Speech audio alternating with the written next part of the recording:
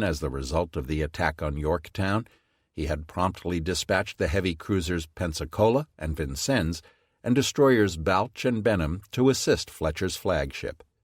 Yet, with Fletcher currently bobbing around in Astoria's whaleboat, the senior American admiral was unable to assert any control over the battle. His subordinate Spruance was in the dark. He still had no clear idea where the remaining enemy carrier or carriers were located, and until he did, he couldn't order further strikes. As Hiryu continued charging to the east, her three stricken compatriots were entering new stages of extremis. The fires had been blazing on Akagi, Kaga, and Soryu for several hours now, and the ships were beginning to suffer permanent structural damage as a result. On board Akagi and Kaga, which each had an elevator that had been dropped into its well, the situation would have been aggravated because the elevator shafts began acting like chimneys, venting smoke at the top and sucking air in through the bottom. The effect was to create a blast furnace. Steel structural members, having been heated too hot and for too long, were now glowing red and beginning to come apart under the strain. Even the incredibly sturdy riveted construction of the carrier's hulls and hangar decks could not withstand the combination of weakening frames being hammered by induced explosions. Under such circumstances, large chunks of the carriers, some weighing dozens of tons, were simply being blown overboard. Inside, the bulkheads in the vicinity of the fires were now mostly bare, red-hot metal, the chalky sodium silicate fireproof paint having been either flaked off in handfuls by the explosions or scorched away by the flames. The aircraft in the hangars had long since been melted down to aluminum slag, leaving only the glowing steel engine blocks deposited on the hangar decks. Not surprisingly, almost the entirety of the hangars on board both Kaga and Soryu had long since been abandoned to the fires. On Akagi, though, the struggle continued. The fact that she had managed to rig a pump on the bow helped matters, but it really only delayed the inevitable. Without the possibility of restoring power, and thereby vastly increasing her pumping capacity, she couldn't make any headway against the fires. Aoki essentially acknowledged this when, at 1338, he ordered the emperor's portrait transferred to Nowaki. The imperial visage was sent over the side and into a waiting launch to make its way to Nowaki. It was doubtless clutched to the chest of some unknown officer who would have perforce accompanied it to the bottom if an accident or misstep had cast him into the sea. Thus was Aoki's primary responsibility to the emperor absolved. It remained now only for the captain to share the fate of his ship, whatever that might be. Akagi continued her grim circling. Even as Akagi's engines persisted in their mysterious activities, Kaga's machinery was finally closing down for good. Though she had been crawling northwest for some time now, between 1250 and 1300 she ground to a halt. This final loss of power, and with it any hope of real damage control, led to the conclusion that it was time to transfer His Majesty's portrait to a safer venue. At 1325 it was transferred to one of Hagikazi's boats standing by the anchor deck.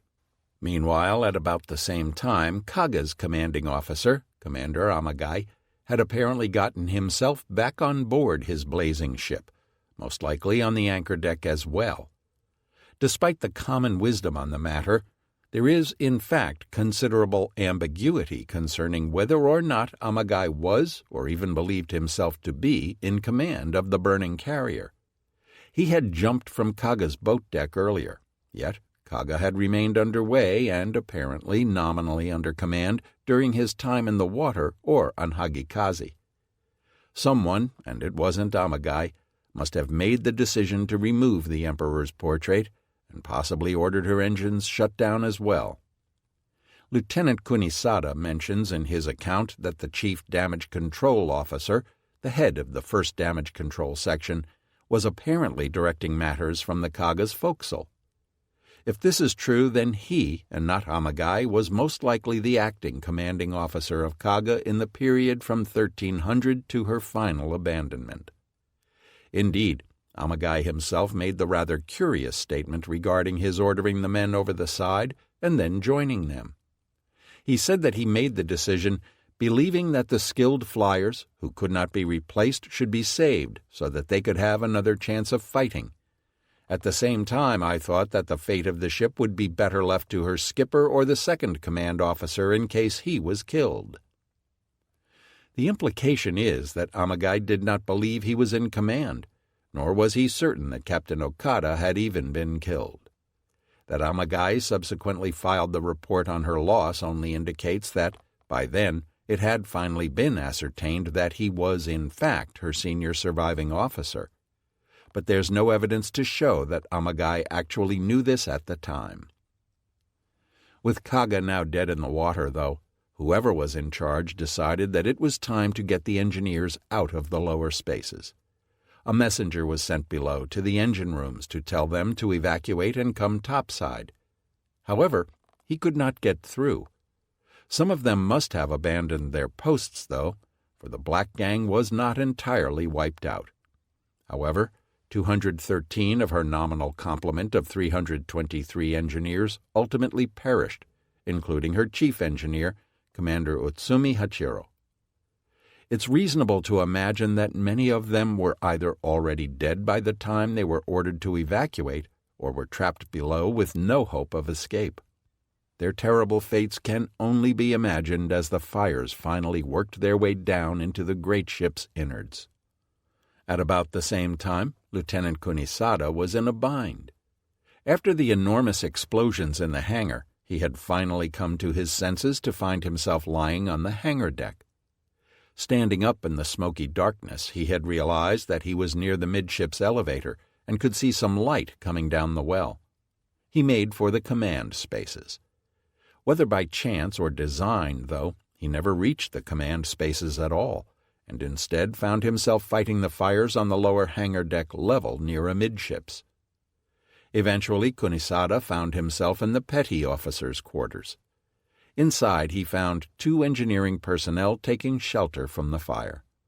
Kunisada ordered one of them to open the porthole in the space, and the compartment immediately became bright with sunlight. He then shouted, "Maintenance officer is here. All section men come here to me. Gather in this light." Eventually, a total of 8 men then showed up, half of whom were injured. Several were streaming blood, and all were already weary and darkened with smoke. One of them was the chief of the 3rd Emergency Section of Damage Control personnel.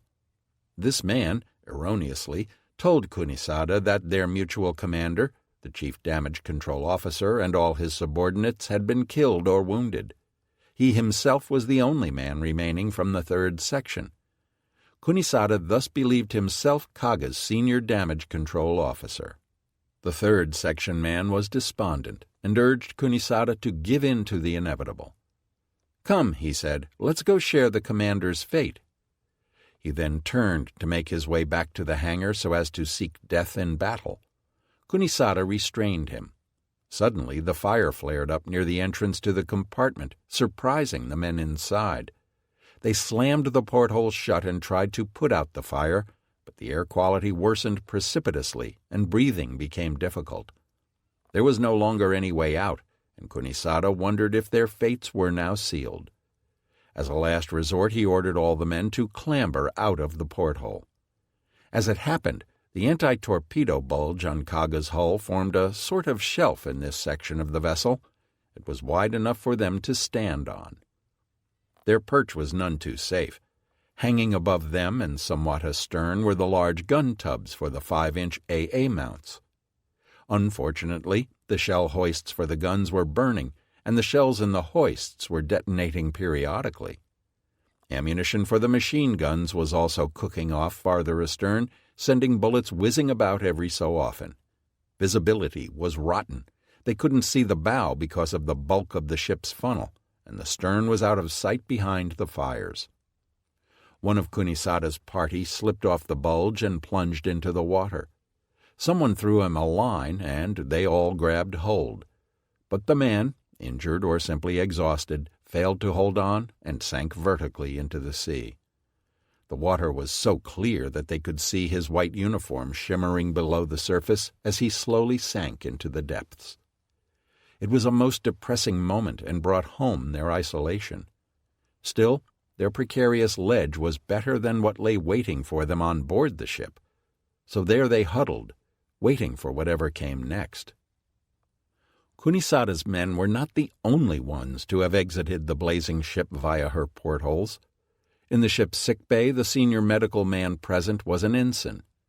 There was no sign of the ship's surgeon. Knowing that the sick bay was cut off from the rest of the ship by the fires, the ensign sent a runner named Okamoto out to look for an escape route. However, none could be found. When Okamoto reported this to his superior, the officer simply said, "Many thanks for your good efforts," and sat back resignedly to face death. The decks around were getting hot, and the paint on the overheads was beginning to smolder and burn. However, at this juncture, another one of the men, a senior petty officer, noticed the portholes. Hurriedly, he, Okamoto, and the other orderlies moved everyone they could, including all of the wounded strong enough to make it, out through the portholes. Unlike Kunisada's party, though, there was no torpedo bulge immediately below their perch. From the sick bay it was a straight jump into the ocean. In they went, all except the petty officer who had discerned the escape route. He himself was too stout to fit through. Thus he stayed behind, along with those too badly injured to move, to await the fate that would not be long in coming. Kaga's final demise might well have come at about this time, had it not been for a rather incredible stroke of luck. With the carrier having now ground to a stop, the Nautilus was finally given the rewards of her dogged pursuit. Kaga now lay motionless in front of Lieutenant Commander William Brockman's boat. He noted 2 cruisers escorting what he tentatively identified as a Soryu-class carrier. To the U.S. skipper, the stricken carrier appeared to be on an even keel, and the hull appeared to be undamaged. There were no flames, and the fire seemed to be under control, although her topsides were already clearly demolished. Brockman also noted that the men on her bow seemed to be trying to rig her for towing. Brockman chose an approach course to attack her starboard side. Finally, at 13:59, he let fly with 4 torpedoes at his helpless target, firing from somewhat astern at a track angle of 125 degrees. The range to the target was 2,700 yards. Brockman kept his scope up and noted the somewhat disconcerting fact that the wakes of the torpedoes were observed through the periscope until the torpedoes struck the target. Not surprisingly, the fact that Brockman could see the wakes meant that the Japanese could see them as well. It wouldn't take much guessing for Kaga's escorts to determine from which direction the attack had come. Lieutenant Kunisada saw the fish coming in. From his perch on Kaga's flank, the torpedo tracks stretched toward him like accusatory fingers. Yelling to the men around him to jump and swim for their lives, Kunisada leaped into the water. The others belatedly followed suit, and everyone swam madly away from Kaga. Lieutenant Commander Mitoya, likewise, saw the torpedoes heading for him, and could do nothing but hold his breath. Anyone in the water, anywhere near the thunderous impact, was as good as dead in any case. In a war that would be replete with examples of faulty U.S. torpedoes, Brockman's attack was destined to be one of the crown jewels. The first of his 4 fish malfunctioned and never left the tube. 2 others ran errantly, one missing Kaga astern, the other missing ahead. The 4th and final torpedo ran hot and true, aimed dead amidships. But when it struck Kaga's heavy hull, its contact exploder was either faulty or was crushed by the impact, a common failing of U.S. submarine torpedoes at the time. There was no explosion. Instead, the fish broke in half, sending the warhead to the bottom and leaving the air flask and tail assembly bobbing in the water. The men already swimming nearby greeted the scene with a mixture of rage and incredulous relief. Some of the sailors quickly seized on the unexpected life raft in their midst, but no one was happy with it. Several shouted curses and pounded it with their fists. It was just the latest abuse heaped on them in a morning already filled with more than their share of terror. Oddly enough, Nautilus's skipper came away with a much different impression of the attack's results. Brockman reported that red flames appeared along the length of the ship from the bow to midships. The fire, which had first attracted us and was nearly extinguished, broke out. Boats drew away from the bow, and many men were seen going over the side. Cruisers began reversing course at high speed and started to echo range. This is a vivid description and more than a little puzzling. It is no wonder that some have found Nautilus's sinking claim hard to dismiss, although it is incontrovertible that Kaga remained afloat. Brockman was also correct that the cruisers were now gunning for his submarine. Destroyer Hagikaze, which had been off Kaga's starboard quarter at the time of the attack, swung to starboard and went to high speed to close. Commander Iwagami Juichi immediately began laying down depth charges. Captain Brockman's report confirms the ferocity and speed of the first attack. At 14:10, Hagikaze went thrashing directly overhead, and Brockman quickly reversed course and crash-dived to 300 feet. 11 depth charges splashed into the water at 14:22 and detonated with unpleasant results. Brockman noted that this entire barrage was close and well placed, except that the charges were set too shallow and exploded above the ship. A few small leaks were sprung in the submarine. Iwagami's first run had been good, and he lost no time in making another at 14:31, which came even closer. Nautilus's sound operator reported the noise of propellers all around the dial, making it likely that Maikaze had also joined in the counterattack. Kaga's destroyers subjected Nautilus to a brutal ordeal for the next 2 hours and came within an ace of sinking the American submarine when 2 of their depth charges evidently clanged against the sub at 340 feet but did not explode. Despite this close call, after enduring 42 depth charges, Brockman was eventually able to sneak away from his attacker, though he judged it unsafe to return to periscope depth till 16:10.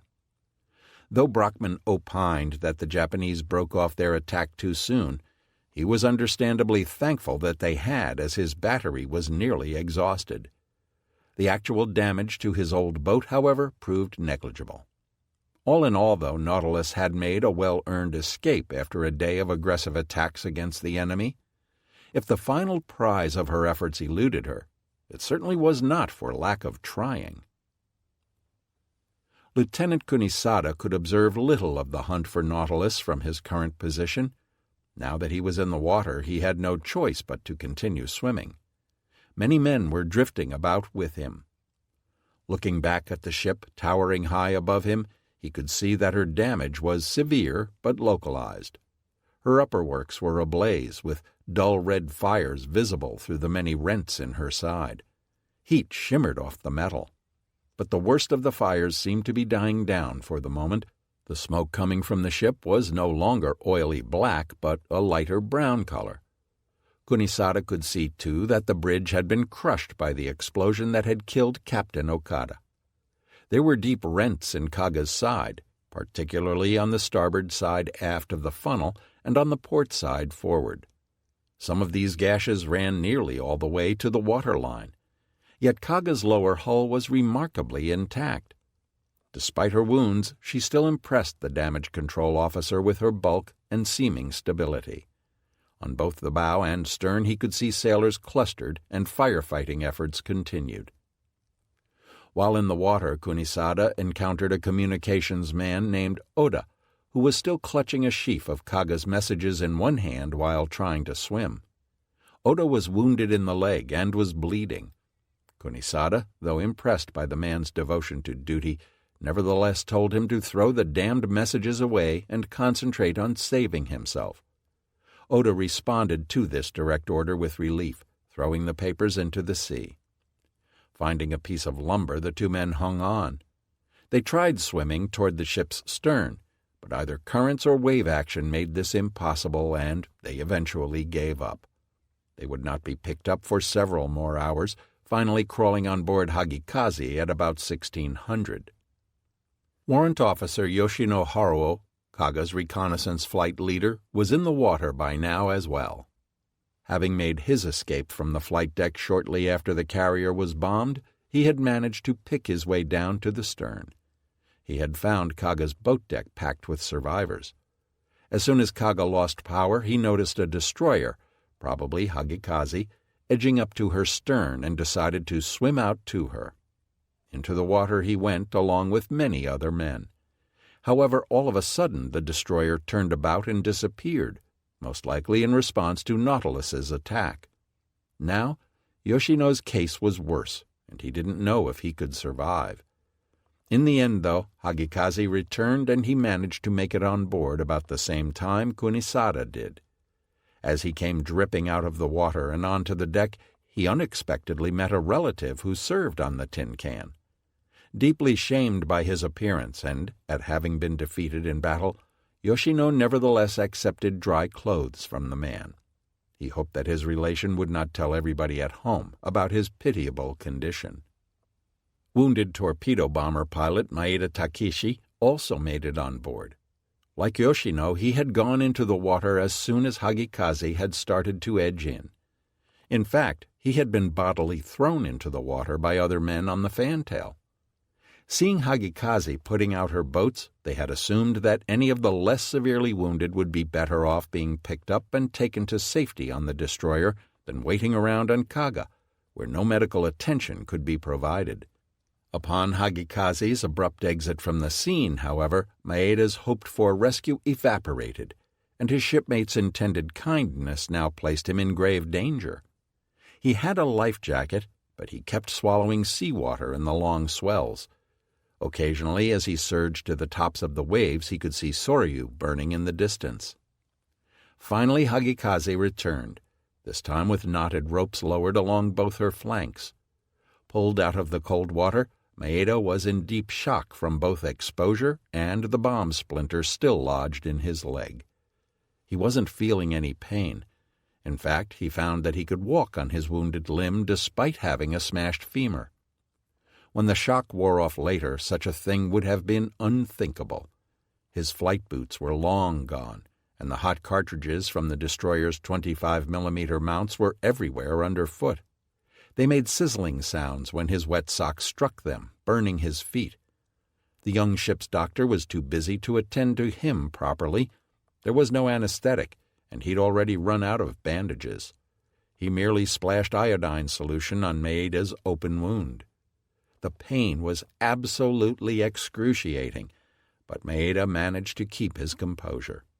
Later, he would credit the cooler seawater and the iodine for saving his limb from gangrene. His abbreviated treatment at an end, the aviator slumped down on the deck to stare at Kaga. To Maeda, the situation was beyond caring about, beyond any sort of reflection.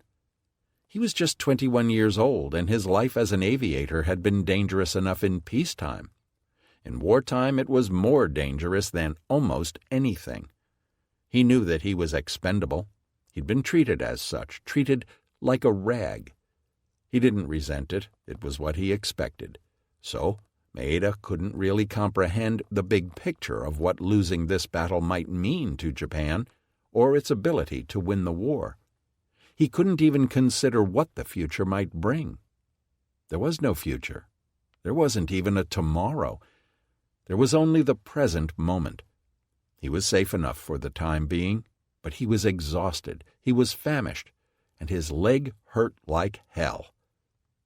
Kaga continued burning. In the sea next to the blazing Soryu, Gunnery Officer Kanao had now been drifting on his ladder for some time, but his movement relative to the ship was almost imperceptible. However, without his being aware of it, he had gradually begun to pull abreast of the anchor deck. Suddenly, somebody yelled down to him from above, "Look, there's the gunnery officer." Looking up from his piece of flotsam, Kanao saw a sailor fasten a rope to the guardrail and rappel down.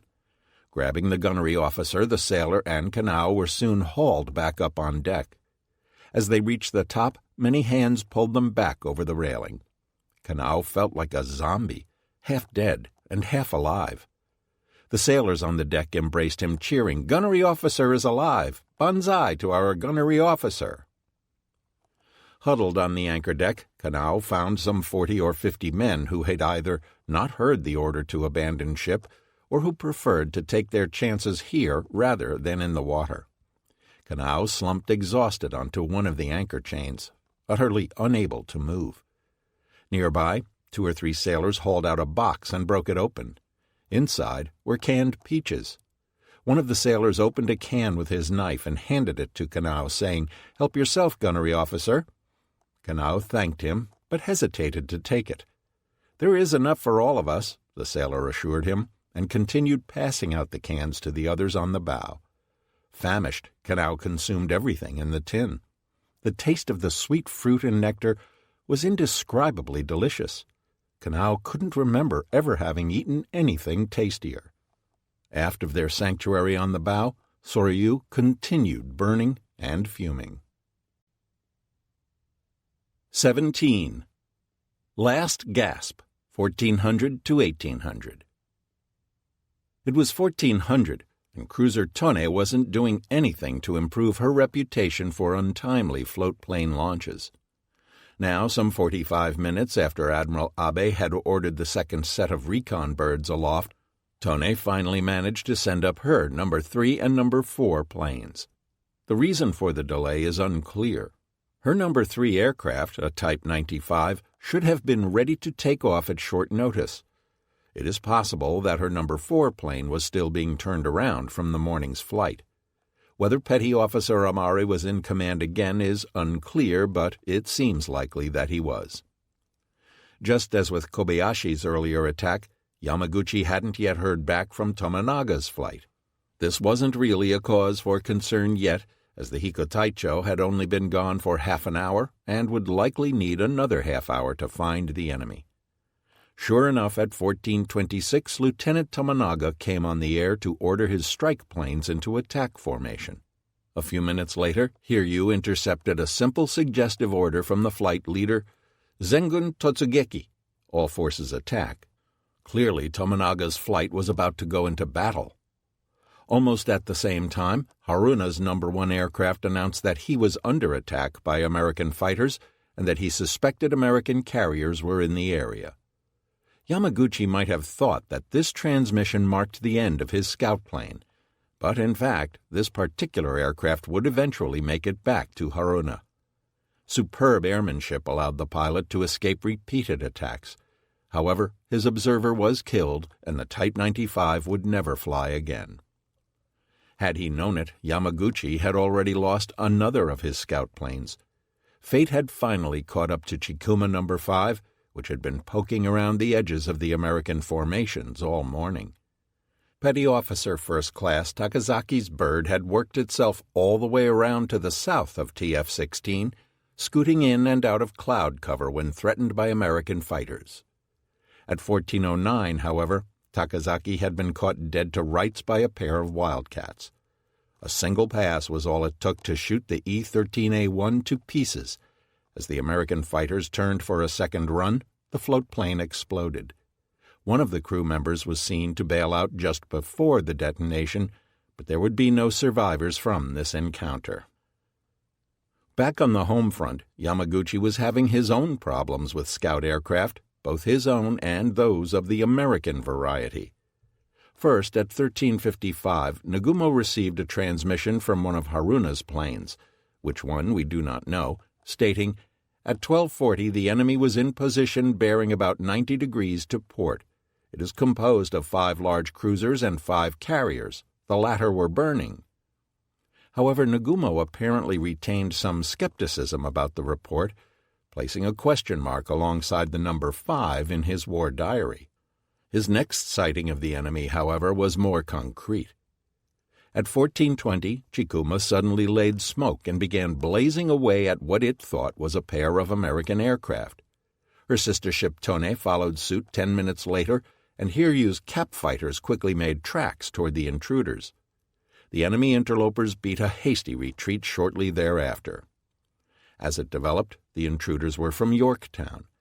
It will be recalled that several hours earlier, at 11:30, she had sent up 10 SBD scouts from VS-5. Their mission was to follow up on the success of the morning's dive bomber attacks and determine if any other Japanese carriers were still lurking in the area. One of these sections, led by Lieutenant Sam Adams, had pushed its flight to the limit, further even than his original orders had called for. At 14:30 on the return leg, Lieutenant Adams's persistence was rewarded when he spotted wakes. Thus, even as Tominaga was preparing to attack Yorktown, the curtain on Hiryu's temporary immunity was being rung down. Lieutenant Adams had promptly gotten off a plain language spotting report that placed the lone Japanese carrier bearing 279 degrees and some 110 miles from his point of origin, that is, Yorktown's 11:30 launch position, at 31 degrees 15 minutes north, 179 degrees 5 minutes west. His navigation was a little off. He placed Hiryu 38 miles westerly of where she actually was, but his was one of the better American spotting reports of the day. Adams correctly noted that the Japanese were operating in two groups, with the carrier in one and a surface group in advance of it. As it happened, Adams spied Kido Butai when Nagumo's force was still in the lead of Yamaguchi's carrier. With Adams's sighting, the fruits of Yamaguchi's decision to press northeast were beginning to be harvested. Had Kido Butai turned northwest immediately after launching Tominaga at 13:30, Hiryu would have been almost 35 miles further west by 14:30. This would have made Adams's detection almost impossible. The American SBDs had been at the limits of their range as it was. Shortly after Adams's retreat, the two Japanese forces were reintegrated.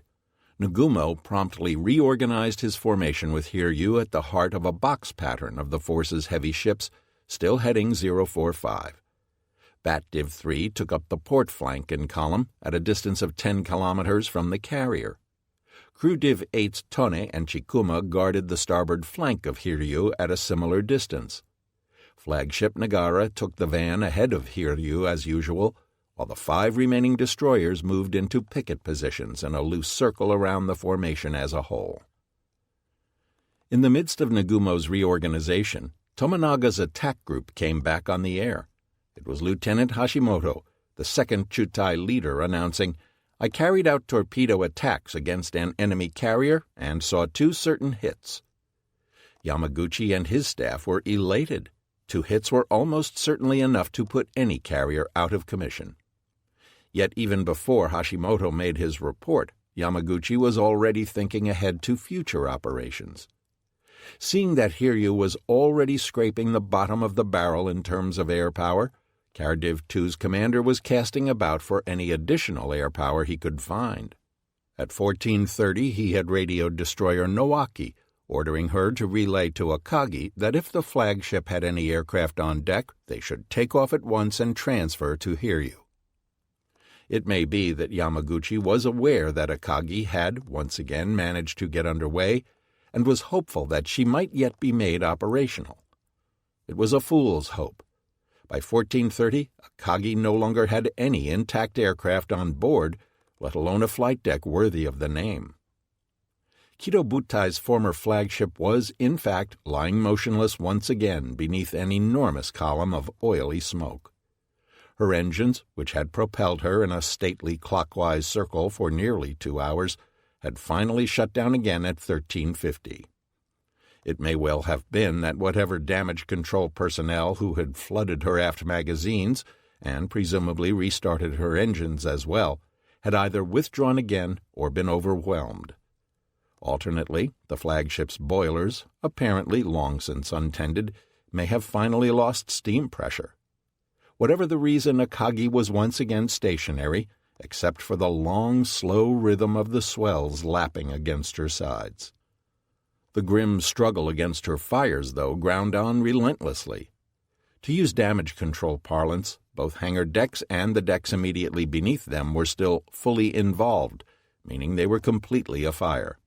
Akagi's crew, though, was not giving up and continued putting firefighting parties into the fray, trying to make their way aft. It would appear that in some areas at least progress was being made. At 1450, contact was temporarily re-established with the survivors clustered on the stern, and would be again intermittently over the next few hours. On both Akagi and Kaga, the medical staffs, or what was left of them, were faced with a horrendous task.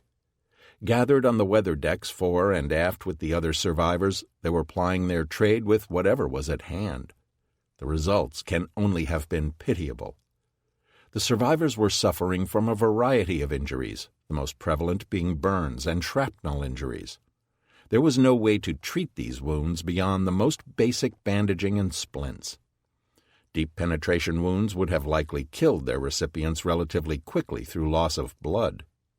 The burn victims, however, lingered in agony. In some cases, the badly injured intentionally made their way back into the hangar fires to die there rather than suffer further. As the day wore on, the initial patient load was steadily augmented by wounded firefighters bearing similar wounds. However, there were new types of cases as well: smoke inhalation, heat exhaustion, and heat stroke.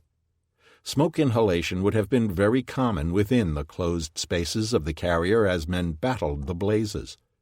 Combustion of plastics, wool, silk, nylon, rubber, and paper can all lead to the production of cyanide gas, and all of these materials were certainly present. Damage Control Officer Kunisada noted that on board Kaga, the oil-based paints on the bulkheads had burned, releasing thick toxic fumes. Such conditions were ubiquitous. In many cases, men would have simply passed out, never to awaken again.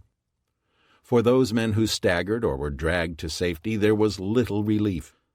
Effective treatments for smoke inhalation include administering humidified oxygen, as well as the introduction of fluids, either orally or intravenously. For heat exhaustion and heat stroke, administering fluids, and in extreme cases wrapping the patient in wet towels to reduce body temperature, were both required. None of these remedies, of course, were feasible on the anchor deck of a burning warship. For the rest of the crews, fatigue and thirst were taking their toll. Spirit of Bushido or no, the men were exhausted. The deck crews had been awake since about 0230, in combat from 0600 on, and fighting fires since 1030.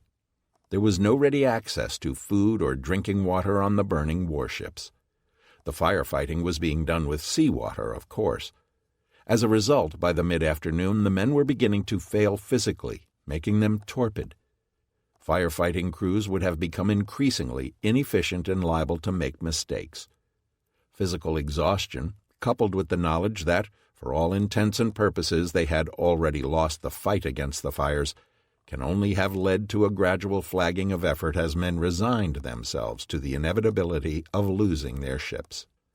As if to punctuate this knowledge, at 1500 an enormous explosion occurred in the forward area of Akagi's hangars, probably near the bomb lifts. The blast blew open the curved forward bulkhead that overhung the anchor deck. Smoke and flame poured forth. Whether this blast put the hand-operated pump on Akagi's forecastle out of business is unknown, but at the very least it brought home to the men clustered there the reality of the situation. The fires were in charge. While Yamaguchi had been handling the air operations on Hiryu, Admiral Nagumo was busily considering how to continue the battle beyond 4 June.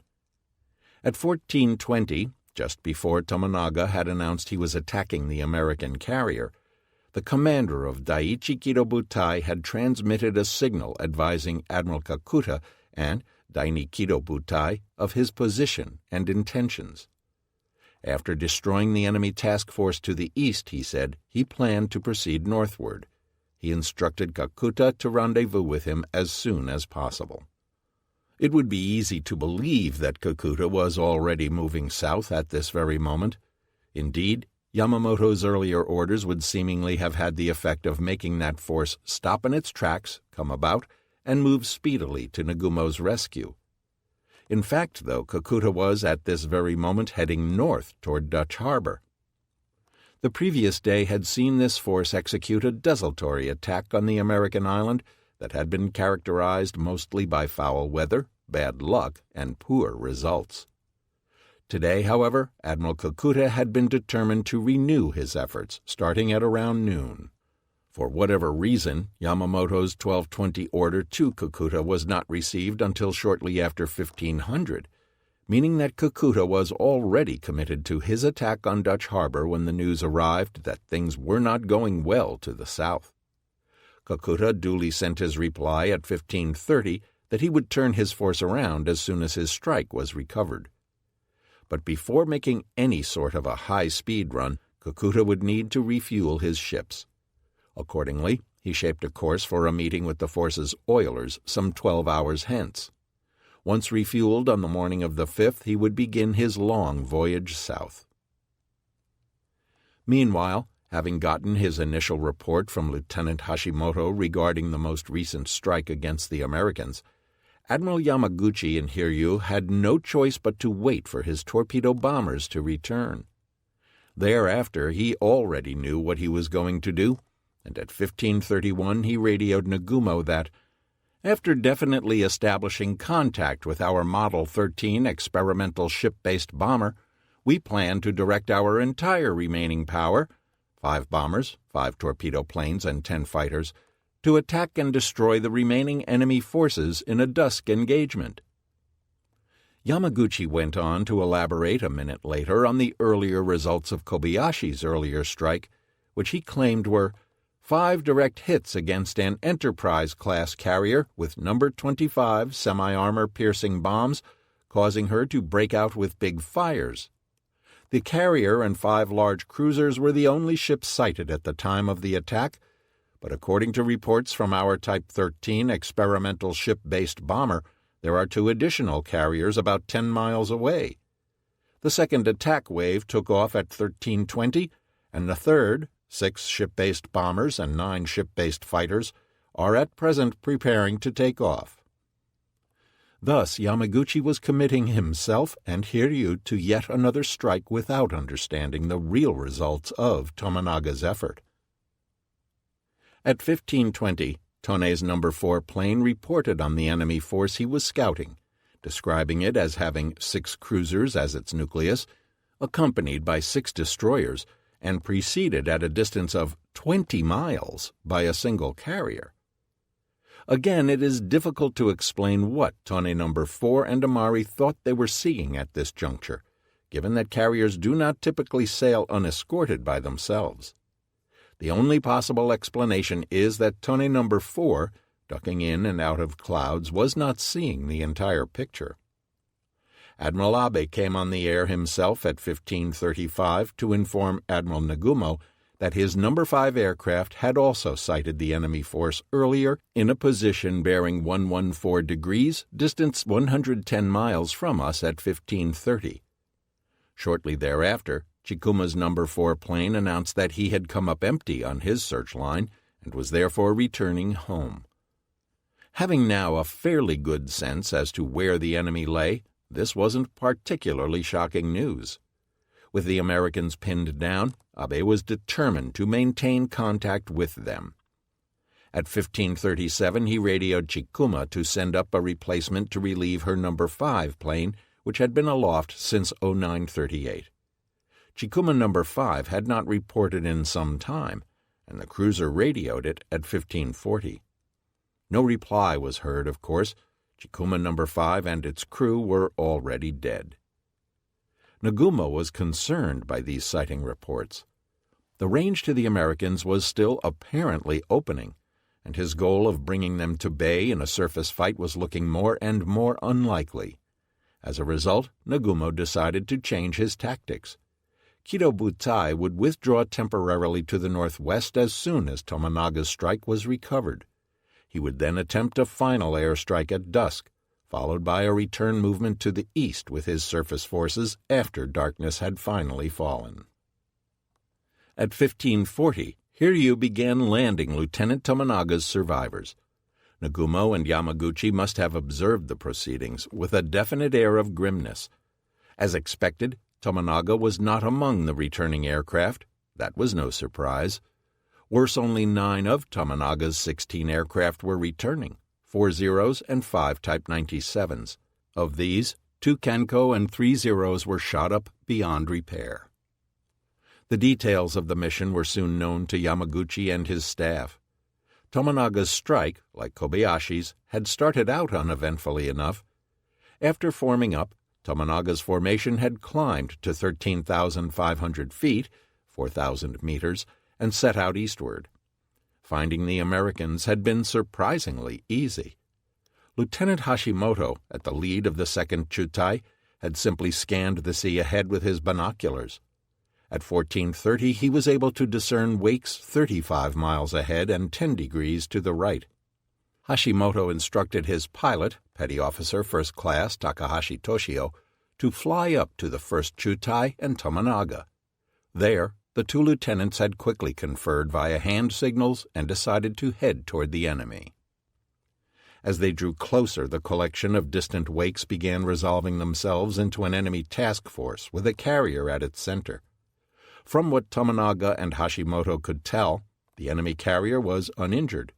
It certainly wasn't burning, and both she and her consorts were making what appeared to them to be 24 knots on a heading of roughly 90 degrees. Hashimoto and Tomonaga justifiably assumed that this was indeed an undamaged enemy worthy of their attentions. What the two flight leaders could not know was that this carrier was, in reality, Kobayashi's earlier victim, Yorktown. Though Hiryu's Kanbaku had left her burning and largely without power, American damage control had been superb. Her radar had been repaired, and by 1400 her fires were out. More important, by 1430 she had brought enough of her boilers back online to work back up to 19 knots. Not exactly speedy, but hardly a sitting duck either. It was a good thing Yorktown was able to move, because at 13:55 her radar picked up Tomonaga's incoming flight. Even before the raid warning had come in, her deck crewmen were already readying her Wildcats, led by the redoubtable Jimmy Thatch, to reinforce the cap. Her low speed was going to make taking off a bit trickier, but nobody doubted that they had any real choice except to try. Now, upon receiving word that another enemy attack was developing, Yorktown's fueling system was immediately shut down and the pilots rushed to their aircraft. None of the Wildcats had more than 23 gallons of fuel, and 2 of the 10 fighters spotted on the deck were actually judged structurally incapable of flying. 6 more Grummons were already overhead, and 4 of these were vectored toward the attack. The remaining pair was held overhead to cover Thatch's takeoff, which would not be completed before Tomonaga made his appearance. Meanwhile, Yorktown called for help from TF-16 and was informed that 8 more Wildcats were being sent over. As it stood, the Japanese overtook Yorktown from the carrier's port quarter. Tomonaga began letting down from 4,000 meters in a shallow glide to gain speed. He then split his formation, ordering Hashimoto's 2nd Chutai to sweep ahead of the north edge of the enemy fleet and then work around to the carrier's starboard bow. Meanwhile, Tomonaga would lead the 1st Chutai against her port beam. The escort fighters also split, with Lieutenant Mori's 2-plane Shotai sticking with Hashimoto, while Warrant Officer Minegishi's pair went with Tomonaga. Yamamoto Akira's Kaga Shotai split the difference between the 2 Kenko groups. At 14:34, Tomonaga radioed his force to attack. The Japanese began shedding altitude rapidly. Thus far they hadn't encountered any enemy fighters, but at 14:38, just as Tomonaga was passing through 4,000 feet, his Chutai was jumped by a pair of Grummons. They singled out one of the trailing Kanko, probably either Warrant Officer Obayashi Yukio or Seaman First Class Suzuki Takeshi's aircraft, and sent it spinning into the water. Fortunately, Minegishi's pair of Zeros interceded before the Wildcats could inflict any further damage. A brief, violent combat ensued, during which both American fighters were picked off. Breaking out of a cloud bank, Tomonaga and his men could clearly see the American carrier ahead of them, still some 10 miles away. She was turning away from them and onto a southeast heading, not only to avoid her onrushing attackers, but also to launch the fighters that could be seen on her deck. Around her, the American cruisers and destroyers were closed up in a tight ring about 3,000 meters across. At 1440, Tominaga repeated his earlier message to Hashimoto, telling the 2nd Chutai to attack from the left as he took his 4 remaining planes in. The 1st Chutai closed quickly on the target. They were now at a very low level, 200 feet or less, and racing in at nearly 200 knots, a speed that would have made any Devastator pilot green with envy. However, as the 1st Chutai came within 6 miles of the formation, the American escorts cut loose with everything at their disposal. Flashing strings of tracers reached out their deadly fingers to meet the Japanese pilots, while all around them mushroomed the black puffs of exploding heavy shells. Resolutely, Tominaga drove his men through a gap between heavy cruiser Pensacola and the destroyer Russell. Bursting into the inner ring, though, he discovered Yorktown had presented her stern to him.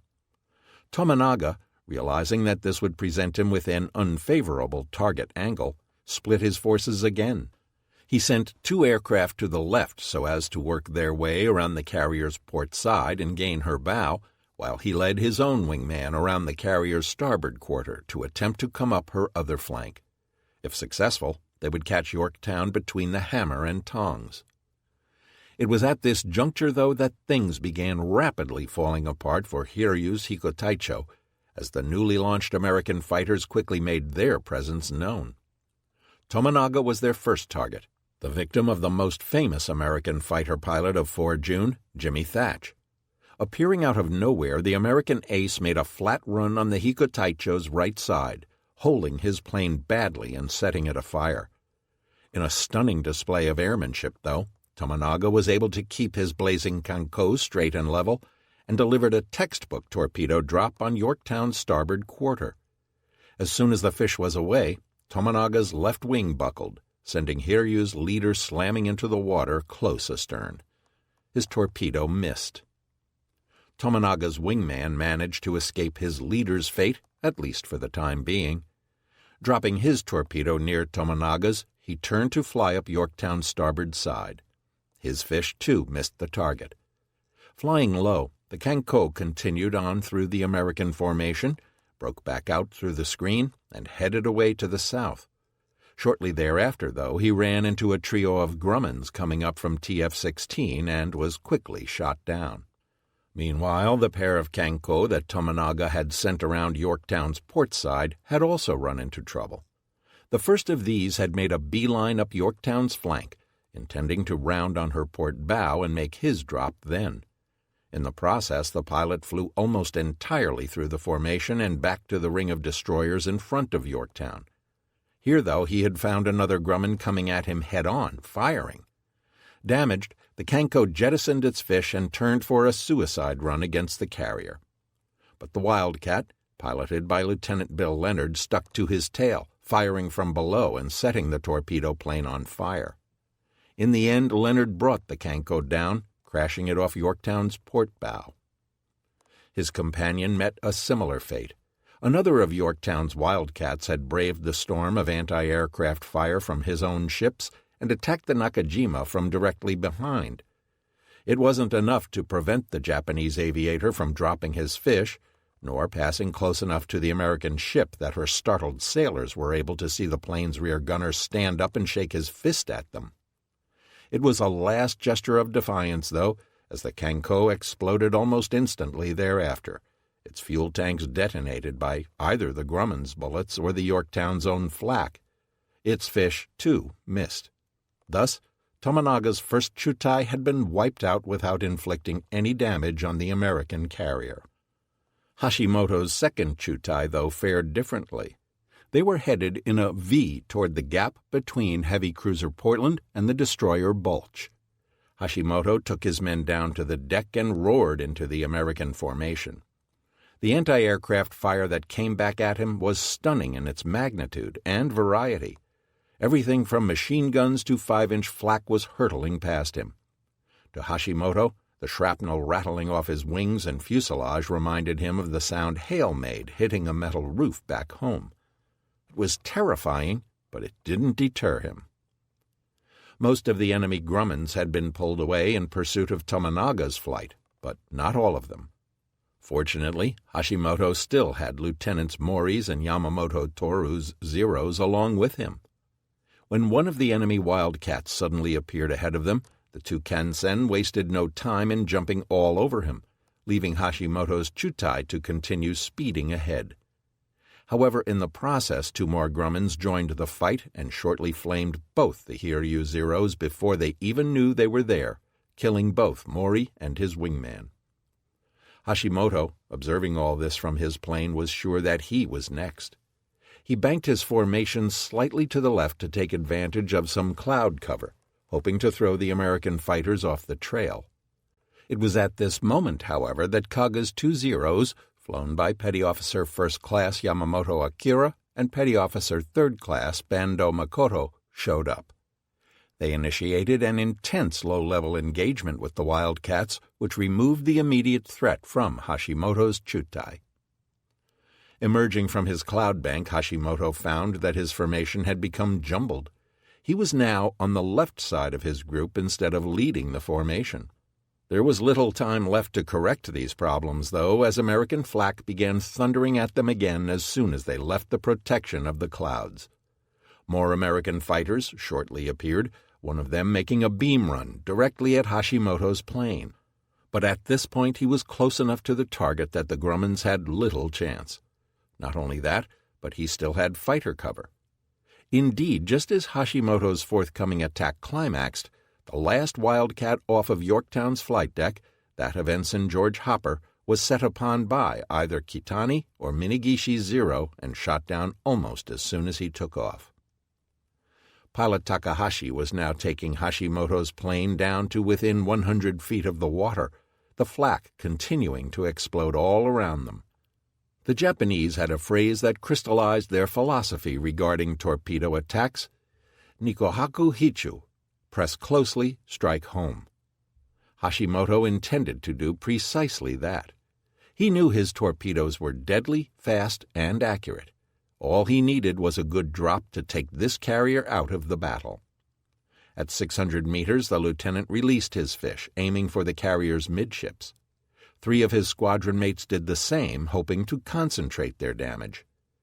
However, at this critical juncture, when every piece of ordnance counted, the lone Akagi Kanko, that of Warrant Officer Nishimori, suffered a failure in its torpedo release gear.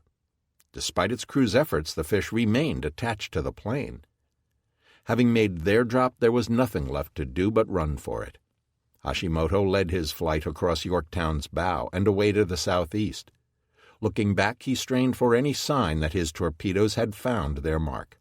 Suddenly, one after the other, 2 enormous geysers lifted their ponderous white heads over the enemy flight deck. Hashimoto felt a surge of elation. They had indeed struck home. By the time he reached the squadron's rendezvous point, though, it was clear that the price Hiryu had paid for this latest success had once again been steep. Lieutenant Tomonaga was nowhere to be found, nor was Lieutenant Mori. Just 5 Kanko were left, all from the second Chutai, and 4 Zeros. 3 of the torpedo planes were so badly shot up it seemed unlikely they would make it home, let alone be of further use in the battle. If this was victory, it was the sort of victory Hiryu could ill afford. Hashimoto dutifully radioed his assessment of the attack back to the flagship at 1445. The second Chutai's torpedoes did tremendous damage to Yorktown. The first slammed home at frame 90, knocking 3 boilers offline at once. Steam pressure immediately fell and the carrier listed 6 degrees to port, but Yorktown had continued swerving to port and remained underway. For about 30 seconds there was some chance of minimizing the damage, and orders were being given to the forward generator room to shift oil to the starboard tanks so as to correct the list. However, just as these orders were being given, the second torpedo struck a bit forward of the first at frame 75. This second hit was a real haymaker, instantly flooding the forward generator room and killing power throughout the entire ship. Though the ship's emergency generator did kick in, an unlucky short circuit took it offline immediately.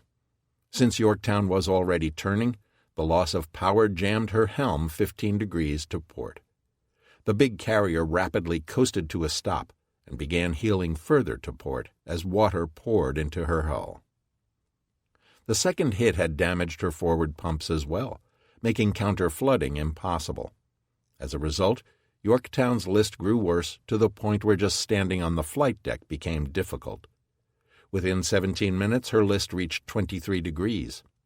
Yorktown's skipper, Captain Elliot Buckmaster, was rightly concerned that she would capsize, which would inevitably lead to a heavy loss of life among his crew, particularly those still below decks at their battle stations. To prevent such a catastrophe, Buckmaster reluctantly began ordering his crew over the side at about 1500. Hashimoto's group, in a brilliantly executed attack, had precisely accomplished their intent to concentrate torpedo damage amidships. Though it had taken 2 strikes to do it, Yorktown was now, finally, definitively, out of the battle. Once Hashimoto had been debriefed at 1600, Yamaguchi dutifully reported the results of the strike up to Nagumo, stating, 2 certain torpedo hits on an Enterprise-class carrier, not the same one as reported bombed. Cardiv 2's leader followed up half an hour later with another message to Nagumo that Hiryu's third attack wave would take off at 1800 to engage the enemy at dusk, and went on to request that the force's float recon planes maintain contact with the enemy. Though Yamaguchi still sought to attack, Nagumo was now finally inclined to start getting Hiryu out of the danger zone. At 1550 he had received word from Tone's No. 4 plane of 2 enemy carriers with 2 escorts. It appeared that, despite Hashimoto's best efforts, at least 2 enemy flat-tops remained operational. With the odds not getting perceptibly better, and Hiryu's second strike home, it was time to start opening the range. Thus, as soon as Hiryu had recovered her aircraft, she began her belated retreat to the northwest, turning to course 315 and ringing up 28 knots. At the same time, Nagumo was still trying to assess if there was any hope of retrieving at least some of the burning carriers and shepherd them from the battlefield. To that effect, he sent a message to the commander of Destroyer Division, Desdiv 4, at 1600, that he should make every effort to escort the damaged vessels and retire to the northwest. However, by this time, neither Akagi, Kaga, nor Soryu had been mobile for the better part of 3 hours, Kaga having been the last to lose power. For its part, Desdiv 4 remained silent, perhaps unwilling to dispel the admiral's hopes in the matter. The 3 towering smoke columns, still visible on the horizon behind Nagara, ought to have been testament enough as to the reality of the situation. A half-hour later, with Hashimoto's strike now recovered, Nagumo felt even more strongly that Hiryu needed to be opening the range and hightailing it west toward Yamamoto and Kondo. At 1630, even as Yamaguchi announced plans for a third attack and asked for increased scouting, Nagumo ordered Mobile Fleet to come hard left to a due west course. Unbeknownst to Yamaguchi and Nagumo, even as Hashimoto had landed, American retribution for Yorktown's crippling was already forming up and heading for Hiryu. As soon as Lieutenant Adams's sighting report had come in at 1445, TF-16 had begun readying for a strike. Enterprise immediately began spotting a composite dive bomber group composed of both her own aircraft and those of Yorktown. All told, there were 15 aircraft from Yorktown's Bombing 3, joined by 7 aircraft from Scouting 6 and 4 from Bombing 6. All were under the command of Lieutenant Gallagher. At 1525, the Big E turned into the wind and began launching. Meanwhile, the disjointed nature of Hornet's flight operations continued. She, too, had monitored Lieutenant Adams's transmission and had dutifully spotted her own strike force at 1456. However, not having received any orders from Enterprise, TF-16's flagship, with regards to an impending strike, Hornet had broken her spot at about 1510 to recover her VB-8 SBDs that had previously landed on Midway, as well as 7 cap fighters. The result was that when Enterprise signaled at 1517 that she would begin launching at 1530, Hornet's captain, Mark Mitzer, was caught flat-footed. Hurriedly respotting the deck, Hornet managed to put up 16 SBDs under the command of Lieutenant Edgar E. Stebbins by 1600. At that point, though, Enterprise's aircraft were already heading out to the target. Hornet therefore cut her launch short, sending Stebbins chasing after the Enterprise strike. Several of Hornet's SBDs, despite being warmed up and ready to go, were left sitting in the hangar, much to the disgust of their aviators. Thus once again the Americans had squandered an opportunity to put together a coordinated multi-carrier strike. In the end, though, none of the confusion on board Hornet detracted from the material point, that at this stage of the battle both of TF-16's carriers individually possessed sufficient force to overwhelm Hiryu's feeble remaining defenses. This phase of the battle was also a busy one for the Japanese scouting planes, which were continuing to send back information on American fleet movements. At 1545, Tonne No. 3 sighted what appears to be 6 enemy cruisers in position bearing 94 degrees, distance 117 miles from my takeoff point. Enemy is on course 120 degrees, speed 24 knots. This was followed just 5 minutes later by a new report from Tonne No. 4, advising that the enemy fleet contained 2 carriers accompanied by destroyers, clearly a reference to TF-16. Crew Div 8's 2 ships were busily supporting these efforts. Chikuma was in the process of getting ready to launch yet another follow-up scouting mission with her No. 2 aircraft, a Type 95, which went up at 1606. For their part, the American cap fighters were putting the heat on the Japanese recon birds, aided by their carriers' radars. At 1610, the hard-worked Tonne No. 4 had reported that he was being pursued by American fighters and was homeward bound. Indeed, a section of Yorktown's Grummons attacked both of Tonne's Nos. 3 and 4 planes at this time. Tonne No. 4 managed to scoot into cloud cover and make her way out of the area, partly because the Wildcats chasing Amari suffered from jamming guns and low ammunition. Tonne No. 3, however, was not so lucky, being downed at 1633.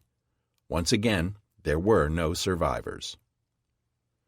In the meantime, Kido Butai's reconnaissance efforts were again being augmented by yet more captured American aviators. A little after 1630, after having turned west, Nagara spotted a mysterious red object in the water and apparently jogged northward to investigate it. It turned out to be a life raft, from which destroyer Makigumo shortly rescued 2 flyers from Scouting 6. Ensign Frank W. O'Flaherty and his gunner, aviation machinist's mate 2nd class Bruno P. Guido. After bombing Kaga earlier in the morning, Flaherty had exited the battle area to the northeast with Ware's section, but had run out of gas on the return home. It was their misfortune to be spotted after Hiryu's westward turn. Though initially treated well, they were predictably subjected to a threatening interrogation. The 2 yielded accurate details concerning Midway, but nothing of value on the American carriers. Like Ensign Osmus before them, these prisoners were eventually executed. By 1655, Admiral Abe in Tonne felt that he had a good enough sense of the enemy's composition to send Nagumo a surprisingly accurate appraisal of the latest spotting intelligence. He reported that, by coordinating various reports, the large enemy force is apparently composed of 2 carriers and 6 large cruisers, accompanied by about 8 destroyers. 2 float Recco planes have been sent to obtain more intelligence. Simultaneously, combined fleet flagship Yamato made her helpful presence known once again, as Admiral Ugaki sent a message to his counterpart on Nagumo's staff, Admiral Kusaka, as well as Admirals Yamaguchi and Abe, asking them to report progress of attacks on Midway, particularly whether or not friendly units will be able to use shore bases on Midway tomorrow. At the moment, Yamamoto and his staff still allowed themselves a guarded optimism. Though roughly handled, Nagumo's force was apparently still in the fight. Hiryu was even now probably in the midst of launching a 3rd strike against the enemy carriers. Though its chances for success seemed slim, Yamaguchi had apparently already crippled at least 2 of the enemy's carriers. Come nightfall, Hiryu, with the rest of Nagumo's force, would shape course to rendezvous with Kondo's onrushing fleet, which in turn would be joined the following morning by the massed force of the main body itself. If all went well, a reasonable semblance of a combined fleet would be deployed to cover the renewal of the landing operations. Whatever American carriers remained could be brought to bay by the fleet's powerful battleships and cruisers, while Hiryu's remaining aircraft provided the necessary combat air patrol cover. The fantastical nature of the 1655 message demonstrated just how out of touch Yamamoto and his staff were. Just as at Coral Sea, where Combined Fleet Headquarters had soundly rebuked Admiral Takagi for a perceived lack of offensive spirit, despite the fact that both his carriers had been effectively knocked out of action, so now the dull displeasure of Combined Fleet staff could be detected from afar. Blissfully ignorant, or simply unwilling to admit the true nature of the combat conditions then pertaining, and physically located so as to be of no use whatsoever to the ongoing operation, Yamamoto's staff was clearly having difficulty coming to grips with reality. This trend would only get worse as the evening continued. By 1640, the situation on board Kaga finally reached the point where further firefighting was useless. The truth was that there was very little left of the ship to save by this time. 8 hours of fire and explosions had left her a gutted shell. Commander Amagai correctly realized that staying on board simply meant condemning more of Kaga's crew to a pointless death. He ordered Kaga abandoned and the remainder of the crew to be taken on board the destroyers. On board Hagikaze's sister, Maikaze, her skipper, Commander Nagasuki Seiji, continued watching Kaga burn with awed dismay. She was a huge bonfire. There, surrounded among the flames, stood the bridge looking like a volcano that had melted down, a lava slag. Given this, it was understandable that Commander Nagasuki looked with incredulity on a message from Yamamoto himself, asking him to determine if Kaga can be towed and to advise his superiors of her condition. Nagasuki replied with blunt clarity, saying it was simply impossible. It's not clear if Yamamoto received this, but apparently Nagumo did, for he subsequently radioed Yamato at 1700, "Kaga is inoperational in position HEEA 55. Survivors transferred to DDs." Soryu's condition at this point was much the same as Kaga's, with many men already in the water. Still, survivors clustered on both extremities of the ship. As the afternoon wore on, the decision was evidently made to remove these men as well. Soryu's destroyers, which had apparently been hanging off a good distance from the stricken vessel during this phase of the battle, now began their recovery operations in earnest again. On Soryu's anchor deck, Commander Kanao noticed a ship approaching at high speed. Incredibly, for a moment, Kanao wondered if it were an enemy. Given the condition of Soryu, should he kill himself to escape the shame of capture? But he carried no pistol the way the pilots did, so there was no way to do the deed. Suddenly he remembered that the forward AA guns were still in order. If it was an enemy warship, they could at least fight back and die like warriors. He immediately ordered, "Gunners, man your battle stations." As the other vessel closed, though, he and the men were relieved to see that she flew the Imperial Navy's ensign. It was Hamikaze. With tears in their eyes, the men on the foredeck waved their caps at the destroyer.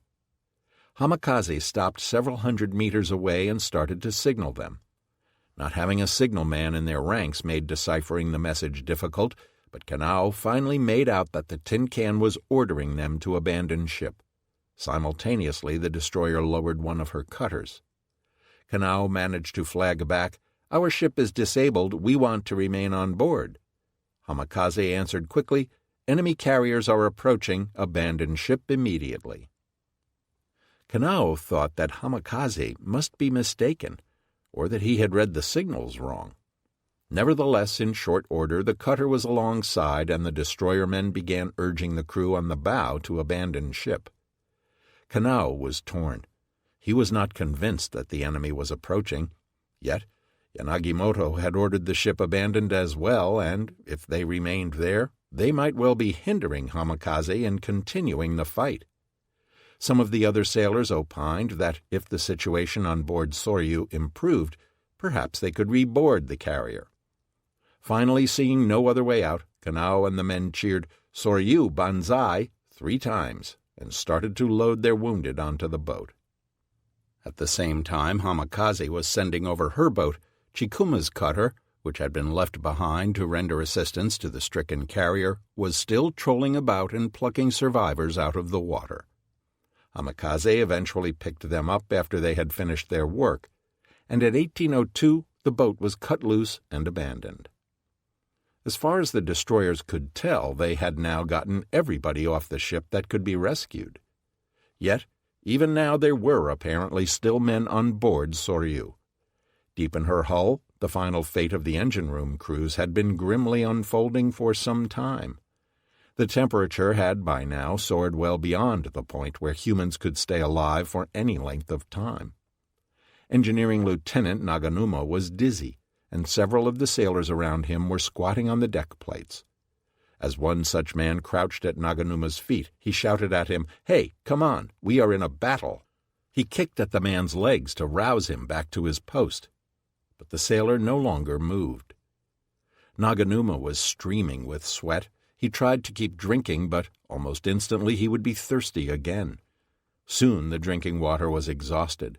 The men were sweating rivers. One of them said, "Well, it's unavoidable. We must drink the water from the Fukusuiki," the water recovery plant for the boilers.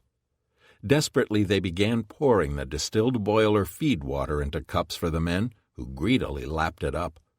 To Naganuma the water made him feel uneasy in his gut. An engineer that he knew, who was usually quite diligent, stepped up to Naganuma. In the dim battle lighting, he looked half mad. "Kikaicho," head of machinery, "I have a favor to ask." "What is it?" Naganuma replied.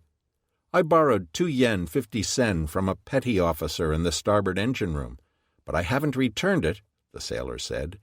"I don't know how he is now, but the money is in my private box, so could you please give it back to him, sir?"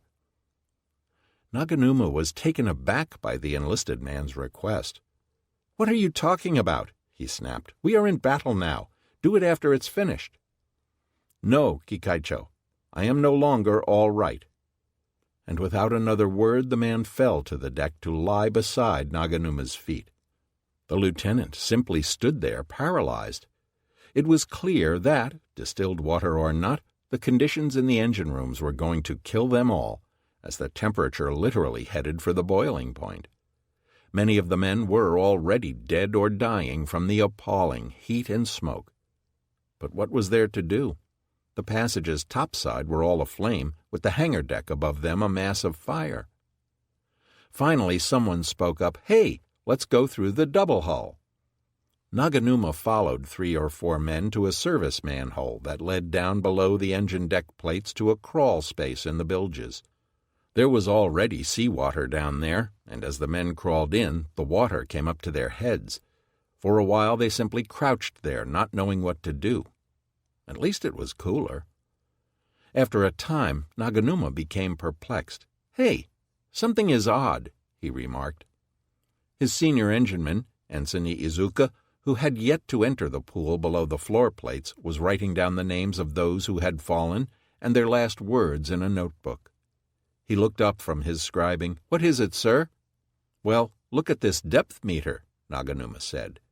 He pointed out the graduation, which showed by how many feet below the waterline the bottom of the double hull was located. "It looks like the level has deepened." There was no question. Soryu appeared to be taking on water. It wasn't a lot yet, since the crawl space was still not completely full, but it seemed impossible to exit that way by crawling forward through the bilges, since who knew if the space would fill further while they were exiting. Iizuka said, "Well, it cannot be helped. Shall we try topside again?" Naganuma had no response. Communications with the bridge had been totally terminated long before. If there had been an order to abandon ship, Naganuma had never heard it. Even the emergency lights had now gone dark. Despairing of progressing further into the water-filled crawlway, Naganuma's party now crept dripping out of the ship's bilges and made their way back into the infernal heat of the engine spaces. With the help of a handlight, they tried to evacuate upward through another waterproof hatch. However, try as they might, it would not budge. Naganuma cursed the door's design. Then one of the men noticed a dim light coming down from above decks. The engine men moved forward to see what it might be. Coming nearer, they could see that an explosion or bomb had blown a hole through the top of their prison. Just beyond, a companionway ran upward toward freedom, but the exit at the top was ringed with fire. For the moment at least, there seemed no way out. On Hiryu, preparations for Yamaguchi's dusk strike were already underway.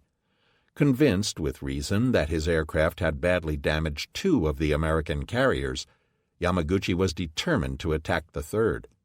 Unfortunately, he now had practically nothing left with which to do it. He was down to just 4 serviceable dive bombers and 5 torpedo planes, plus Soryu's D-4Y, which was intended for scouting. Nevertheless, he was planning on getting in one last blow at dusk, when the Americans would hopefully be less wary, and with a smaller cap overhead. Lieutenant Hashimoto would be in charge of the effort. The planes were not yet on deck, though, and would not be spotted for another half-hour or so. Yamaguchi had hoped to launch earlier at 16:30, and Captain Kaku had apparently begun the briefing process, only to have it all called off as the result of an intriguing episode. Kaku could see that many of the aviators were on their last legs as a result of the day's constant flight operations. As a result, he ordered stimulants distributed to them. There had been a mix-up in getting the pills, mysteriously labeled Aviation Tablet A, up from the sickbay. The aviation mechanic, who had been sent below to fetch them, brought back a bottle of tablets, which Hikocho Kawaguchi thought looked suspiciously like sleeping tablets. Captain Kaku thereupon flew into a towering rage at the unlucky mechanic. A quick call down to the infirmary confirmed that Aviation Tablet A was indeed correct. But the incident demonstrated that everyone's nerves were frayed, not least the captain's.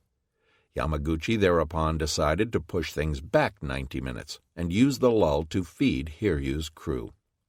None of the aviators had even had lunch yet. The strike leader, Lieutenant Hashimoto, was too tired to eat. He simply went back down to the ready room and fell asleep on one of the brown leather couches. Overhead circled 13 Zeros, the majority having just been launched at 16:27, a composite group of 7 Soryu and Kaga planes led by Kaga's Lieutenant Iizuka Masao. They joined 4 Akagi fighters under Lieutenant Shirane Ayao and a pair of Kaga birds as well. The disposition of these fighters is unknown, although judging by the composition of the group as a whole, they were likely roaming about in 2- and 3-plane shotai, covering different quadrants of the formation. It seems clear, too, that some of the aircraft at least were stacked at different altitudes. Somebody on Hiryu, likely Captain Kaku or Hikocho Kawaguchi, had learned their lesson with regards to American dive bombers.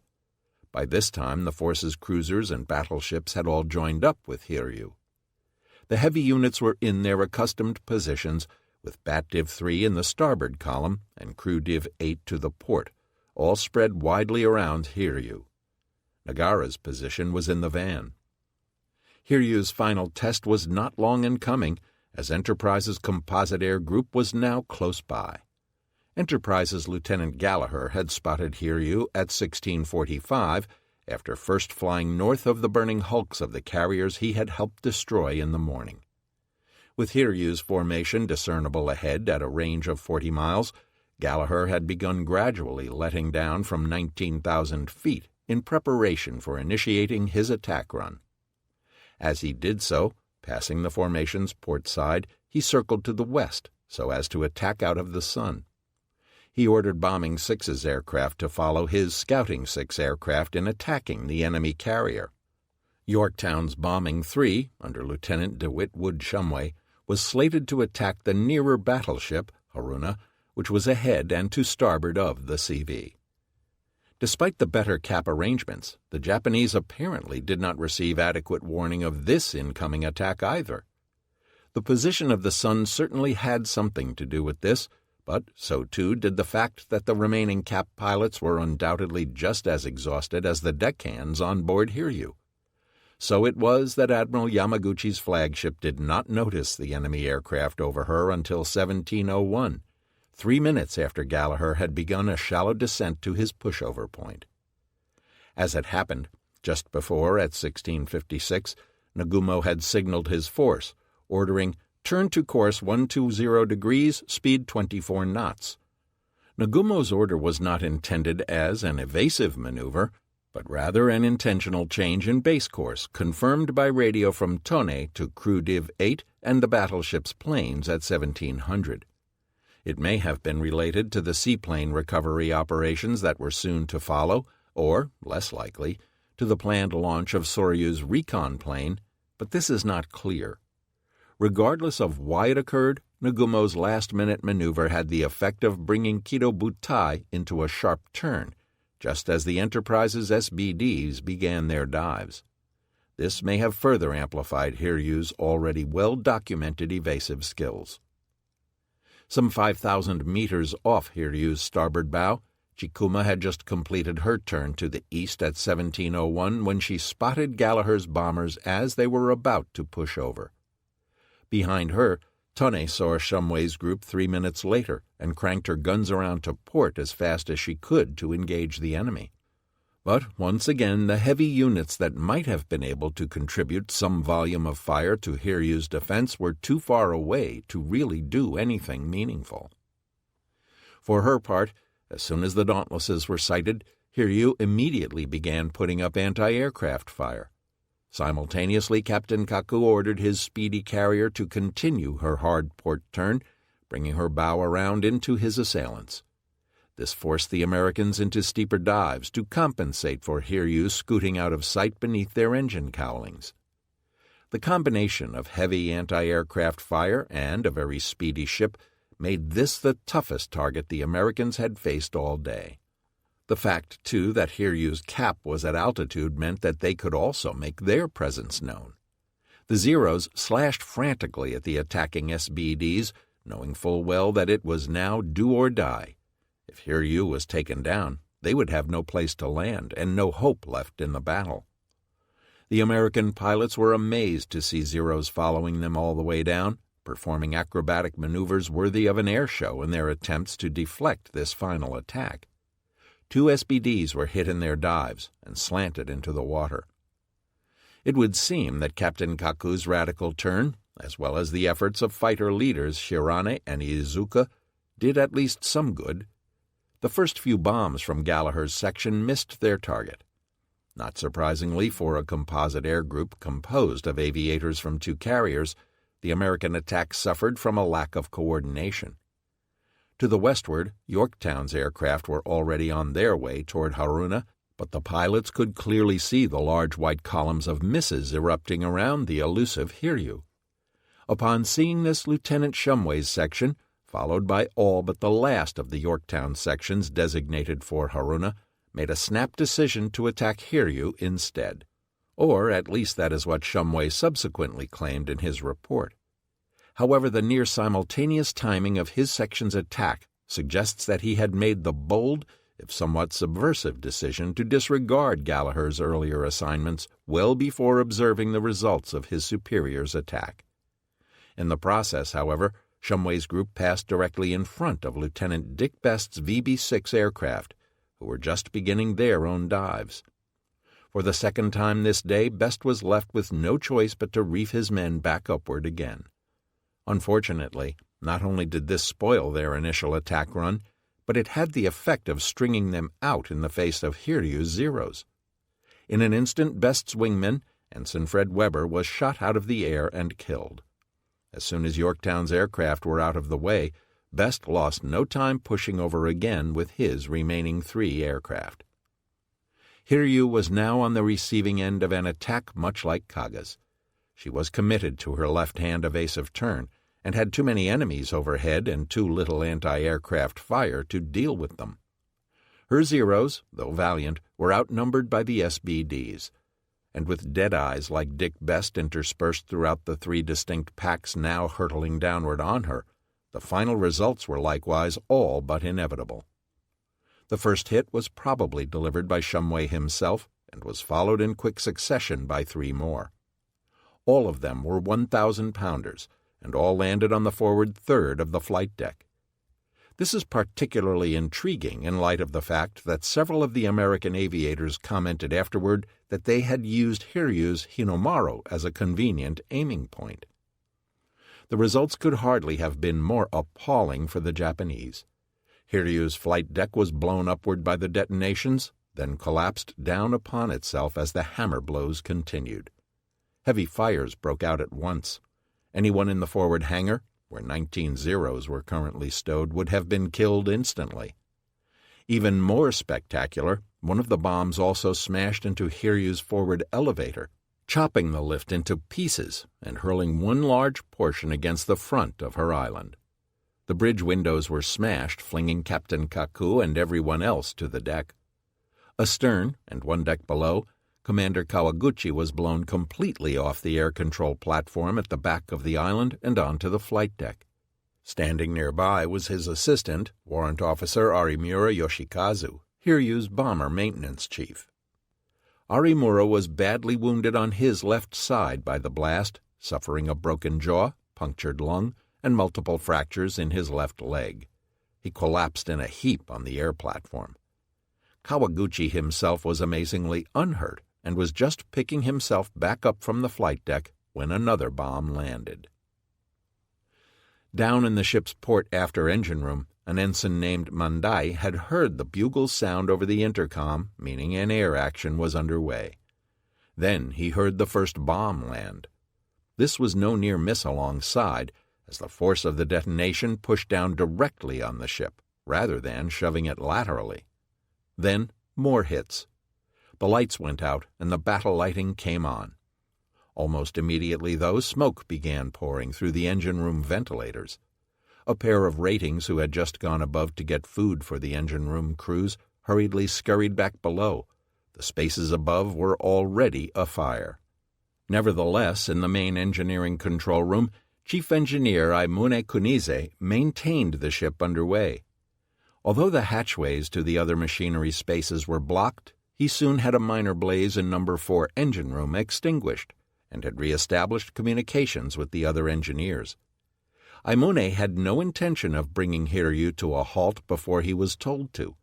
Indeed, Captain Kaku urged him to give him everything he had so as to drive Hiryu out of the battle area as quickly as possible. In the ready room below the island, torpedo aviator Hashimoto was still catnapping when he was thrown off of his couch by the first detonation, then was knocked to the deck again as the bombing continued. The ready room quickly began filling with smoke. Hashimoto ran toward a patch of light which turned out to be an opening made by one of the explosions. The reason for the light now became evident. The space beyond was already catching fire. He crawled on his hands and knees through the compartment, grateful for the gloves on his hands. Sparks and burning ashes were falling on him. His hair began to smolder. Groping his way through the rapidly gathering smoke, he encountered another sailor who offered him a gas mask. Even half-burned as it was still better protection than nothing. Finally making his way up to the flight deck, Hashimoto gazed in amazement at the wreck of the elevator, standing almost at attention as it leaned against the island. To the wounded Arimura, also lying nearby, the now vertical lift reminded him of the sails of a sailing ship. Hashimoto was immediately pressed into service by Hiryu's executive officer, who ordered everyone in the vicinity to begin cutting loose the hammock mantlets from around the bridge. They served no more use now, and were sure to catch on fire. This much must be said for Hiryu. Her damage control parties were prompt and fairly efficient. By some miracle she still had one of her fire mains working, and parties began making their way forward at once, reeling the hoses out from the crew pockets along the sides of the flight deck. Lying where he was amidst the wreckage and dead and injured crewmen, Arimura could do nothing to assist the crewmen. He couldn't even move, and all the while the flames were getting closer.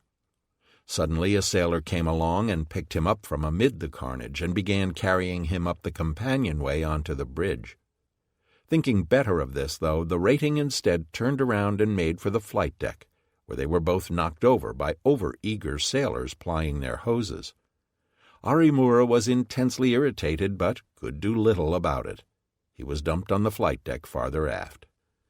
Those few American dive bombers who had not yet committed to their dives were now picking out new targets. From where they sat, Hiryu was obviously finished. As a result, several bombers scooted over to attack battleship Haruna instead. The fast battle wagon, however, remained as wily as ever and avoided anything more serious than a pair of near misses. Hiryu continued racing blindly forward at 30 knots, smoke streaming from her bow down the length of her flight deck. Captain Kaku had no real choice in the matter. As long as the dive bomber attack was ongoing, he needed to keep Hiryu moving at her best speed. However, a 30-knot wind over the bow had the effect of fanning the flames toward the stern and making firefighting efforts even more difficult. Worse yet, almost as soon as the first group of American dive bombers finished with Hiryu, at 17:20, another group showed up. This was Hornet's late-launching SBD contingent. Fortunately for Hiryu, they too could see that diving on her was a waste of time. The carrier was aflame practically stem to stern. As a result, they focused their efforts on Tone and Chikuma instead. Apparently, Japanese battleships and heavy cruisers were immune to damage this day, though given that they were hardly smaller or speedier than ships like Hiryu, the futility of the American attacks appears to make little sense. Nevertheless, Tone and Chikuma garnered little more than a bucket of near misses from their encounter with Hornet's 14 aviators. Thus Hornet's misery for this day was complete. Her torpedo squadron wiped out, her dive bomber and fighter squadrons badly depleted, and not so much as a single hit on an enemy vessel to show for it. It had indeed been a dismal combat debut for the most recent American carrier to join the Pacific Fleet. 10 minutes after Hornet's planes departed, the final U.S. air attacks of this long and costly day began rolling in. Chikuma sighted them first at 17:42, large four-engined shapes. Lieutenant Colonel Sweeney's B-17s were back, for the second time this day. He had only 6 aircraft with him this time, but propitiously he approached the battlefield at the same time as a separate flight of 6 flying fortresses from Barking Sands Airfield in Hawaii showed up, under the command of Major George A. Blakey. Blakey had been sent up to reinforce Midway's depleted air group, only to be told just before landing on the island that he should instead fly to the northwest and attack the 4th Japanese carrier. His group had been low on fuel, but he had complied. They also didn't have the gas necessary to make it up to a proper altitude, so they stuck to a comparatively low altitude of 3,600 feet. Despite being the first to attack, 2 of Sweeney's planes failed to drop during their initial runs, and coming round to make a second pass were actually the last to release their weapons this evening. Thus, Sweeney and Blakey didn't exactly attack in concert, but the Japanese could hardly tell the difference. The results were the same as the earlier B-17 attacks, namely, nothing. The bombers droned overhead, the Japanese barked back at them, and the bombs all fell in the water. Chikuma reported bombs dropped astern of her at 17:45, and more landing off her port side at 17:49. However, Blakey's element gave Hiryu a scare. Hikocho Kawaguchi, standing on the blazing carrier's flight deck, stared back goggle-eyed as they thundered in at low altitude at 18:15. The big Boeings were quite a sight. Once again their bombs went into the drink, this time about 500 meters away from the ship. But these particular B-17s were low enough to strafe, and their intense 50-caliber machine gun fire managed to knock out one of Hiryu's anti-aircraft batteries, killing several gunners in the process. Thereupon, Sweeney and Blakey swung their bombers for home, although not in any organized fashion. Chikuma did not log the last of them as departing until 18:32. As the American aircraft began retreating, some of them being chased out of the area by the remaining Zeros, the Japanese fighter pilots' moods were grim.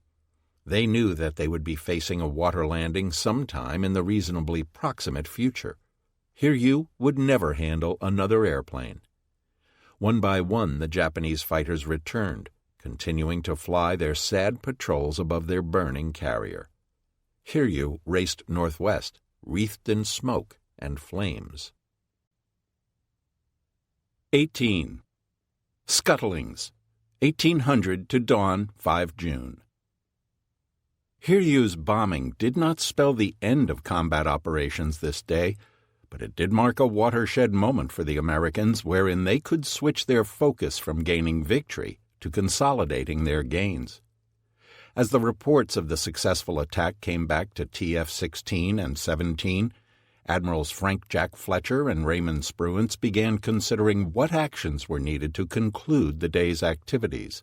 For Fletcher, the immediate priority was what to do with the crippled Yorktown. By 1639, all her survivors had been removed, a remarkably fast evacuation. She now lay dark and silent. Evening was coming, and the prospect of the Japanese attempting to force a night action was not lost on the commander of TF-17. Yorktown was a sitting duck. Given that Japanese search aircraft were in the area, it seemed reasonable to suppose that their warships would come gunning for her if given the chance. 6 of his destroyers were packed with survivors, making their participation in any surface action problematic at best. Wisely, Fletcher chose to vacate the area with all of his warships and move closer to Spruance's formation. At 1732, Astoria led the rest of Yorktown's escorts away from her, though at 1800 he ordered destroyer Hughes to return once more to the derelict. Hughes' mission was to stand by Yorktown throughout the night and sink her if need be to prevent her being captured or boarded. If all went well, Fletcher would return for her in the morning. He had radioed Hawaii to send a fleet tug to her assistance. But the sight of Yorktown, forlorn and listing, dwindling against the horizon, was one that saddened many of the men crowded on board TF-17's decks. Yorktown had fought bravely, and she didn't deserve to end up this way, abandoned, a cast-off. Leaving her to her fate was a bitter pill to swallow. Beyond Yorktown's disposition, Fletcher also had to decide how best to prosecute the battle. TF-17's power projection capability was now nil, and his ability to exercise tactical command over TF-16 was severely hampered. Therefore, when Spruance dutifully asked his superior for further instructions, Fletcher graciously replied that he had none, and that he would conform to Spruance's movements.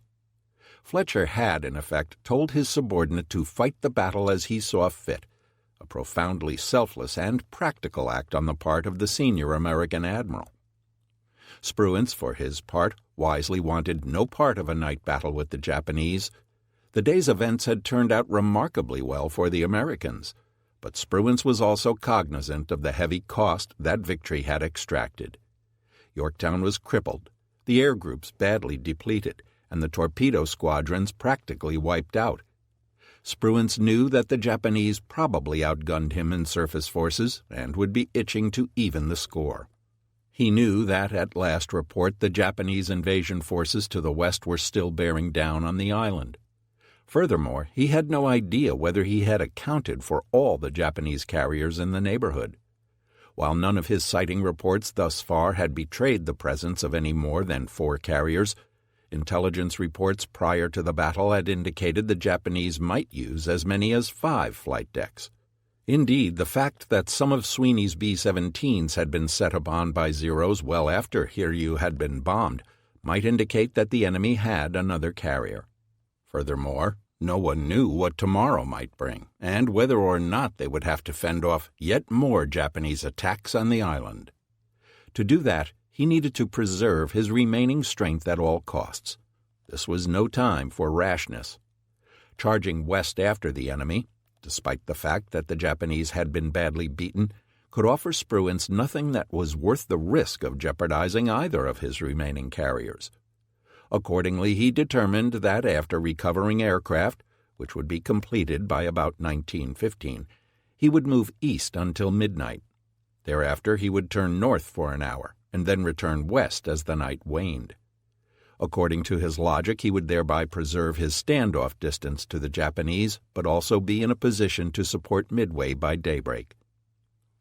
Spruance was subsequently criticized for his perceived lack of aggression in following up his victory as promptly as possible.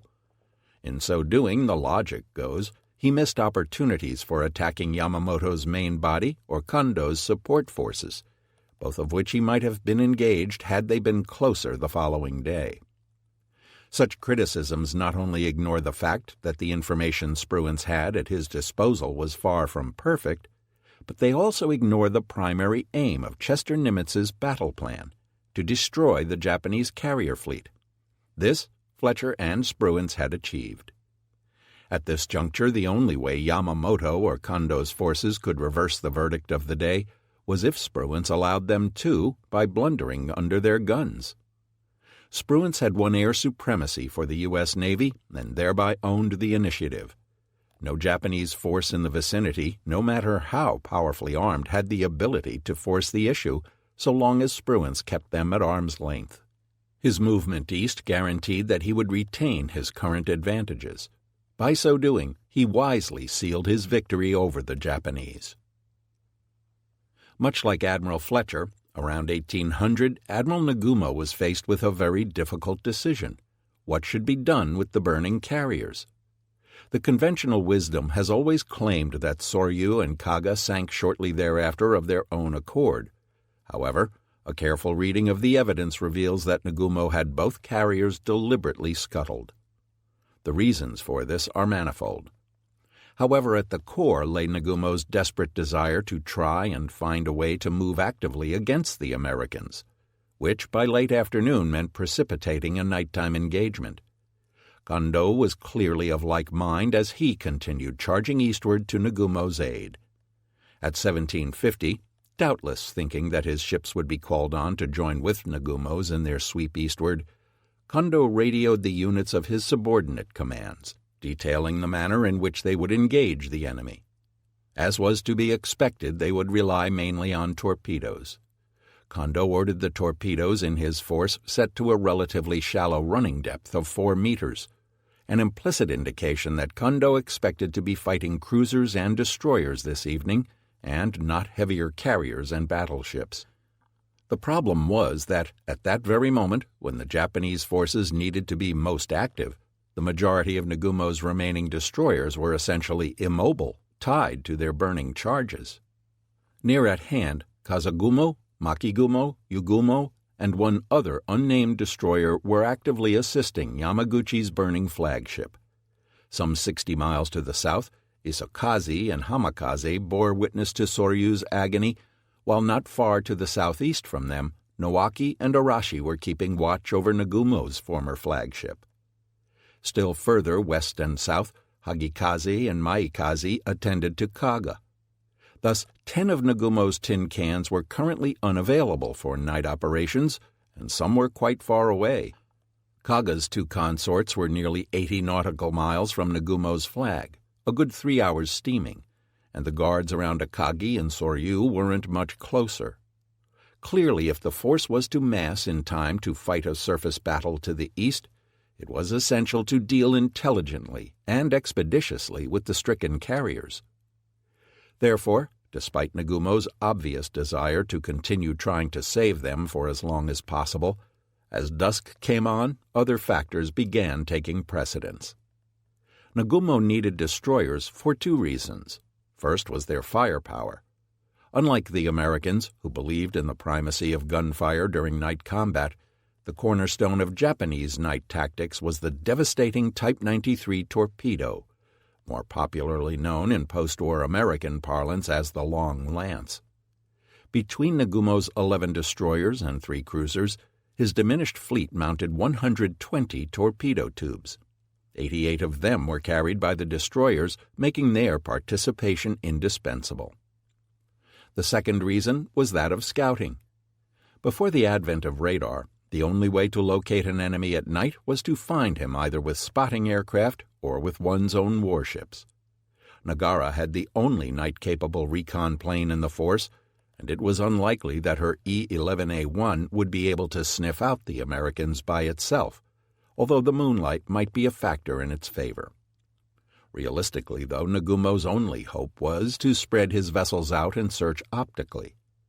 Standard night search doctrine prescribed a number of linear formations that were all designed to cover as much territory as possible while still maintaining central control over the formation. Once the enemy was found, the detecting ship would maintain contact, while the rest of the formation was pulled together preparatory to initiating a concentrated attack. The relationship between numbers of ships and searching was straightforward. The more ships available, the more area that could be searched. The converse was also true. Every destroyer absent this night would cost Nagumo as much as 15 kilometers of search frontage and a commensurately lessened chance of detecting the enemy. Consequently, the destroyers had to be freed up somehow. Simply rescuing the crews of the stricken carriers and leaving their hulks to founder was not an option. Nagumo and his staff knew that fire in and of itself does not normally cause ships to sink. While a fire may gut a vessel and utterly ruin it, without a mechanism for admitting water into the hull, a ship may float almost indefinitely, even after the blaze is out. Such indeed was the case for all the Japanese carriers at Midway. None of them, with the possible exception of Akagi, as the result of her near miss astern, had received any underwater damage. And despite what Lieutenant Naganuma may have been witnessing in Soryu's engine rooms, none of the carriers seems to have suffered much damage to their watertight integrity. Therefore, none of them was likely to go down by herself any time soon. The destroyers themselves were also in danger.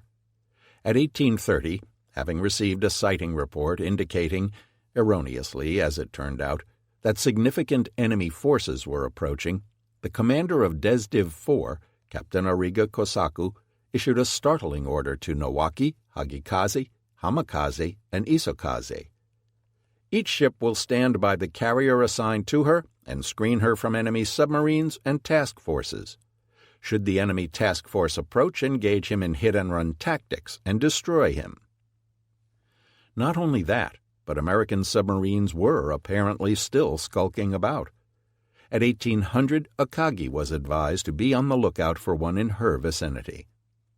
The ongoing risk to the escorts, loitering almost stationary around their charges, whose giant pillars of smoke could not help but attract unwanted attention, was increasingly difficult to justify. The only intelligent thing to do was to scuttle any carrier that couldn't make it back home under her own power. Of the four flat tops, Hiryu's condition was the most obvious to Nagumo. She was still capable of making 28 knots and appeared as if she might be salvageable. Akagi's situation was less clear. Indeed, her own crew was still trying to determine what the final outcome of their 9-hour ordeal was going to be. By now, they knew that their firefighting efforts had availed them nothing. The flagship was largely burned out and wrecked. But there remained the possibility that her engines might yet be made operational. At 1820, an engineering party again attempted to descend into her machinery spaces to assess their state, but was turned back by conditions below. Finally, at 1915, her chief engineer announced to Captain Aoki that there was no longer any possibility of her operating under her own power. Aoki knew that the jig was up and wasted no more time giving the order at 1920 that all hands should prepare to abandon ship. He signaled Nowaki and Arashi that they should come alongside to begin transferring her personnel. Kaga and Soryu's status, though, was ascertained and acted upon rather more quickly. Starting at 1732, Captain Ariga began sending out feelers to the other escorts to assess their status. He radioed Isokaze, ordering her to continue standing by her charge, but also inquiring whether Soryu might be operational if her fires were brought under control. The reaction of Isokaze's skipper, Commander Toyoshima Shunichi, to the question of whether Soryu's smoldering, motionless hulk could be made operational is unrecorded. In the event, Isakaze took her time in answering, finally responding at 1802 that Soryu had no chance of navigating under her own power and that her survivors had already been taken on board. At 1800, just before Isakaze replied, Ariga sent another message to both Soryu and Kaga's escorts, asking whether either carrier was in danger of sinking. Kaga's escorts had previously signaled at 1700 and 1715 that she was inoperational, that the emperor's portrait had been taken on board Hagikaze, and that Kaga's crew had been recovered. Maikaze reiterated this same message again at 1750. Consequently, neither Maikaze nor Hagikaze bothered to reply to Captain Ariga's 1800 query. The implication of their silence was clear enough. By around 1805, then, Ariga knew that Kaga and Soryu were clearly beyond hope. As a result, the only possible course of action open to the Japanese was to call a halt to the desultory firefighting efforts. Any parties still on board the two vessels needed to be recovered, any men left in the water picked up, and the carriers disposed of so that their destroyers could go about their business. This is exactly what transpired. It must be noted that no explicit order to scuttle Soryu or Kaga is preserved in the primary signal record of the day, the Nagumo report. Instead, the previous accounts of the battle would have us believe that Soryu and Kaga sank strictly of their own accord. Senshi Sosho also supports this notion, at least with regards to Kaga. Yet it is fascinating to note that, in Kaga's case, Senshi Sosho admits that it draws primarily from the remembrances of Commander Amagai for its account of her sinking, and Amagai maintained that Kaga had not been scuttled. Yet it has already been established that Amagai was not always the most reliable witness to the day's events. Furthermore, there is no question that he, as senior surviving officer, had more personal embarrassment to suffer from her scuttling than any of her other survivors. Taken together, his rather strange, unsolicited denial of Kaga's scuttling to his American interrogators shortly after the war begins to take on the character of a man who doth protest too much, and there are numerous pieces of evidence that suggest a rather different picture. At the top of the list are the particulars surrounding the demise of the two carriers. Both sank within 12 minutes of each other at around 1915, ostensibly as the result of large explosions on each. But both carriers had now been burning for nearly 9 hours, with no indication that they were prepared to sink any time soon. Indeed, the fires on both were apparently subsiding to some degree. For that reason, Soryu's Hikocho, Commander Kusamoto, was assembling a firefighting party to return to the ship at around 1900. However, as he was about to do so, he was obliged to refrain from his actions because Soryu, in the words of Senshi Sosho, began to sink. This is an interesting turn of phrase to use in conjunction with what was supposed to have been a sudden cataclysmic explosion. Likewise, there was apparently a small firefighting party still on board Kaga at this time as well. A cutter had been sent over from the Hagikaze to bring them off, but the men had merely asked that a hand pump be sent over instead.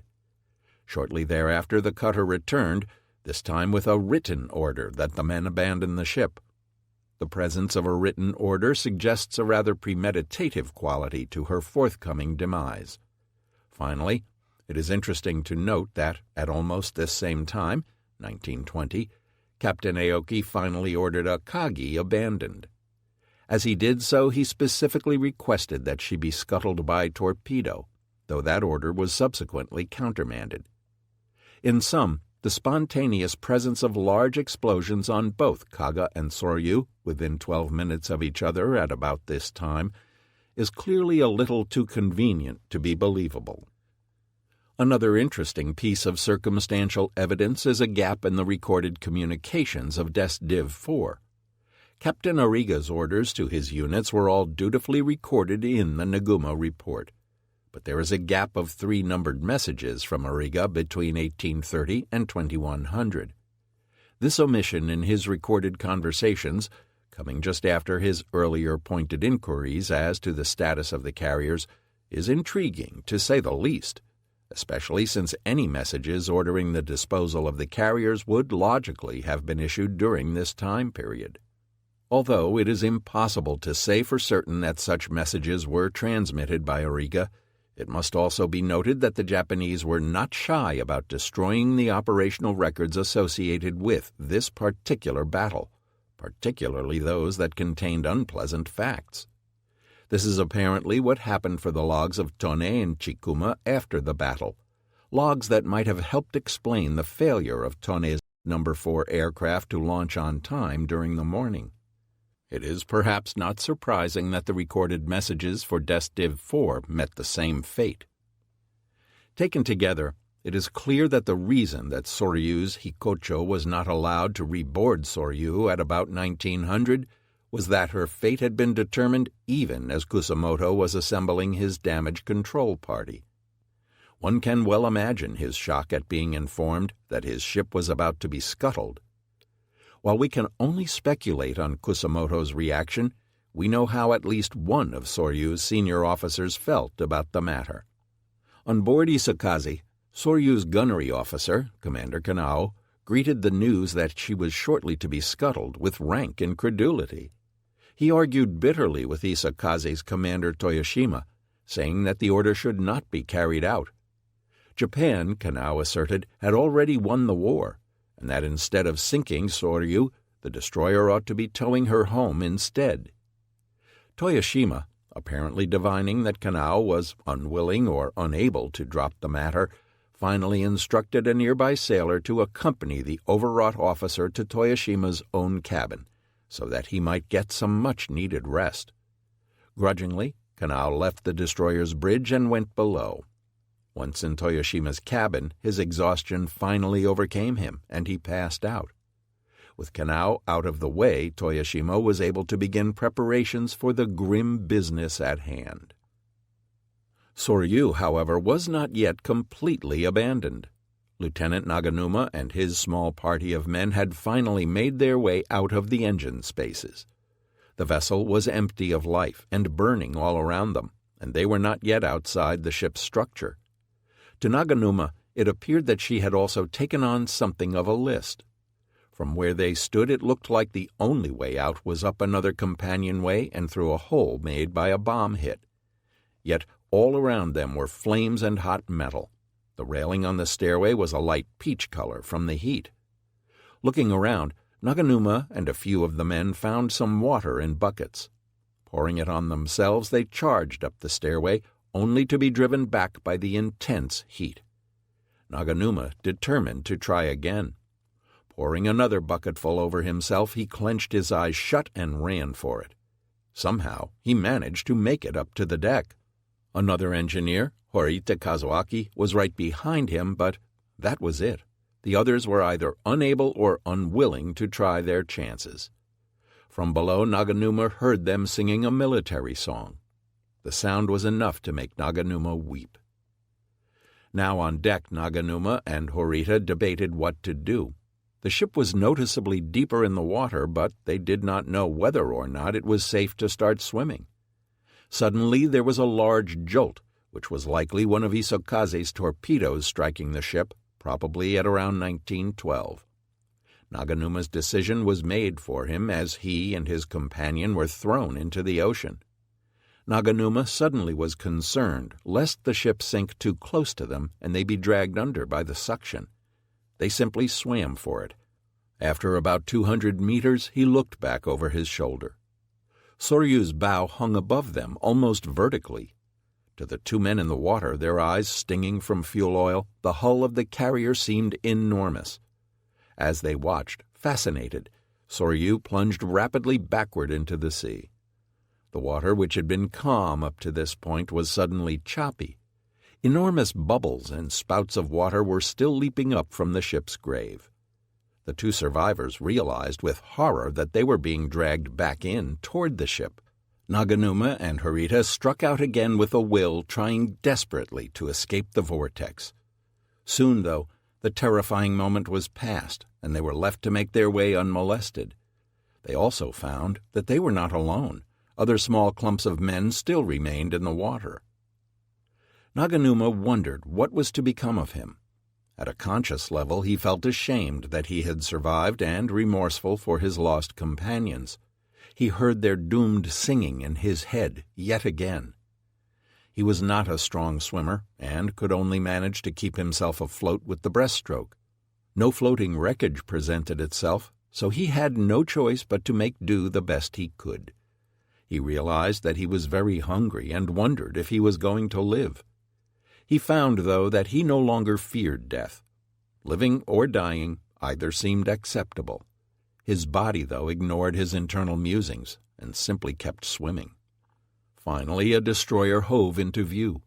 Naganuma recognized it for a Tokugata, special type, the Japanese name given to the world's first modern destroyer, the Fubuki, and all her numerous descendants. The ship was closing to within a few hundred meters in the rapidly gathering darkness, and Naganuma realized that it was now or never. His ambivalence to the prospect of death suddenly vanished. He waved his arms and shouted himself hoarse. Gratifyingly, a sailor on board the destroyer waved back. Not knowing what else to do, Naganuma simply floated, waiting. Finally, a canvas bucket was cast down to him, and he grabbed hold. Strong hands pulled him upward, effortlessly, along with Harita. Naganuma fainted as soon as he hit the deck. Down in the captain's cabin on board Isokaze, Kanao had heard and felt 2 large explosions. Lurching back to consciousness, he was at first sure that Isokaze had been hit, but the ship was moving and nothing seemed amiss. Still too exhausted to move, he had not been able to determine the nature of the explosions, and soon passed out again. It was not until the next morning that his shipmates told him Isokaze had scuttled Soryu with 3 torpedoes. She had begun listing soon after the hits, and had then upended and sank stern first with an eerie gurgling at 1913. 5 minutes later, a large underwater explosion occurred in her grave. Out of her nominal complement of 1,103 officers and men, 711 had perished, the highest mortality percentage of any of the Midway carriers. At 19:15, Hamikaze radioed a single terse message to Nagumo, "Soryu has sunk." Somewhere to the west, a similar scene was playing out around Kaga. Below decks on Hagikaze, Yoshino Haruo heard the intercom hiss and then announce, "Regrettably, since we cannot tow Kaga back home, with remorse we will now sink her. All those who are able should go topside immediately to say farewell." Yoshino made his way topside, already teeming with Kaga's men. Akamatsu Yuji was there as well. Over 700 of the carrier's survivors now crammed the 2 diminutive tin cans, and it was literally standing room only for the unwounded. The casualties littered the deck plates everywhere. Hagikaze was lying off Kaga's starboard side with both ships' bows pointing generally northward. The sun had gone down some 20 minutes before, at 1856, leaving Kaga lit by the sunset. To Yoshino, the scene had the appearance of a shadow painting. The aviator could detect no signs of a Kagi anywhere. She must have been out of sight over the horizon. Then he took a last long look at his ship. It was clear that even if she could have been towed all the way back to Japan, Kaga would never sail again. Here, at the end of her terrible trial, everyone could see that she was fit for nothing more than the scrapyard. Her lower hull appeared to still be in good shape, but everything above was wrecked. Her midsection, from the bridge all the way aft to the rear elevator, had been utterly destroyed. Induced explosions had remorselessly demolished the hangars, chewing their way down all the way to the level of the lower main deck and the 8-inch casemate mounts. Where the hangars used to be, only a hellish pit of smoking blackened metal remained. It was filled with charred structural members, melted and deformed aircraft pieces, and sundry equipment from the decks above. a hideous tumbled graveyard lying over the hundreds of men who lay entombed in the engine rooms. The pit still smoked and spat.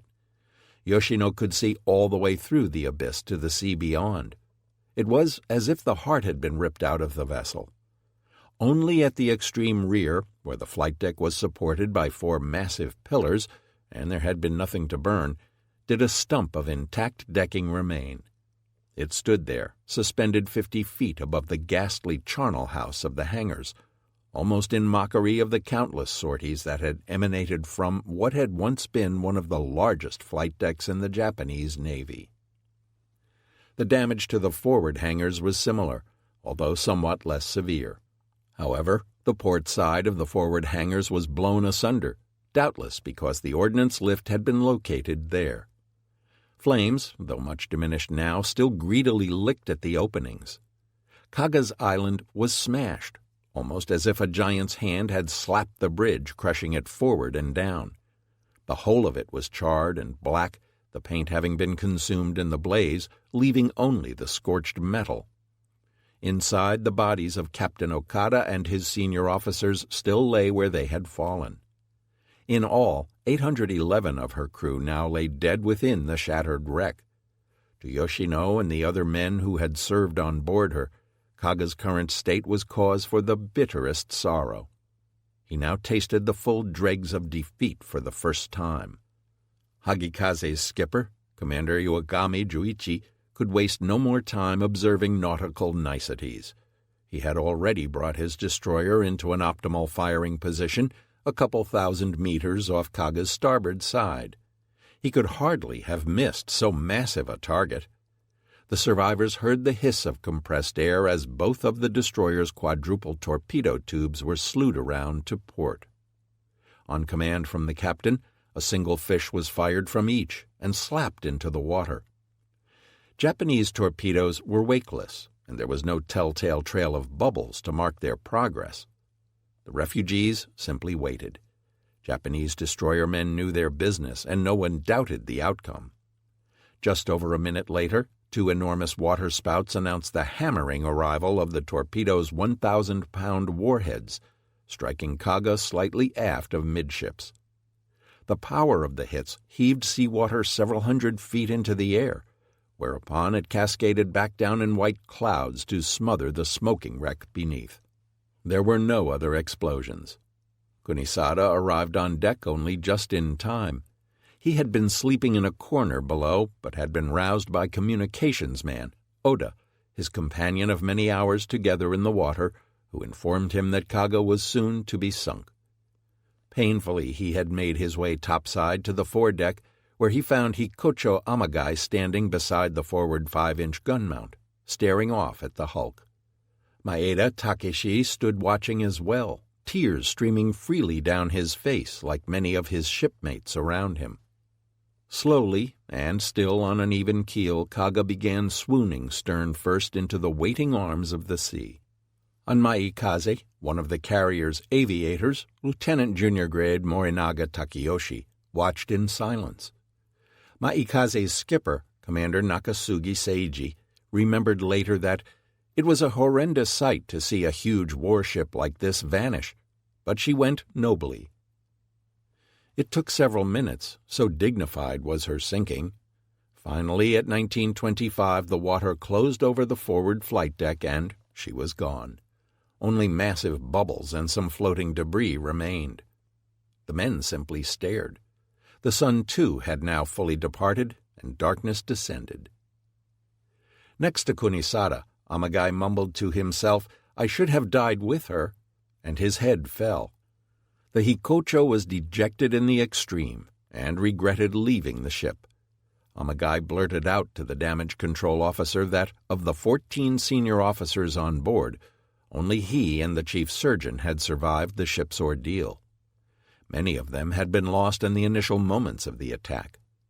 One of the few to survive the blaze, the ship's chief paymaster, Lieutenant Commander Matsukawa Takeshi, had at least made it into the water with a group of other survivors, but Amagai had seen his strength finally give out. Matsukawa had simply said to the men bobbing around him, "I'm dying now," and had sunk out of sight. Amagai particularly lamented the losses among the engineering staff. Scarcely a stoker or engineer was to be seen among the survivors. Kunisada consoled Amagai as best he could. The lieutenant, too, felt that he should have shared the carrier's fate, but there was no helping it now. Wrapped in these somber thoughts, both men felt Hagikazi's deck plates begin vibrating as the destroyer worked up speed. She and Maikaze were clearing the area, heading toward Akagi. Kaga was left alone to drift down into her watery grave some 17,000 feet below. Meanwhile, to the north around Hiryu, the last of the Zeros was finally down by about 1910. 9 aircraft in all ditched, and ironically not a single pilot from Hiryu was among them. They had all been refugees from either Soryu or Kaga. One by one they plopped into the water close aboard the Japanese escorts. Nagara and the destroyers swung into action, picking up the pilots. Kido-Butai was now completely devoid of air cover. This wouldn't matter much in the coming darkness, but all the men of the task force knew what it would mean come the morrow. To one sailor on board Yagumo, the fleet's fate now was a matter of time. We resolved to do our utmost and await the orders of God. Hiryu remained underway at 28 knots, but despite her ability to steam, she was in desperate peril. The fires were eating away at her remorselessly, moving aft along the hangar decks.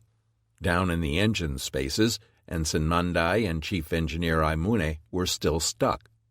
Mandai began noticing that the white overhead paint was blackening as the deck above heated. Soon, burning flecks of paint were drifting down onto the grease-covered engines, starting little fires wherever they touched.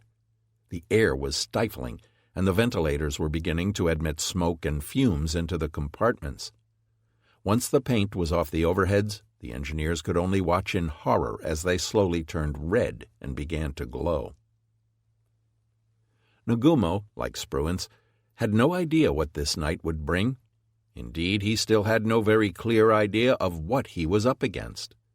Between 1320 and 1832, Tone No. 4 and No. 3, and Chikuma No. 2 and No. 3 had all been on the air at one point or another, having spotted portions of the American forces. But these reports did little to enlighten Nagumo as to the true strength or intentions of the enemy. It was apparent that the American carrier formations were operating separately, and that his aircraft were consequently catching only fragmented glimpses of their total strength. However, as the day wore on, and the magnitude of the defeat grew, so too did the scale of the enemy in the eyes of Nagumo. By the time the last of his aircraft broke off contact around 1830, Nagumo was convinced that he was still up against a large number of American carriers, despite his having, so far as he knew, already knocked out 2 flat tops. Furthermore, it appears that Crew Div 8 did Nagumo a disservice in terms of accurately transmitting what its float planes were observing. Crucially, the matter of the Americans' course was bungled. At 1728, Chikuma's No. 2 aircraft stated that the Americans were retiring to the east on a course of 070 degrees, modifying this at 1732 to a course of 110 degrees. Subsequently, at 1810, Chikuma No. 2 reported the Americans on a heading of 170 degrees, that is, due south. Neither of these courses would bring the American carriers near Kido-Butai, which was then almost due west of TF-16. Yet, at 1830, when Crew Div 8 offered up its own staff assessment, it reported the Americans were heading westward. Worse, it overestimated the size of the American fleet, pegging them at 4 carriers, 6 cruisers, and 15 destroyers.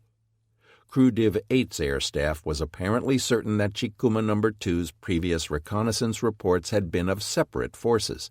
Indeed, that Chikuma had simultaneously sighted 2 task forces containing 2 carriers apiece while flying near a cloud bank at low altitude. However, the reasoning behind Crew Div 8's staff reversing the direction of the American advance remains largely unfathomable. At this point in the battle, Nagumo was in no position to argue with what his remaining air assets were allegedly telling him. nor to quibble over the size of the enemy force that had smashed the 4 finest carriers in the Imperial Navy. Though he had now disposed of 2 of his cripples, Nagumo found himself in no better position to prosecute a night battle than he had been before. Not only were the enemy forces arrayed against him apparently far more powerful than originally thought, but he also still had very few destroyers close at hand. By 2100, the weary mobile fleet was in position 32 degrees 10 minutes north, 178 degrees 50 minutes east on course 320, making 20 knots. Thus far, the burning Hiryu was still managing to maintain good speed. For the time being, therefore, Nagumo's priority was clearly to continue shepherding the stricken carrier while waiting for his other destroyers to rejoin him. However, it does not appear that the destroyers were making good progress in this regard. At 2100, Captain Ariga of Div 4 signaled 6th Fleet submarines and Kondo that 6 of his ships were still maintaining patrols quite near Akagi. Not only that, but Isokaze, Hamakaze, Hagikaze, and Maikaze were all loaded to the gills with survivors. If and when Akagi was finally scuttled, Noaki and Arashi would be similarly burdened, because the flagship's refugees were even now being brought on board. Noaki duly reported completing her mission of mercy at 2200. Only 1 man remained on board Akagi now, Captain Aoki. He had informed his staff that such was his attachment to the carrier that her fate would be his own as well. They were disinclined to allow him to stay, but the captain furiously insisted on it. He ordered them to tie him to the anchor capstan, and there they left him.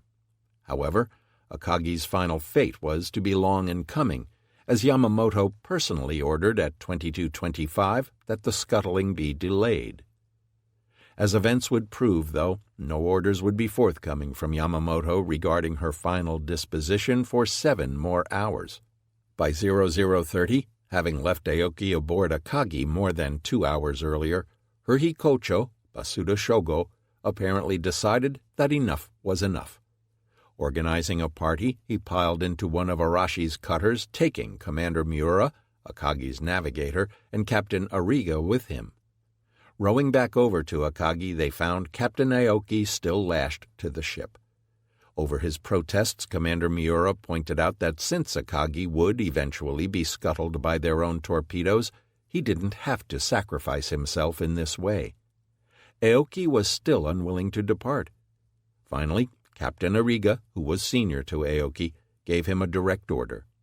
Aoki had no choice now but to follow his staff back to Arashi. In retrospect, it might have been kinder for Aoki had his men left him be. Destined to be the only Japanese carrier commander to survive Midway, he would be haunted by Akagi's loss the rest of his life.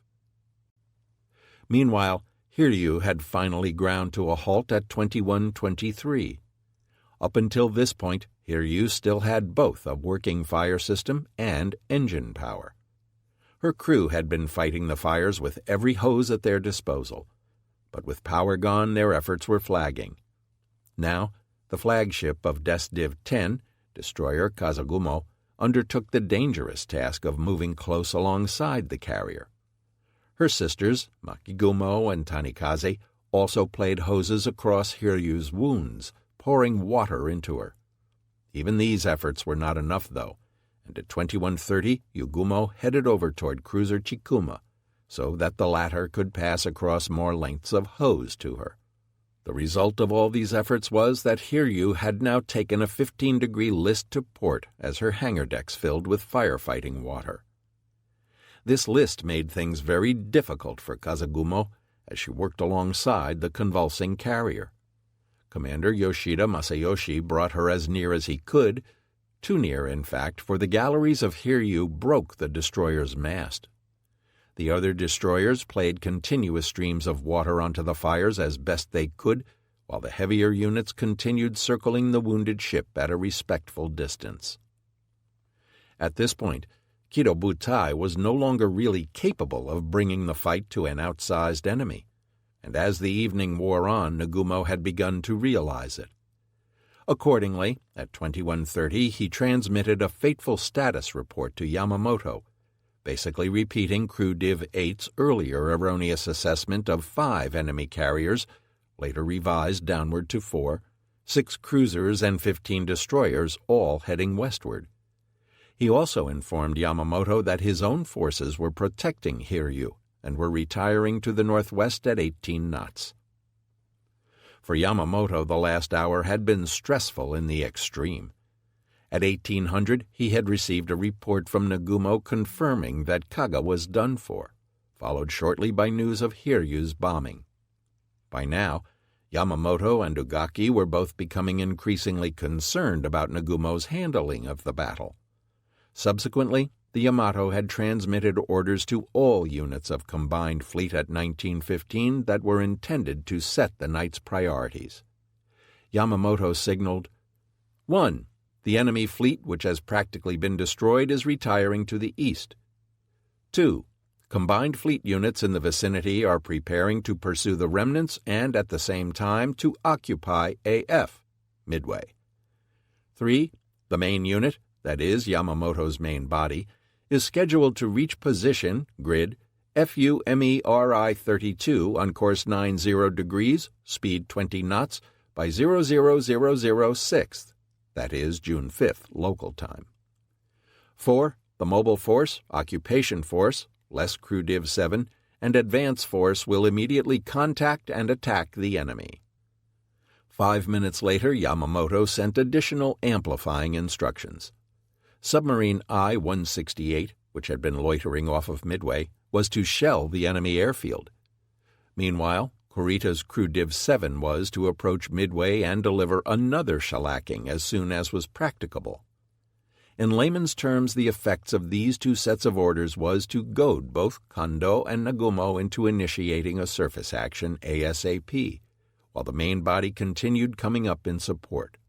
The invasion of Midway was still officially on, and in preparation for that, the airfield conclusively had to be put out of commission. To say that these transmissions were somewhat divorced from reality is a gross understatement. Yamamoto was trying to run his ruined battle by remote control while completely unaware of the tactical conditions pertaining. In the words of Ugaki, though, Combined Fleet staff believed that the fate of this operation entirely depended upon the night engagement. Yet, at this critical juncture, it was Ugaki's opinion that Nagumo's command had become entirely passive. This was an ironic statement, in that it was partly the aggressiveness of Ugaki's favorite, Admiral Yamaguchi, that had led Kido Butai to the point where it could no longer realistically take the offensive. However, it is important to note that at this point in time, Yamamoto and Ugaki had different information in hand than Nagumo. The only report the Commander-in-Chief had received from Crew Div 8 was Chikuma No. 2's 1733 transmission, indicating the enemy carriers were retiring to the east. This had arrived on the bridge of Yamato at 1836. Combined Fleet staff had apparently not received any of Crew Div 8's subsequent flawed analyses regarding the likely strength of the enemy or his latest movements. Thus, Nagumo's 2130 transmission opining that the enemy consisted of 5 carriers heading west appeared to Ugaki and Yamamoto to be totally without basis. Nagumo's corollary decision to withdraw to the northwest was the final straw. In Ugaki's opinion, a strong lashing order by the Supreme Command was the only way to remedy the prevailing situation. Ugaki, as we know, had never been shy of applying the lash when it came to the commander of Kido Butai. It came, at 22:55, in the form of an order relieving Nagumo of command and ordering Kondo to take control of the mobile force, except for Hiryu, Akagi, and their respective escorts. Nagumo Chuichi was stripped of command and left to preside over the fates of 2 burning derelicts, while the aggressive Kondo was put in charge of the coming night battle. 25 minutes later, Yamamoto radioed Kondo, asking him to elaborate on the movements of Crew Div 8 and the second section of Bat Div 3. In other words, he no longer trusted Nagumo to give him credible information regarding the movements of Kido Butai's heavy forces. Nagumo's reaction to his relief is not recorded, but it cannot have been a happy one. Stuck as he still was on the cramped bridge of Nagara, he had watched as his command over the day's events had constricted into a smaller and smaller sphere. Now he was completely out of the loop. Ironically, just 5 minutes before Yamamoto relieved him, he had transmitted a message to the commander-in-chief amplifying his earlier assessment and repeating that the Americans were heading west with 4 carriers. He also clarified that none of his own carriers was operational. At 23:30, half an hour after being relieved of command, and probably imagining that Yamamoto simply didn't have adequate information in hand when he made his decision, he rebroadcast to Yamamoto that 2 Hornet-class carriers and 2 others of unidentified class were in the enemy fleet. It was as much as if to say, "Perhaps you didn't comprehend what was communicated earlier." Yamamoto and Ugaki, though, weren't in a mood to quibble over the facts. For his part, Kondo was quick to implement his superior's bidding. At midnight he sent out orders to his subordinate commands, Desron 2, Crew Div 5, Crew Div 4, and Desron 4, informing them that they should expect to encounter the enemy sometime after 0100. The cruiser squadrons were to be distributed in line abreast, with the first section of Bat Div 3, Iei in Congo, trailing them by some 10 kilometers. The destroyer squadrons would take up either flank of the search line, with a 6-kilometer separation between all ships. He instructed Kido Butai to participate from the north. Nagumo, however, apparently did not comply with either Yamamoto or Kondo's orders. It is difficult to escape the impression that, strong lashing orders notwithstanding, Kido Butai was solely focused on saving Hiryu, if at all possible, and rescuing survivors.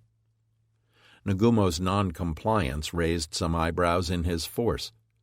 The skipper of battleship Kirishima, Captain Iwabuchi Sanji, sent a message over to Admiral Abe in Crew Div 8, politely opining that, as a supporting force, they perhaps ought to be supporting the night action currently getting underway.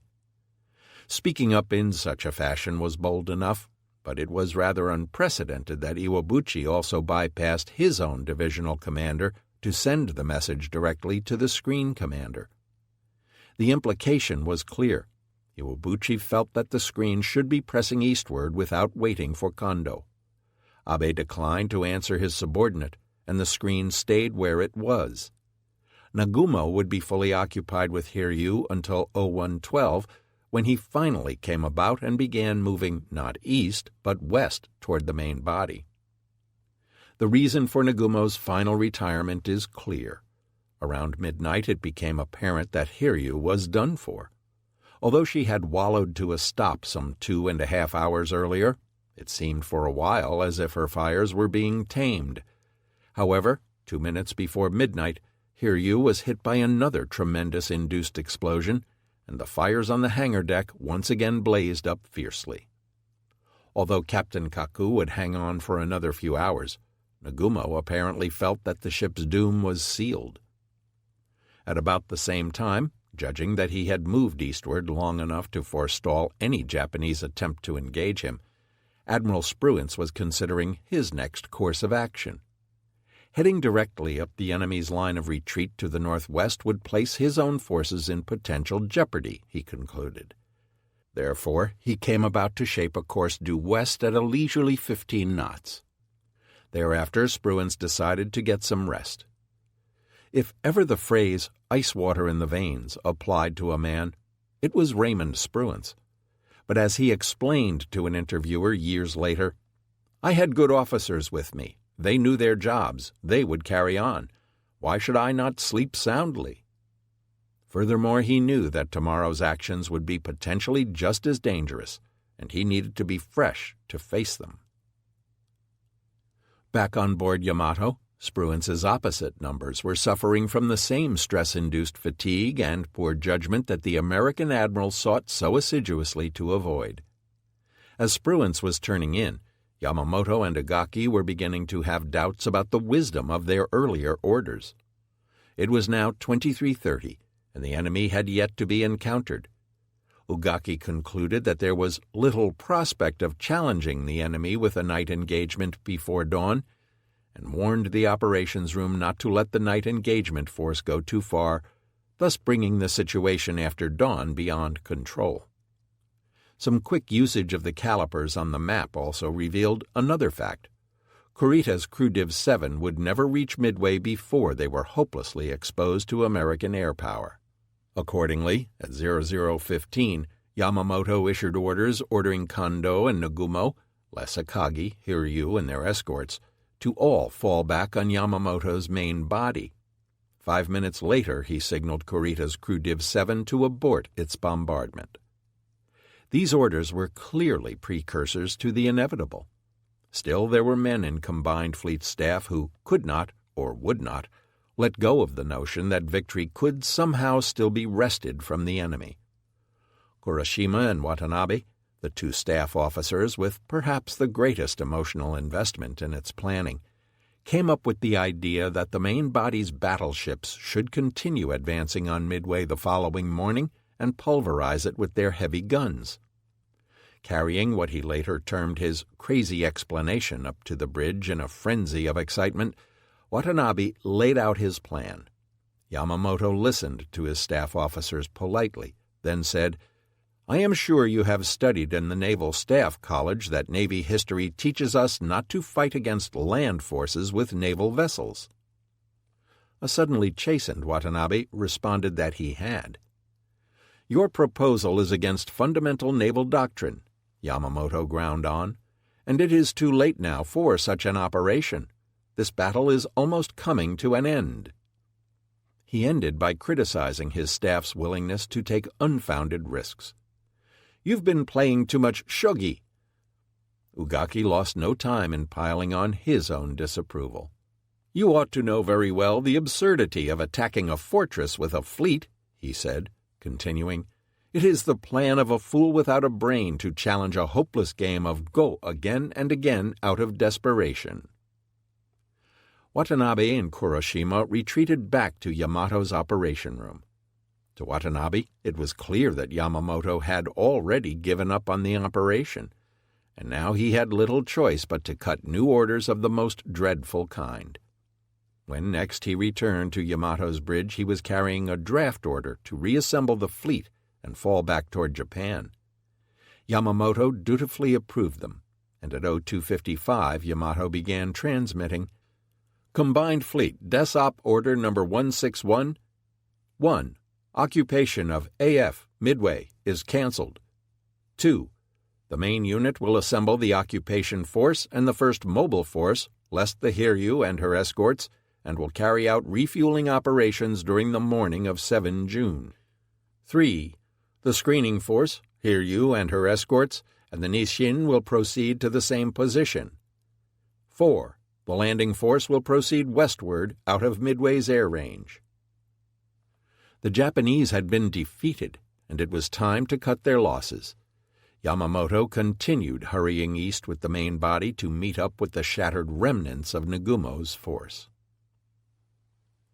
Of all the Japanese formations now in the vicinity of Midway, Admiral Kurita's 4 cruisers were by far the most exposed. They had been racing east, led by Kumano, with her sisters Suzuya, Mikuma, and Mogami in train. Destroyers Asashio and Arashio, as well as the oiler that had been accompanying them, had long since been left behind. Crew Div 7 contained 4 of the swiftest ships in the Japanese inventory, capable of knocking down 35 knots. They were using a healthy dose of that speed now. Each was heavily armed as well, sporting 10 8-inch guns and a lethal battery of 12 24-inch torpedo tubes.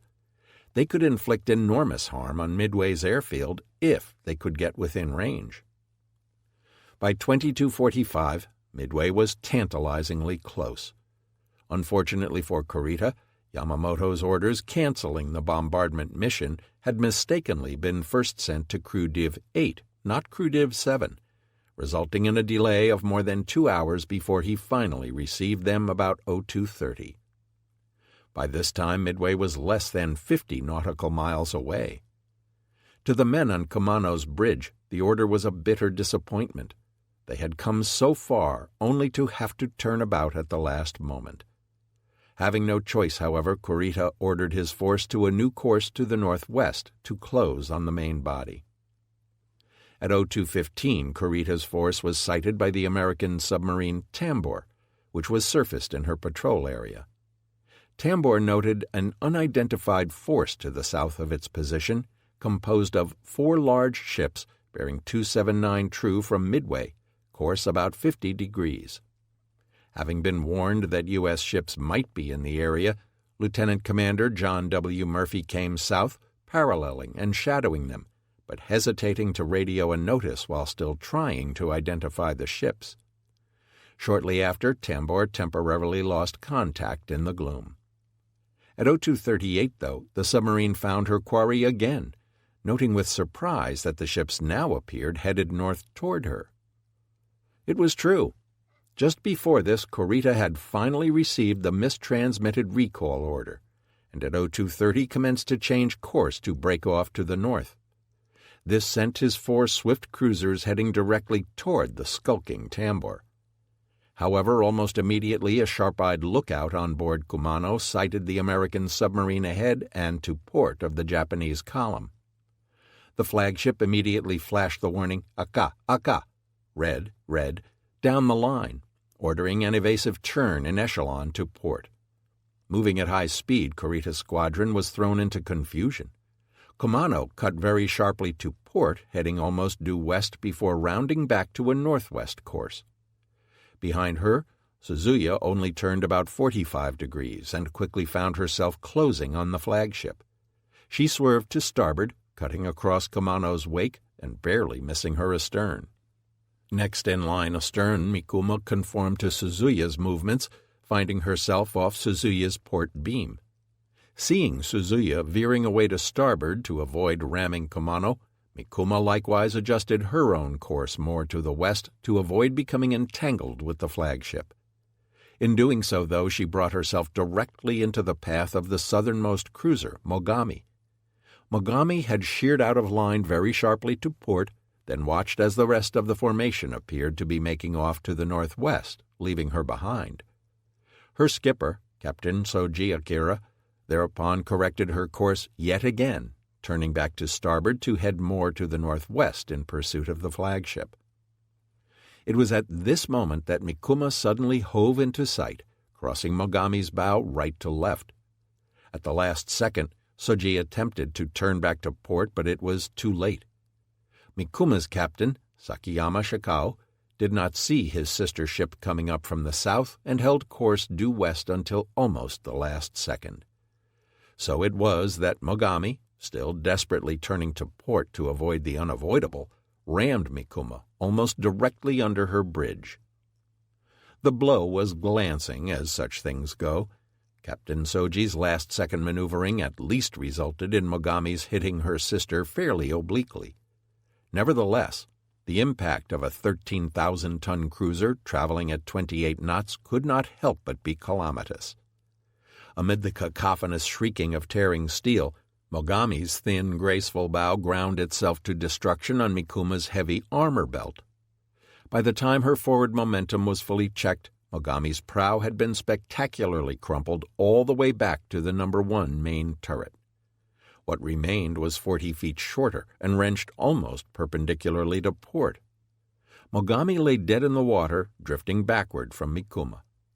Mikuma's damage was fairly minor. Her plating was stove in around the wound, but the majority of the damage was above the waterline.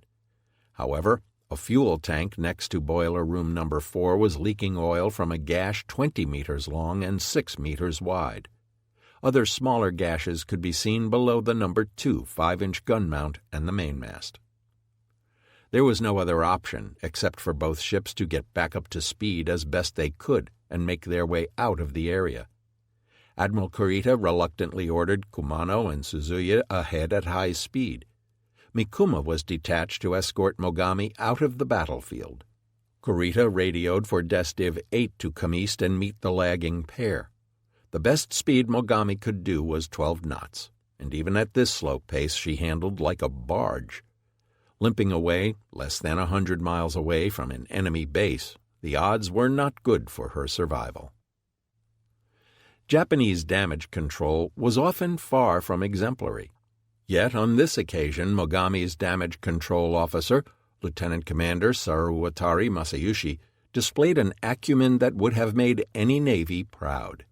He rallied the disoriented repair parties in the bow area and oversaw the shoring up of the watertight compartments in the area. If his ship was going to be rammed bent proud into a seaway, she would need all the stiffening she could get. Next, he ordered the jettisoning of every piece of inflammable material that could be found. Almost heretically, in a navy that exalted firepower above all other things, this included the cruiser's torpedoes. Mogami carried 24 Type 93s. Each of these 30-foot monsters was equipped with a 1,080-pound explosive charge, the largest, most lethal torpedo warhead in the world.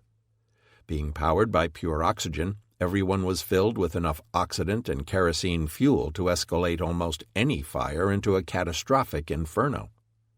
If they were attacked by aircraft, and any fool could tell that they were likely to be on the receiving end of such unwanted attentions once the sun rose, a bomb hitting amidships would have the potential of igniting a total of 12 tons of high explosives, 24,000 liters of compressed oxygen, and a couple tons of kerosene to boot. Accordingly, Saruwatari summarily consigned the Type 93s to the deep. Mikuma's damage control officer, however, judged that since her own damage was slight, she would be best served by retaining her Type 93s. The comparative wisdom of these two decisions would be graphically demonstrated over the following days. Meanwhile, out in the gloom, Tambor remained blissfully ignorant of the havoc she had caused, and even the identity of the prey she had stalked. At 0251, Tambor noted the strange ships had changed course even farther to the west from their northerly heading, after which she lost contact.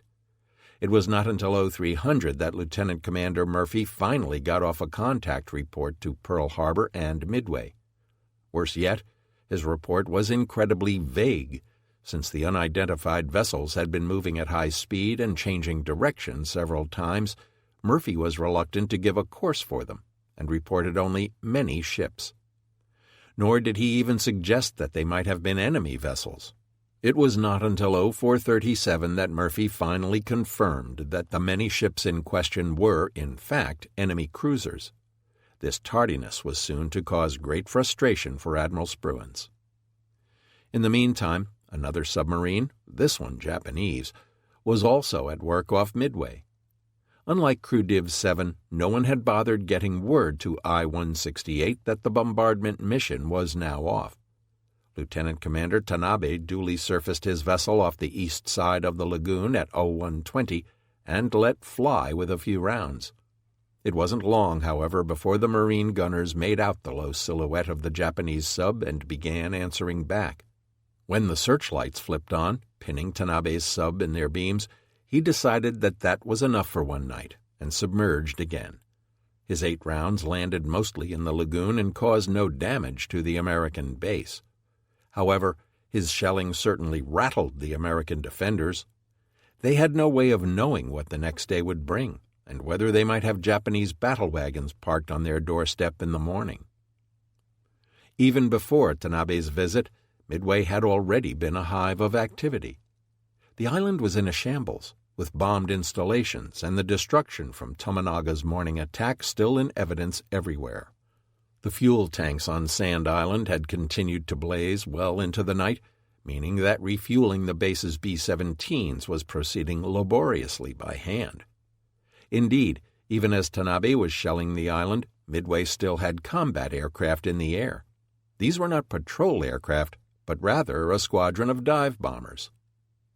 Some 8 hours earlier, at 1700, a patrolling PBY had reported 3 burning carriers to the northwest of the island.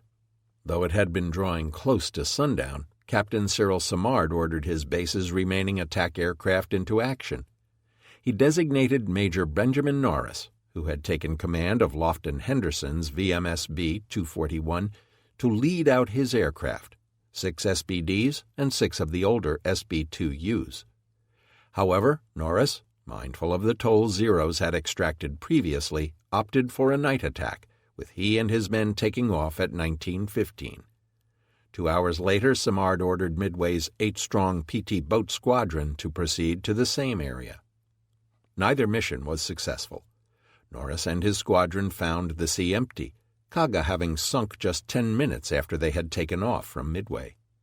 The weather had closed down in the interim, and the marine aviators found themselves battling squalls and a low overcast and pitch darkness on the way home. Major Norris now paid the price for requesting a night mission, as he apparently became disoriented in the gloom. His squadron members suddenly noticed that their commander had banked into a sharp descent. His squadron followed him from 10,000 feet down to a mere 500, then broke off when they saw what was coming. Norris and his plane were never seen again. Some of Norris's men became lost on the way back to base, and the last of them didn't land until 01:45. The PT boats, too, spent a long, fruitless evening chasing around in search of Japanese vessels that had already sunk.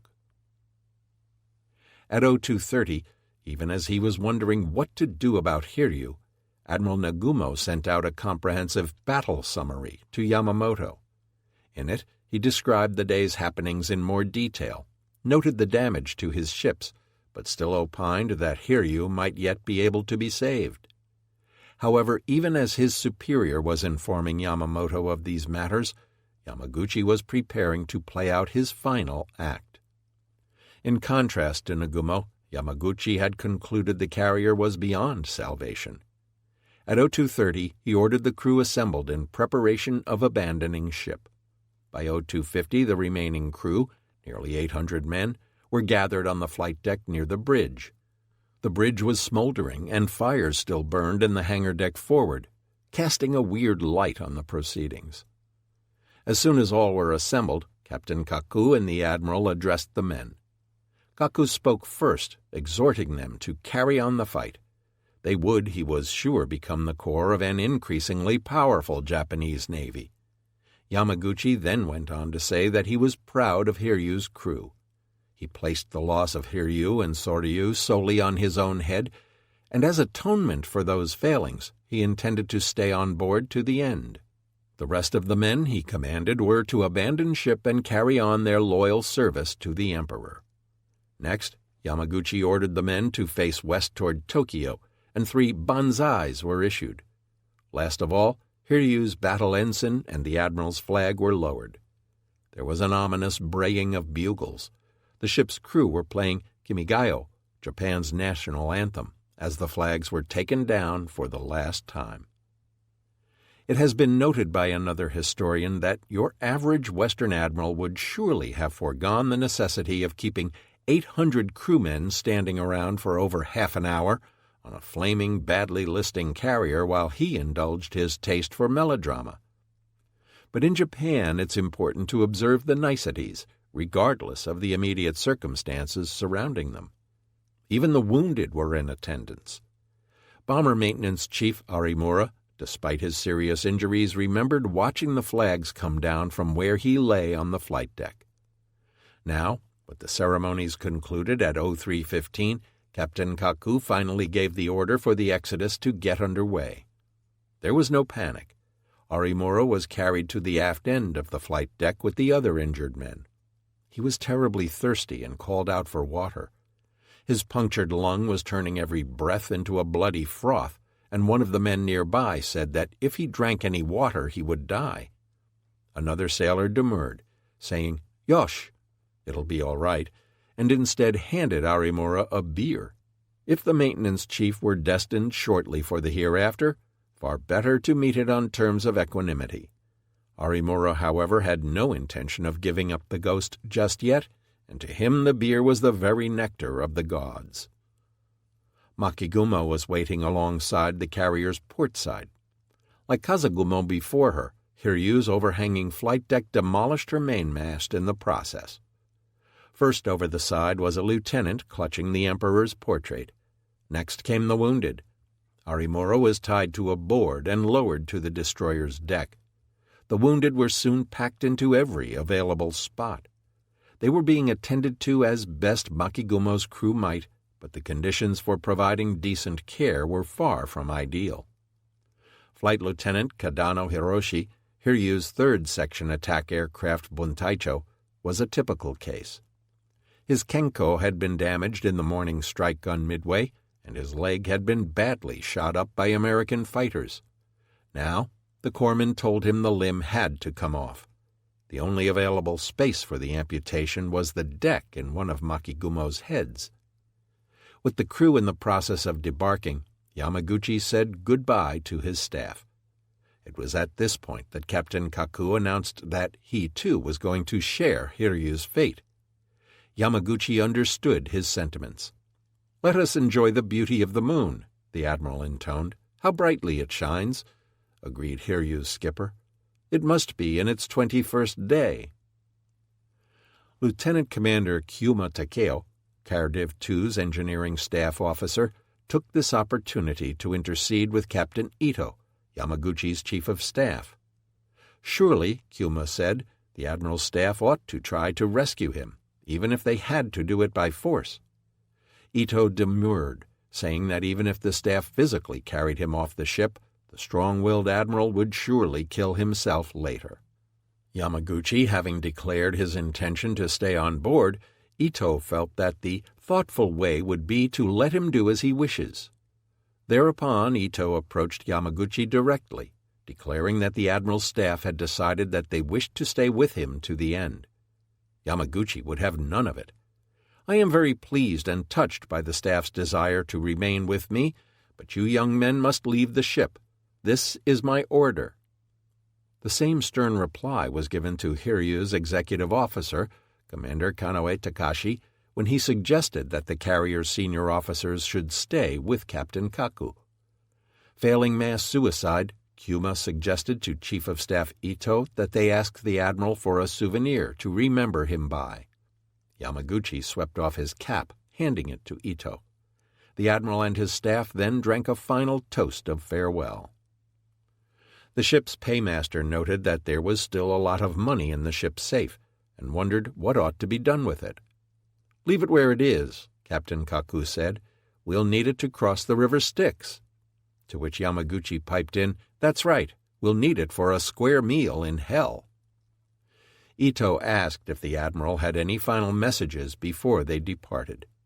"Yes," responded Yamaguchi, "he had 2. Tell Admiral Nagumo that I have no words to apologize for what has happened. I only wish for a stronger Japanese Navy and revenge." The second message was for Captain Abe Toshio, the commander of Death's Div 10 in Kazagumo. "Scuttle Hiryu with your torpedoes." The speech-making was now at an end, and Ito and the others departed. But it was not until 0430 that all of Hiryu's crew finally left the ship, with Ito and Kyuma being the last off. As Kyuma climbed down a rope into a small boat, he lost his composure at the prospect of losing the greatest man he had ever met in his whole life. He had been on the admiral's staff since December 1940 and was the longest-serving staff member in Yamaguchi's entourage. Looking back at the still-burning Hiryu, he could see Kaku and Yamaguchi standing on the bridge, waving. What happened to the captain and admiral after that is anyone's guess. They certainly could not have made their way below to their cabins, as these were in the bow of the ship, which was wrecked by the fires.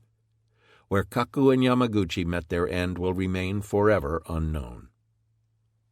At 0510, with the sun already rising in the east, Makigumo prepared to carry out Yamaguchi's final wish. Kazagumo was already departing, leaving just Hiryu's Plain Guard destroyer to do the deed.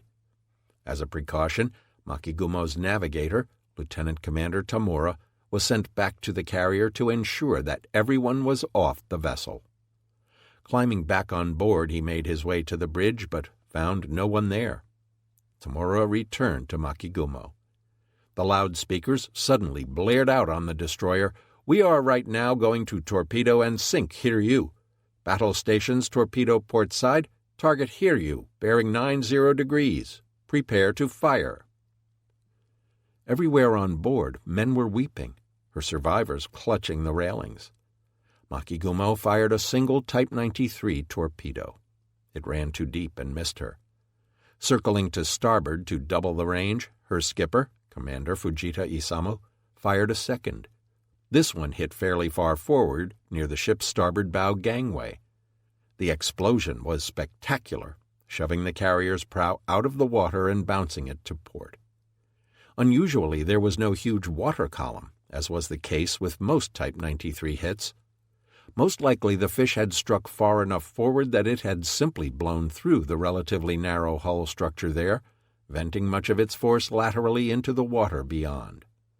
Whatever the nature of the hit, Commander Fujita apparently judged that Hiryu would not survive it. He turned Makigumo for home. It was at this very juncture that a group of men suddenly appeared on Hiryu's flight deck, waving their deck caps at the departing destroyer. But she did not come about.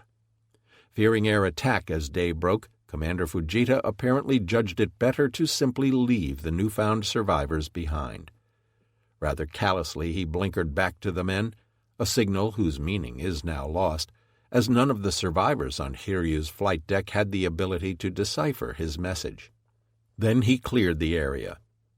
This is all rather strange, because Fujita apparently had every opportunity to promptly come about and rescue these hapless survivors in a timely fashion, thus saving destroyer Tanikaze from the rather long, dangerous, and ultimately futile mission of mercy that she would be ordered to perform on the morrow. On board Nagara, Nagumo and his staff were grappling with how to atone for their failures in battle. Chief of Staff Kusaka was finally having his burns and other wounds attended to in Nagara's sickbay when his second-in-command, Captain Oishi, approached him. The other staff members had made up their minds to commit suicide, Oishi said, and he urged Kusaka to convince Nagumo to do the same. In response, Kusaka ordered Oishi to assemble the staff in the sickbay. Then he laid into them. "I am against suicide," he told them firmly. His voice rising, he continued, "You are just like hysterical women. First you get excited over easy victories, and now you are worked up to commit suicide because of a defeat. This is no time for Japan for you to say such a thing. Why not think of turning a misfortune into a blessing through your efforts?" He ended by saying that he was going to tell Nagumo of his opinion. Kusaka was as good as his word and went to find Nagumo in his cabin. The commander of 1st Air Fleet, to Kusaka, appeared very downcast. Kusaka wasted no time in strongly voicing his opinions that suicide would solve nothing and that Japan needed them to continue their efforts. Nagumo didn't perk up noticeably, replying to Kusaka that he appreciated his advice, but adding, "You must understand that everything a commander-in-chief does cannot be by reason." To Kusaka, this clearly indicated that Nagumo was still contemplating suicide. "Come on," he continued, "what can you accomplish with a defeatist attitude?" Nagumo at this point relented. "Very well, I will never commit a rash act." In fact, there is every indication that Nagumo never rallied completely from this stunning defeat. His son recalled afterward that the admiral said nothing of Midway until 1944, when he was about to depart for the island of Saipan to take command of its garrison. After swearing them to secrecy, he conveyed the news of the terrible calamity to his two sons. Breaking into tears as he relayed his story, he described the destruction of his force and the slaughter of his men. Nagumo left shortly thereafter and would never return to Japan, eventually committing suicide as the final defense of Saipan collapsed around him. Nagumo's former flagship was about to meet her demise. Much like her fires, the debate over what to do with Akagi had sputtered fitfully all night on board Yamato. Now, as dawn approached, the argument blazed up again. Had the Americans been defeated by Kondo's eastward rush, it was conceivable that they could have towed Akagi back to Japan. Indeed, even as late as 0220, Kondo had radioed Captain Ariga of Des Div 4, asking Ariga to inform condition of Akagi immediately. However, with daylight coming on, American air power would clearly prevent Akagi's being saved. To Captain Kuroshima, Akagi's impending demise was symbolic of the ruination of the operation as a whole. It was simply unthinkable that the flagship should be scuttled. Weeping in frustration, he shouted, "We cannot sink the Emperor's warships with the Emperor's own torpedoes." Staff Officer Watanabe remembered that with Kuroshima's anguished outburst, virtually all the members of Yamamoto's staff choked and stopped breathing. It had been a long night, and Combined Fleet staff was at the point of emotional collapse. To Chief of Staff Ugaki, Akagi's miserable fate was, of course, a cause for great regret. He couldn't help shedding a few tears for his commander-in-chief, guessing Yamamoto's feelings for his old ship. Yet, in the end, as Ugaki realized, sentiment is sentiment and reason is reason. Yamamoto concluded the same thing. To do otherwise was to unnecessarily risk the other units still around her, or worse yet, to potentially allow her to fall into enemy hands. When he finally spoke, it was in grave, deliberate tones. "I was once the captain of Akagi," he said, "and it is with heartfelt regret that I must now order that she be sunk."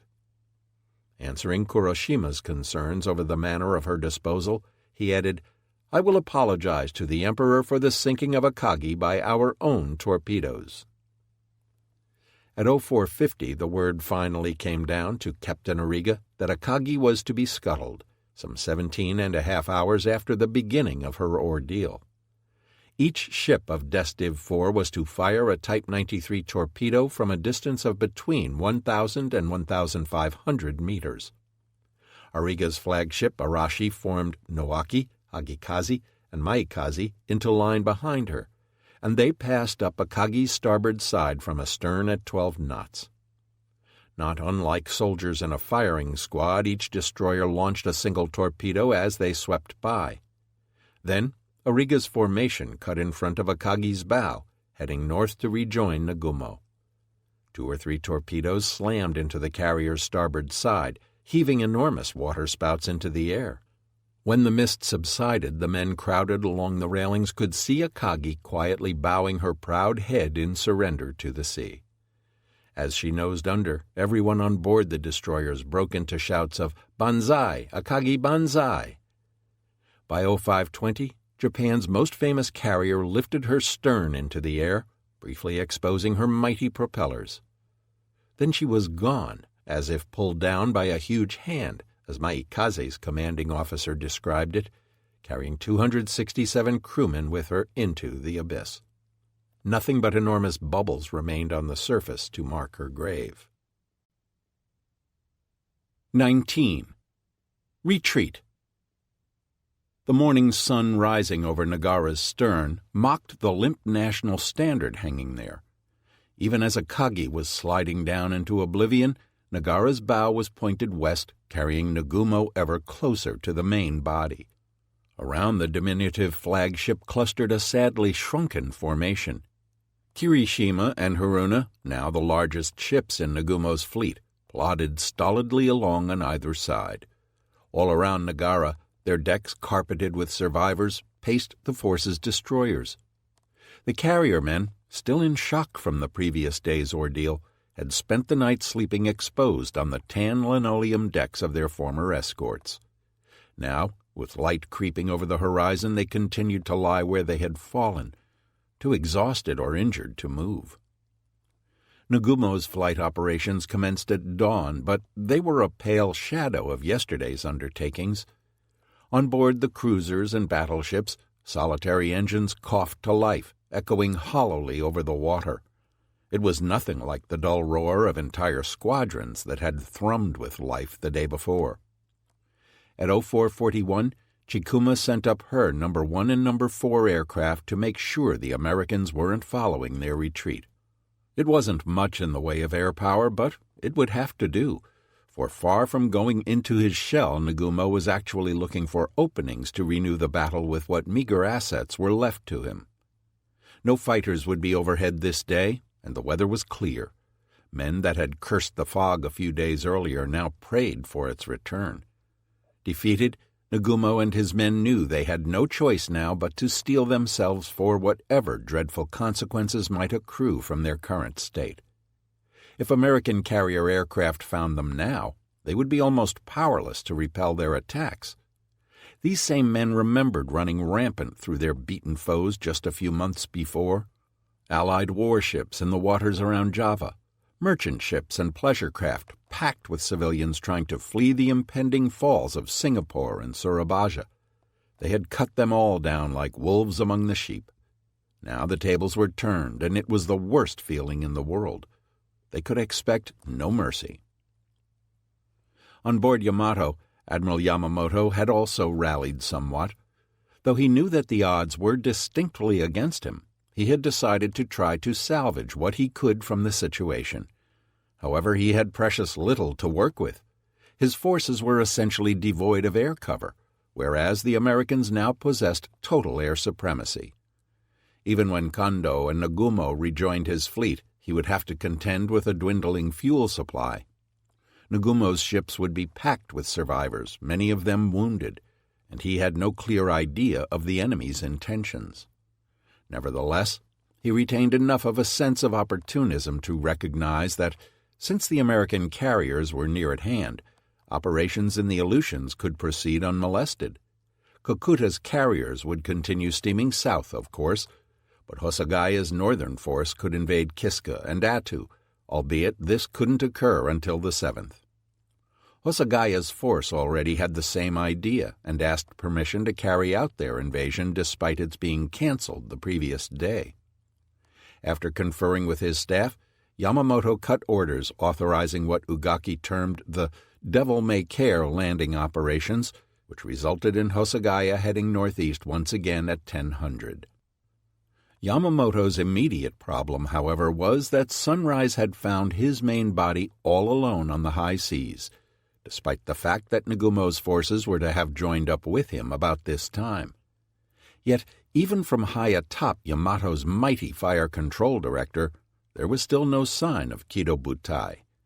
Kondo at least was on schedule, with his second fleet closing with the main body by 0815. Yet, Yamamoto was irritated that the rendezvous with Nagumo had failed. Hosho was ordered to launch a few of her old torpedo planes to search for Kido Butai. Yamamoto had little time to waste this morning. He needed to know Mobile Fleet's course and position ASAP if he didn't want confusion to reign over his forces. Dutifully, the ancient little carrier huffed and puffed into the wind, struggling against a rather heavy swell. Her skipper, Captain Umatani Kaoru, would later earn a moment's commendation from Ugaki for completing her duty with a small number of planes in the face of bad weather. One by one the old torpedo planes rolled down her pitching deck as Hosho sent forth her small but tangible contribution to the battle's history. One of Hosho's planes discovered Nagumo in short order, steaming a bit to the north and east of Yamamoto's course. After a brisk exchange of messages, Nagumo was able to set a converging course. Chikuma would subsequently sight the reassuring pagoda superstructures of the main body 37 kilometers distant at 12:05. By 1300, Crew Div 8 was taking station within the main body, though the last of the destroyers would not close with Yamamoto till 1700. However, far more interesting than the discovery of Nagumo's truant force would be a startling encounter had by another of Hosho's planes just a short time later. At around 0700, not long after takeoff, one of these aircraft unexpectedly stumbled across Admiral Yamaguchi's flagship drifting on the blue Pacific. Hiryu was still visibly burning, but seemed in no immediate danger of sinking. The pilot passed right down her length from bow to stern, then banked back over her starboard beam, with the aircraft's observer taking photographs as they went. His snapshots froze Hiryu near the end of her dreadful ordeal, and remain among the most dramatic photographs of the war in the Pacific. Perhaps, most amazing of all, The aviators could clearly see men standing on the flight deck waving their caps. Hosho's plane began tapping out a sighting report at 0720. The men in question were the same crewmen who had, unsuccessfully, tried to flag down Commander Fujita and Makigumo about 2 hours earlier. They had been understandably heartened to see Hosho's plane. After its departure, these crewmen retreated to the boat deck to await a rescue. However, at around 0830 they were surprised to discover that they were not alone. Hearing voices, they went back topside, where they unexpectedly encountered a party of over 30 men crouched down on the flight deck. These newcomers were the survivors of Commander Aimune Kunize's engine room gang. Long ago, heat and smoke had driven them from the engine control room containing the voice tube that was their communications lifeline to the bridge. Having lost touch with Staff Engineering Officer Kyuma, the latter had presumed them dead hours before abandoning the ship. Thus, Aimune and his men, though far from dead, had been completely unaware of the order to abandon ship. At 0510 they heard and felt the whump of Makigumo's torpedo striking home. Having not heard a peep from the bridge in hours, Aimune judged that it was time to get out of the bowels of the ship. Most of the exits were still blocked, but they had found a way up to the next deck where a fire was smoldering in the ship's rice storage area. Unfortunately, there was apparently no way out from the long corridor they were trapped in. The hatches at either end were blocked. Finally, one of the men spotted light coming from one of the welds, where fire or shrapnel had punched a small hole in the bulkhead. They were peeping into the ship's lower hangar deck, lit by a dim sunlight. Aimune wasted no time in sending someone back below to fetch a hammer and chisel. If they couldn't find an exit, they'd make one instead. Eventually, they managed to chisel a narrow opening large enough for a man to climb through. Making their way into the hangar after 0800, they found everything deserted and strangely quiet. Fires were still burning here and there, but more unnerving was the sunlight streaming into the hangar through the enormous hole that had been blown in the flight deck. Finally making their way topside and looking about, they could see that the ship had been abandoned hours before.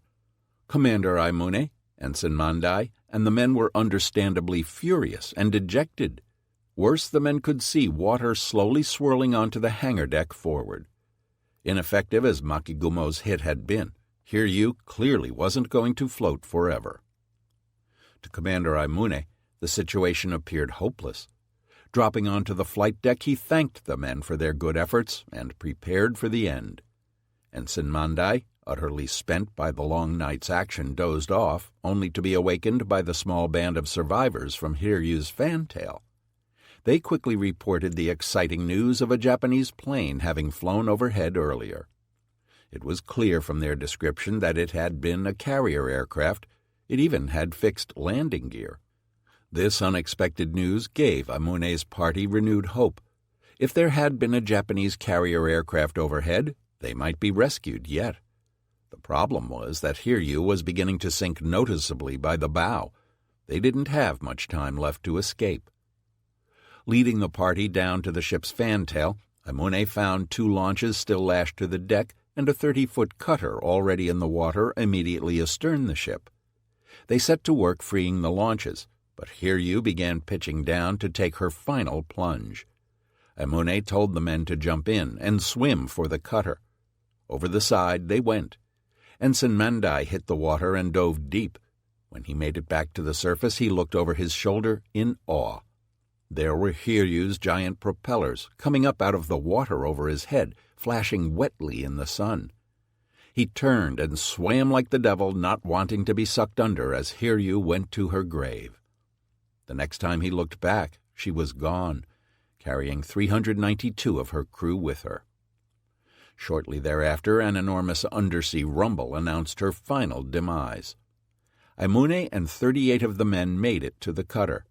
Their watches had all stopped working between 0907 and 0915, putting a reasonable time box around the moment of Hiryu's final sinking. The men found the cutter stocked with hardtack, water, tallow, and beer. They were confident that Yamamoto would return for them soon. But, in fact, they would be adrift for the next 14 days until being spotted by an American PBY and recovered by the seaplane tender Ballard on 19 June. Along the way, they were to suffer many hardships. 4 of the men died of their wounds or exposure before being rescued. A 5th died the night after being brought on board Ballard. Commander Amune, for all his wiliness in getting his men out of Hiryu's bowels, demonstrated less concern for them once they were in the boat together. Despite their dire collective circumstances, he insisted on consuming more than his fair share of the food and beer. While he didn't know it at the time, he very nearly ended up as shark chum as a result of his insensitivity. A 30-foot open boat drifting on the Pacific was rather a misguided place to pull rank over an extra bottle or 2 of Asahi Biru. As it happened, the Americans were having their own problems this morning, and many of them stemmed from submarine Tambor. For one thing, she had not managed to launch a torpedo attack against the cripples of Crew Div 7. Mogami's 12-knot speed of advance had proved enough, barely, for the Japanese ships to stay ahead of the submerged American submarine. More critically, as mentioned previously, Tambor's skipper, Lieutenant Commander John Murphy, had failed to describe the enemy's course or speed of advance adequately, leaving Raymond Spruance, who didn't receive Murphy's message until 0400, in the dark concerning the Japanese forces' intentions. The time from midnight to dawn was critical in positioning Spruance's forces for the following day's operations.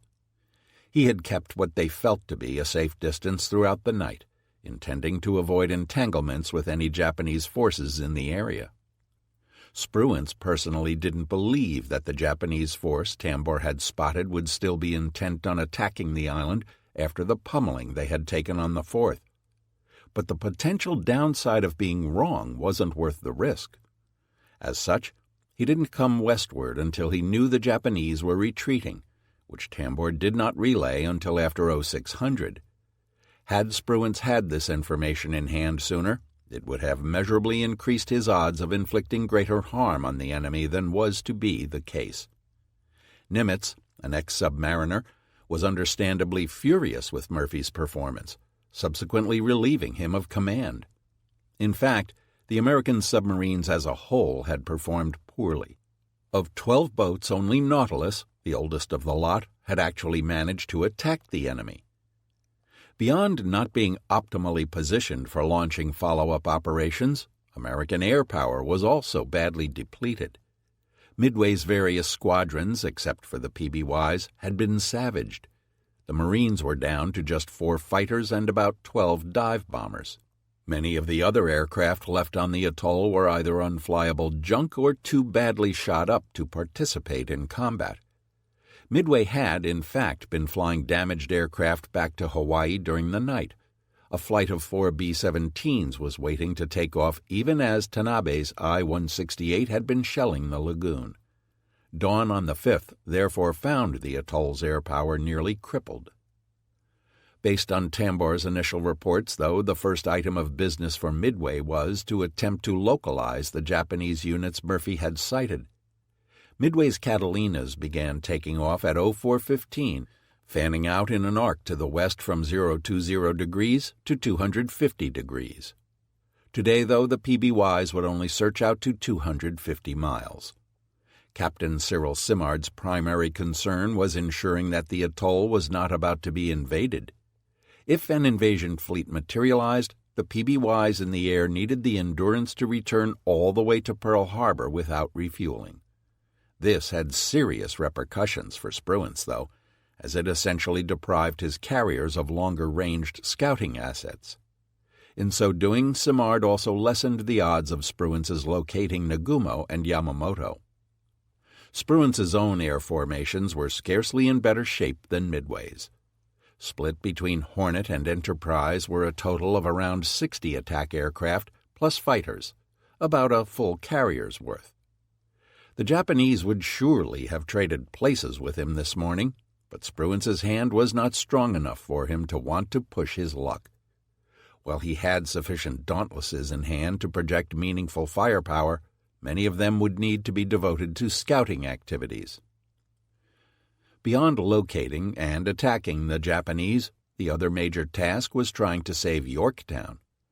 Under the Hughes' watchful presence, she had survived the night, and by morning appeared to be in no worse shape than she had been 12 hours earlier.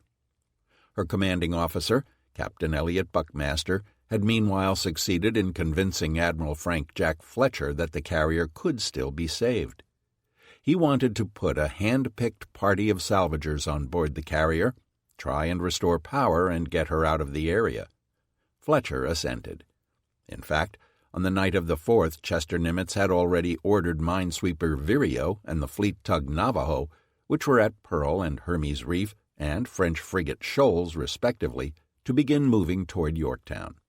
Unfortunately, the men Buckmaster felt he needed were scattered across all the various vessels of TF-17, which had rescued the carrier's crew.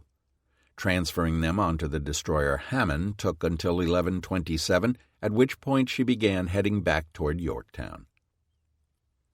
Back on board Yamato, Hosho's sighting report of Hiryu reached a flabbergasted Yamamoto and Ugaki at around 07:30. Yamato flashed a message to Nagumo. "Has the Hiryu sunk? Advise of developments and position." For his part, Nagumo was just as confused by the news as his superiors. At 08:20, the word flashed out to Tanikaze. According to reconnaissance by Hosho plane at 07:20, the Hiryu was burning in position FURORI 43, 32 degrees 10 minutes north, 178 degrees 50 minutes east.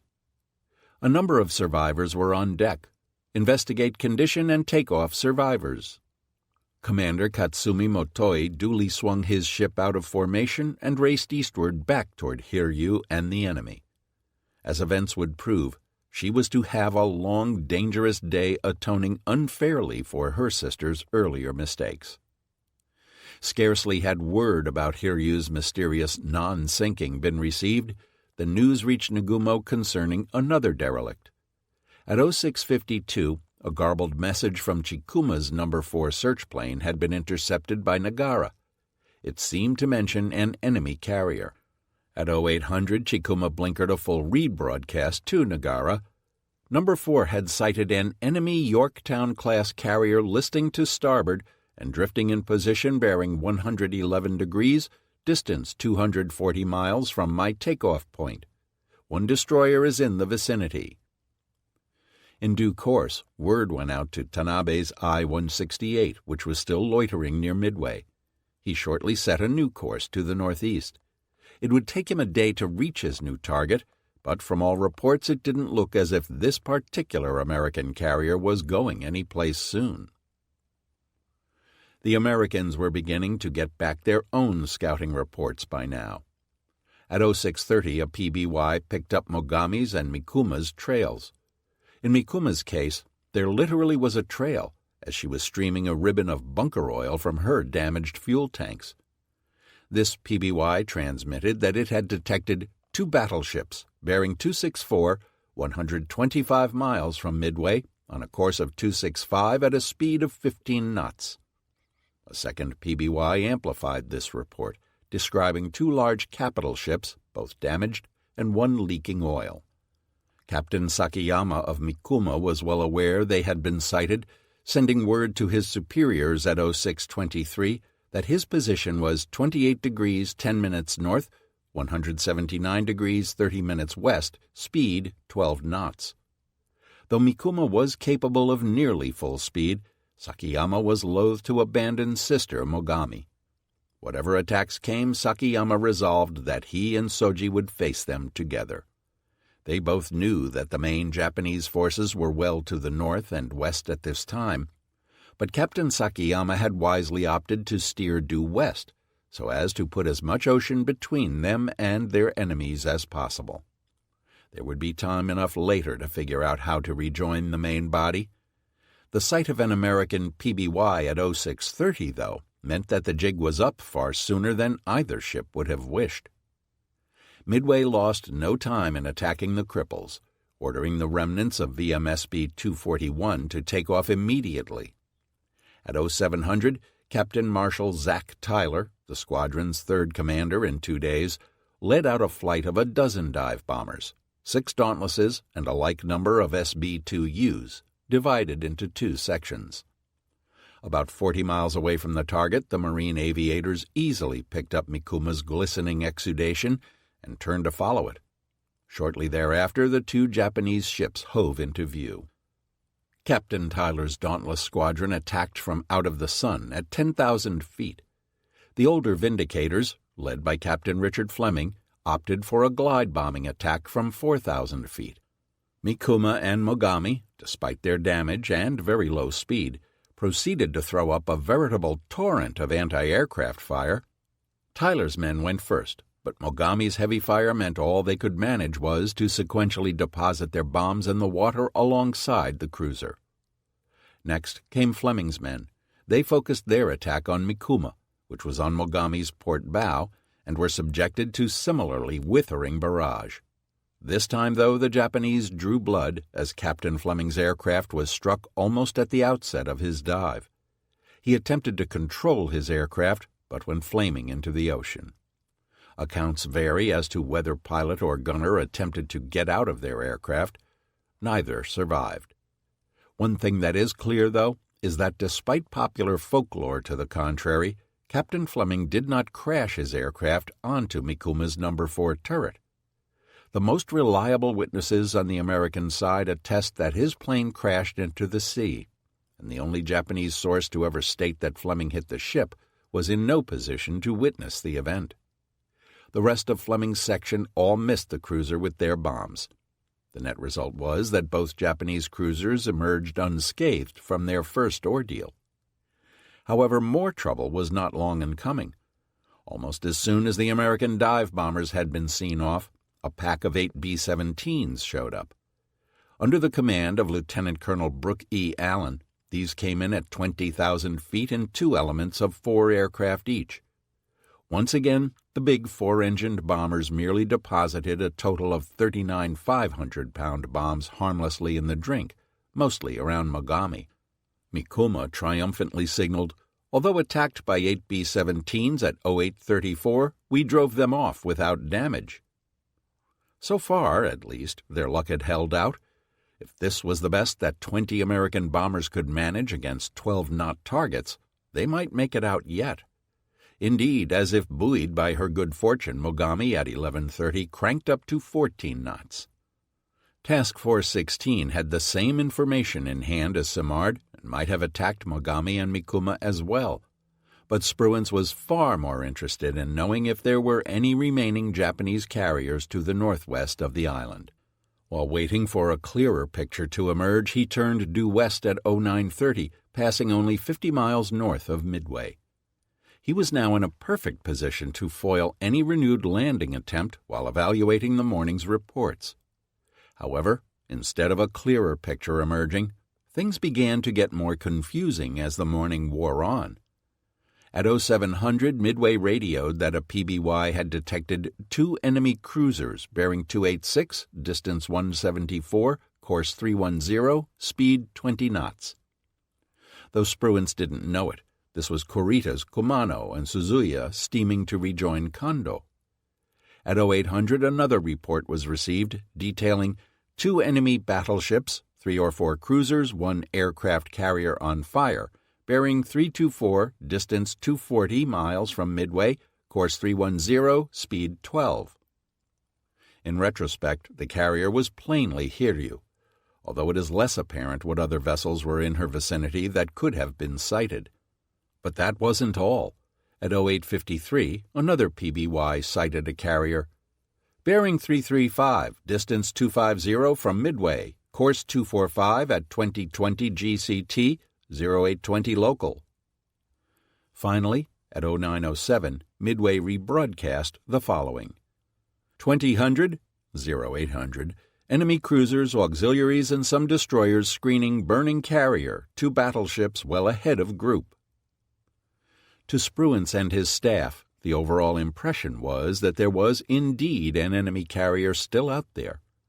On the basis of the reports they already had in hand, they were convinced that Akagi, Kaga and Soryu had been dispatched.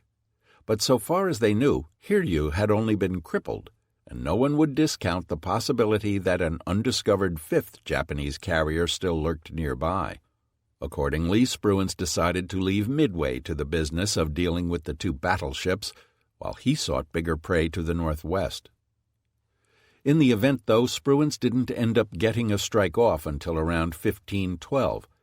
It would have been launched an hour sooner had not a rather bizarre incident occurred on Enterprise's bridge.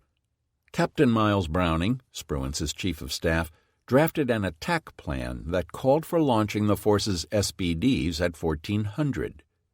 During the briefing, Enterprise's aviators were informed that they would be launching at a range of 240 miles from the contact, extreme range for the Dauntless.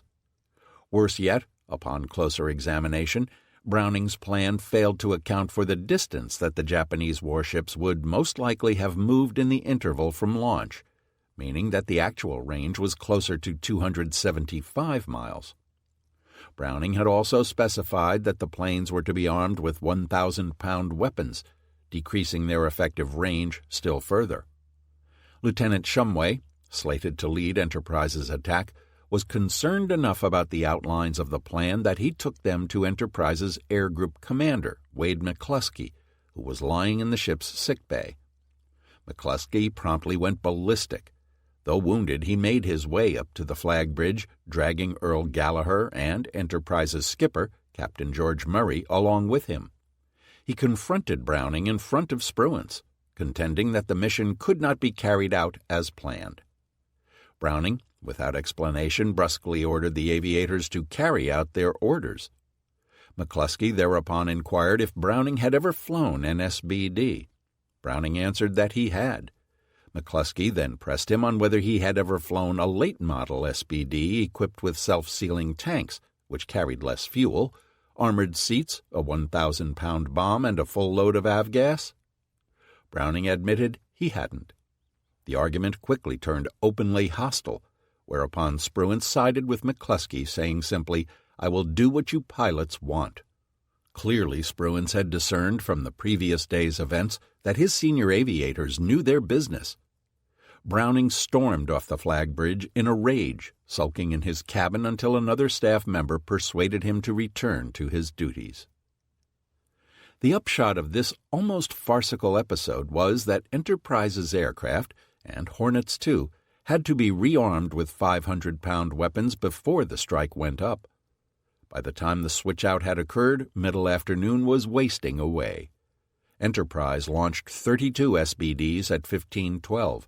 Hornet sent up 11 aircraft at 1530, followed by 21 shortly thereafter at 1543. Incredibly, despite the new arming orders, 7 of Hornet scouts still carried 1,000-pound bombs. Commander Stanhope Ring, leader of Hornet's ignominious combat debut the day before, once again led her attack and commanded the lead element. Lieutenant Commander Walter F. Rhodey was in charge of Hornet's second group, including the overloaded planes of VS-8. All 3 strikes targeted the same burning carrier, the Hiryu. Of course, Hiryu had already sunk. However, there was a Japanese ship entering Ring's bullseye, destroyer Tanikaze. She was still retracing Nagumo's earlier retreat, searching vainly for Yamaguchi and his flagship. In fact, Tanikaze had already been swiped at by some planes from Midway. At 1636, a quintet of B-17s had dropped bombs on her. All of them landed clear on either side of the bows, and Tanikaze suffered only a drenching of her superstructure. Undeterred, Commander Katsumi continued on his way, but 70-odd minutes later, Ring's 12 SBDs appeared in the skies above the destroyer. Ring had spotted Tanikaze at 1715, identifying her as a light cruiser. As it developed, both Hornets and Enterprise's planes were to consistently identify Tanikaze as a light cruiser this day. It is likely that dusk conditions, as well as the fact Kagero-class destroyers sported an oversized forward stack, may have compounded this impression. But Ring's assigned target was much bigger, a carrier and her escorts, So for the moment he pressed on, leaving Tanikaze behind. However, after having droned through the sky for 315 miles, well beyond the estimated contact point, Ring had had enough. It was getting close to return time, and he decided to swing around and go after the one definite enemy sighted. After the past 2 days, Ring was understandably loath to let this opponent go. At about 1808, he attacked. It was a hectic few moments for Tanikaze as the SBDs dove on her. Her report shows 26 aircraft dropping very near misses that bracketed both bows and the starboard quarter. One miss off the stern was close enough to draw blood. Bomb fragments slashed through the aft No. 3 5-inch turret, inducing an explosion that killed the entire 6-man turret crew. The reason Tanikaze rather dramatically overcounted the number of planes attacking her is that she was, in fact, shortly assaulted by an additional pack of dive bombers. Enterprise's composite squadron had been flying steadily west-northwest toward the reported position of the damaged Japanese carrier, strung out in a scouting line formed by 9 planes of VS-6 and 7 planes of VS-5. About 100 miles away from the presumed position of the enemy carrier, they had begun climbing. The ceiling was 13,000 feet, and visibility was hazy. By 1800, the expected carrier was nowhere in sight. Having overheard Ring's contact report, though, Enterprise's planes began searching to the southwest. At 1820, a lone enemy vessel was sighted, believed to be a light cruiser of the Katori class on course west, speed 20 knots. Lieutenant Shumway logically decided to attack this target. It was growing dark, his planes were running low on gas, and as near as he could tell, there were no other enemy ships in the area. The end result was more trouble for the hard-pressed Tanikaze. Commander Katsumi must have shaken his head in frustration as he barked out orders for yet more evasive maneuvers. The search for Hiryu was proving a distinctly hazardous undertaking, and seemed likely to cost him his own ship before sunset. One by one, the enemy dive bombers pushed over on him like kingfishers. VB-3 attacked first, beginning at 1834, followed in succession by VB-6, VS-6, and finally VS-5. Yet once again luck was with the Tanikaze.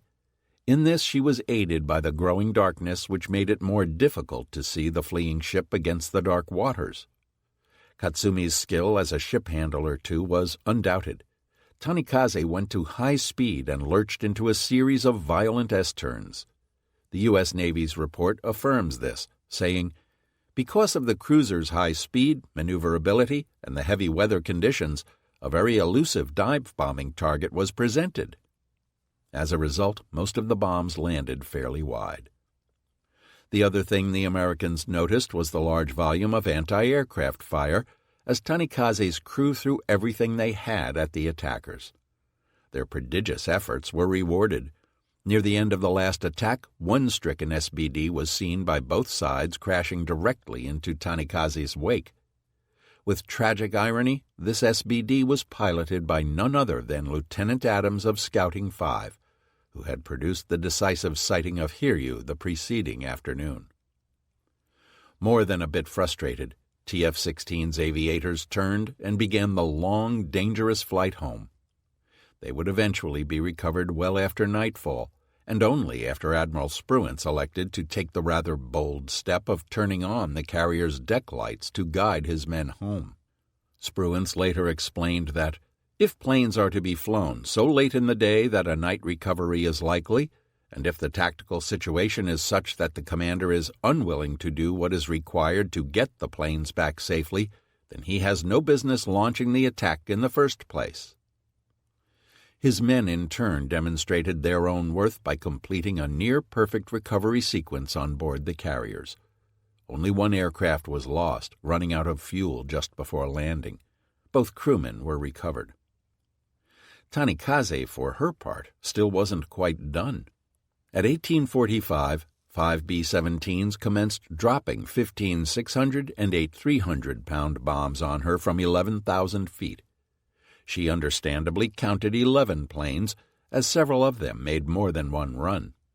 Tanikaze was not hit and, incredibly, seems to have been indirectly responsible for knocking down a B-17. This plane, in the heat of the attack, accidentally jettisoned its bomb bay auxiliary fuel tank along with its bombs, and was never heard from again. A second likewise ran out of fuel on the way home and ditched. These two were the only B-17s lost in the battle. Finally sunset came, and Tanikaze, finding nothing in the area, was understandably happy to quit the field and quickly sped westward to rejoin Nagumo. Undiscovered somewhere nearby, Chief Engineer Aimune's cutter drifted morosely toward its eventual rescue at the hands of the enemy. As it happened, two other Japanese destroyers had scuttled through the waters west of Midway this afternoon, but had been lucky enough to avoid detection. These were Arashio and Asashio, hastening to join the screen of the Mikuma and Mogami. At 1800 they had signaled that, after finishing refueling, they expected to rejoin Mogami and her sister at 0500 the following morning. Even if this duo had been detected, it is unlikely that they could have been attacked. TF-16 was through with launches for the day. It was too dark, and Asashio and her sister too far away to justify a further attempt. But Spruance knew that there would be good targets waiting in the morning. Indeed, the latest sighting reports received from Midway via Nimitz at 1941 actually said that one of Midway's patrol planes had been attacked by Japanese carrier fighters. It was true. At 1812, as the sun dipped toward the horizon, Lieutenant Junior Grade Dale S. Newell of VP-44 had had the dubious honor of finally sighting the Japanese main body. Zuiho's Cap thereupon received their own baptism of fire by chasing off the American interloper. Lieutenant Newell had come upon Combined Fleet at an interesting moment. Only an hour before, the last straggling destroyers of Nagumo's fleet had rejoined the main body. The Japanese were busy receiving short-action reports and cross-decking personnel. Destroyer Isakaze had pulled alongside Chikuma and was conscientiously sending over the fire and rescue party the cruiser had left behind with Soryu the previous morning. The Japanese listened nervously to the chatter indicating enemy planes overhead, but they felt that the approaching sunset would soon offer cover. Apparently it did, for other than an unknown aircraft bombing Haruna at 1700 and scoring a near miss, no other Japanese ships were attacked today. With Yamamoto, Kondo, and Nagumo now all merged into one formation, Combined Fleet shifted from its northwest course and headed due west as dusk drew on. They proceeded slowly, while that evening the destroyers transferred Kido Butai's survivors to Nagato and Mutsu. They were heading away from Midway, but not necessarily away from battle. Mindful that the enemy's pursuit might offer renewed opportunities, Yamamoto was not quite ready to give up yet. He would hold the Midway invasion forces on standby at a safe distance and see what developments the next day might bring. 20. And death to the cripples. As dawn's early light broke on 6 June, the battered second section of Crew Div 7 was still struggling to clear the battle zone. Mikuma remained more or less intact, but her speed and thus her fate was tied to that of her wounded sister. Shoving aside a cataract of water from her crushed prow, Mogami was still making 14 knots and had the possibility of doing even better. The sea was moderate, and the welcome arrival of Desdiv 8 soon after dawn bolstered the men's spirits still further. Yet even now Admiral Raymond Spruance was maneuvering to abort their escape. TF-16 now lay 350 miles northwest of Midway. At 0500, Spruance had put up a fan of 18 searching SBDs from Enterprise to cover his western flank out to a distance of 200 miles. It didn't take long for one of the Dauntlesses to flush out the Japanese cruisers, radioing at 0645 that he had spotted one battleship, one cruiser, and 3 destroyers steaming west at 10 knots. Besides an unaccountably slow speed estimate, though, a further distortion resulted when a garble in deciphering turned the message into a report of 1 carrier and 5 destroyers, Needless to say, this latter report, particularly its unintentional mention of a carrier, elicited immediate interest on Enterprise's bridge.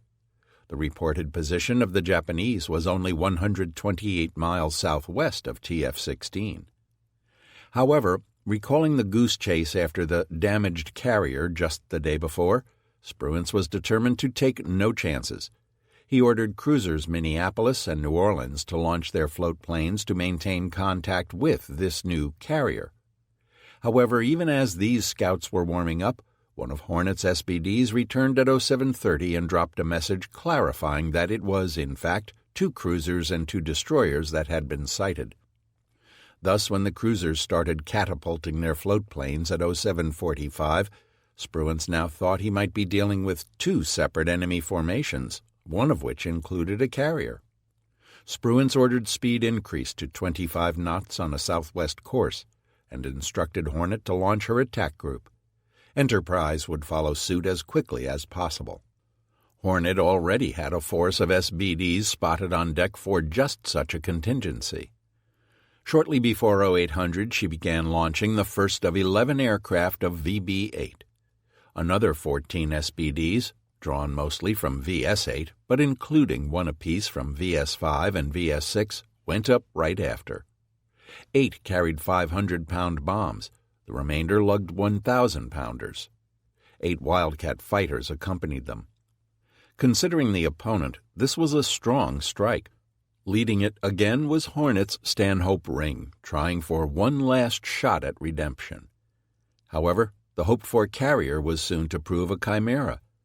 After Ring's aircraft had departed, more of the morning's search aircraft began landing, and the error in transmission was quickly discovered and corrected. There was no carrier, but there was apparently big ship game out there nonetheless.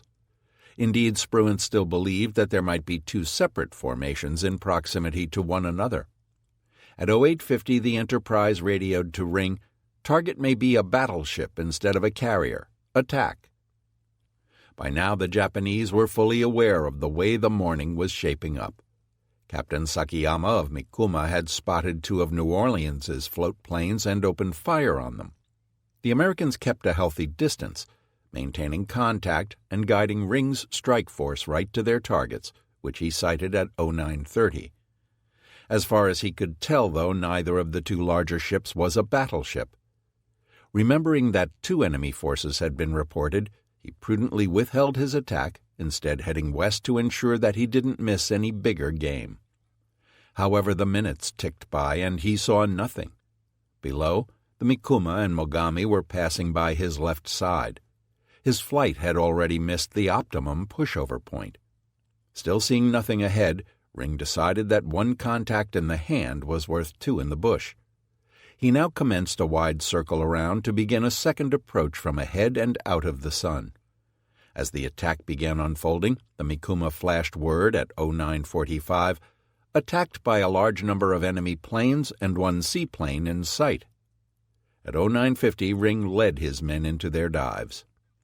The Japanese ships increased speed and began spitting out AA.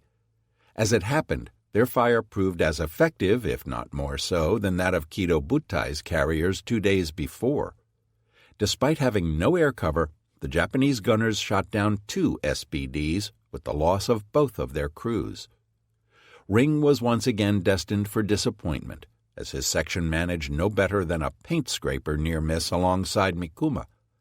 Scouting 8 had a bit more success with Mogami connecting with 2 bombs. One landed atop No. 5 turret, killing the entire turret crew. The second smashed through the aircraft deck and started fires in the torpedo room beneath it. Now, Lieutenant Commander Saruwatari's earlier precaution of dumping Mogami's Type 93 torpedoes paid off. While the bomb hit was destructive, there were no secondary explosions, and the fire was extinguished within an hour. As for Div 8, both destroyers were strafed but emerged otherwise unscathed. Surveying the results after reforming his aircraft, Ring answered a query from Enterprise by radioing, "No CV sighted. Attack CA supported by 3 DD. 1 hit. Enemy course 270, speed 25. No air opposition." The last part was significant, as it confirmed that there was no Japanese carrier in the area. This was a disappointment, but it seemed possible that the reported battleship was still lurking out there somewhere. Watching Ring's aviators depart, Mikuma's skipper surely wished for a Japanese carrier near at hand as well, albeit for entirely different reasons.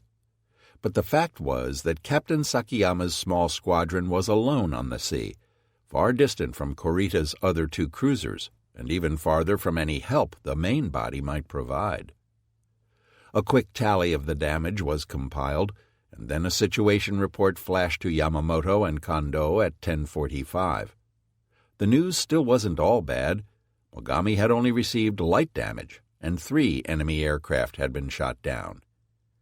However, at exactly the same moment Sakayama was sending his report, further trouble was being sent his way. One by one, 31 SBDs began rolling down Enterprise's flight deck as she followed up Hornet's strike with one of her own.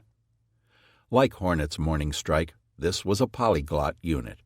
SBDs from VB-3, VS-5, VB-6, and VS-6 were all participating.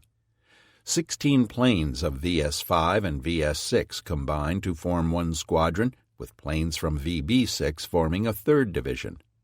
With them went 12 Wildcat fighters. Overall command of the formation fell on Lieutenant Wallace Wally Short of Yorktown.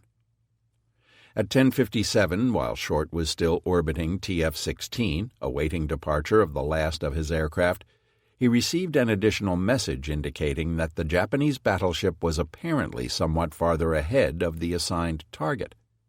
Not surprisingly, he was ordered to seek it out first. A few minutes later came yet another change. Given the importance of the target, the last 3 torpedo planes remaining from VT-6 would be coming up to join him as well. At 11:15, the SBDs formed up and departed, boring away westward in lazy S-turns to let the slower TBDs puff along behind. The dive bombers climbed to 22,500 feet, leaving the torpedo planes at low altitude. Captains Sakayama and Soji had changed their own plans in the meantime. The implication of the continued presence of New Orleans's float planes was obvious and mandated a response. At 1100, the Mikuma radioed that they were under pursuit by enemy aircraft and surface ships. They were consequently shifting course to the southwest to make a run for Wake's air cover, the island being 710 miles distant. Yamamoto's staff on board Yamato could only listen with growing consternation and fear for the safety of the 2 cruisers.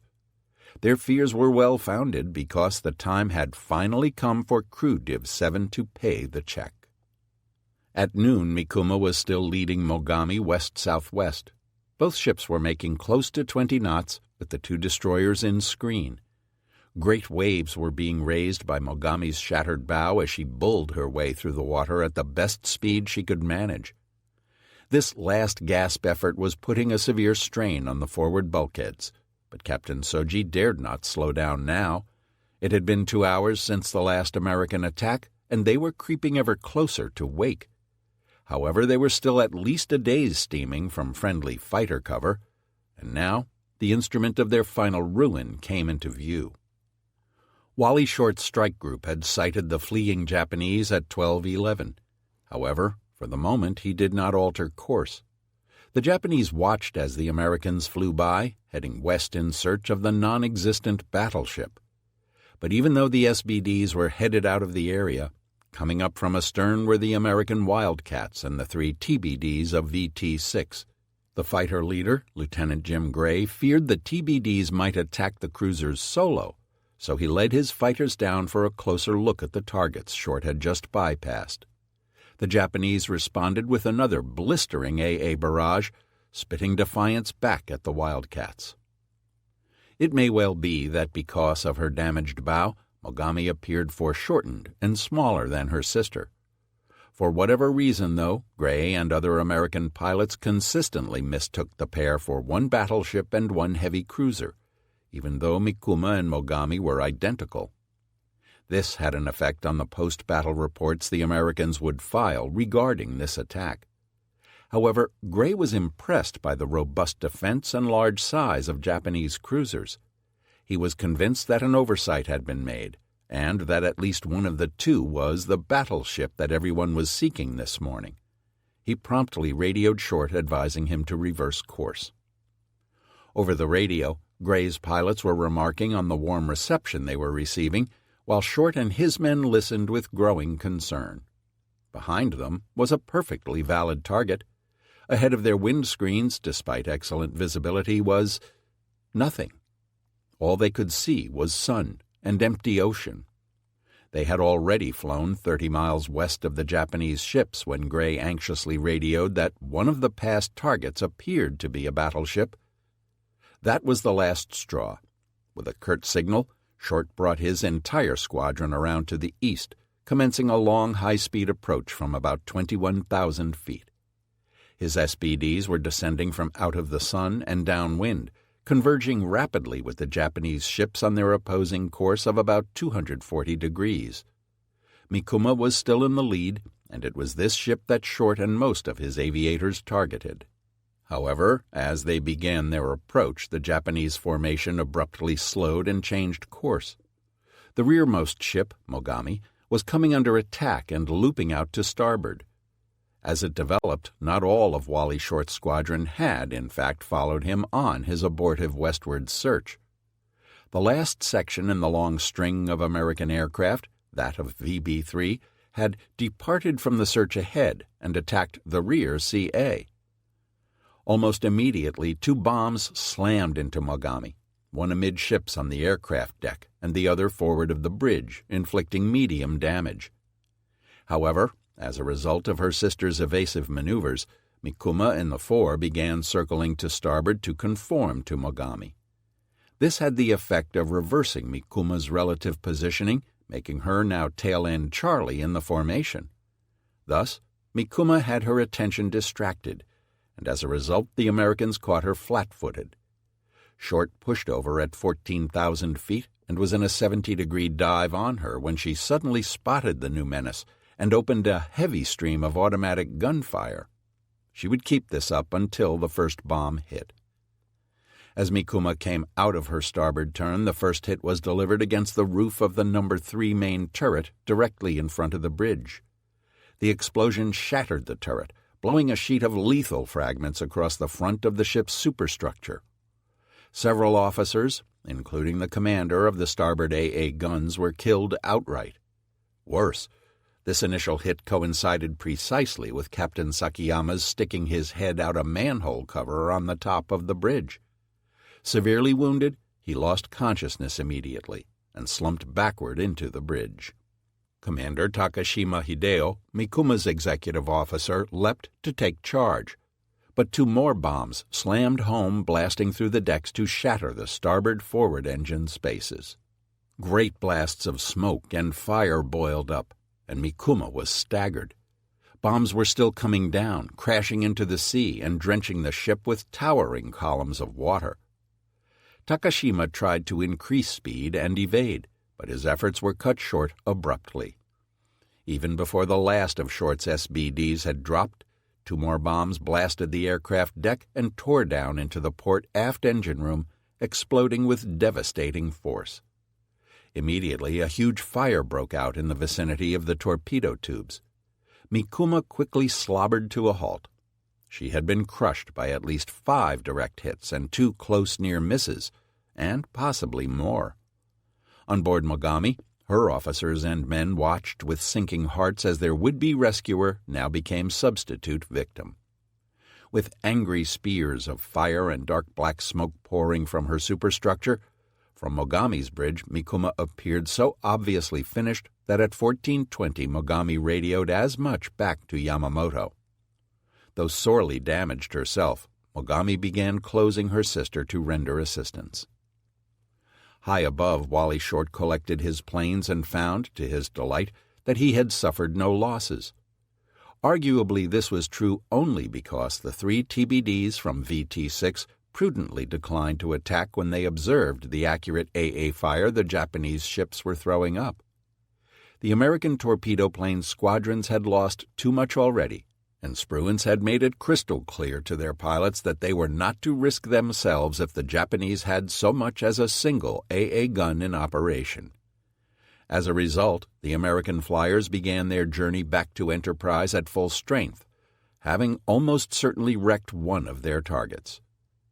Almost certainly, because even in the immediate aftermath of the American attack there remained still some slight doubts as to Mikuma's fate. True, she was dead in the water, but 2 of her 4 engine rooms remained operable, and it might be possible to get her underway again if her fires were put out. There seemed to be some hope of the latter, at least initially. Though fires were raging amidships, she appeared to be on an even keel and was not settling visibly. Her executive officer semaphored Mogami, "I am taking command of the ship," and it seemed that order might be returning. Captain Soji did not rule out the prospect of his Mogami or the destroyers towing Mikuma to safety, if they could avoid further attacks. But within an hour of the attack, the matter was rendered moot. Just before 1358, the fires around Mikuma's torpedo storage racks finally precipitated the calamity that was almost inevitable from the moment the first bomb landed amidships. With an appalling eruption, a number of Mikuma's torpedoes exploded. The entire aircraft deck was reduced to a blackened tangle of junk, and even the mainmast came crashing down on top of the wreckage. The ship's superstructure was left almost unrecognizable from the funnel back to No. 4 turret. Far worse than the damaged topside, though, was the damage below decks. Although not obvious at first, the explosion and earlier bomb hits in the port machinery spaces had ruptured the bottom of the cruiser. Mikuma started sagging to port and settling deeper into the water. The men on board Mogami were under no illusions regarding the inevitable outcome of this misfortune. At 1358, she morosely radioed word of Mikuma's explosion and opined that there was little prospect of her being recovered. Mikuma might be doomed, but Combined Fleet was convinced there was still an opportunity to avenge her, and they were determined to exploit it. Just before Wally Short's attack struck home, the main Japanese fleet had broken formation and detached a fast striking element to lunge south in support of Sakayama.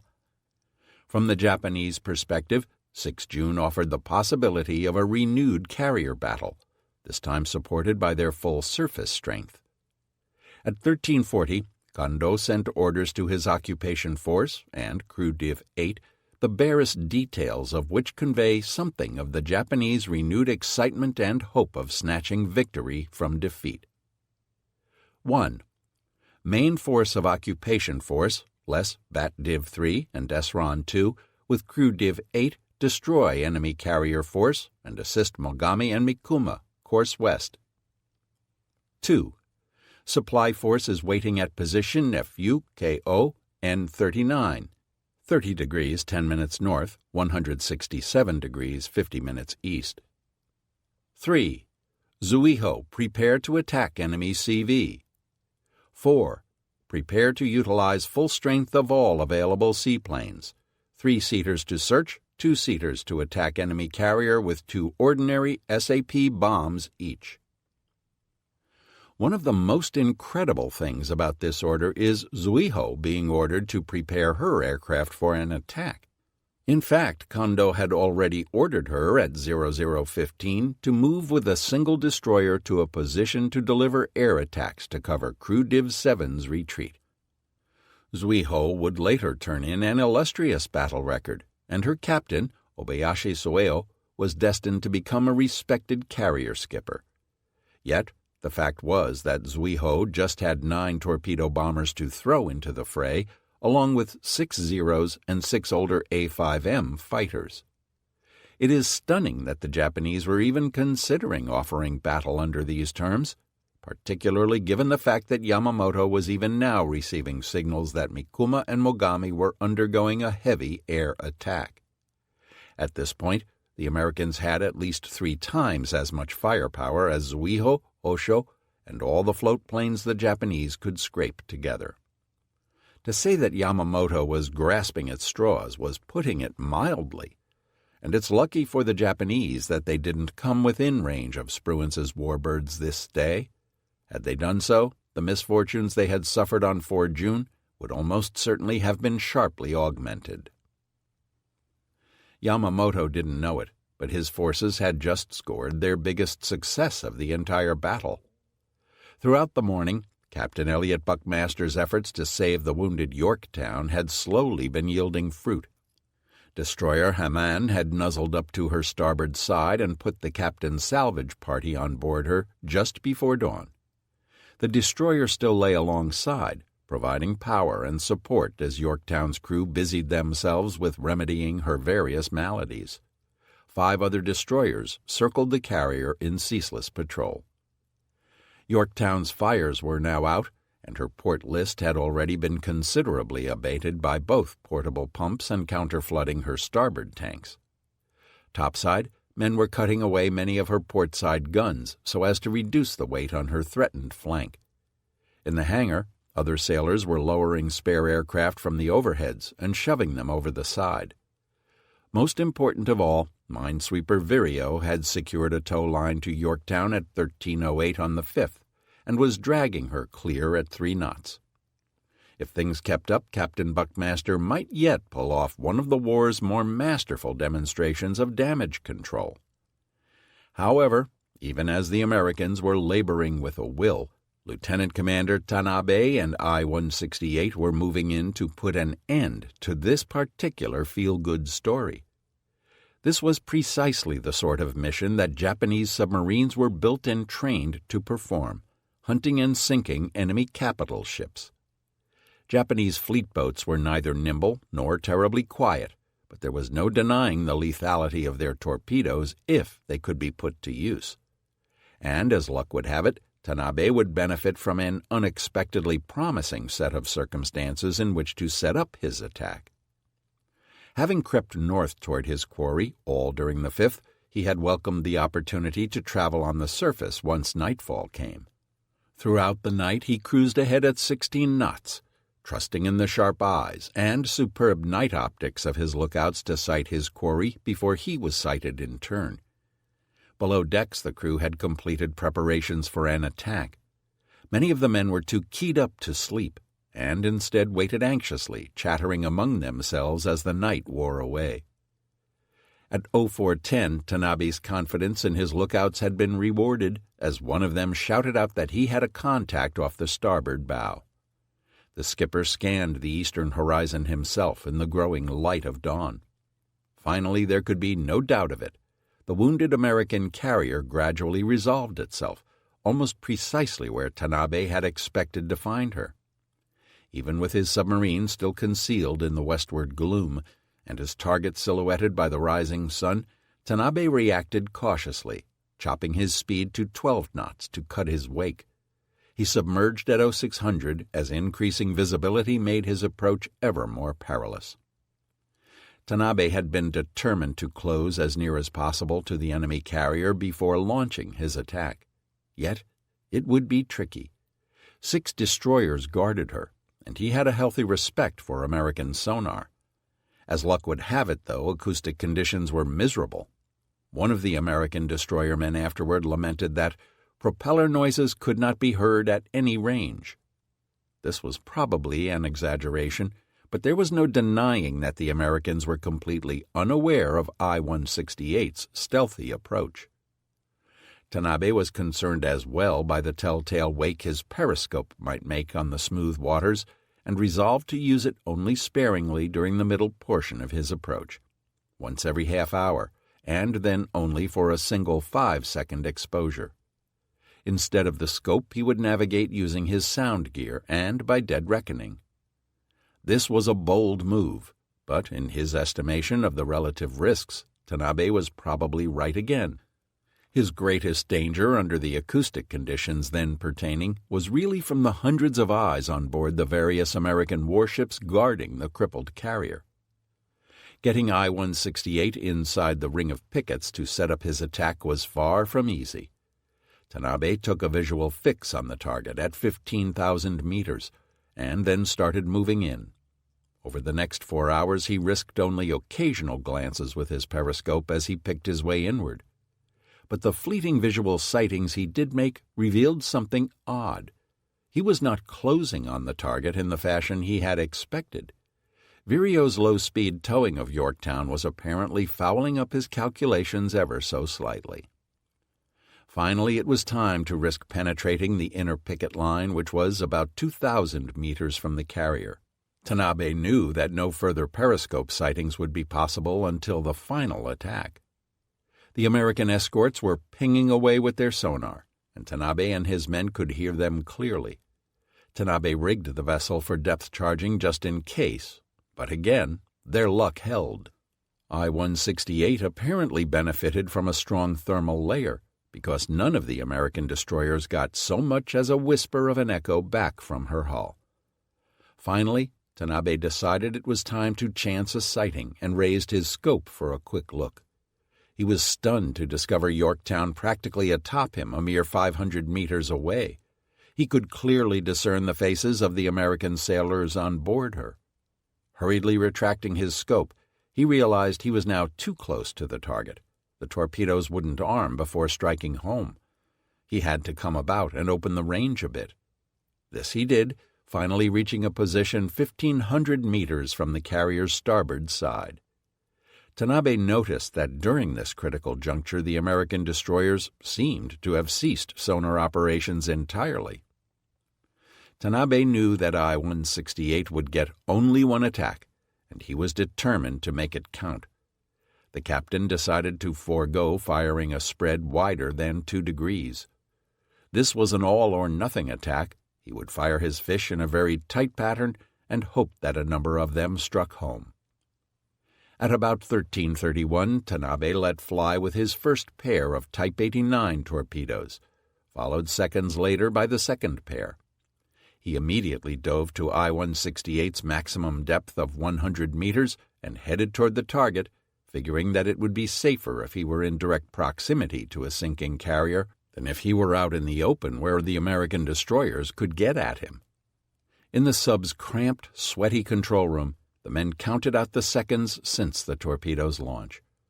About 40 seconds later, they were rewarded with the sound of 3 powerful detonations. Tanabe's attack was devastating. The Americans had sighted the torpedoes inbound, but there was nothing they could do about it. With no engine power of her own, and still being towed by Vireo, the men on board Yorktown had little choice but to watch the fish come in. Haman, still nestled as she was against Yorktown's starboard quarter, was in exactly the same position. Tanabe's first fish hit Haman dead amidships in the No. 2 fire room, blowing her in two. Ripping away her mooring lines from Yorktown, the destroyer drifted astern and started sinking immediately. Her crew began jumping into the water as fast as they could. Unfortunately, Haman's own depth charges detonated shortly after her stern left the surface. The resulting underwater explosions crushed many of her survivors. Haman lost 84 of her crew of 228. 2 other torpedoes rushed underneath Haman and slammed into Yorktown at frames 84 and 95 on her starboard side, while the 4th missed astern. These 2 hits finished Yorktown. Externally, her condition didn't change all that noticeably. Tanabe's fish had struck on the opposite side of Hashimoto's, which had the effect of counterflooding the ship still further and bringing her list down. But Yorktown's flooding could no longer be contained. Captain Buckmaster had his salvage party shut every watertight door they could, but they couldn't reach them all. The men could hear the sea pounding against the ship's centerline bulkhead in the spaces the latest torpedo hits had flooded. At 15:50, Buckmaster decided that it was best to remove the salvage party to the safety of the Vireo. He would wait out the evening in hopes that, when the larger fleet tug Navajo arrived, he would be able to put the salvage party on board again and complete the repairs necessary to get her home. It was to be a forlorn hope. Tanabe, for his part, had expected the real battle to begin after he had launched his torpedoes. Destroyers Gwynn, Monahan, and Hughes did not disappoint him, subjecting I-168 to a series of violent depth-charging attacks over the next 2 hours. By the end of it, I-168's batteries were practically dead, some of the battery casings having cracked and spilled sulfuric acid into the seawater of the bilge, thereby releasing chlorine gas into the sub's hull. The fumes grew so bad that even the rats crawled out from the bilges to escape. Her compressed air supply had been reduced to the barest margins necessary to blow the tanks, and her diving planes weren't working properly. One of the forward torpedo tube seals had leaked, partially flooding the torpedo room and trimming the sub by the bow. Her lights, and then even her emergency lights, had failed, leaving the bridge crew operating by hand lamps in the increasingly foul air. By the time the Americans were through, I-168 had, essentially, been reduced to a wreck. Yet, just at the moment when Tanabe had no choice but to surface, the Americans broke off their attack. Tanabe came up at 1640, prepared for a last-ditch fight on the surface with his deck gun. But when he emerged from the conning tower hatch, the American destroyers were retreating about 10,000 meters away. The Yorktown was nowhere in sight, leading Tanabe to believe that he had sunk her. Not wishing to stay in the neighborhood, he ordered I-168 to start her diesels so that she could move away on the surface. This was perhaps Tanabe's one order this day that was less than inspired, for the cloud of diesel smoke as the engines were fired up brought the American destroyers down on I-168 again. Tanabe had no choice but to run for it. The Americans bracketed his weaving boat with gunfire. However, the light was fading, and the heavy engine exhaust created a small smoke screen for I-168 to hide behind.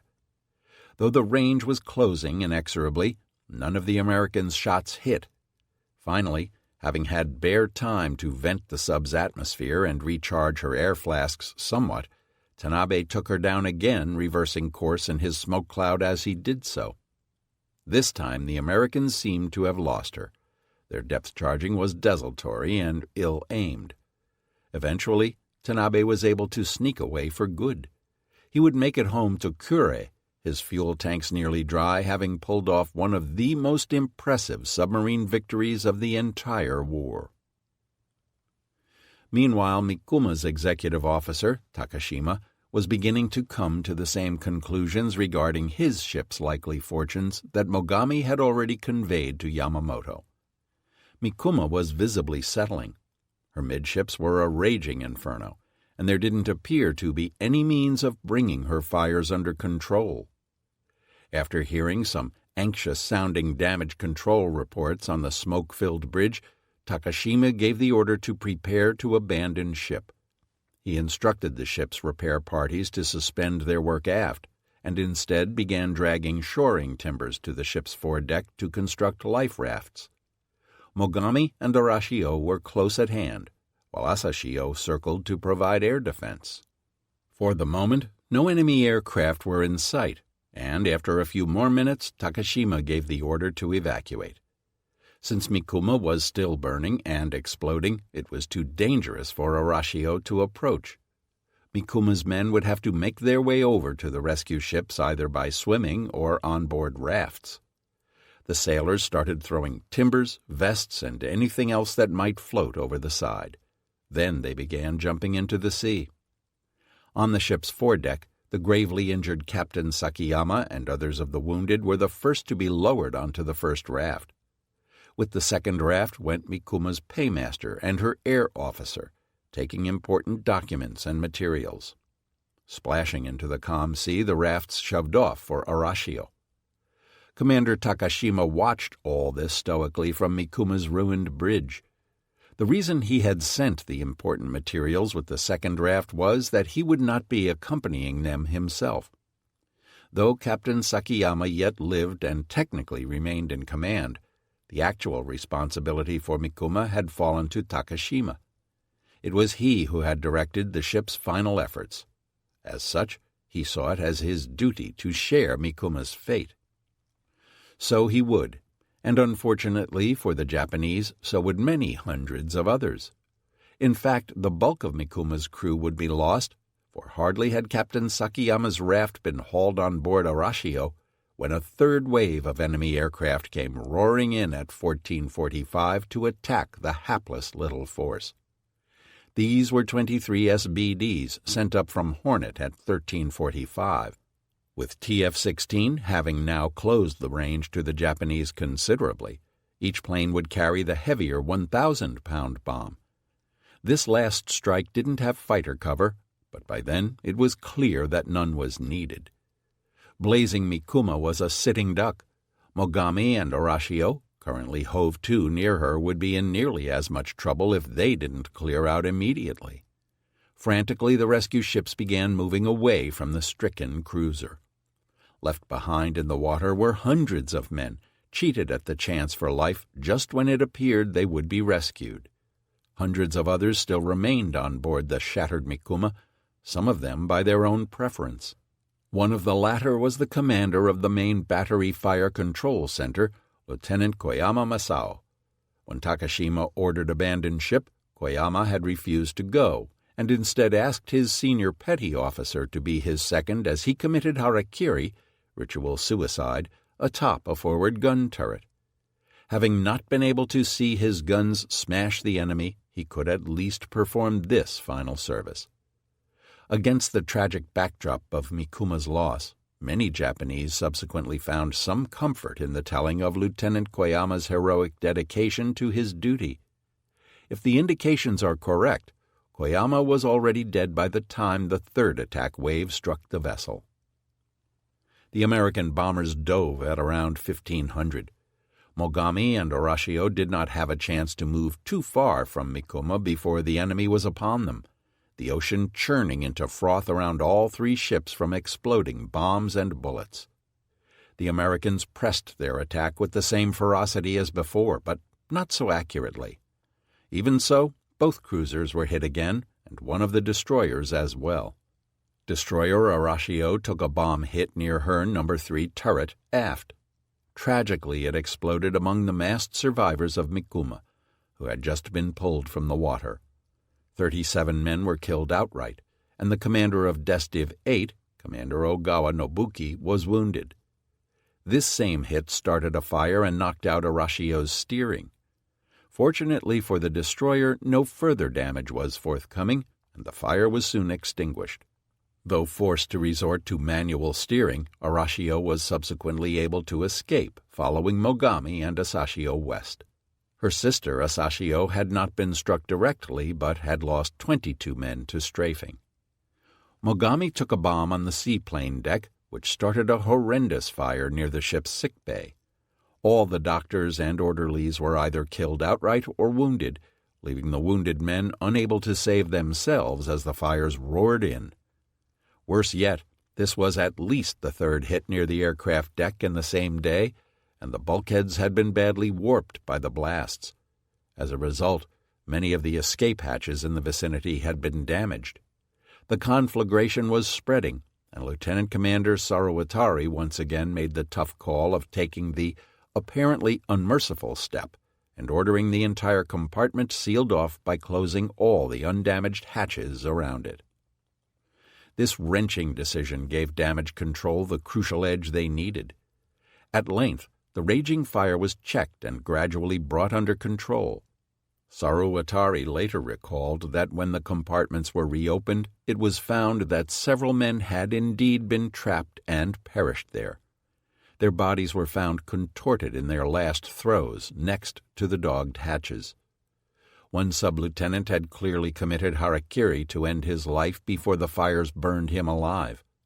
Saruwatari trembled with great sorrow to see the bodies of his shipmates thus, but Mogami's damage control officer had once again made the critical decision that saved his ship. Fortunately, despite the bomb hit and fire, Mogami's engines remained operable.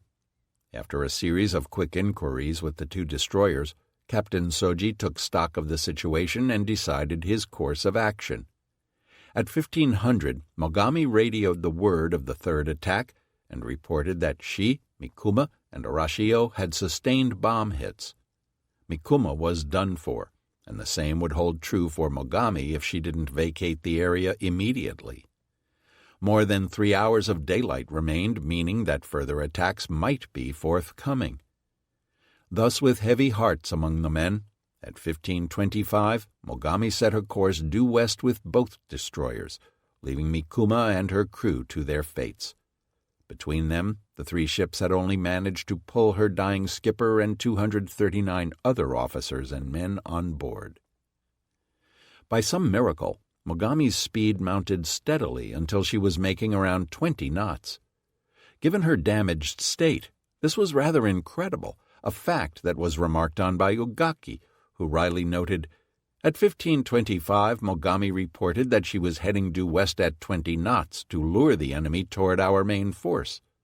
That Mogami, with her bow damaged, managed to put up such a high speed is partly because her damage control has progressed, and also partly because she made a desperate effort to get out of a trap." Mogami would make good her escape, rejoining Kondo's Second Fleet the next day.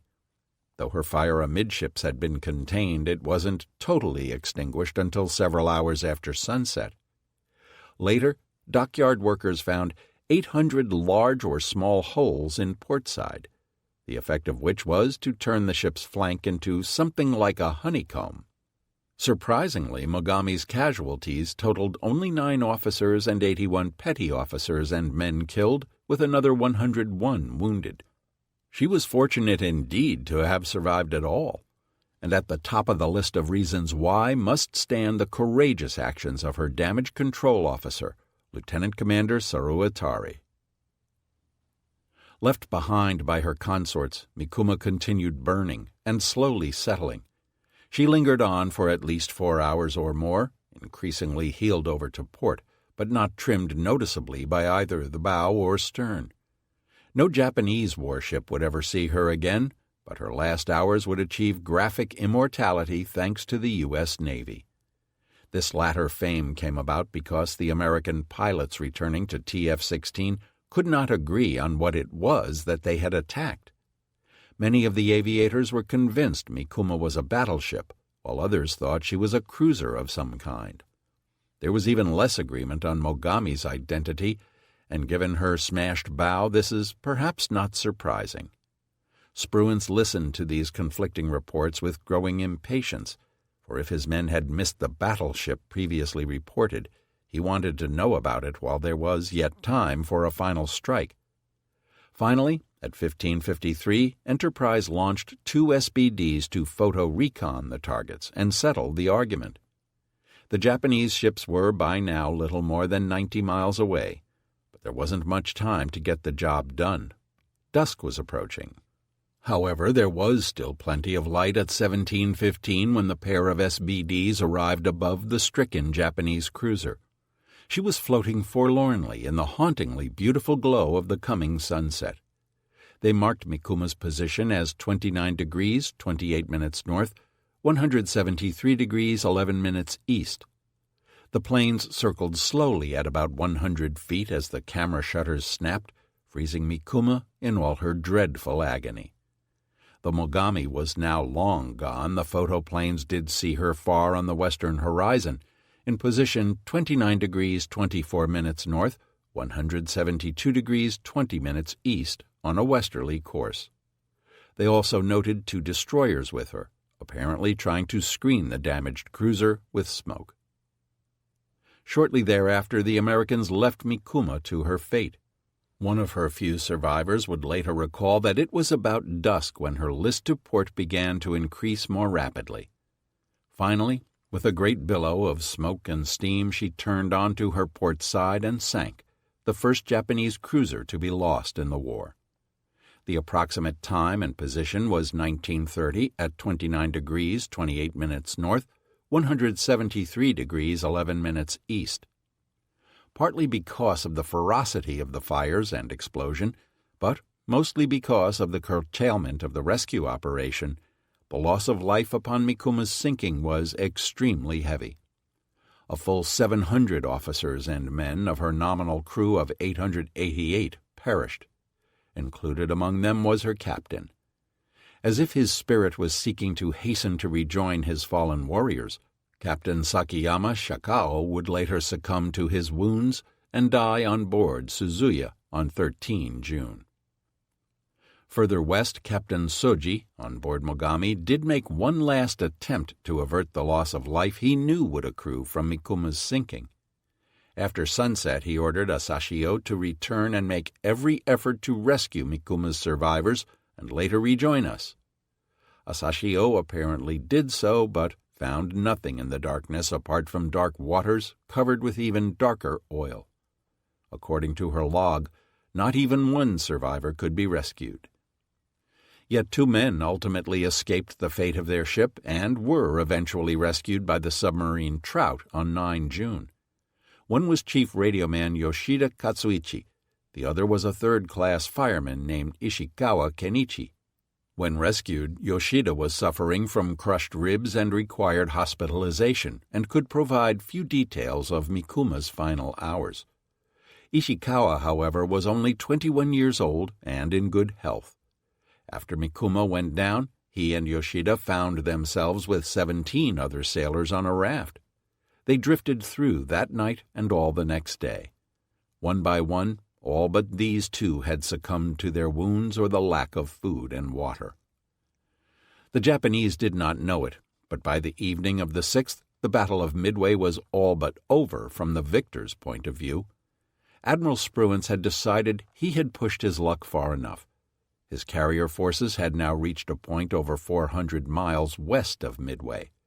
The risk of submarines and air attack was growing with each mile.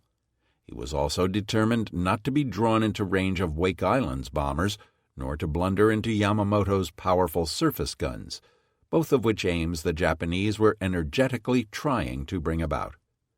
More concretely, the majority of his destroyers were getting critically low on fuel. Accordingly, he gave the order at 1907 for TF-16 to reverse course, suspend any further chase, and head for Pearl. All that remained for the Americans now was to continue their anxious search for survivors on the vast ocean.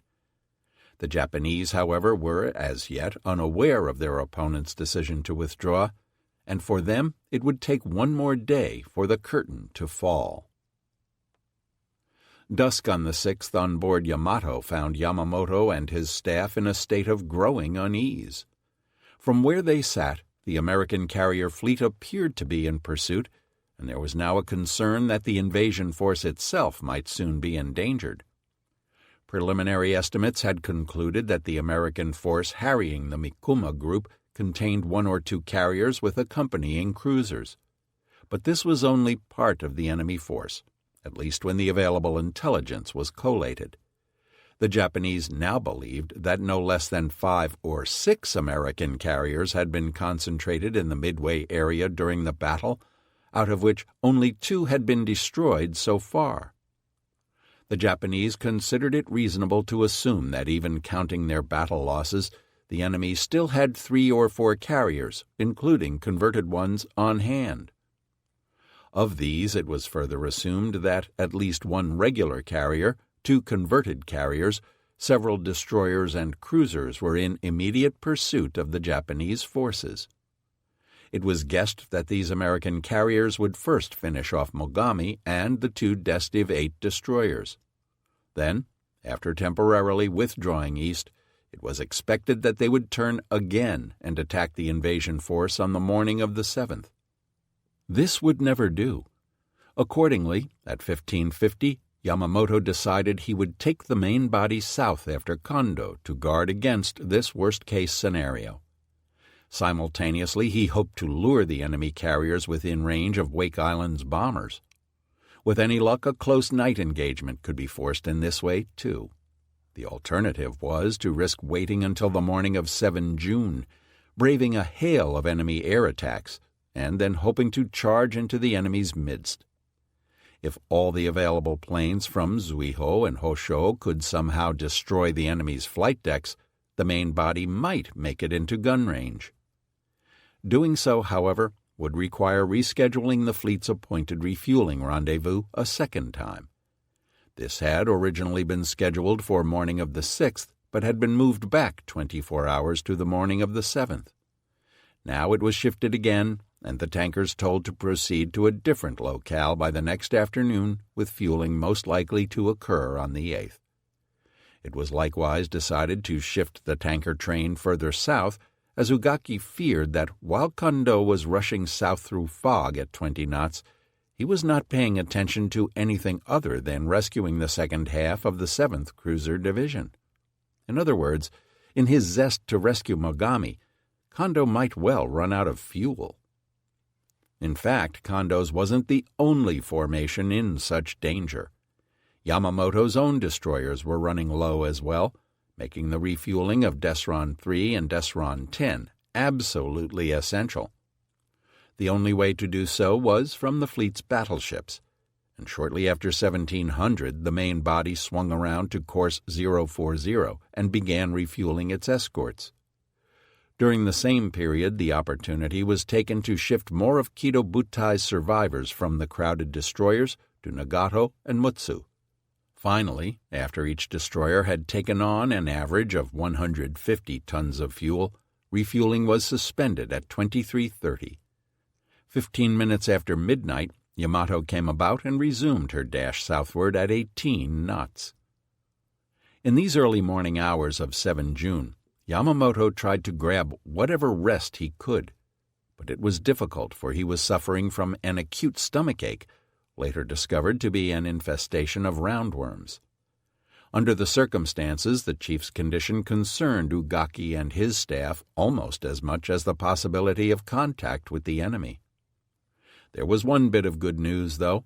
From the north came word that Hosagaya's Aleutians force had made a successful surprise landing on Kiska Island at 0120.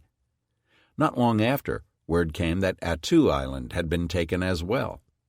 A long, uncertain night followed, with nerves taut and tensions high, as Kondo's force might report engaging the enemy at any moment. However, the morning brought neither enemy attacks, nor even snooping planes. At length, Kondo reported that he had sent out search aircraft far and wide, but had found only empty sea. Even longer-ranged searches from Wake Island came back with the same negative answer. It gradually dawned on the Japanese that the U.S. carrier force had withdrawn from the scene. Ugaki remarked at this point that we had no choice but to give up our intention of launching an all-out counterattack with the whole combined fleet. These words signaled the abolition of the final Japanese hopes of somehow reversing the verdict of what more than one called the tragic battle. Spruance's prudence had paid off. For the Japanese, it meant that saving Mogami and Desdiv 8, despite their being considered doomed for a while, was the only apparent consolation prize of the battle, along with securing 2 miserable mist-shrouded islands in the Aleutians. Unbeknownst to Yamamoto, though, the dawn of the 7th brought the final and clearly the most important Japanese accomplishment of this otherwise disastrous campaign. At 0501, Yorktown finally sank. It had been apparent during the dawn hours that her end was near. Finally, at 0443, she had turned completely onto her port beam ends, revealing the deep wounds left by Tanabe's strike. For some time, she just lay there like an exhausted harpooned whale.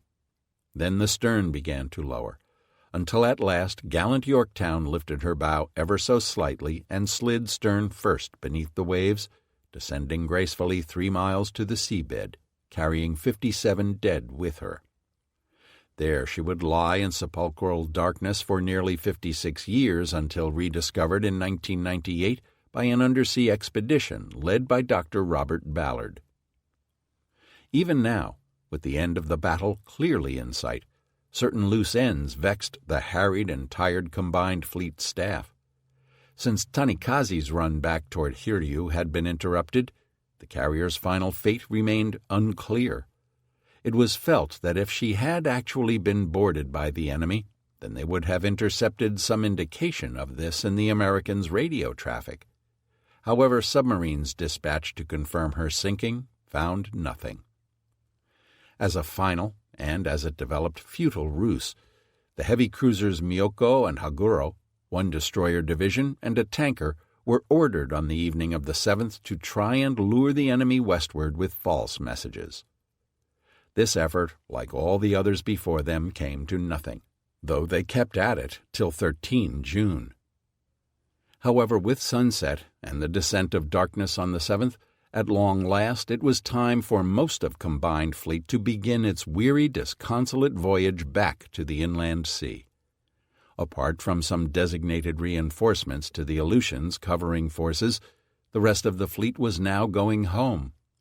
Yet as the fleet's course was adjusted at midnight, there came a final ignominy. During the turn to starboard, destroyer Izanami slammed her starboard bow into destroyer Uranami's port side amidships. Uranami received damage to her funnel uptakes, cutting her speed to 24 knots, but Izanami got the worst of the encounter. A meter of her bow was chopped off, and she could consequently make only 11 knots. Once again a collision had dangerously cut the speed of two vessels. Though the fate of Mikuma and Mogami was still fresh in everyone's mind, Desron III's flagship, the light cruiser Sendai, stayed behind with her wounded charges. But by now the enemy was far behind, and Sendai would shepherd her little ones home without incident. The accident only stretched already worn nerves, and now even the fiery Ugaki was truly ready to be quit of the whole debacle. Yamamoto had long since decided likewise. The Battle of Midway was over. 21. A bitter homecoming. Emperor Hirohito had not learned of how the Battle of Midway was going till nearly the end of the day on 5 June, Tokyo time, when an official of the Naval General Staff found the courage to inform the Emperor of the disaster then unfolding. Stunned into silence, Hirohito had withdrawn and had held audiences only with naval staff officers, after which he largely kept his own counsel on the matter. Even Lord Privy Seal Kido Koichi, one of the most trusted members of Hirohito's inner circle, was not informed of the disaster until 8 June. Kido's diary of that fateful meeting shows that Hirohito chose to put a brave face on the matter, despite Kido's assumption that the news of the Navy's losses would cause him untold anguish. However, the Emperor's countenance showed no trace of change. Hirohito went on to declare that, though the loss was regrettable, the Navy should not lose its fighting spirit. He told Kido that he had ordered Admiral Nagano to ensure that future operations continued to be bold and aggressive. For his part, Kido was suitably moved. "I was very much impressed by the courage displayed by His Majesty today, and I was thankful that our country is blessed with such a good sovereign." There is some question, though, whether or not the cloistered emperor truly understood the full import of the calamity. What is clear, however, is that Hirohito assumed an active role in covering up the matter. On 10 June, at a Joint Command Liaison meeting, the Navy made a presentation on the battle that concealed the true magnitude of the losses from the Army representatives present. Thus the Army was left in the dark for some time afterward regarding the Navy's ability to carry out further operations. Moreover, Hirohito took steps to ensure that news of the disaster was tightly controlled, both within the military and Japanese society. Outside of the Emperor and top members of court, almost no civilian in Japan knew what had happened. Even the knowledge disseminated among the ranks of the military was carefully controlled. On 9 June, Hirohito designated General Ando Kisaburo, a devotee of Tojo, to serve as minister without portfolio in coordinating this task. It was a shattered, somber fleet that re-entered Hashirajima on the afternoon of 14 June. The final run-in toward Japan had been tense, jittery, and full of submarine alerts. Dense fog hung over the inland sea, so much so that the main body had had to be guided through the narrow Bungo Suido by aircraft sent out from the Seiki Naval Air Group. Yamato dropped anchor at 1900. As she did so, she was met by a launch from Nagara, which had made port the day before. Though he had been asked to report on the 15th, with a commendable sense of duty, Admiral Nagumo chose to face Yamamoto without delay. The following morning, Nagara drew near battleship Kirishima. A file of boats then ferried the exhausted and frustrated officers of 1st Air Fleet over to her, as she had been designated the temporary headquarters of the mobile fleet. Once on board, Lieutenant Commander Yoshioka Chuichi, 1st Air Fleet's Assistant Staff Air Officer and Commander Genda's right-hand man, began working on completing Nagumo's official report. It was already overdue, and Yoshioka had significant obstacles to surmount in compiling it. Not only did the excessive secrecy interfere with his fact-checking, but only 2 major sources of documentation had been rescued from the destroyed ships: Akagi's logbook and the detailed action reports of the 4 carrier air groups. From these, Yoshioka was charged with compiling a chronicle of the action. Given the lack of available materials from the carriers, he was understandably obliged to fall back on the reports of Bat Div 3, Crew Div 8, and Desron 10. He interviewed Nagumo and appended the Admiral's written battle summary. Despite time pressures, Yoshioka ultimately completed his task with commendable skill. The result was the famous Nagumo Report, which described the actions of 1st Air Fleet from 27 May to 9 June 1942. The report is dated 15 June 1942, although reports were filtering in as late as 21 June. While Yoshioka and 1st Air Fleet staff were thus cloistered, the rest of the fleet was recuperating, reprovisioning, and caring for the wounded. Sadly for many of the men, making it back to port was only the beginning of their ordeal, rather than the end. On 11 June, Hirohito issued a directive to the Naval General Staff that might have caused many of the sailors to doubt His Majesty's benevolence, namely, that the Midway wounded were to return to Japan under tight security and be forbidden contacts until they could be healed, heartened, hushed, and reassigned. This policy was put into effect as soon as the fleet reached Hashirajima. The wounded were transferred to the hospital ships Hikawa Maru and Takasago Maru, which in turn transported 280 and 338 cases respectively to naval hospitals at Kure, Sasebo, and Yokosuka. Many of the men were classified as secret patients and quarantined in special wards, cut off from both other sailors and family alike in order that no word escaped regarding Kido Butai's destruction. Both Fuchida and maintenance man Arimura suffered these indignities, as did Soryu's badly burned executive officer, Commander Ohara Hisashi. Only specially cleared nurses and doctors were allowed into the wards, and there were fewer of those than need wanted. No communications, in or out, not even letters from home, were permitted. Some of the men weren't allowed to leave for a year or more, and were shamed by the medical staffs at having been defeated. Those left uninjured were also deemed second-class citizens. Many of the surviving officers were dispersed to outlying commands. The bulk of the enlisted men were designated as replacements for units in the South Pacific and were sent there as expeditiously as possible. No home leaves were allowed. The survivors thus were denied a final chance to say goodbye to family and loved ones before being shipped to the Southern Theater, where many of them would ultimately meet their deaths. Thus, the Imperial Navy compounded its own errors by treating its own men shamefully. Civilian cameraman Makishima Teiuchi, who had filmed the attacks on both Akagi and Kaga, only to lose his priceless footage in the subsequent fire, found himself in an internment camp of sorts for several weeks. Even when released, he was warned not to go to Tokyo, or he would be arrested by the Kempeitai, the dreaded military police. He, too, was shortly shipped back out to the South Seas, far away from anyone to whom he could spill the beans. To the Japanese public, the battle was portrayed as a great victory. On 11 June, for instance, the Japan Times and Advertiser trumpeted, "Navy scores another epical victory," and claimed 2 American carriers sunk. Within days, another American heavy cruiser and submarine were added for good measure.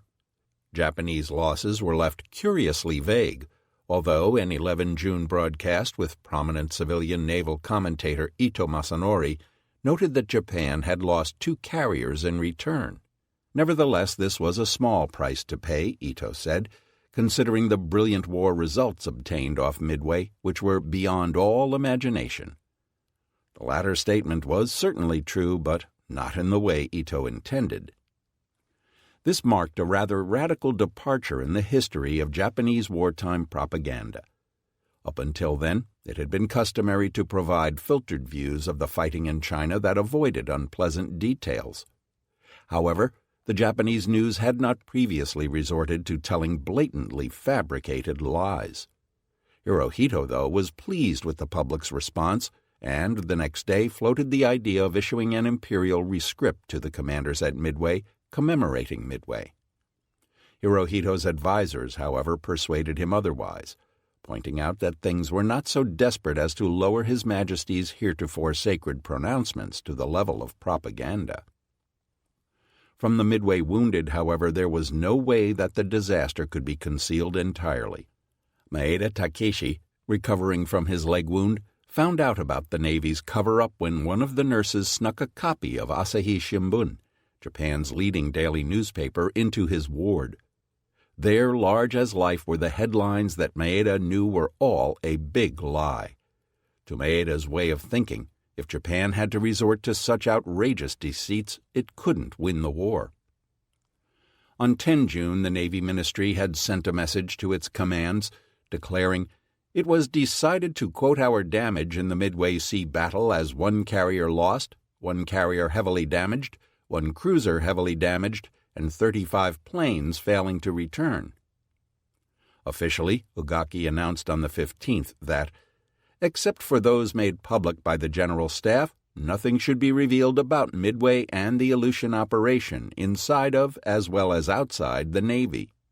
In the Navy, it would be announced that Kaga was lost, while Soryu and Mikuma were seriously damaged, but their names would not be announced in public." The final policy on how the Battle of Midway was to be understood or reported, even in official communications, was fixed and issued on 21 June. A bulletin by the Chief of Staff for the Sixth Fleet spelled out the new orthodoxy. "As for the ships lost and heavily damaged at Midway, the policy about announcing is that secrecy will be maintained and discretion manfully exerted. Kaga, Soryu, and Mikuma will be taken off the ship's register when there is a suitable opportunity. Akagi and Hiryu will remain on the ship's register for the time being, but will not be manned. The transfer, reassignment of crews will be ordered gradually. Concerning those KIA, the Personnel Bureau and Personnel Section will gradually notify the families of the deceased, but the name of the ship sunk will not be mentioned. The policy is to handle the killed merely as individuals. Concerning damages, Akagi and Hiryu both caught fire and were heavily damaged. Tamikaze, Isokaze, and Arashi each slightly damaged. Mogami, Isanami, and Uranami were hit. Mogami moderately damaged and others slightly damaged." Thus the need for secrecy trumped all other considerations. This gives an indication about how the aftermath of the battle was discussed even into the post-war years. In an immediate sense, the admission that Akagi and Hiryu were so heavily damaged as to be unmanned may have been just a face-saving move. Reading between the lines, it still meant that all 4 carriers had been knocked out. What is equally intriguing is the point-blank obfuscation regarding Akagi and Hiryu's scuttlings, despite literally thousands of witnesses. Similarly, one wonders why there was a difference between the details of Soryu and Kaga's fabricated fates and those of Akagi and Hiryu. It suggests that the scuttling of Soryu and Kaga may even have been concealed from the Naval General Staff after the battle. Given such an atmosphere, it is not surprising that many of the records of the battle, ship's logs, war diaries, etc., were destroyed after the war. No such indignities as were heaped on the Navy's wounded were inflicted on Combined Fleet's leadership or staff, despite their bearing most of the immediate responsibility for the catastrophe. In fact, to outward appearances, nothing happened that would indicate a great battle had just been lost. No announcements were made, no heads rolled, nor were there any major changes made to staff appointments. Admiral Yamamoto was still in charge of Combined Fleet. Admiral Nagumo was put back in charge of the new carrier force centered on Shokaku and Zuikaku. To the Western observer, this all seems rather incredible. After all, Yamamoto and Nagumo had just presided over a naval disaster rivaling Salamis or Trafalgar. Without delving too deeply into the reasons and responsibility for the disaster, we'll deal with that shortly, the fact remains that in a Western Navy, a failure of this magnitude would most likely have resulted in the swift punishment of any responsible parties. At the very least, careers would have been ruined. Yet, Nagumo continued in his current role until October 1942, and Yamamoto would remain head of Combined Fleet until his death in April 1943. How did this occur? The short answer is that even in the wake of his greatest defeat, Yamamoto was still in a position of strength. First, at least in the eyes of the Japanese public, which had been fed a steady diet of victory since the outbreak, Yamamoto was the genius behind the Navy's triumphs. Having just proclaimed Japan's most recent victory, cashiering a man who spent a significant portion of his time answering adulatory fan mail from the nation's school children, would raise ugly questions as to why he was being replaced. Indeed, even in the dark days of late 1944, when any fool could tell that the war wasn't going well, Japan's military never had the moral fortitude to admit that it had lost so much as a single battle to date. With the Navy already in cover-up mode after Midway, how could anyone, even within the Navy, come out and say what needed to be said? This speaks volumes about the larger needs of the Navy as an organization, that the assessment of responsibility and the ability to truly learn from the battle was secondary to preserving internal solidarity and organizational loyalty while maintaining outward appearances. It must be remembered that the defeat at Midway had an impact on inter-service relationships with the Army. The underlying tensions between the two services remained fixed, and it is almost certain that the Navy would have wanted to prevent the Army from making any hay as a result of the defeat.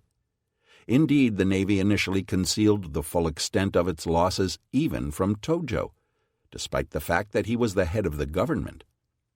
As such, it is perhaps not surprising that the Navy was reluctant to undertake dramatic shakeups in Combined Fleet's command structure. The same motivation was true for Naval GHQ. Admitting failure at Midway also meant admitting that the Navy's strategy-making procedures had been hijacked by a subordinate command. Throughout the 1920s and 1930s, numerous incidents of such insubordination had occurred within both branches of the services.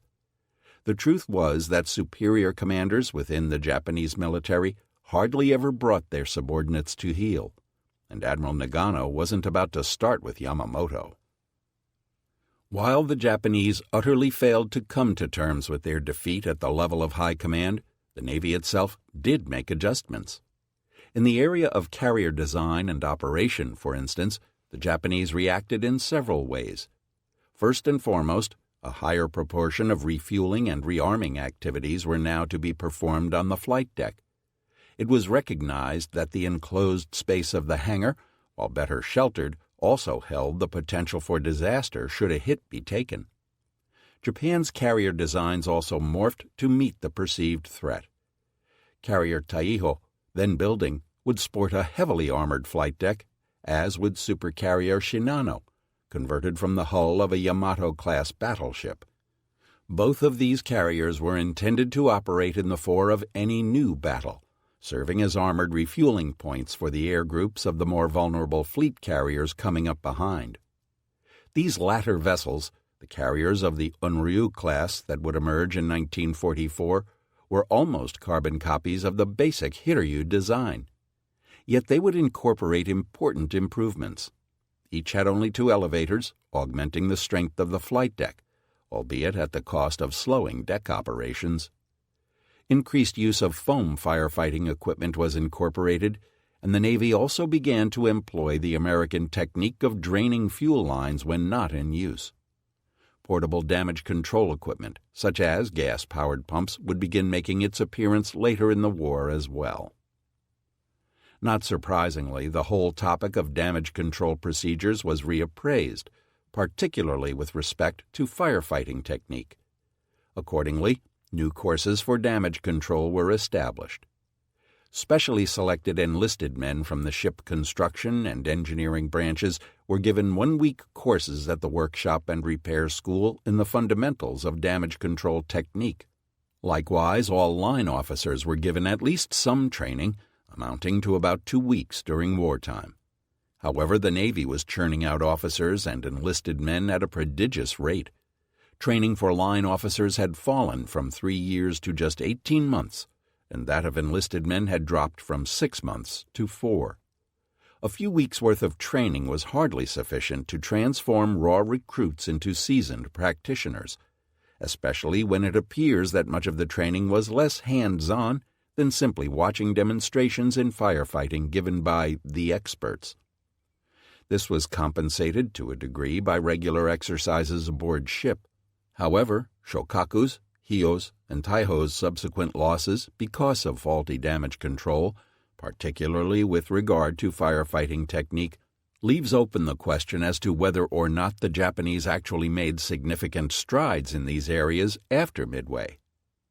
Pilot training also had to be accelerated in the wake of such a serious defeat, and the Japanese took steps in this direction as well. The numbers of cadet pilots graduating had already increased in 1941, although they would not swell dramatically until 1943. In this way, the Japanese managed, somehow, to continue fielding air units throughout the theater. However, the way in which the Japanese went about fulfilling their needs was far from optimal. Given their numerical inferiority, it was inevitable that the length of training would decline as the war went on. Yet, the Japanese made no effort to ensure that the training that was provided was of the best possible quality. This in turn was linked directly to the uncaring attitude with which the Japanese military treated its human capital. Unlike the United States, which rotated experienced aviators home and then either promoted them to squadron commands or put them into training billets, Japanese aviators were rarely furloughed. Often, this was simply the result of vast difficulties encountered by Japan's overworked merchant marine in moving men and materiel around such an enormous battlefield. But the common lament in the forward squadrons became, "Shinanakute wa keishite morini." They won't let you go home unless you die. The outcomes of Japan's belated expansion of her pilot training program were twofold. First, the vital knowledge and techniques of the veteran airmen were not passed along in turn to the newer Japanese aviators being rushed into service. As a result, these youngsters were fed raw into combat against increasingly well-trained American pilots. The quality of Japanese air groups as a result became increasingly uneven, with diminished cohesiveness in comparison to the elite early war squadrons. Often, too, these replacement pilots made crucial mistakes early in their combat careers that led to their simply being killed off, when a similar error in training might have been caught and corrected had more experienced instructors been present. Japan's combat aircraft, which lacked adequate protection for their pilots, only compounded this trend. Thus, by the end of 1942, Allied intelligence had already noticed the beginnings of a sharp decline in the effectiveness of Japanese air units. This was negatively reinforced by the second major outcome of Japan's misguided pilot rotation policy, the deterioration of the veteran aviators themselves. Caught in the horrendous physical conditions of the South Pacific, where heat, humidity, disease, and poor food and water were the norm, and subjected to the unremitting strain of combat, many of the early war veterans inevitably fell apart physically and emotionally. Despite their fearsome early war reputations, Japanese aviators weren't supermen, and no one could reasonably be expected to continue functioning under such conditions indefinitely. As a result, even men with hundreds of hours of combat under their belts became increasingly sloppy and uncaring. In a military that already took the word fatalism to new extremes, The results were inevitably much higher casualties among senior aviators than real need demanded. As 1943 opened, therefore, airmen from the pre-war cadres were more and more difficult to find. They had almost all been killed. Intriguingly, one of the most immediate effects from the Battle of Midway was a change to Japanese carrier doctrine. In this area, at least, the Japanese made an honest effort to diagnose and correct what had gone wrong. In fact, this process actually began before the fleet anchored at Hashirajima. At 0800 on 10 June, as the main body was still steaming back to Japan, Yamato had requested Nagara to come alongside. One by one, the members of the 1st Air Fleet staff were winched over to the battleship via breeches buoy. They were then shown below to meet with Yamamoto in the admiral's cabin. It was an emotional moment. Ugaki remarked later that Nagumo's staff were still in their heavy winter uniforms and looked considerably exhausted by their ordeal. The atmosphere was uncomfortable. Kusaka, ashamed, started the briefing by saying, "Admittedly, we are not in a position to come back alive after having made such a blunder, but we have come back only to pay off the scores some day." He had concluded by asking Yamamoto to give them another chance. Yamamoto, obviously deeply moved, replied that he would. Kusaka had then proceeded to report on the reasons for the disaster. Among other things, he noted that the searches on the flanks of the carrier force were not sufficient, and opined that it would have been better to have launched some aircraft earlier in the morning, before daylight, with others launched closer to dawn. Here, indeed, was the genesis for the more sophisticated two-phased searches that would later be formalized within the Imperial Navy's scouting doctrine. Kusaka, rather presciently, also anticipated the need for functionalizing the carrier divisions within a task force, including using one group for attacking and another for maintaining the readiness of a reserve force. He further advocated the usage of a dedicated carrier for interceptors. Crucially, Kusaka also acknowledged that there were situations when speed of reaction was more important than an escorted strike. It's clear that a number of these elements were carried forward into Combined Fleet's reassessment of its doctrine. This process continued rapidly after the fleet made port in Kure. The first, most visible change was the disbanding of 1st Air Fleet, which was renamed 3rd Fleet. The 5th Carrier Division, Shokaku and Zuikaku, was officially recognized as the core of this new carrier force and was renumbered 1st Carrier Division. Cardiv 4, Junyo, Hiyo, and Ryujo, was renumbered Cardiv 2. Battleships Hiei and Kirishima, now designated the 11th Battleship Division, were attached directly to 3rd Fleet, thereby formally removing them from the battle line and 1st Fleet. Likewise, the two operational survivors of Crew Div 7, Kumano and Suzaya, and the veterans of Crew Div 8, Tone and Chikuma, were directly attached to 3rd Fleet as well. 3rd Fleet's core unit was to remain the carrier division, but it would be a 3-ship unit composed of 2 heavy and 1 light carriers. The light carrier was charged with fleet defense and would carry primarily fighters. The heavy carriers would retain a mixed air wing, but the mixture of aircraft was adjusted. Fewer torpedo aircraft were to be carried, in preference for more fighters and dive bombers. Shokaku and Zuikaku's fighter and dive bomber complements were increased from 21 to 27 apiece, while the torpedo planes were reduced from 21 to 18. The roles of the aircraft were modified as well, with faster, more agile dive bombers designated as the main attack weapon for holding flight decks and rendering the enemy carriers inoperative. Torpedo planes would then be used to attack and sink damaged carriers. The battle plan for the carrier fleet was changed drastically as well. Much like the agonizing reappraisal that the U.S. Navy had undergone in the aftermath of Pearl Harbor, the Imperial Navy now grappled with the doctrinal consequences of its own calamity. Combined Fleet for the first time now explicitly recognized that the aircraft carrier was the center, the main objective of the decisive air battle. Surface forces will cooperate with them.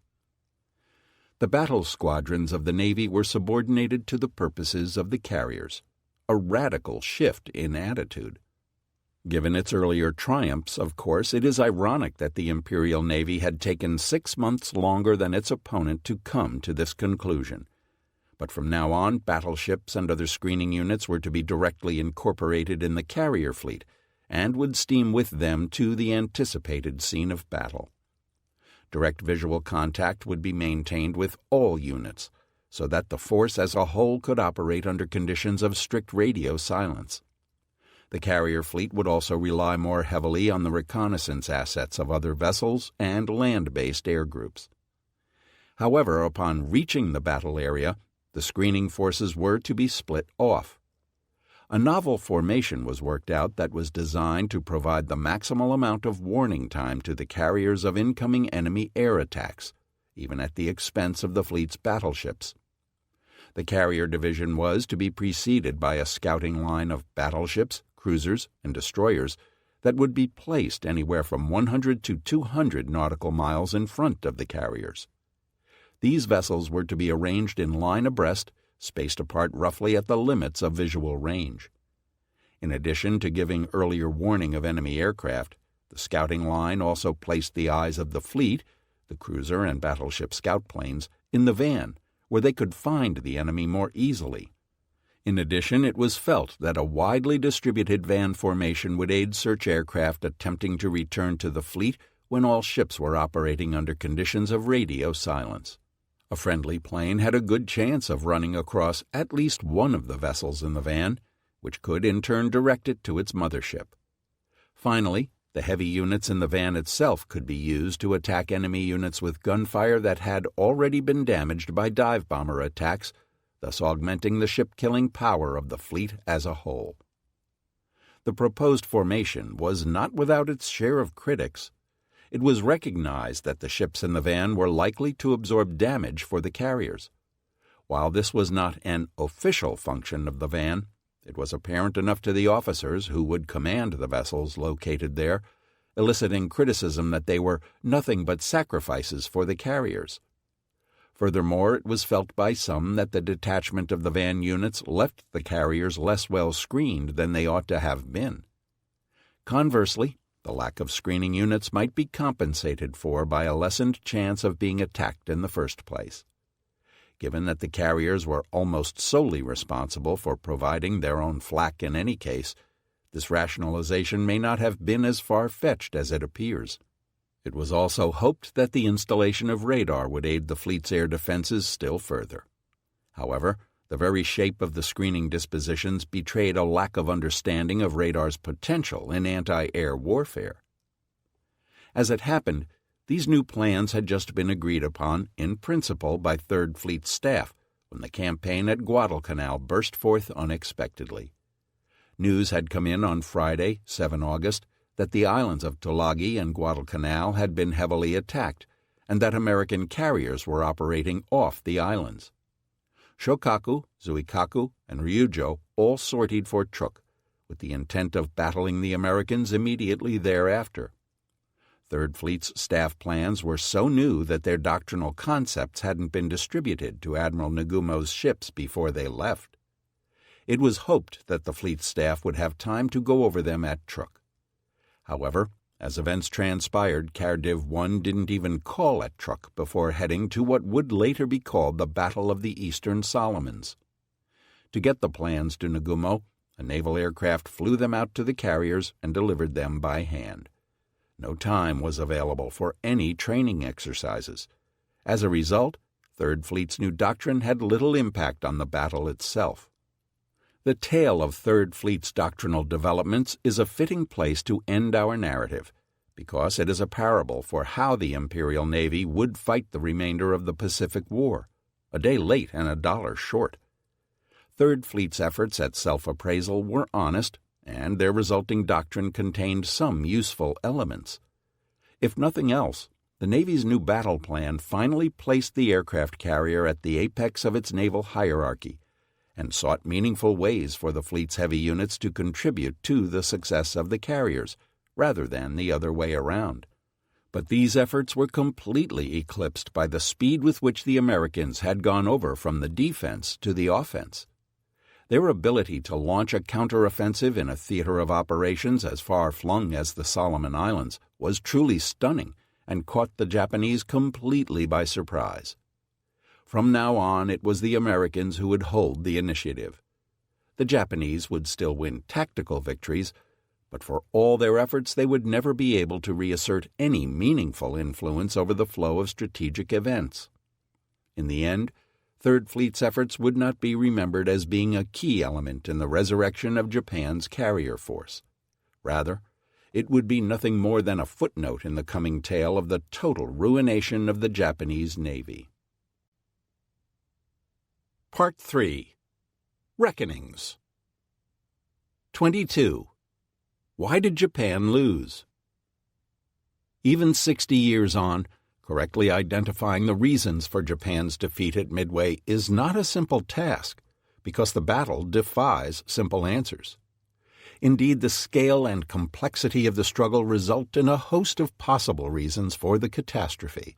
Unfortunately, many of these reasons turn out to be proximate rather than root causes. Yet if any lessons are to be gained from history, the true sources of failure must be uncovered. It is to a careful consideration of these issues that we now turn. This quest will necessarily set aside the more prominent reasons on the American side for their having won the battle. Code-breaking, of course, stands at the top of the list, and Admiral Chester Nimitz's bold leadership, as well as strong performances by Admirals Frank Jack Fletcher and Raymond Spruance, played important roles. Finally, the individual skill and bravery of the American sailors, airmen, and Marines involved in many cases provided the difference between victory and defeat. But all of these were factors beyond Japan's control, and it is safe to say that even despite these virtues, the Americans could not have won the battle without the unwitting assistance of their foes. Given the disparity in the naval forces then available in the Pacific, Midway was truly the Imperial Navy's to lose. Why did they do so? An appropriate place to begin the search is with the contemporary Japanese perspectives on the matter. Before Admiral Kusaka ever set foot on board Yamato on 10 June, he had clearly been doing a great deal of thinking on the reasons for the defeat. Inevitably, given his proximity to the battle and his ignorance of American code-breaking activities, some of his conclusions were valid, some less so. In Kusaka's opinion, the Nagumo force's fog-bound radio transmission on the 2nd might well have led to their detection. Kusaka also noted that the aerial searches on the eastern flank of the force were not commenced early enough and should perhaps have been launched before dawn.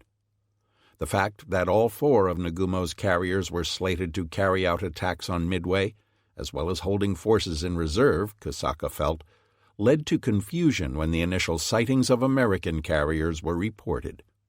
He also bemoaned the lack of fighters for the second attack wave, although we know in retrospect that this is questionable, and that concentrating the force's carriers meant they were caught in a group. Admiral Ugaki, in his own personal diary, endorsed some aspects of Kusaka's analysis, such as the disadvantages associated with tactical concentration of the force's carriers. He noted, too, the lack of adequate reconnaissance. However, Ugaki was less concerned with Nagumo's scouting at the tactical level than he was with the failure of Operation K, which left the departure of the American carriers from Pearl Harbor undetected, and the fact that the heightened state of alert on Midway itself had not been adequately understood. He noted that the sheer size of the operation and the distribution of the forces was such that Nagumo could not be rapidly reinforced when needed. Ugaki also rightly harbored doubts concerning the security of Japanese plans. Whether the Americans had detected Japanese forces as they sortied from bases like Saipan, or the northern forces had been sighted by a Russian merchant ship, or Japanese radio security had simply been inadequate, Ugaki did not know, but his suspicion about these questions was not lacking. Finally, Ugaki conceded that the main cause for the defeat might have been that we had become conceited because of past success, and thereby failed to anticipate the steps that might need to be taken if an enemy air force should appear on Nagumo's flank. As we shall hear, the Imperial Navy's hubris before the battle is a theme that has resonated with historians down to the present day, and for good reason. Fuchida Mitsuo, writing shortly after the war, expanded on the theme of overconfidence, ascribing it to what he referred to as victory disease, shoribyo, a fatal conceit and sloppiness born of contempt for the enemy. Beyond such moral failings, Fuchida also expounded a litany of faults in other aspects of the operation, including a lack of strategic intelligence on American actions and faulty scouting arrangements both before and on the day of the battle. To these were added the dispersion of Japanese forces caused by a failure to maintain focus on the primary objective of the operation, the destruction of the enemy fleet. Instead of keeping this goal unequivocally fixed as the foremost aim of the operation, Combined Fleet allowed its plans to be driven by an undue emphasis on securing the best possible meteorological conditions for the Midway landing operations. Fuchida also commented on the technological backwardness of the Imperial Navy, as manifested by its lack of radar and its continuing reliance on the battleship as the arm of decision. At the level of command, Fuchida also rightly contended that Admiral Yamamoto's insistence on directing the operation from on-board Yamato had hampered his control of the battle. Admiral Nagumo, in turn, was faulted for failing to enforce adequate search dispositions on the morning of the Midway strike. More questionably, though, Fuchida cited the admiral for failing to use a two-phase search, as well as failing to dispatch a replacement for Tone's No. 4 plane instantly, when it became apparent that its launch would be delayed. In this, Fuchida overlooked the fact that two-phase search techniques had yet to be incorporated into doctrine. Likewise, he ignored the fact that even had Tone's sole remaining long-range search aircraft been ready, the time required to get it on the catapult, warmed up, and into the air would hardly have been less than it actually took to launch Amari. The same criticism, of course, applies to any notion of replacing the cruiser Scout with an additional Type 97 from either Akagi or Kaga. Thus the Japanese were fairly perceptive in identifying many of the proximate causes of the defeat, though obviously both Ugaki and Fuchida were totally unaware of the code-breaking activities that had played such a critical part in the American victory. Fuchida had also identified perhaps the strongest recurring emotional theme of the battle, the conceit of the Japanese. Not surprisingly, though, neither Ugaki nor Fuchida was able or willing to take their analysis further to look at organizational failings within the Navy. Admiral Ugaki did apparently offer Kusaka and First Air Fleet staff apologies on behalf of Combined Fleet Headquarters for its faults in the battle. However, this was little more than a polite nothing that reflected no real contrition or reflection on his part. Instead, the sense that one gets from Ugaki's diary is that things were very much business as usual in Combined Fleet after the defeat. There were no wrenching reassessments regarding how strategic command was exercised within the Navy. Turning to the Americans and their perceived reasons for Japan's defeat, the very technical post-war study conducted at the U.S. Naval War College rightly cited the overconfidence of Japanese forces. Likewise, Yamamoto's excessive reliance on the element of surprise in developing his plans was carefully noted. In the War College's opinion, though, a truly cardinal sin was Yamamoto's designing his plan around America's perceived intentions rather than their capabilities. In so doing, Yamamoto blinded himself to the possibility that the Americans might actually wish to fight and might therefore intentionally place themselves in a position to do so. Other American commentators have mirrored this tendency to ascribe the Japanese feat to errors of analysis, while also picking up on the victory disease theme. For instance, Gordon Prang, in his widely read Miracle at Midway, mirrored Fuchida's opinion that the Japanese had forgotten the principle of the objective and had focused on capturing the island rather than on destroying U.S. ships. Likewise, he echoed Fuchida's opinion that Yamamoto's commanding the battle from on board Yamato had been a mistake. Prang also correctly noted that Japan had lost the element of surprise, had dispersed its forces over too great an area, and therefore lacked superiority at the point of contact. More questionably, however, he criticized the Japanese for having failed to carry on the fight even after Hiryu's demise, asserting, "Yamamoto's forces still far outnumbered and outweighed Fletcher's in surface units. Even in carriers from his own, Kondo's, and the Aleutian force, he could have summoned 1 carrier and 3 light carriers with a total air strength of about 50 Zeros and 60 bombers. This was air power not to be shrugged off, especially as the Japanese believed they had sunk 2 out of 3 U.S. flat tops. Instead, following the loss of Nagumo's carriers, Yamamoto scurried homeward with his massive force like a lumbering St. Bernard, pursued by a scrappy terrier. This is folly, of course, as his analysis totally discounts the primary role of air power in the battle, as well as the fatally dispersed nature of the air assets left to the Japanese, none of which were true fleet carriers. It likewise fails to acknowledge Nagumo's aggressiveness in the afternoon of the 4th, or Yamamoto's unsuccessful attempts to lure Spruance's forces into another engagement on the 6th and 7th. Prang concluded his analysis with a rather strange admonition of Nagumo for having made Tomonaga's morning attack against Midway overlarge for its intended purpose. Prang's notion that the initial attack should have been conducted on a scale more on par with Kakuta's much smaller attack on Dutch Harbor is clearly misguided, as it violates the cardinal military principle of using the maximum practical force available so as to simultaneously increase the enemy's casualties while minimizing one's own. Walter Lord, author of the other seminal American account of the battle, Incredible Victory, placed Tone No. 4's delayed departure, as well as Nagumo's decision to rearm his aircraft for a second attack against Midway, at the top of his list of failures for the battle.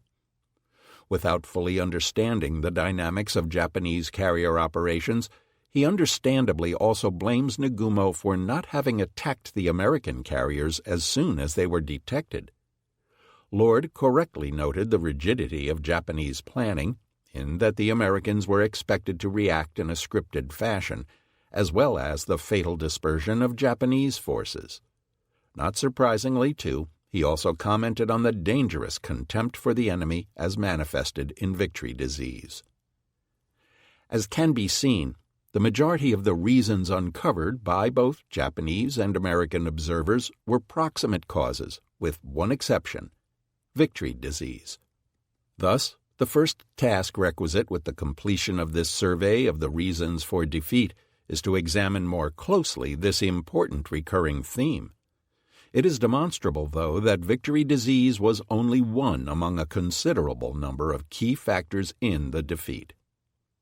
The term Victory disease is commonly used to designate the casual, overconfident mental attitude that took hold in the Japanese Navy after an uninterrupted string of victories in the first 6 months of the conflict. The resulting loss of operational sharpness and the rash of sloppy mistakes that followed are held up by many as being a fundamental cause for the defeat. The man who first popularized the phrase, Fuchida Mitsuo, noted that the chief symptom of the disease was simple conceit. It was the Navy's arrogant underestimation of the enemy, as well as its blithe assumption that the enemy would be taken by surprise, that led to the catastrophe. Fuchida chalked up the dispersal of forces under Yamamoto's battle plan to similar arrogance. Yet in his opinion, the malady was more dire than many other observers noted. Victory disease, Fuchida asserted, was responsible not just for the defeat at Midway, but was the root cause of Japan's defeat in the entire war as well. Further, he felt that Victory disease's root causes lay not just in 6 months of victories, but rather in the Japanese national character. Fuchida wrote that, "There is an irrationality and impulsiveness about our people which results in actions that are haphazard and often contradictory. A tradition of provincialism makes us narrow-minded and dogmatic, reluctant to discard prejudices, and slow to adopt even necessary improvements if they require a new concept. He concluded that these weaknesses rendered fruitless all the valiant deeds and precious sacrifices of the men who fought at Midway. Other Japanese veterans have commented on this phenomenon as well. For his part, Commander Chihaya Masataki acidly remarked that Midway was the most splendid defeat the Japanese Navy had scored in its history up to that date, though many defeats even more splendid were yet to come. In his opinion, the cause of that defeat was nothing to wonder about. We as good as planned for it. If we had escaped that terrible disaster on that occasion, we should have met the same fate somewhere else in the Pacific theater, perhaps in the course of 1942. It was something preordained. Why? Because it was visited on the Japanese Navy to penalize its absurd self-conceit. It must be admitted that the concept of victory disease has a certain appeal to it. The Japanese were overconfident going into the battle. They were guilty of ignoring the various warning signs that manifested themselves from the time of Coral Sea onward. They did underestimate the resolve and the fighting abilities of the Americans. Yet to suggest that 6 months of easy victories, or even years of hubris before the war, had proven fatally corrosive to the rational faculties of Japanese commanders from Yamamoto on down seems too simplistic. After all, humble militaries don't typically win. Indeed, before Midway, self-confidence to the point of arrogance was a crucial ingredient in Japan's victories. Thus, while the symptoms of this mental malady certainly played a significant part in the outcome, victory disease alone does not explain the breadth or the enormity of Japan's defeat at Midway. It was an important factor, but only one of several. Likewise, arbitrarily selecting a group of command decisions and the individuals to go with them to blame for the defeat is also too simplistic. This cuts against the grain of many military histories, since books on great battles customarily end by pointing the finger of blame at somebody to establish responsibility for the defeat. This is not to say that there isn't ample personal blame to be apportioned regarding Midway. There is. Indeed, at a superficial level, it would be fairly easy to pick out 3 crucial personal failures, a cursory accounting of which, albeit with a slightly revisionist twist, might go something as follows.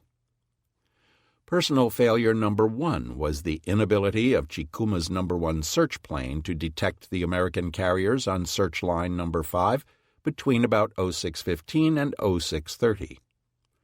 This stands in contrast to the conventional wisdom, which holds that it was Tone No. 4's late launch, combined with Nagumo's decision to rearm his reserve aircraft with land attack weapons, that ultimately doomed the Japanese forces. But a careful examination of the facts shows that Tone No. 4's failings, while serious, were also somewhat immaterial to the larger issue. Likewise, Nagumo's decision to rearm, while ultimately costing his force some amount of time, was also immaterial to this same problem, namely, that by 06:30 the Japanese could no longer forestall the launch of the American aircraft that would crush Kido Butai.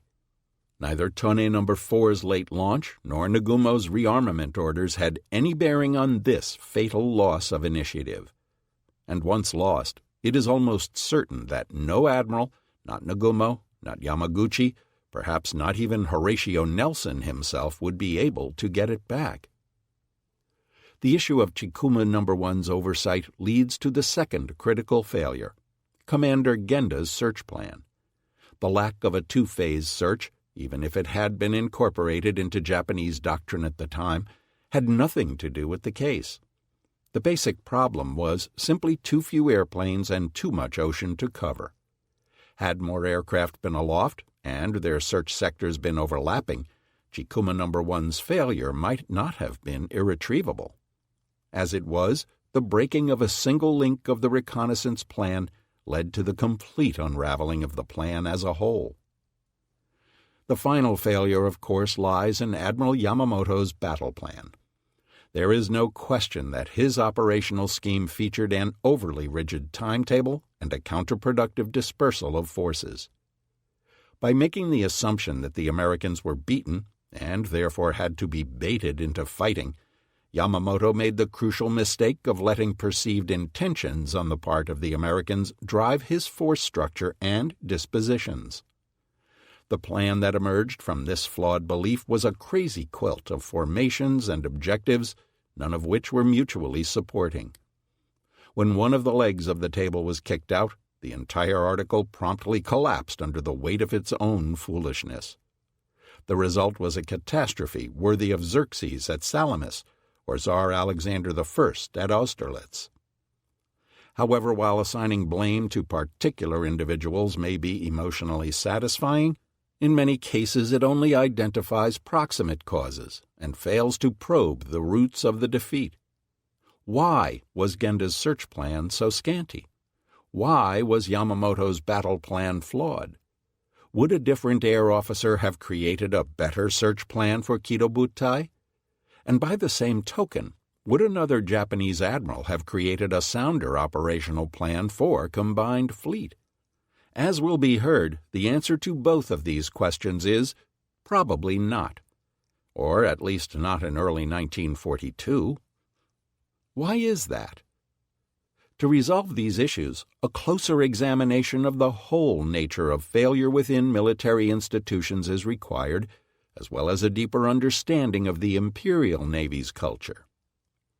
To this end, important insights can be gleaned from the cogent study by Elliot Cohen and John Gooch entitled Military Misfortunes, The Anatomy of Failure in War, which lays out a useful framework for analyzing why militaries fail in battle. As Military Misfortunes points out, there has been a natural tendency on the part of both the public and historians to assign blame mostly to individuals, criminalizing military failure by indicting one or more commanders. While such an approach is superficially appealing, it often ignores deeper layers of organizational failure. Cohen and Gooch make an important point. Since modern military commanders rarely exercise absolute power over their forces and are unable to survey the entire battlefield over which they exercise command. In addition, as militaries have grown more complex to tackle larger, more demanding missions, their internal systems, doctrine, training, staff operations, even how a group of aircraft is spotted and launched from a flight deck, have grown more complex as well, and thereby more prone to failure. This is certainly true of the Japanese at Midway. This is not to say that individuals did not make mistakes, but by the same token, upon closer examination, it is clear that it wasn't just Yamamoto or Genda who failed at Midway. In several important ways, the entire institution of the Japanese Navy was to blame as well. Cohen and Gooch propose that all military failures fall into three basic categories: failure to learn from the past, failure to anticipate what the future may bring, and failure to adapt to the immediate circumstances on the battlefield. They further note that when one of these three basic failures occurs in isolation, known as a simple failure, the results, while unpleasant, can often also be overcome. Aggregate failures occur when two of the basic failure types, usually learning and anticipation, take place simultaneously, and these are more difficult to surmount. Finally, at the apex of failure stand those rare events when all three basic failures occur simultaneously, an event known as catastrophic failure. In such an occurrence, the result is usually a disaster of such scope that recovery is impossible. Sadly for the Japanese, Midway must join the ignominious ranks of this level of calamitous compound failure. The first of these deadly military sins, failure to learn, indicates that a military has been either unable or unwilling to adequately address the lessons of the past. This may stem from a frank inability to understand or adequately analyze what actually went wrong or right in earlier campaigns. Alternately, a military organization may be forced by tradition, politics, or other impediments to put the blinders on, thereby hampering its self-analysis and performance in future operations. Examined in this light, it is clear that the Imperial Navy's failure to draw correct conclusions from the past stemmed in large part from its crowning naval triumph at Tsushima in 1905. From that decisive victory, the Japanese drew three fundamental conclusions that would ultimately lead them to decisive defeat. First, Tsushima seemed to confirm the notion that naval power could be used to shape and control conflicts, so that they remained localized and were fought for limited objectives. The Japanese Navy's role in the Russo-Japanese War was to isolate the Korean peninsula, thwart the activities of the Russian squadrons at Port Arthur and Vladivostok, and fight a decisive battle with the main Russian battle fleet when it finally appeared near the home islands. In this role, it was eminently successful, and the war was largely fought on ground chosen by the Japanese. Second, Tsushima, falsely, taught the lesson that victory at sea devolved solely from winning climactic fleet engagements. This lesson seemed inescapable, since Tsushima was one of the most decisive naval battles in history, resulting in the utter annihilation of the Russian fleet. At the negligible cost of 3 torpedo boats sunk, moderate damage to 3 capital ships and some other smaller combatants, and the deaths of 110 sailors, Japan had caused 34 of the 38 Russian vessels that entered the Straits of Tsushima to be either sunk, scuttled, captured, or interned. Over 10,000 Russian sailors were either killed or captured. Very shortly thereafter, Russia had been forced to initiate peace negotiations. If Tsushima seemed to prove anything, it was that a single battle could determine the fate of 2 antagonists. Indeed, in the Japanese view, a single battle was likely to determine the outcome of the war as a whole. Third, Tsushima implanted in the Imperial Navy the unfailing belief in the primacy of offensive factors as compared to defensive considerations. In that battle, the superior speed of the Japanese battle line had allowed it to maneuver freely and had been critical in dictating the gunnery range to the Russians.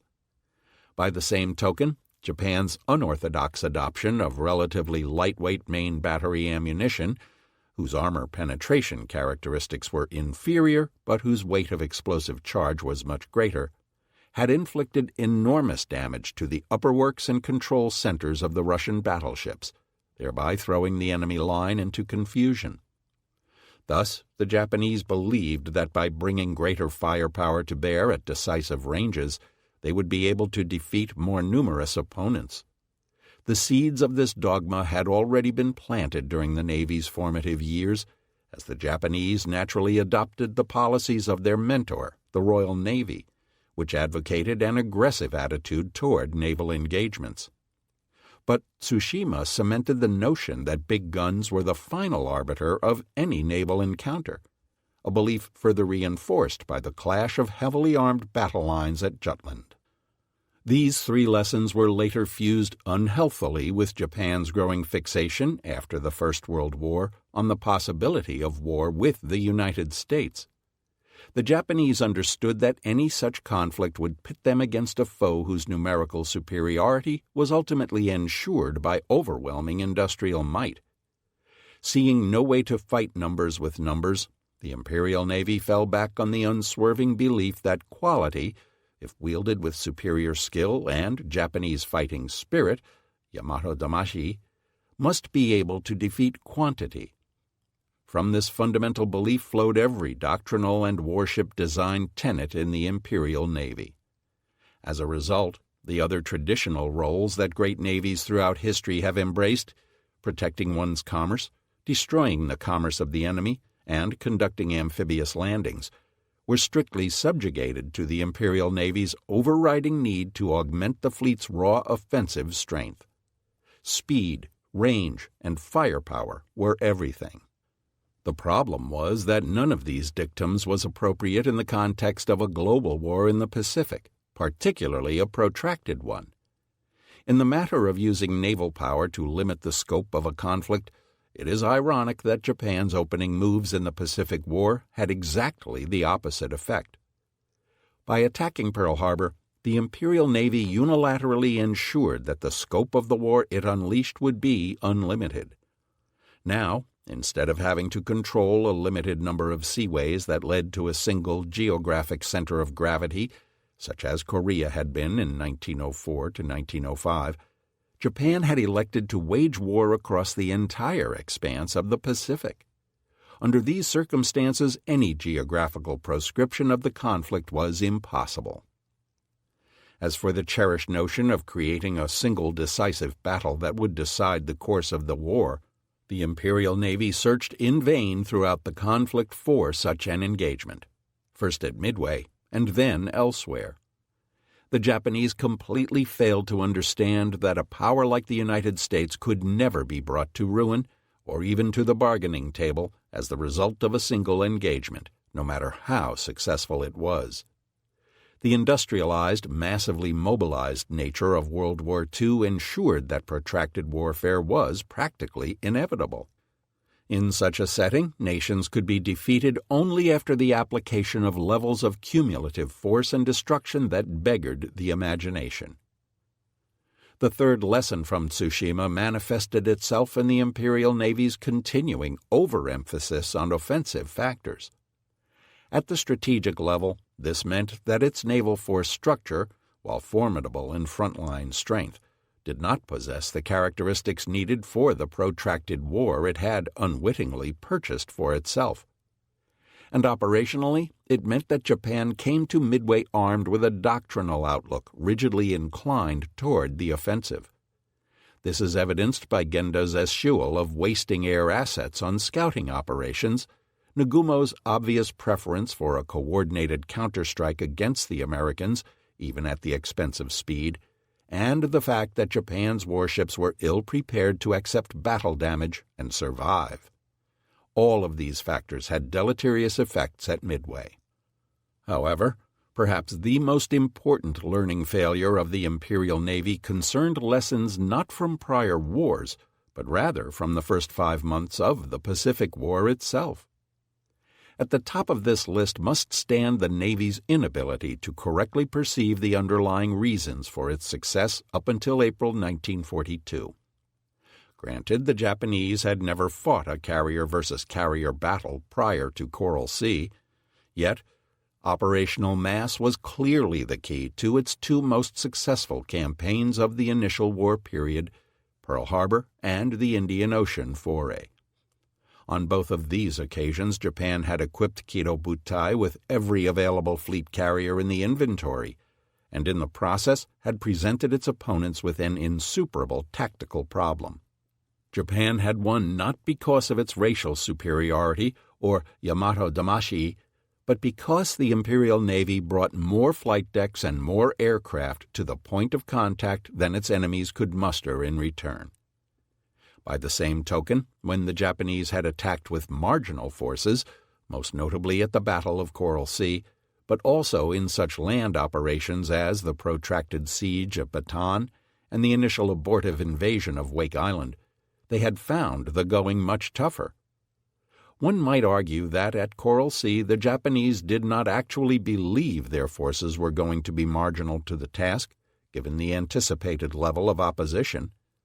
But this merely betrays the Japanese failure to appreciate the capacity of modern carrier forces to move across vast distances and launch powerful raids deep behind the nominal front line. As was pointed out earlier, the only way for the Japanese to avoid being outnumbered and ambushed by a suddenly appearing enemy carrier task force that wasn't supposed to be there was to bring the entirety of their own carrier force to every major operation. There really was no middle ground in terms of force allocation. Thus, without realizing it, the Japanese had ironically disproved their own cherished notion of quality triumphing over quantity. Instead, quantity had arguably been the critical factor in Japan's seminal victories to date. Given that fact, bringing the entire carrier force to an operation such as Midway was absolutely imperative. An astute naval leadership would have noticed this correlation, but the Imperial Navy did not. Whether the cause was victory disease or a simple disinterest in learning lessons at this stage of the conflict, the result was a lessening of intellectual rigor in the Navy during the first part of 1942. An accurate perception of the strengths of massing many carrier decks together should have inclined the Japanese toward a policy of fighting fewer battles but carrying a bigger stick to each. Instead, the Imperial Navy exhibited a penchant for doing precisely the opposite. The battles of Coral Sea and Midway make it clear that the Japanese Navy was going after too many objectives at once. It was dispersing its carrier assets, thereby casting aside its proven formula for victory. In the process, it was unnecessarily elevating the Navy's risk by placing irreplaceable combat assets in situations where its weaker opponent could temporarily concentrate superior numbers against them.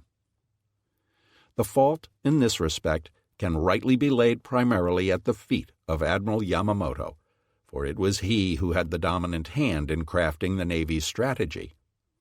Yet it is apparent that Naval GHQ played a role as well, because it was they who persuaded Yamamoto to take on operations like Coral Sea and Operation AL, both of which would detract from the overall strength that the Navy could wield against primary objectives. Not only did Yamamoto accept these extra burdens with minimal protest, but when he did argue against them, it was never because they dispersed his available carrier power, but because they did not figure into his overall conception for how a decisive battle was to be contrived. Had he been wise, he would have vigorously contested all such secondary operations as being truly dangerous to Japan's overall strategic calculus. For this reason alone, Yamamoto should never have countenanced independent operations by Cardiff 5. By the same token, Naval GHQ should not have pushed the matter. For the fundamental truth remains that had Cardiff 5 been present in its entirety at Midway, it is difficult to see how the Americans could have won, despite their superior intelligence and demonstrable luck. But neither Yamamoto nor Naval GHQ apparently realized that preservation of Japan's critical offensive mass was essential to its ability to conduct decisive battles. There is a further irony, however, in that Yamamoto and Naval GHQ's failure to appreciate the virtues of mass at the operational level was matched by an overemphasis on conservation of mass by Nagumo and his staff at the tactical level. In fact, both of these tendencies had a dire impact on the outcome of the battle. On the face of it, this seems contradictory. Mass should be either good or bad. But this points out the difficulty of meting out simple prescriptions for victory or defeat in this very complex battle. Had Yamamoto supplied his subordinate with true superiority of naval air power at the point of contact, it could have widened Nagumo's tactical options immensely. Likewise, had Nagumo been less concerned with launching a massed counterstrike from his 4 decks during the battle, his options would have been commensurately widened. Other opportunities for learning during the early part of the war had also presented themselves, although more fleetingly. The outcome of Coral Sea, for instance, could have been such an occasion, but for various reasons it wasn't. For one thing, after recovering from its initial fury at Admiral Takagi for supposedly failing to prosecute the battle aggressively enough, Combined Fleet staff had then swung around in fairly short order to believing that the operation had actually been another Japanese victory. In so doing, it blinded itself to its own shortcomings, particularly with regard to having adequate forces on hand. This opportunity was complicated, of course, by the fact that the time interval between Coral Sea and Midway was so short. As such, there was scant time for the fleet to fully absorb the 2 most important tactical implications of the engagement, namely that American carrier aviators should not be discounted, and that lone carrier divisions were not a replacement for a fully constituted Kido Butai. Yet, while it is true that the Japanese Navy was operating on an impossibly tight schedule, and that there was little time to absorb and process battle lessons. It is also interesting to note that the time period between the Indian Ocean operations and Midway hints at the start of a learning gap appearing between the two navies. This was a phenomenon that would become increasingly evident as the war progressed. The U.S. Navy as an organization often, although not always, had a superior capacity for absorbing battle lessons and translating them into doctrinal and technical modifications that would aid it in future battles. For instance, the incident in the Indian Ocean, wherein a handful of British bombers succeeded in surprising Kido Butai and nearly bombing Akagi, should have been a wake-up call to the Japanese fleet that their air defense arrangements were inadequate. It is clear that the Japanese took notice of this incident. Hiryu's after-action report emphasized the need for better long-range detection capabilities against enemy aircraft. Yet, it doesn't appear that any concerted effort was made to enhance the capabilities of the fleet's primary defense mechanism, its combat air patrol, the failure of which would doom Nagumo just 2 months later at Midway.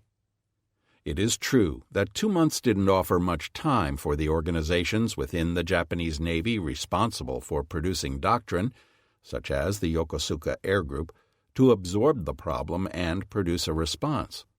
Furthermore, before the advent of radar, and in the absence of adequate ship-to-plane communications because of substandard radios in the Zero, there was only so much that could be done to improve CAP performance.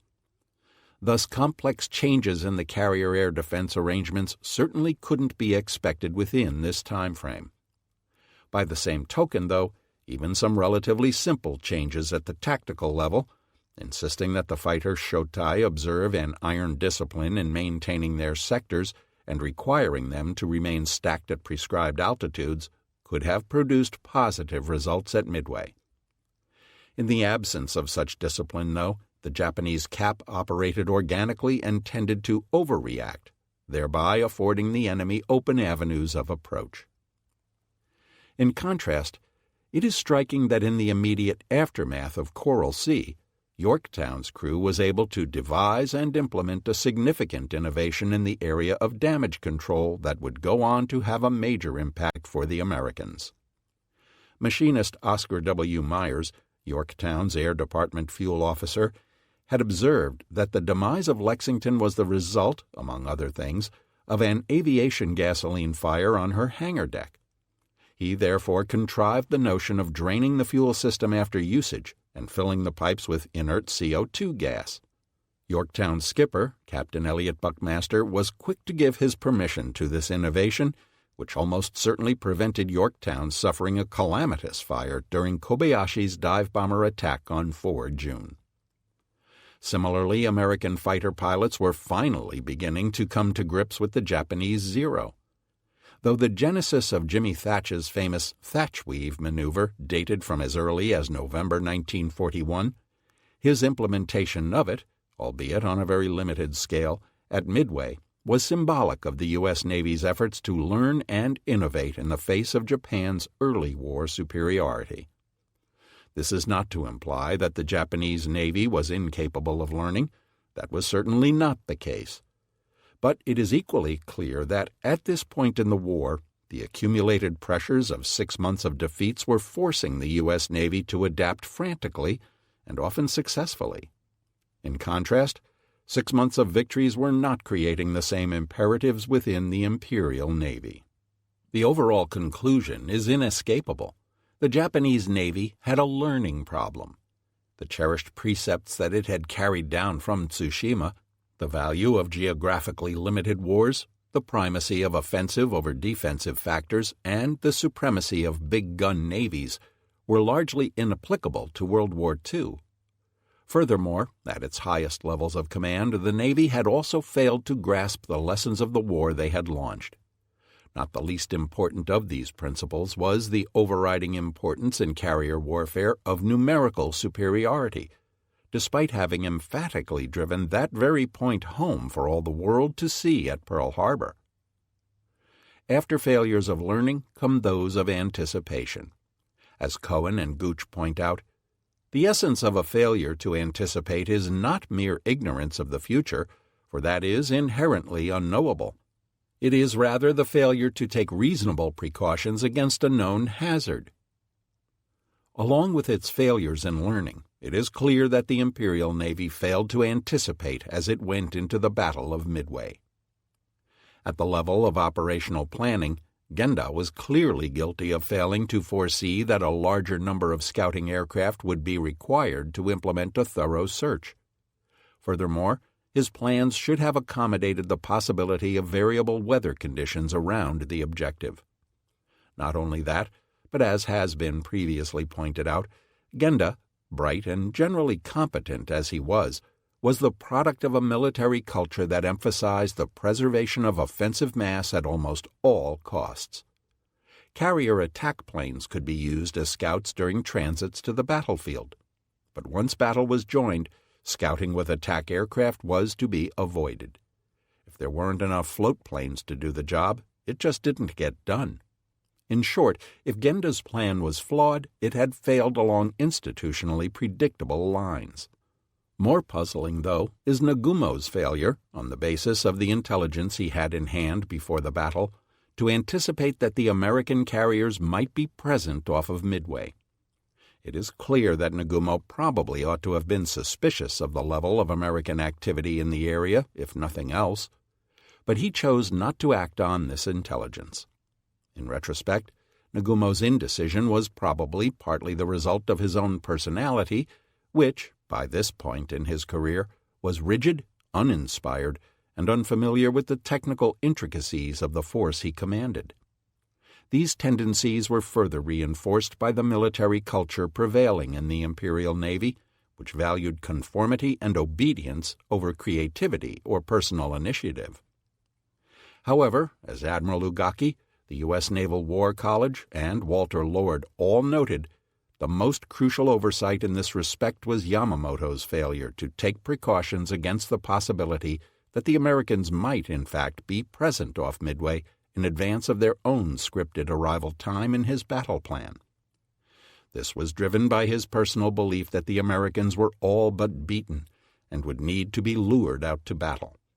As such, it was apparently inconceivable that they would be lying in wait. As was mentioned previously, Yamamoto was clearly guilty of the sin of planning operations around perceived enemy intentions, rather than on the basis of the enemy's likely capabilities. The corollary failure that flowed from this assumption was Yamamoto's decision to disperse his forces in the face of the enemy.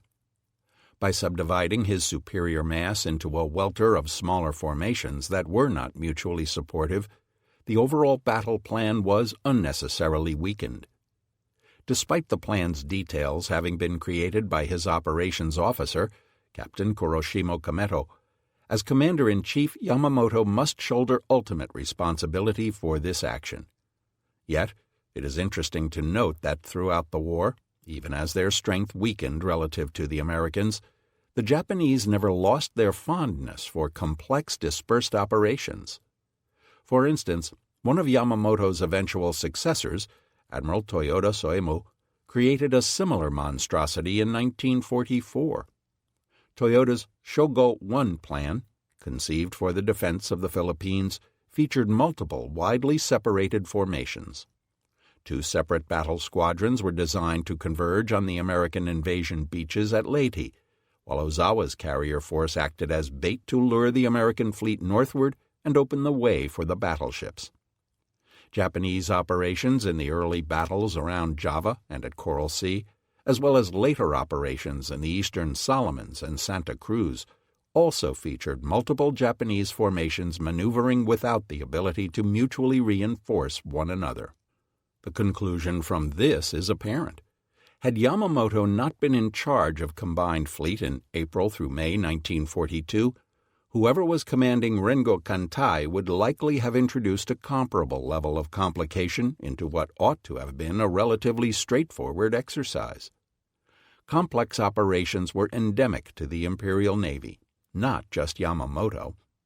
This love of intricacy can be clearly detected in the 1920s and 1930s, when Japanese doctrine and fleet exercises envisioned elaborate encircling maneuvers, often taking place at night, unfolding like clockwork to trap the unwitting Americans.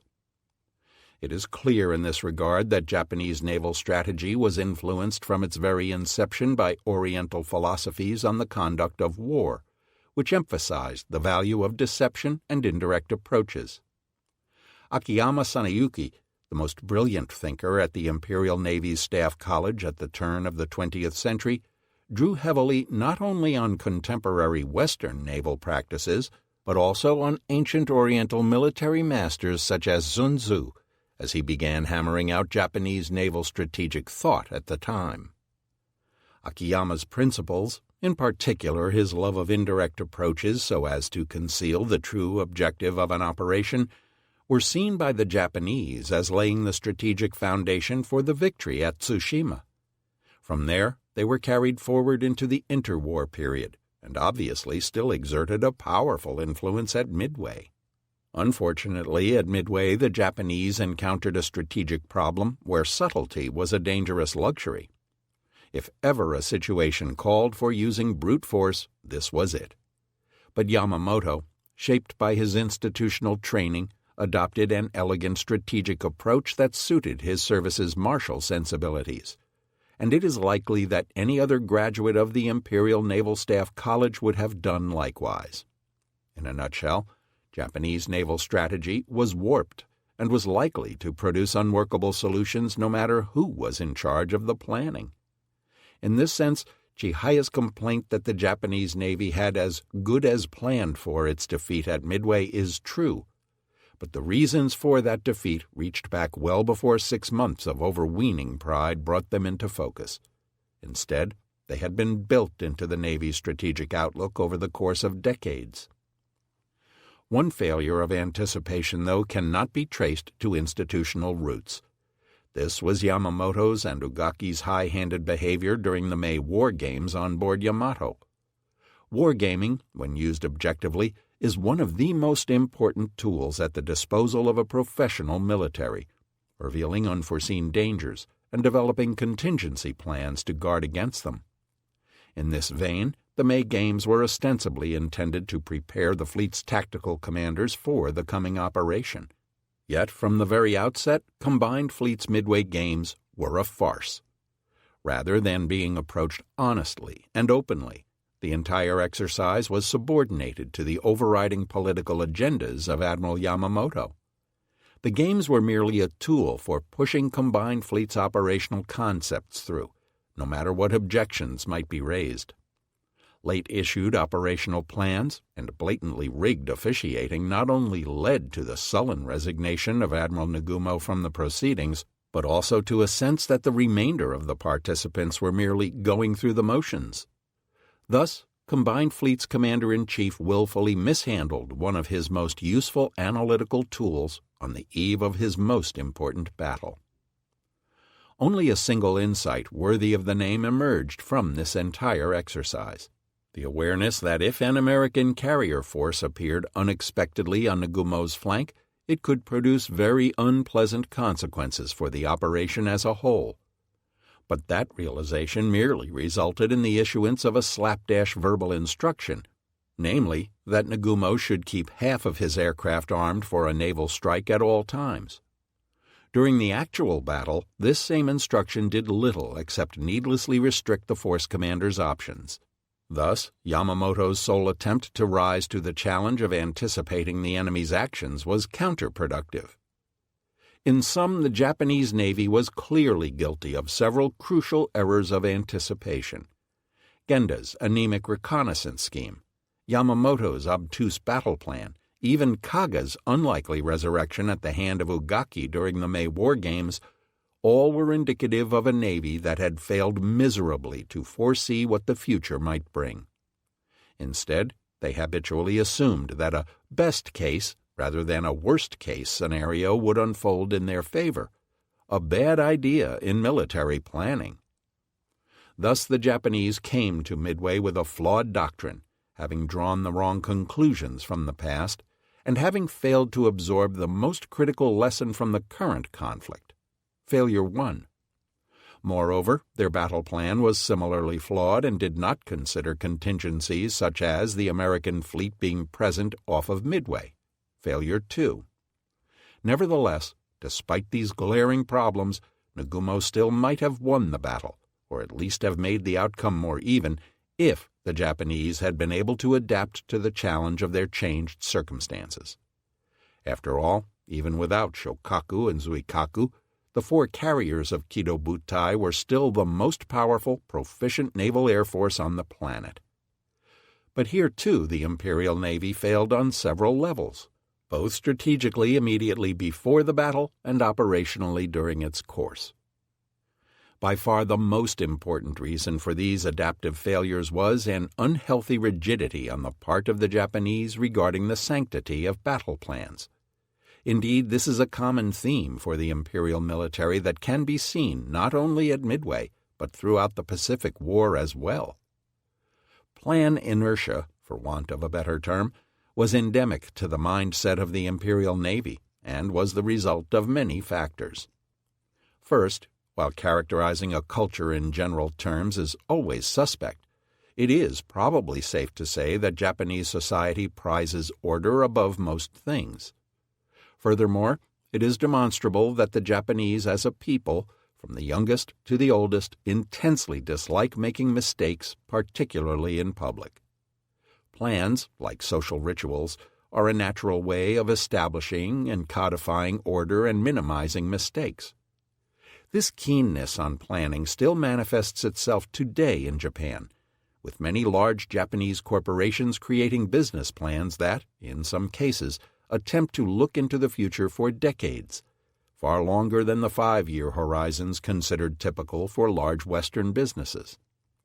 Likewise, the degree of actual control Japan's post-war Ministry of International Trade and Industry, MITI, had during the decades of Japan's economic miracle may be arguable. The fact that Japan was one of the few capitalist industrialized nations to engage in a systematic exercise in national economic planning is not.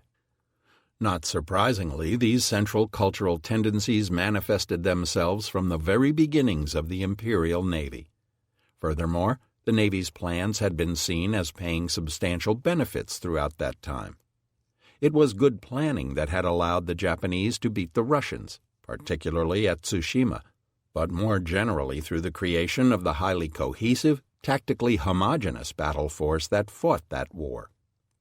In the same vein, the interwar Navy had put great store in policies such as the 8-8 Fleet, which sought during the years between 1907 and 1922 to create a powerful fleet of 8 new dreadnoughts and 8 battle cruisers with which to counterweigh American naval power in the Pacific. The notion of the 8-8 Fleet, the underlying rationale for which was actually fairly abstract and questionable, had become an unquestioned article of faith in the Navy up until the time the Washington Naval Treaty did away with it. This same tendency resurrected itself during the 1930s in the form of increasingly ambitious naval replenishment plans, known informally as circle plans, Maru Keikaku, which greatly expanded the power of the fleet immediately before the war. On a more day-to-day basis, the Navy's annual operational plan, Nendo Sakusen Keikaku, which was in force from 1 April to the following 31 March of each year, defined in great detail the Navy's activities for the following year. Drawn up by the Navy General Staff, the plan detailed the training to be carried out, maneuvers to be held, and the tactical problems to be solved thereby. Included in each were also detailed prescripted orders for first mobilizing the fleet, Suishi Jumbi, preparatory fleet mobilization, and then shifting it over to wartime hostilities, Nendo Teikoku Kaigun Senji Hensen, annual Imperial Navy plan for wartime organization. During any given year, of course, the Navy was expected to be devoting itself to attaining the tactical proficiency necessary to win the decisive battle, many of whose tactical precepts had become increasingly scripted and choreographed as the 1930s went on. This love of planning had paid handsome results during the opening moves of the Pacific War for both Japanese service branches. The proficiency demonstrated during the attack on Pearl Harbor is the most famous example of this. Admiral Yamamoto, and more particularly Captain Kuroshima Kameto, had taken a bold operational vision and hammered it into a sound operational plan in very short order. Pearl Harbor introduced the revolutionary use of massed carrier air power, as well as tactical innovations like the famous use of wooden fins that enabled airdrop torpedoes to operate in the shallow waters of the harbor. No less inspired was the Imperial Army's routing of the British in Malaya, an invasion force on bicycles harrying a professional army twice its size to utter destruction in just 9 weeks, which was built around a core of solid staff work completed before the war. In the course of these planning exercises, the Japanese Army had identified key overland attack routes, as well as the degree of combat engineering, particularly bridge-building capabilities, that would be required to win the campaign. All of these efforts had resulted in brilliant and well-deserved victories. Yet, too much of any good thing can have its drawbacks, and it is clear that the Japanese held their plans in such high regard that, once in place, they were loath to alter them. This manifested itself in Yamamoto's failure to adapt to the setback at Coral Sea. By not allowing Operation MI's timetable to slip, he lost the chance to include either member of Cardiv 5 in the starting lineup, and thus condemned Nagumo to fight on even terms at Midway, rather than from a position of strength. By the same token, Yamamoto's failure to adjust to Nagumo's one-day delay in sailing meant that Tanaka's invasion force was prematurely exposed to detection, which confirmed the Americans in their suspicions that Japanese carriers could shortly be expected off Midway. Neither did he adjust his plans when it became evident Operation K would fail to produce timely information on the disposition of the American fleet. At an operational level, plan inertia manifested itself in a stubborn unwillingness to adapt immediately before and during battle. Karl von Clausewitz's famous maxim that no battle plan survives first contact with the enemy probably never met with a less enthusiastic audience than the Imperial Navy. Obviously, Vice Admiral Nagumo had his share of difficulties in this respect. Besides his unwillingness to act on his latest intelligence estimates, Nagumo also failed in 2 other critical respects. First, he didn't launch a quick counterstrike against the Americans when the occasion demanded. Second, by closing directly on the Americans once they were discovered, he maneuvered his force in such a way as to expose it to greater danger than was prudent. In both of these instances, of course, he was influenced by prevailing Japanese doctrine, which favored closing aggressively with the enemy and delivering a coordinated, annihilating blow. Yamaguchi, of course, did not adapt successfully to his circumstances either. By failing to carefully gauge the strength of Hiryu and her air group, he placed his force in an increasingly dangerous position with little chance of commensurate reward. Yamaguchi stands as the archetypal Japanese warrior in this respect, aggressive, unwilling or unable to back down, and more concerned with preserving his own personal honor than preserving the combat assets of the nation. And, as has been shown, contrary to the prevailing view of the battle, Nagumo was his co-equal in this aggressiveness, even when the long odds against his success militated strongly for an expeditious withdrawal.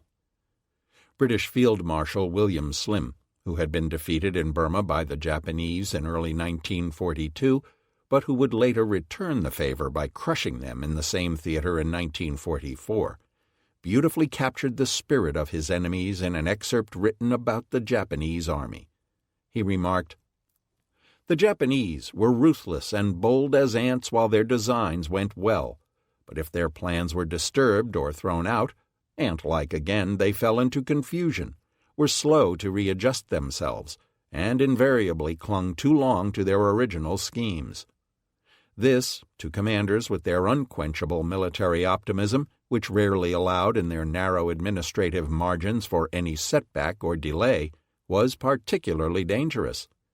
The fundamental fault of their generalship was a lack of moral, as distinct from physical, courage. They were not prepared to admit that they had made a mistake, that their plans had misfired and needed recasting. Rather than confess that, they passed on to their subordinates, unchanged, the order that they themselves had received, well knowing that with the resources available, the tasks demanded were impossible.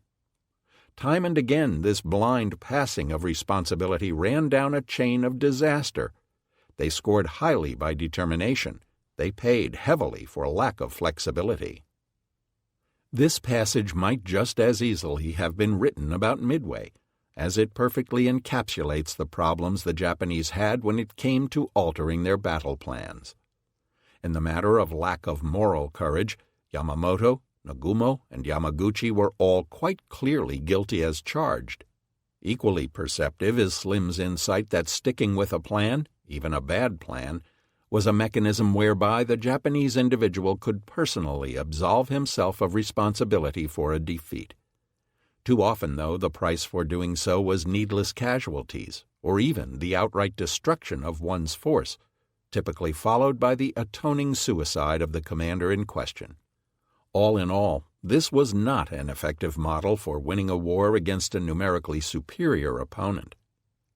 By the same token, it is clear from many of the failures of learning and adaptation just discussed that the Japanese entered the Battle of Midway wearing doctrinal handcuffs, the effect of which was to retard still further their ability to innovate.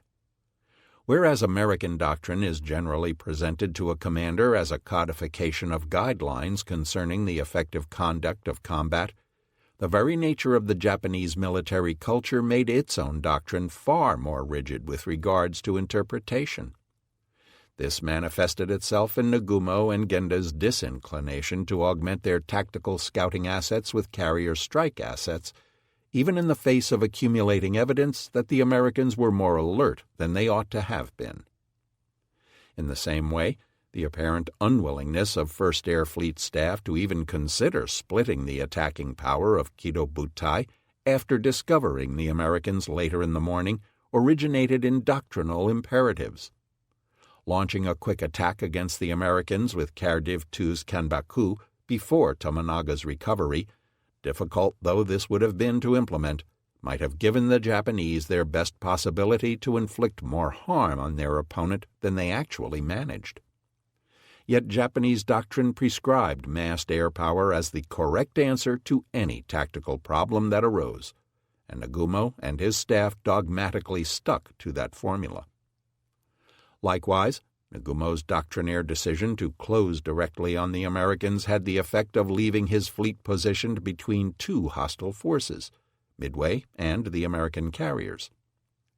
A decision to maneuver more freely, either to the north or northwest, could have mitigated some of the advantages that the Americans had accrued by virtue of the superior and wholly intentional initial positioning. Despite the Japanese love of indirect approaches at a strategic level, their love of closing directly to knife-fighting range at the tactical level was never better demonstrated than at Midway. Some of these problems stemmed from the simple fact that in early 1942 the aircraft carrier was still a brand-new weapon system. As such, the body of doctrinal thinking in all the carrier navies was relatively small and still maturing. Other navies might have viewed an immature doctrine as being a tacit admission that some degree of interpretation by unit commanders would be required during the course of battle. The Japanese apparently did not see things this way. They stuck to the playbook, small as it might be. When improvisation was called for, they answered with the most expedient and transparent tactic available, charging the enemy. Thus, in the critical matter of adaptation, the Japanese likewise failed abysmally. Taken as a whole, the inescapable conclusion that emerges from a careful examination of the battle is the fact that the Japanese defeat was not the result of some solitary crucial breakdown in Japanese designs. It was not the result of victory disease nor of a few crucial personal mistakes. Rather, what appears is a complex, comprehensive web of failures stretching across every level of the battle, strategic, operational, and tactical. Every aspect of the enterprise was tainted in some way.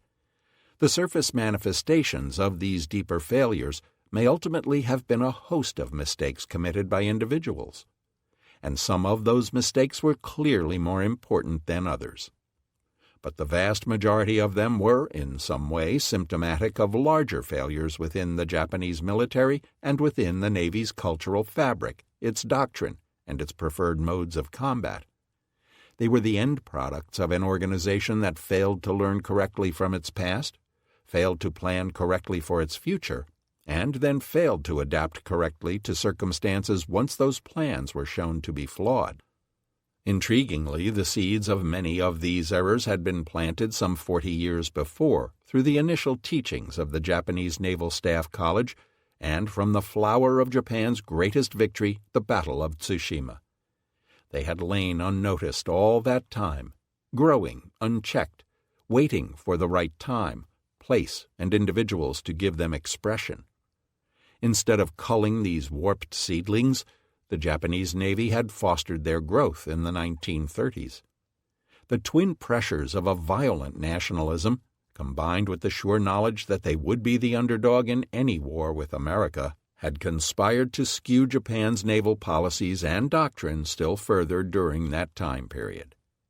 As a result, by the time the Pacific War began, and despite its undoubted tactical prowess, the Navy's ability to mentally fight the war at a strategic and operational level was already fatally damaged. It was at Midway that the breadth of these shortcomings finally revealed themselves, with catastrophic results for both the Imperial Navy and the Japanese nation. Of course, in the larger context of the war, the Battle of Midway was just one of the first of a much greater harvest of bitter fruit that would fall from the poisoned tree of Japanese militarism. The military defeats that began with the Battle of Midway stem from the harsh reality that, far from being the truly modern progressive institution that it fondly imagined itself to be, the Imperial Navy was in fact possessed of the most parochial of outlooks. Instead of the quick, limited war Japan's military leadership envisioned, the Pacific War soon revealed itself to be all-encompassing and all-consuming. In a shockingly short time, America had begun waging war against Japan across every strategic dimension available to a great industrial power, military, political, economic, and scientific. Japan was assaulted on the ground, through the air, and on and under the sea. Ultimately, it was beaten decisively in every one of these arenas. In this sense, Midway was merely symptomatic of the imperial military's larger failings. Most obvious was their fatally misguided decision to launch a war of aggression against the most powerful nation on earth. Having done so, moreover, they found themselves engaged in a conflict whose scope and complexity forced its participants to evolve at a frenetic pace. As it developed, for the Japanese this was a particularly daunting challenge. Despite the amazing speed with which they had modernized their fighting forces after 1848, they were still bound by thought patterns linked to an earlier military and cultural era, as well as the warped legacy of Tsushima. In the final analysis, it is no exaggeration to say that the conflict the Japanese military instigated in 1941 was not only beyond its resources, but also beyond its understanding. 23. Assessing the battle's importance. Having examined why the Japanese lost, the next step is to consider the impact of that loss. Much like identifying the true reasons for failure, evaluating the importance of the Battle of Midway is a slippery proposition. For an engagement often labeled the decisive battle of the Pacific War, this is inevitable. Great battles, by definition, spawn a wealth of downstream consequences, each of which can be looked at independently. Accordingly, answers to the question, what did Midway really mean, typically come in three varieties: material, strategic, and counterfactual. The first focuses on the importance of such things as aircraft losses, the loss of skilled aircraft mechanics, and the size of Japan's pilot training programs. The second analyzes what effect the defeat at Midway had on Japan's strategy for the remainder of the war. The third seeks to illustrate the importance of Midway by creating what-if scenarios, some well thought out, some verging on the delusional, that change the outcome of the Second World War in some way, depending on the outcome of this one battle. All of these will be considered in turn. Yet, within the scope of an operational-based study such as this one, the first imperative is to consider what it meant to Japan to lose the services of 4 aircraft carriers. The question might better be phrased in terms of what it meant to lose 2 carrier divisions, in particular Carrier Divisions 1 and 2. Stated this way, the question acknowledges that the Japanese Navy had brought the concept of multi-carrier operations to a higher level of practice than any other navy. It also emphasizes that what was lost was not just X number of ships, planes, or men, but rather a well-functioning assemblage of the 3. Car Divs 1 and 2 were incredibly complex weapons systems, forged through years of training and experimentation. All the material elements composing these systems need to be considered when assessing the damage suffered on 4 June 1942. There has been a tendency, when analyzing the battle, to both under- and overestimate the importance of these material factors.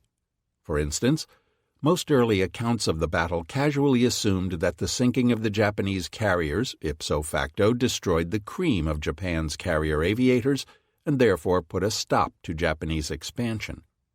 The truth is more complex. Works such as John Prado's Combined Fleet Decoded have corrected the record by noting that the battle itself did not signal the end of the Japanese Naval Aviator Corps. This view is directly supported by the carrier's operational records. Kaga suffered 21 aircrew deaths, both in the air and on board ship. Soryu, 10, and Akagi, a mere 7. Hiryu's air group was the exception, suffering casualties in excess of 50%, with 72 fatalities, including her air group leader and many officers. Included with these must also be the 11 floatplane crewmen who perished. However, the deaths of 121 airmen, though painful, did not constitute a disaster in itself.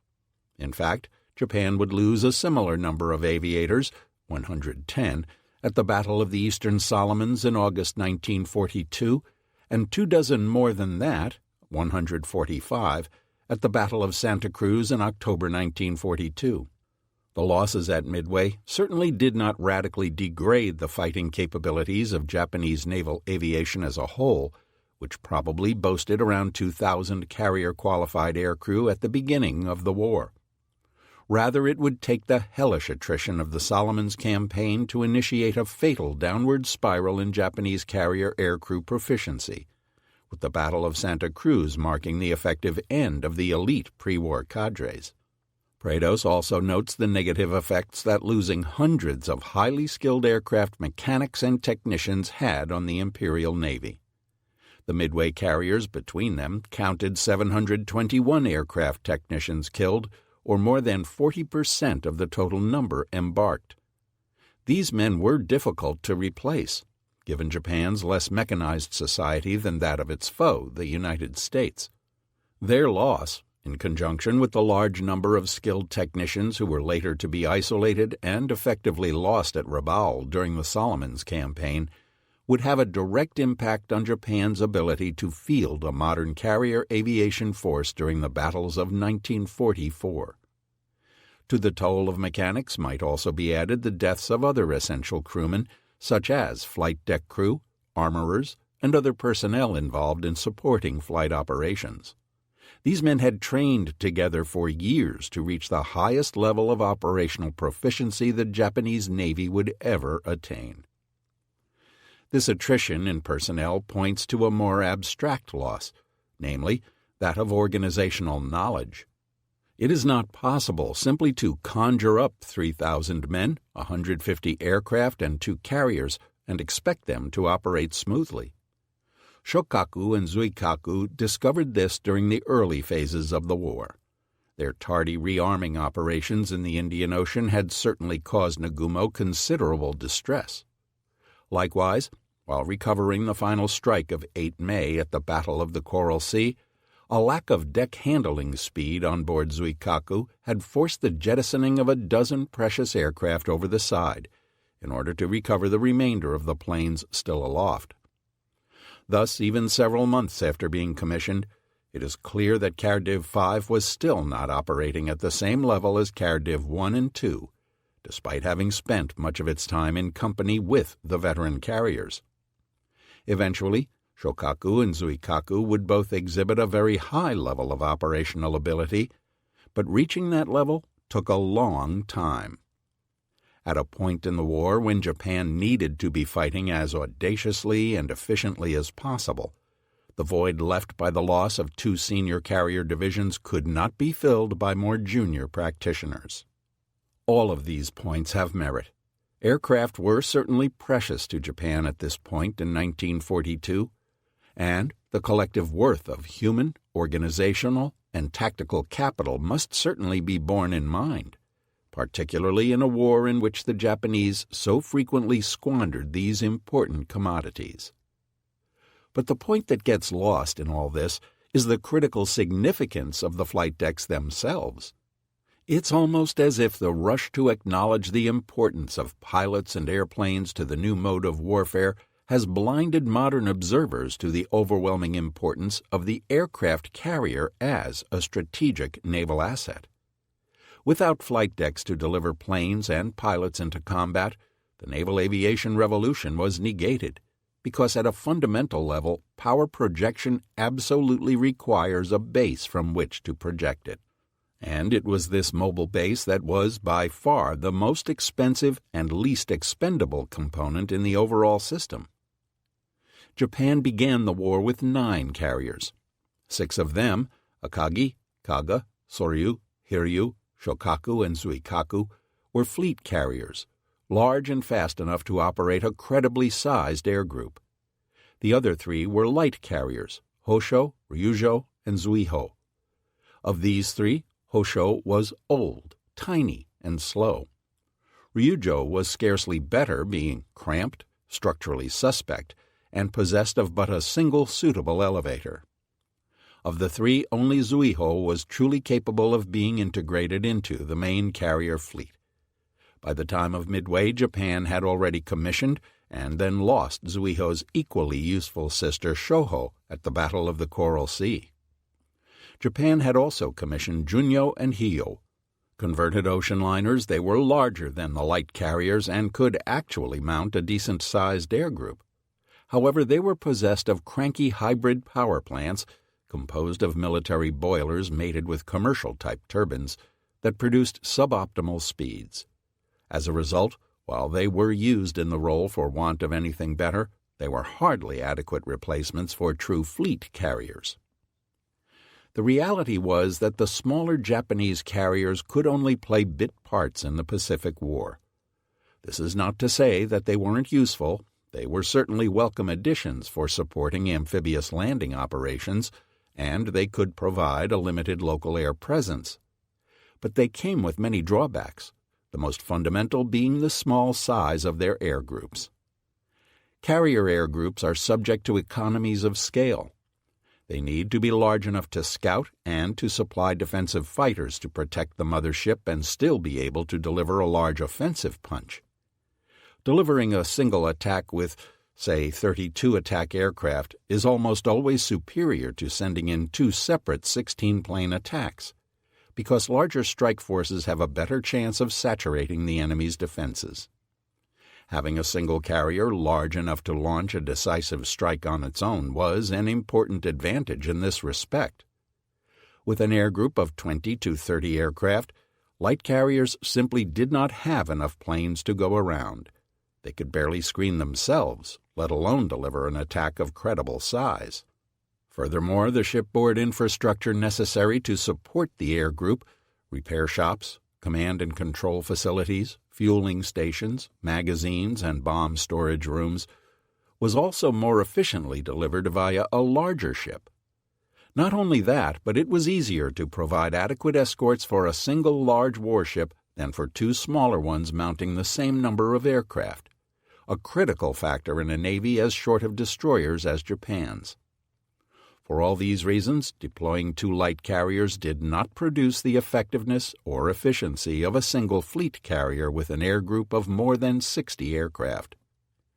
Light carriers could only complement, not replace, the functions of the fleet carriers. And with the exception of Zuiho, none of them were really worth the extra effort of slowing the fleet carriers down in order to have them around. Viewed in this light, it is apparent that the coin of naval power in the Pacific War must be measured by the number of fleet carriers available to the opposing navies. Reckoned this way, Japan started the war at something like parity with the U.S. Navy. The USN fielded 5 large carriers, Lexington, Saratoga, Yorktown, Enterprise, and Wasp, to Japan's 6. By the time of Midway, the addition of Hornet had been negated by the loss of Lexington, as well as heavy damage to Saratoga, leaving the score 6-4 in favor of Japan. The number of naval aircraft carried by these respective forces only slightly favored the Japanese, though, because of the larger American air groups. After Midway, however, the ratio was 3-2 in favor of the United States, a significant shift. The importance of these vessels is even more obvious, considering that each of them represented a phenomenal expenditure of national resources. At the time of their completion, Akagi and Kaga were by far the most expensive warships ever built for the Japanese Navy to that date, costing roughly 53 million yen apiece to complete. In terms of specific cost, that is, cost per ton of displacement, they were twice as expensive as a battleship of the same era. This was a result of the intricate nature of carrier design, including the provision of complex pumping and aviation gasoline systems, elaborate damage control equipment, and the emplacement of defensive guns and their associated fire control systems. In Akagi's and Kaga's cases, these costs were driven even higher by the redesign efforts necessary to convert existing capital ship hulls into functional carriers. Each had also undergone comprehensive multi-year refits in the 1930s, consuming millions more. Soryu and Hiryu, with their relatively modest price tags of 40.2 million yen, must have seemed like bargains when they were completed in 1937 and 1939. To these basic procurement costs, of course, must also be added the price of their air groups and the annual costs of operation. Accordingly, any analysis of the Midway battle that fails to accord the proper gravity to losing the core component of a national defense capability that was 14 years in the making, that is, Kido Butai, utterly misjudges the nature of the Pacific War. Big carriers didn't just grow on trees. Losing 4 of them in an afternoon was tantamount to a national disaster. Particularly within the time frame of the short conflict Japan hoped to fight, these losses were crushing and utterly irredeemable. One might contend that the losses in aircrew and/or aircraft were of similar magnitude, but neither of these arguments is supportable. Of the two, the case for human capital perhaps has more merit, in that Japanese carrier air crewmen were, at the time, among the most highly trained aviators in the world. The airmen lost at Midway would certainly have been useful in forthcoming carrier battles in the Solomons.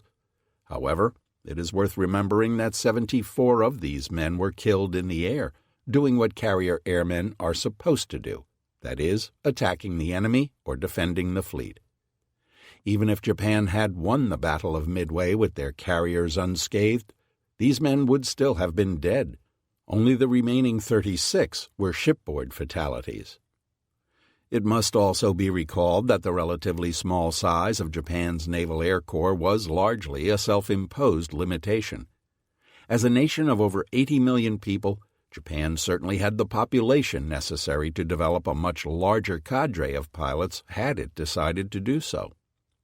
The reasons Japan chose to create an artificially small group of elite pilots instead of a larger corps of aviators who were merely very good lies outside the scope of this study. So too does Japan's failure to recognize and correct its deficiencies in this area while there was still time to do so in early 1942. However, the fact that she was eventually able to find pilots, however poorly trained, for the 50,000 aircraft she would lose during the war establishes beyond doubt that the necessary manpower was available. Any assessment of the scale of Midway's human losses must also be measured against the backdrop of the grim combat in the South Pacific that unfolded beginning in August 1942. It was here, in the daily patrols, skirmishes, and raids that lasted until 1944, that the cream of Japan's naval air forces would be destroyed. Some 2,817 naval aircraft alone between April 1942 and April 1943. Callous as it may seem, the existence or non-existence of roughly 100 carrier aircrew meant relatively little when set against this aerial meat grinder. People and planes were merely fuel for the vast furnaces of attritional combat that would soon be blazing on the southern borders of the empire. For a listener in this century, living in a wealthy country where the loss of a single multi-million-dollar fighter is front-page news, it is difficult to internalize the scale and intensity of the violence that occurred during the Second World War. Aircraft were cheap. A typical fighter cost between $50,000 and $100,000. A medium bomber roughly double that. They were produced in huge numbers. The United States built in excess of 306,000 combat aircraft during the war, Japan more than 67,000. Planes were a commodity, like trucks or artillery tubes, and were treated as such. They were consumed at frightening rates. The United States lost somewhere between 9,000 and 27,000 aircraft to all causes in the Pacific Theater alone, depending on the sources consulted. Japan lost 38,000 to 50,000 during the same period. Even accepting the more conservative figures, Japan was producing a weekly average of around 350 planes and was losing over 200 of them. Granted that in 1942 the Japanese aircraft industry was not yet producing at nearly the rate it would in 1944, but these figures make it clear that even the loss of 257 carrier planes and float planes over 3 days could be made good in a few weeks. Conversely, the carrier losses themselves were not made good on a one-for-one basis until the commissioning of Shinano on 19 November 1944, 127 weeks after the debacle of Midway, and at a point when the war was already all but lost. A corollary to the loss of these 4 ships was the permanent loss of tactical homogeneity in the Japanese carrier force. Uniformity of operational characteristics was a central principle that had guided the Japanese Navy's shipbuilding policies since its inception, and that had served the Navy well from Tsushima onward. The 6 heavy carriers that attacked Pearl Harbor composed an exceptionally well-balanced formation. The stolid war horses of Carrier Division 1, the dashing Cavaliers of Carrier Division 2, and the promising yearlings of Carrier Division 5. The pairs of ships that made up these 3 carrier divisions were well matched in terms of their speed, range, and aircraft complements. The reason for employing ships of roughly similar capabilities is simple. In the heat of battle, compensating for ships possessing widely differing capabilities introduces an unnecessary element of complexity into an already chaotic situation. Uniformity lessens command and control friction. Losing CARDIVs 1 and 2 permanently destroyed the admirable balance and integration that had existed in the Japanese carrier force.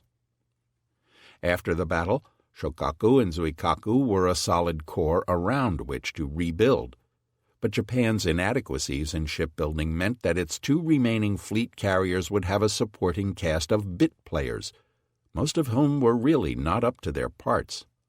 Taiho, commissioned in 1944, was the only new fleet carrier Japan built during the entire war that was worthy of keeping company with Shokaku and Zuikaku. These 3 were the only carriers that Japan possessed during the war that were in any way comparable to the 3 American Yorktown-class carriers, let alone the dozen Essex-class carriers that followed them. The Unryu-class vessels, though worthy successors to Hiryu and Soryu, were not nearly as capable as their American opponents. The remainder of Japan's flight decks were conversions and misfits.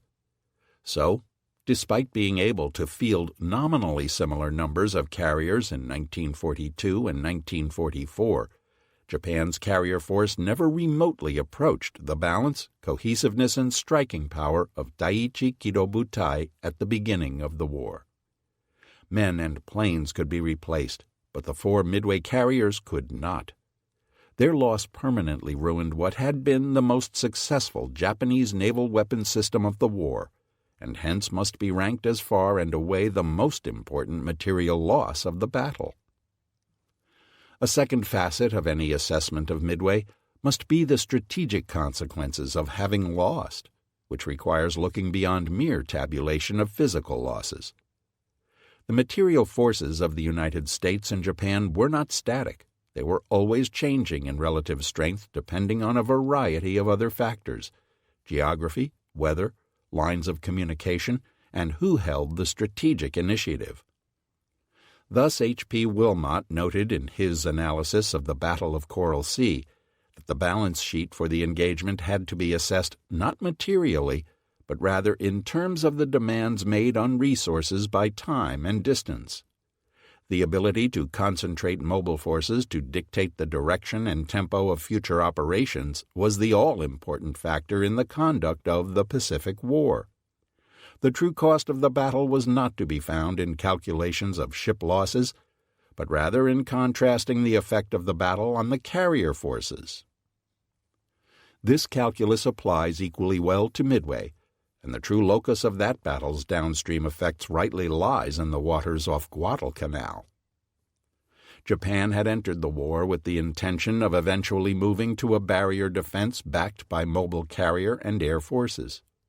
The real litmus test of Japanese strategy was therefore to capture what was needed while preserving its strategic mass for as long as possible. As was noted earlier, the best way to preserve mass is to use it en masse instead of doling it out in penny packets. Using overwhelming force tends to keep casualties to a minimum. For the Japanese, if an objective wasn't important enough to require sending all 6 carriers, it wasn't worth going after at all. Japan violated this principle by initiating the action in the Coral Sea. She paid the ultimate price for her violation a month later at Midway. One immediate consequence of the calamity was that Operation FS, the occupation of Fiji and Samoa to cut off Australia from her lines of communication with the United States, was canceled. Another consequence was the obviation of Japan's barrier strategy before it had truly begun. Without a powerful carrier striking force to transport aircraft to outposts under attack, the strategy was unworkable. This was illustrated when the Americans unexpectedly counterattacked at Guadalcanal in August 1942. The occupations of both Guadalcanal and Tulagi by the Japanese was both an extension of their defensive perimeter outward from the main Japanese base in the region, Rabaul, and an offensive move to apply pressure against Australia's supply lines. As such, Guadalcanal was essentially an outpost of Japan's defensive barrier in the Southwest Pacific. Had the Japanese won the Battle of Midway, an American operation like Guadalcanal most likely could never have occurred, at least not when it did. However, the victory at Midway gave the Americans rough parity in fleet carriers and enough confidence in their abilities that they were willing to fight in a remote backwater like the Solomons. Likewise, the rough parity of carrier forces of the two sides contributed to the protracted nature of the bloody struggle for the island. It is important to understand that the Japanese, while privately acknowledging the seriousness of the defeat at Midway, did not feel that they had been condemned ipso facto to fighting on unequal terms around Guadalcanal. It did not affect their strategic formulations, and it did not temper their aggressiveness. Indeed, in the short term they were able to stay in the game in the waters off Guadalcanal. At this point in the conflict, even after the losses she had suffered, Japan still possessed the means to equip the air groups of several more fleet carriers had the ships themselves been available. The truth of this statement is revealed in the prodigious scale of aerial resources the Japanese were ultimately able to commit to the Solomons contest, as well as the fact that Japan deployed credible air groups at various points in the struggle on board Hio, Junyo, and Zuiho. With Shokaku and Zuikaku forming the basis of their new mobile force, and the unexpected woes of the American carriers at the hands of Japanese submarines, Saratoga was torpedoed and put out of action again from September to November 1942, and Wasp was sunk by I-19 on 15 September. The odds did not turn against Japan immediately. Of the two major carrier battles fought off Guadalcanal, Eastern Solomons and Santa Cruz, the Japanese lost the former, but arguably won the latter. But even when they achieved what appeared to be temporary victories in the waters around Guadalcanal, they lacked the strength to capitalize on their triumphs. They could no longer close out the deal by inflicting a final crushing defeat, driving off the American support vessels and exterminating the U.S. forces on the island.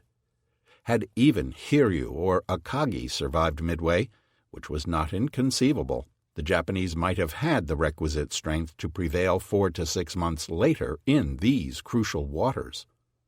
Much worse lay in store after the Imperial Navy conceded defeat at Guadalcanal. By the end of 1942, the carrier forces of both sides were exhausted and depleted, leaving the remainder of the brutal fighting in the Solomons to be conducted by surface vessels and land-based air power. The carrier fleets would not meet again in battle until 1944. But by the middle of 1943, the Americans were commissioning Essex-class fleet carriers at the rate of one every other month, a production rate that the Japanese in their wildest dreams could never equal. With 9 very serviceable light carriers of the Independence class also having been commissioned in the same year, American naval aviation was now poised to transform the Pacific War. At the same time, not only had the Americans fundamentally altered the raw numbers in the fleet carrier equation, they had also radically transformed the intrinsic power of the individual flight decks themselves.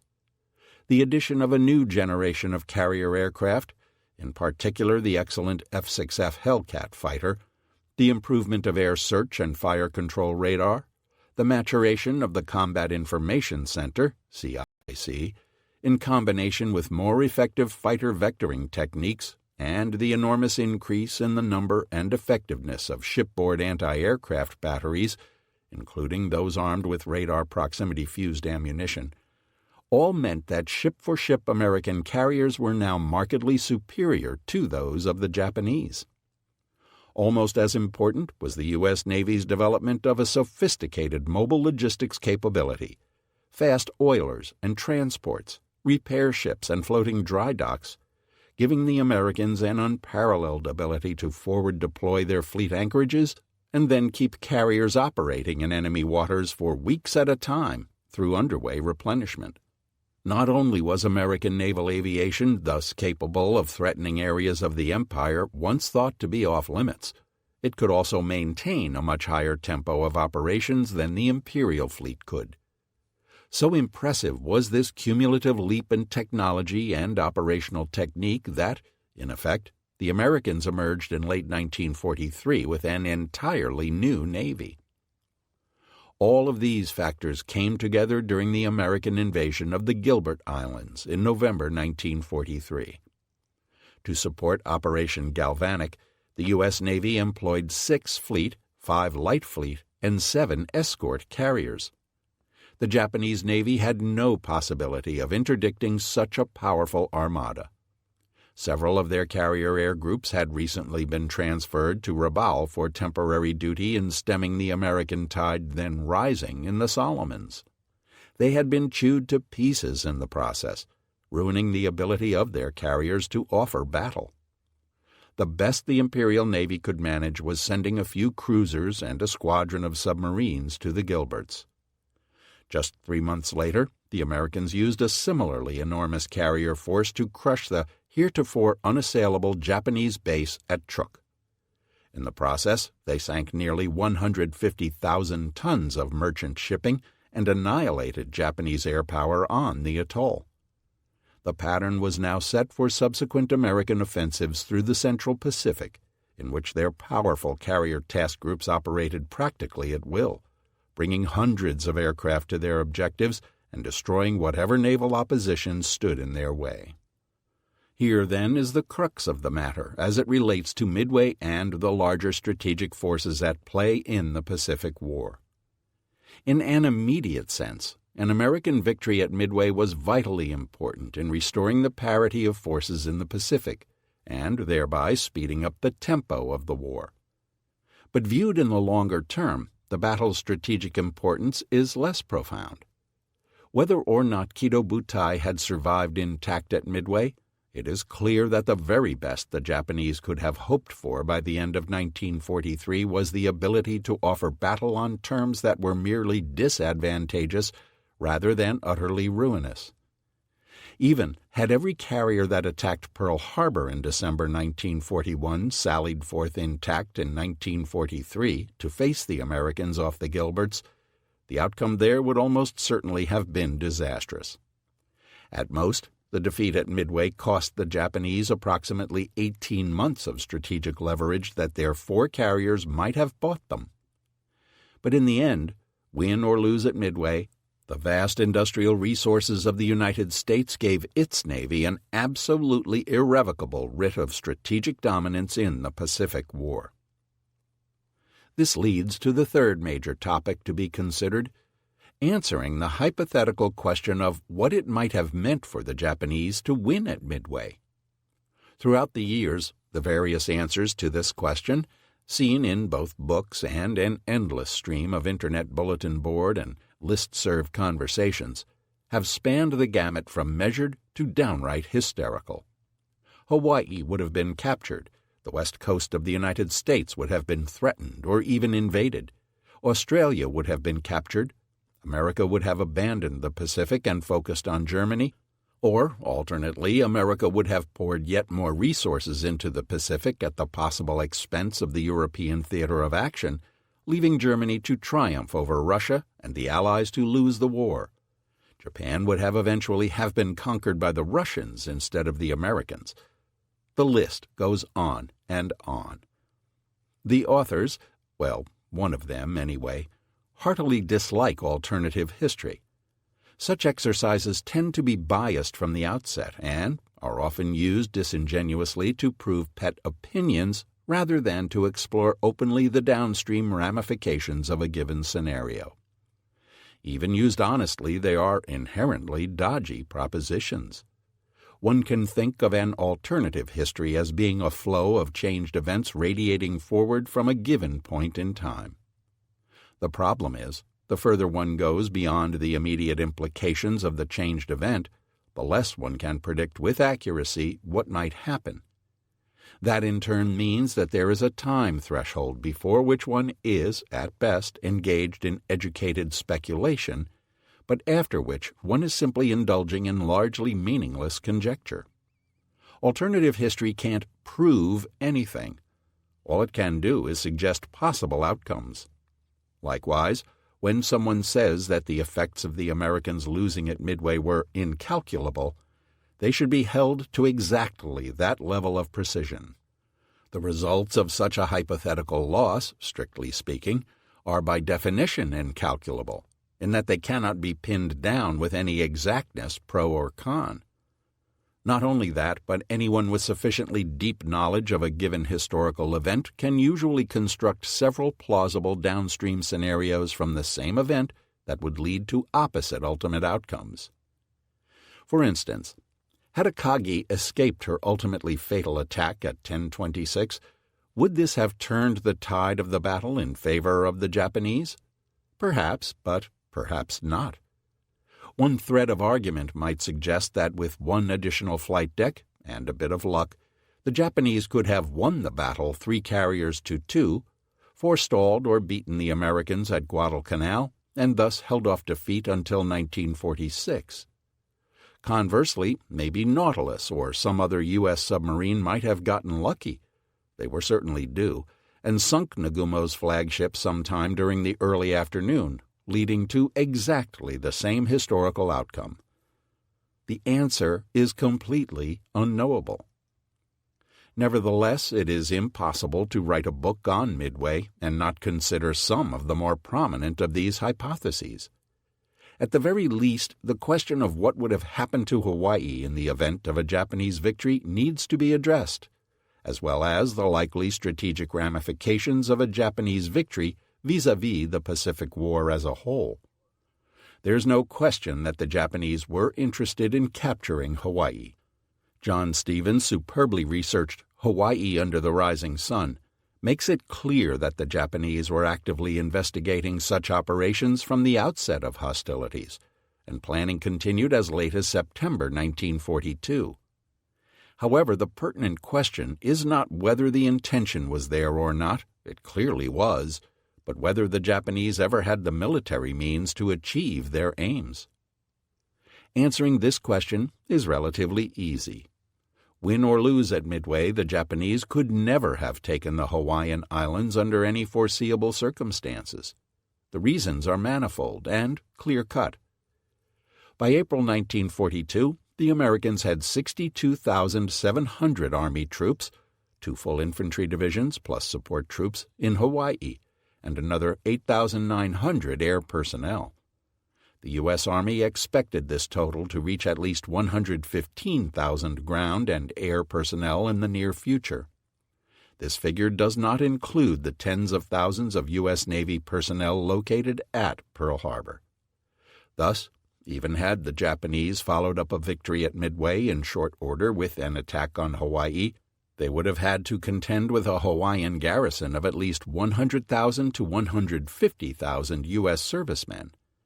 These American troops were primarily located on Oahu, which was small enough to defend in depth but big enough to maneuver on, making it an enormously difficult nut to crack.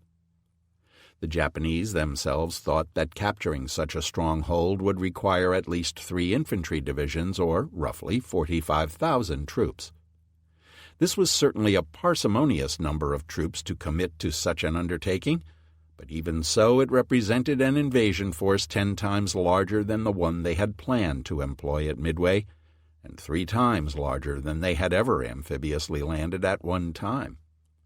It is doubtful that Japan had the sea lift capacity to contemplate such an undertaking across nearly 4,000 miles of open water in any case.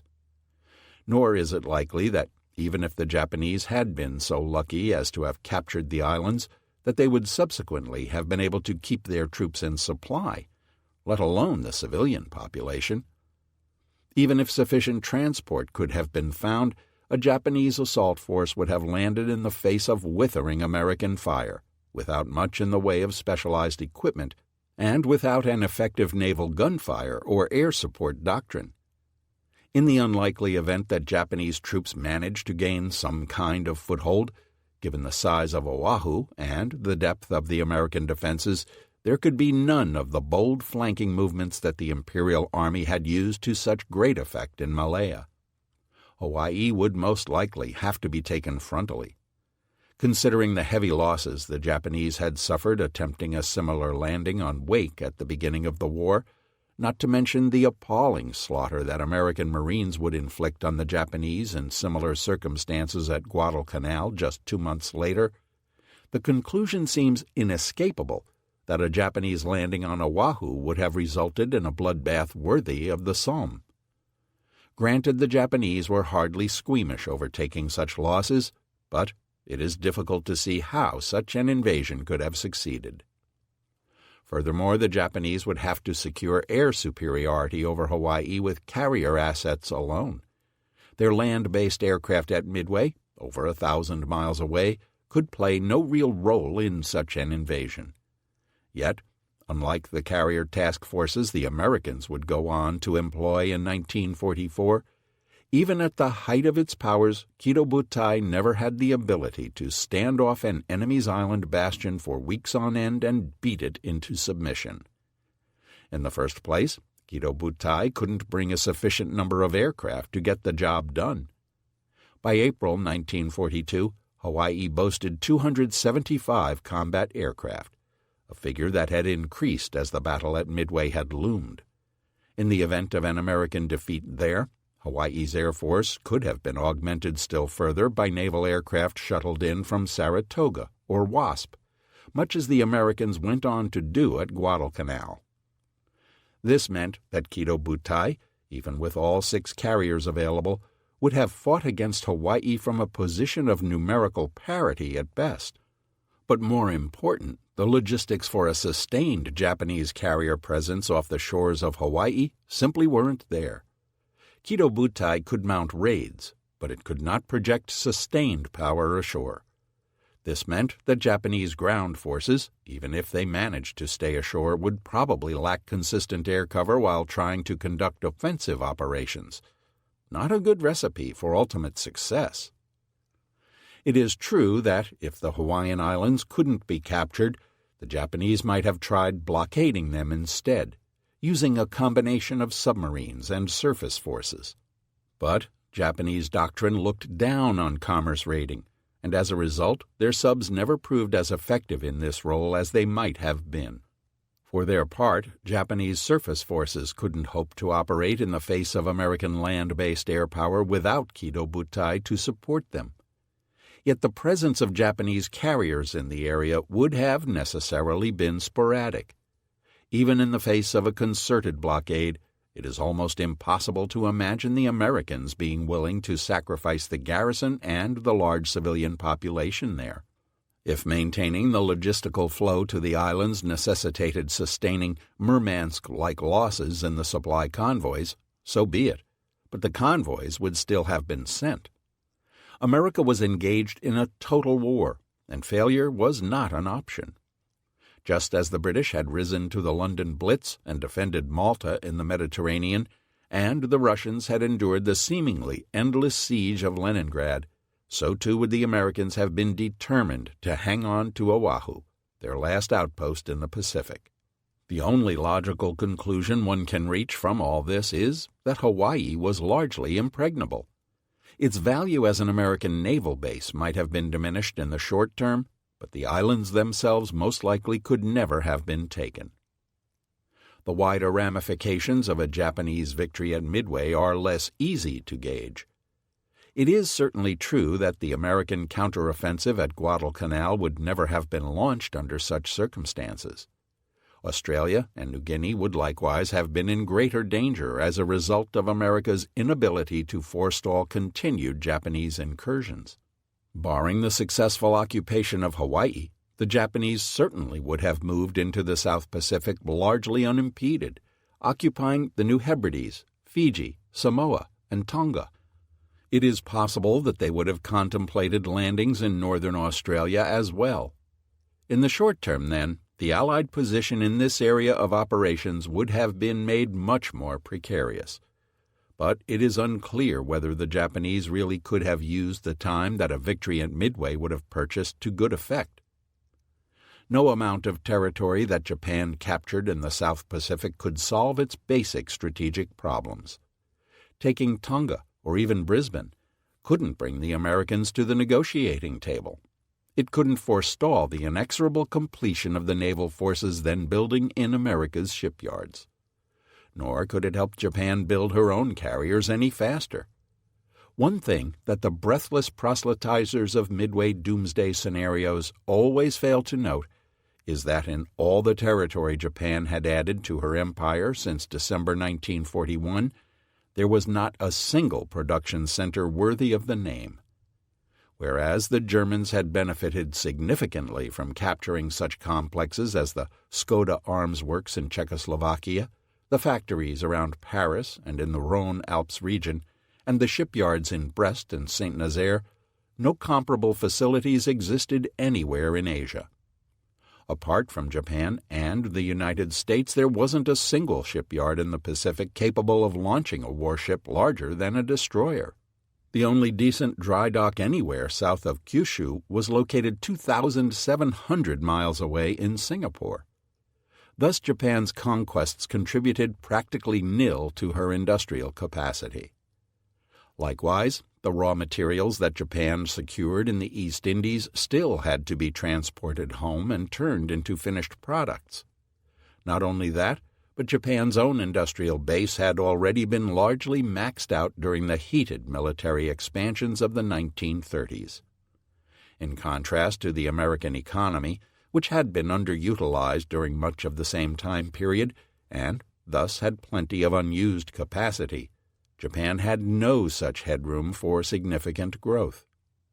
Worse still, there is credible evidence to suggest that absorbing the lower per capita GDP regions like the East Indies represented a significant hindrance to efficiently mobilizing the Japanese economy. Thus, both militarily and economically, territorial indulgences like taking the Solomons or Fiji were ultimately futile, in that they extended the Japanese defensive perimeter for little real gain. There was nothing in the South Pacific worth capturing from a resource standpoint, and those garrisons would have to be manned and supplied, thereby stretching Japan's already fragile logistical resources even further. Taken as a whole, it is arguable that the Japanese sticking their necks out even further would merely have left them that much more exposed when the inevitable American hammer blows began in 1944. Likewise, while invading northern Australia would have been a blow to Allied fortunes and would have potentially deprived them of a useful base in the short term, in the long term it is difficult to see how such a move could have measurably improved Japanese fortunes. In the first place, the Australians had several superb infantry formations of their own.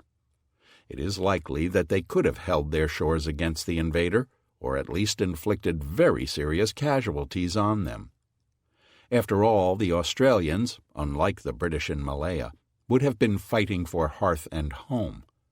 Second, it seems equally unlikely that the Japanese could have occupied the entire subcontinent, meaning that Sydney, Perth, and probably even Brisbane couldn't have been brought effectively under Japanese control. Third, it has to be admitted that while Australia was a useful base for the Allied counteroffensive, it wasn't vital in the same way that holding Britain was for conducting operations against the continent of Europe.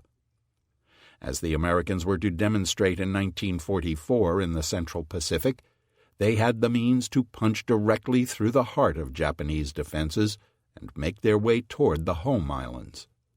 Nothing that happened at Midway in 1942 could change the overall parameters of that equation come 1944. Overall, it seems clear that much of the wild speculation regarding the possible negative effects of an American loss at Midway is unwarranted.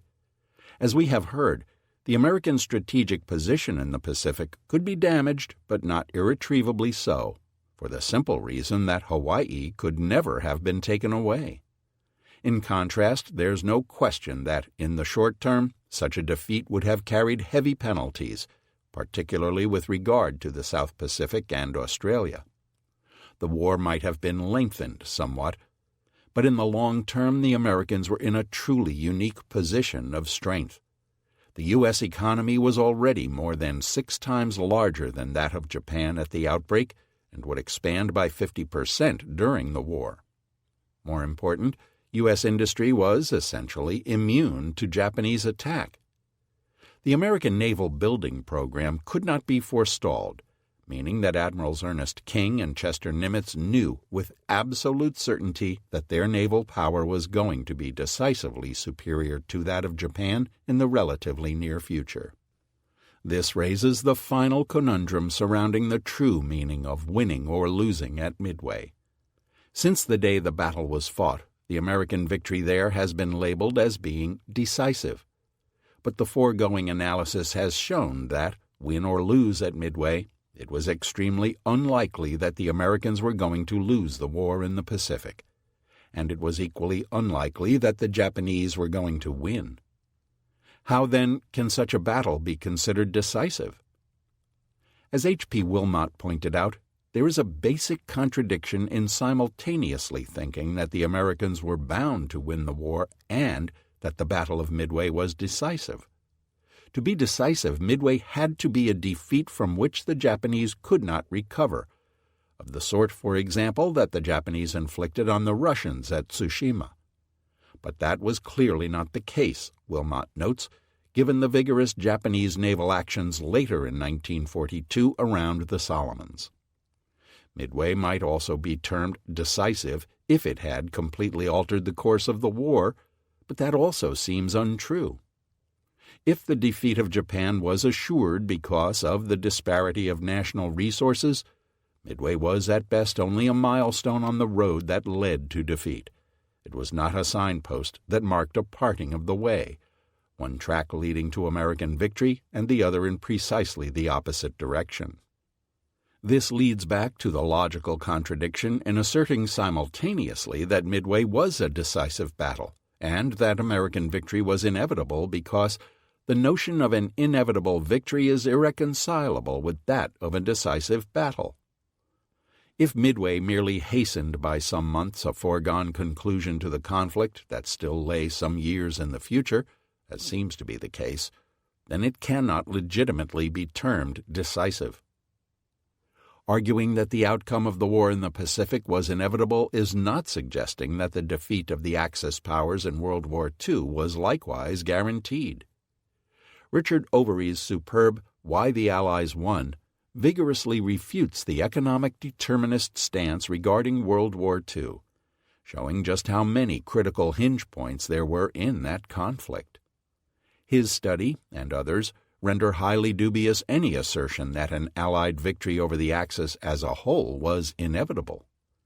This is because the real strategic locus of the war as a whole lay not in the Pacific, but rather in Europe generally, and on the steppes of Russia in particular. Victory in the European theater was far chancier for the Allies, given the immense collective economic strength of Nazi Germany and her satellite assemblage of allied and conquered territories. It would not be until Russia's survival was assured in late 1942 that the war in Europe began to veer away from the brink of disaster. But paradoxically, within the more limited context of the Pacific War, it was absolutely certain that the Allies, chiefly represented by the United States, would ultimately defeat the sole Axis power in the region, Japan. The reasons for this are twofold. The first was one of simple geography. Germany was in no position to assist Japan militarily in any substantial sense, even if it had wanted to. Thus, a German victory in Europe was not necessarily a guarantor of Japan's ultimate security. The second, more important reason was America's enormous advantages in productive capacity relative to that of Japan. Indeed, this basic fact was well understood by both parties, as an exchange immediately prior to the war between the American Chief of Naval Operations, Admiral Harold R. Stark, and Japan's Special Ambassador to the United States, Admiral Nomura Kichisaburo, illustrates. With war clouds gathering, Stark remarked to Nomura, "If you attack us, we will break your empire before we are through with you. While you may have initial success, the time will come when you too will have your losses, but there will be this great difference. You will not only be unable to make up your losses, but will grow weaker as time goes on, while on the other hand we will not only make up our losses, but will grow stronger as time goes on. It is inevitable that we shall crush you before we are through with you." Stark's comments precisely foretold the long-term strategic dynamics that would play out in the war that Japan would shortly initiate. Indeed, if anything, he understated the case, as Japan's ruinous, almost pre-industrialized post-war economic situation vividly demonstrated. It is true that this inevitable victory might not have occurred if the American will to victory had flagged. In light of modern defeats in places like Vietnam, Beirut, and Mogadishu, it is fashionable these days to question whether the American populace in World War II would have had the determination to see the war through to a successful finish in the face of something like a Japanese victory at Midway.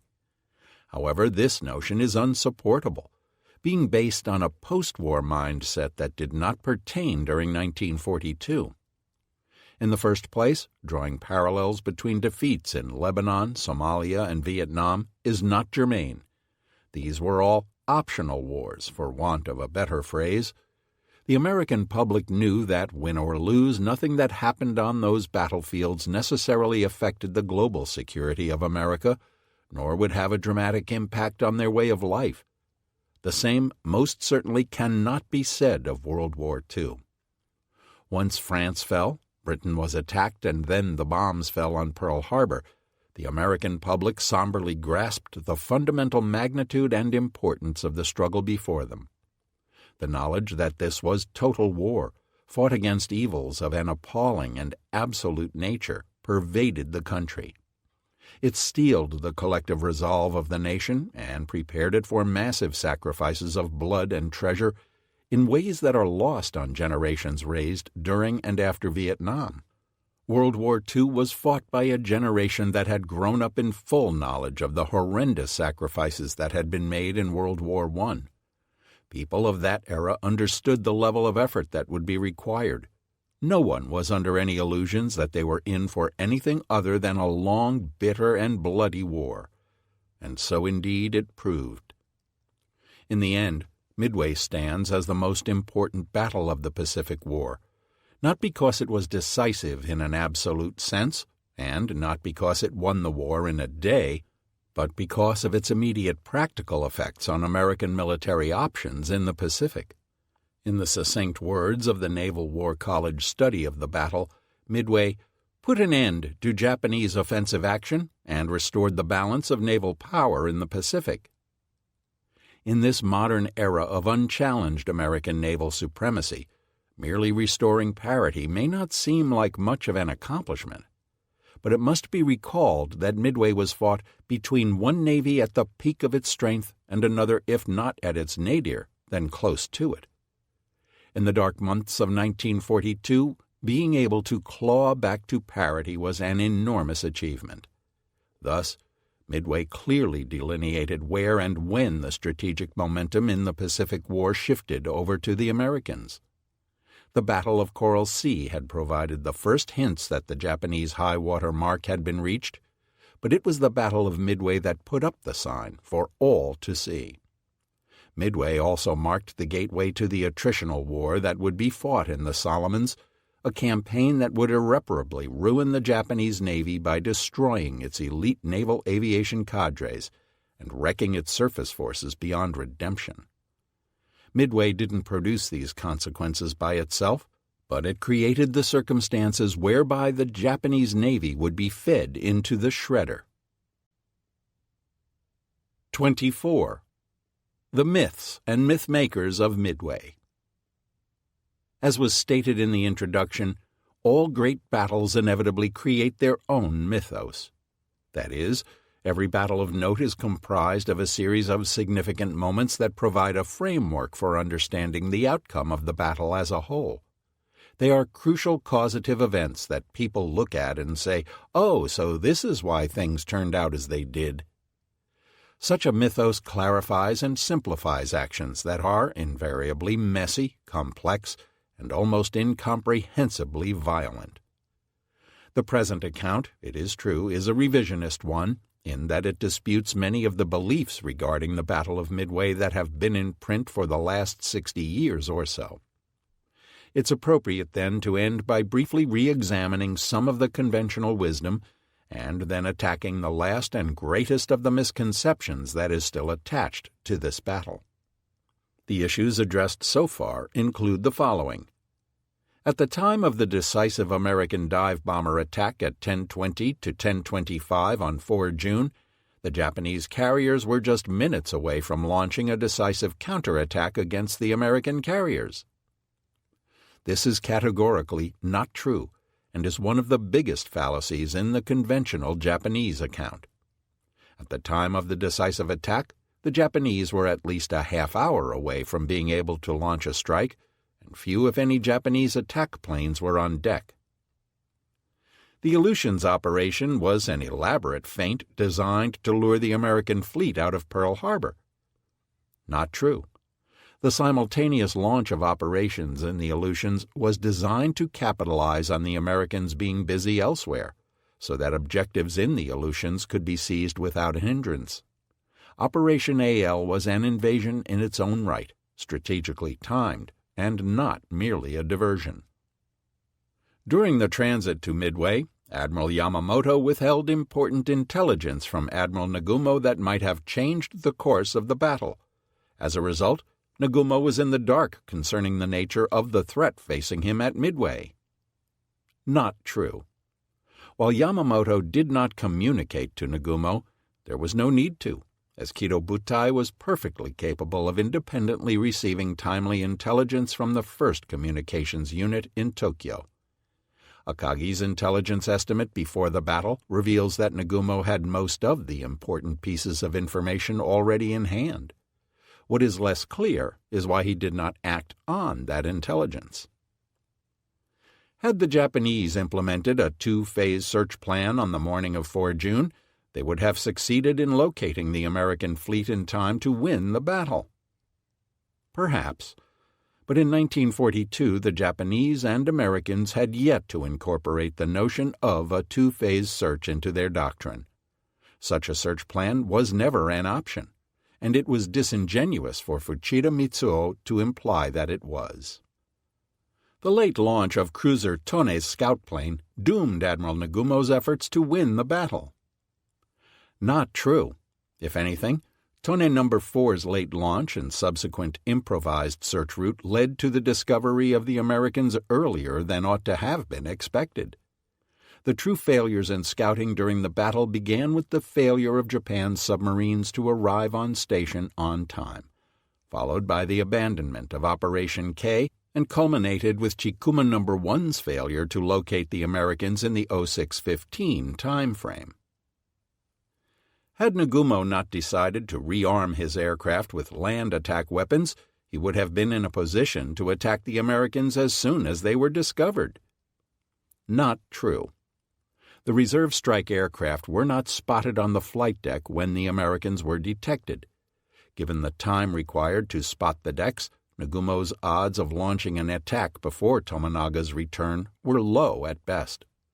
The ceaseless American air attacks had destroyed any reasonable possibility of spotting the decks before Tomonaga's return because of the constant launch and recovery of Combat Air Patrol (CAP) fighters. The sacrifice of Torpedo 8 was not in vain, since it pulled the Japanese CAP fighters down to sea level, thereby allowing the American dive bombers to attack. Not true.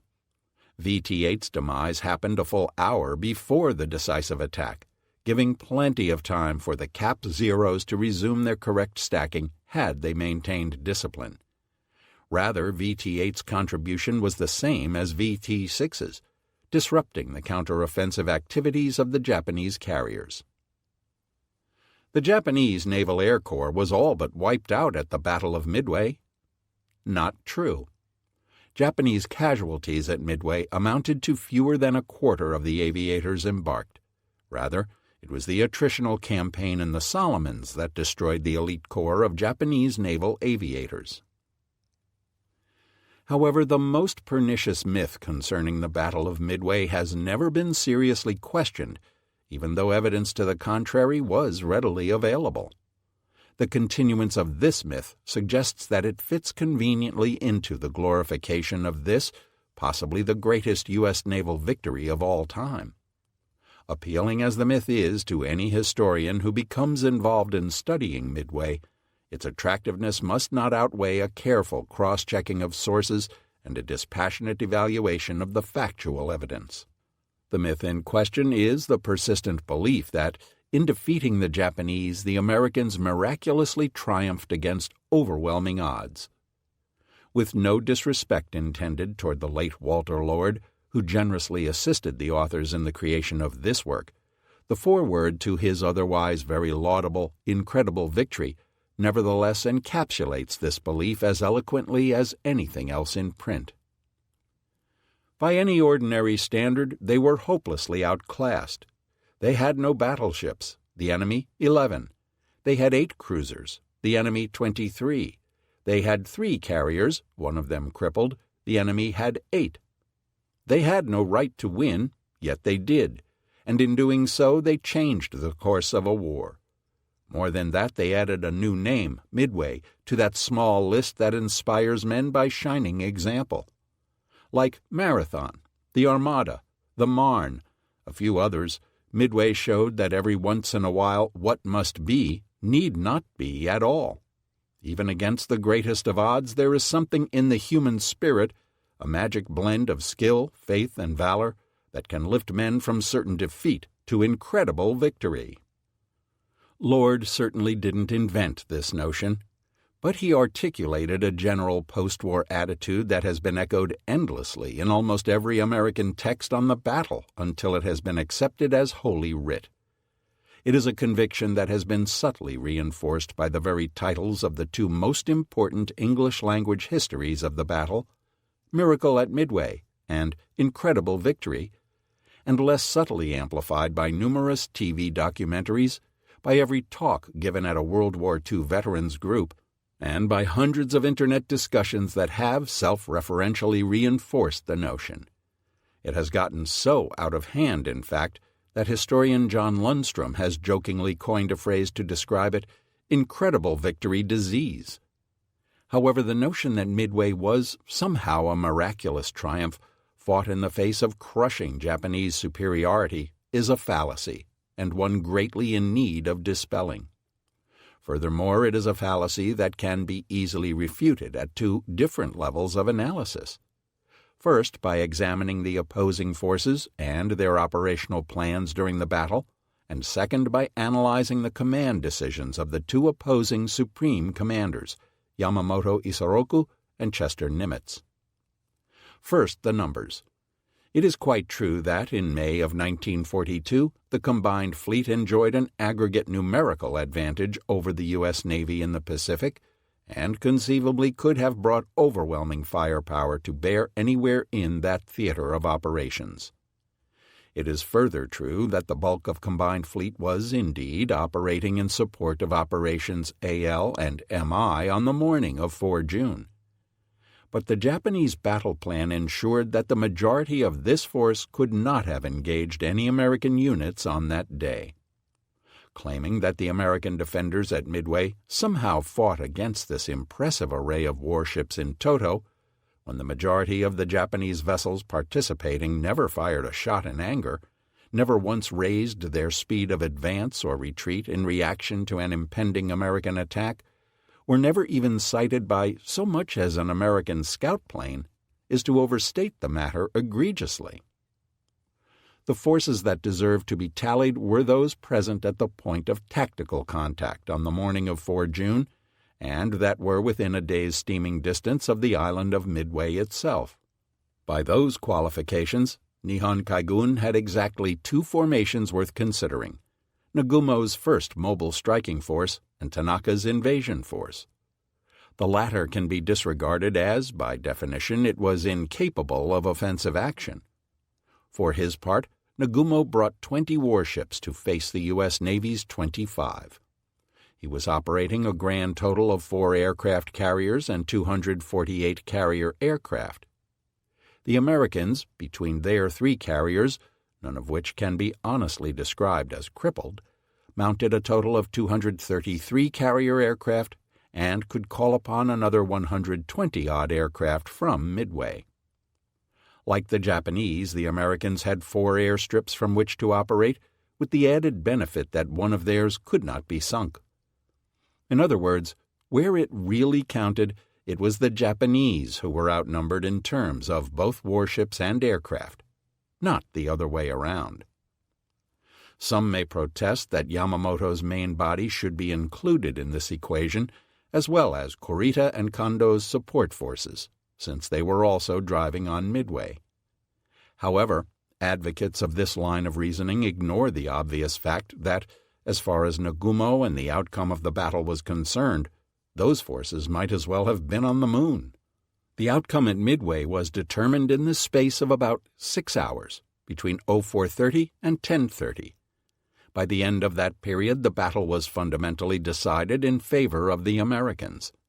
The only thing left to be seen was whether Hiryu would exact some measure of retribution before she too was finally caught and smashed. Nothing that Yamamoto's main body or the other support formations could do was going to reverse that decision, because, in truth, they were in no position to support anything. Thus, the only forces that are relevant in a discussion of who outnumbered who were the ones in a position to have exchanged actual blows on 4 June, meaning Nagumo's and Fletcher's. Period. It is quite true that, in comparison with Fletcher's command, Nagumo could muster superior gun power in the form of his 2 fast battleships, not to mention the combat capability provided by the torpedoes of his destroyers and cruisers, if it ever came to that. But, of course, it never really could have come to that, and neither of these measuring sticks was at all relevant to the outcome of the battle. Admirals Fletcher and Spruance had no interest in becoming embroiled in a surface fight, and maneuvered their forces carefully so as to avoid any chance of such entanglements. Thus, Nagumo could never salvage victory from defeat by using his superiorities in, say, night fighting. A surface battle could only build on the success that his aircraft brought him. It could never replace them.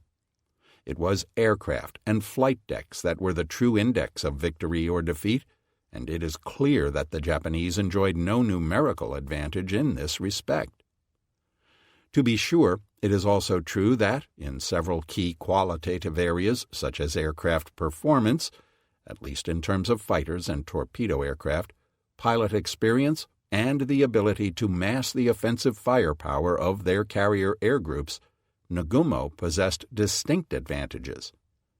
Their importance should not be discounted, as shown by the effectiveness of Hiryu's strikes against Yorktown with a relatively small number of planes and with no advantage of surprise.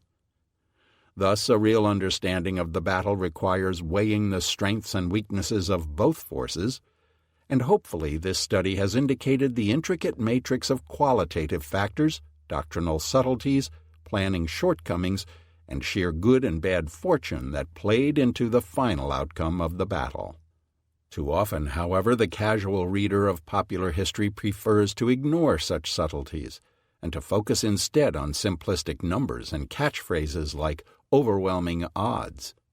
They paint for themselves a mental picture of veritable hordes of Japanese being fended off by a ragtag but plucky band of hideously outnumbered Americans.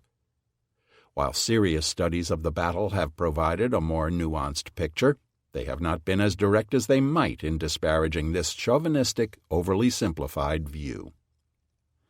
The myth of supposedly overwhelming Japanese force runs into further problems because it contradicts other popularly held notions about Midway, such as the perceived incompetence of Admiral Yamamoto. Some Western observers have argued for Japan's stunning numerical advantages while simultaneously attacking Yamamoto's unwise dispersal of his assets. Yet if Nagumo's defeat was truly as miraculous as these same writers would have us believe, then Yamamoto can hardly be faulted for dispersing his forces after first equipping his subordinate Nagumo with such a wealth of military force that, apparently, only an act of God was sufficient to defeat it. The inconsistency is obvious. Either Yamamoto did not provide sufficient forces to Nagumo, and the odds were thereby considerably less in Japan's favor than the popular wisdom would have us believe, or Yamamoto's battle plan wasn't as deeply flawed as it has been made out to be. Both positions cannot be true. The view argued here has been that Yamamoto's battle plan was indeed badly flawed, in that it assumed that the Americans were mentally beaten and that stealth and deception were therefore to be prized above sufficiency of force at the point of contact. In hindsight, Nagumo's force was clearly inadequate for the task at hand. It should never have left port without one, and preferably both, of Cardiff 5's carriers. To do so otherwise was to cut the margin of sufficiency too fine, as was disastrously demonstrated.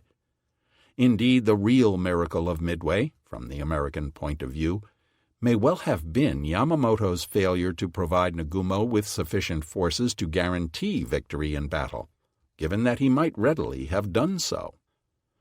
Even greater problems occur when those who hew to the myth evaluate the performance of Admiral Chester Nimitz. If one believes in the notion of overwhelming Japanese superiority, then Nimitz's decision to engage the enemy and accept the horrific odds against him must be judged reckless in the extreme. Nothing less can explain his willingness to walk clear-eyed into a fight, pitting his allegedly pathetic force against the Japanese juggernaut to contest a speck of land that was entirely disposable, and that could be isolated and recaptured at any time. However, we take the view that Nimitz was an exceptional commander who had a finer appreciation of the odds facing him than many commentators do 60 years after the battle. Based on estimates of 4 to 5 Japanese carriers, he was within his rights to suppose that his forces, if positioned correctly, could carry the day. It is true that the actual day's events were a nearer run than Nimitz would have wished, but that is largely the result of poor decisions by American commanders further down the chain of command and to a lack of experience in conducting multi-carrier operations. The critical American failing of the morning, the dissipation of their attacking air formations, was beyond Nimitz's control. Had the bulk of the American carrier aircraft, including Hornets, been able to arrive simultaneously in the area of Kido-Butai and delivered a coordinated attack, the entire Japanese force might well have been knocked out in a single blow. Indeed, any American carrier task force in 1944, when the U.S. Navy was at the top of its game, would probably have done so as a matter of course. The unglamorous truth is that the U.S. Navy, at an operational level, fought much of the morning of 4 June suboptimally in terms of scouting, flight deck operations, and coordinated delivery of firepower.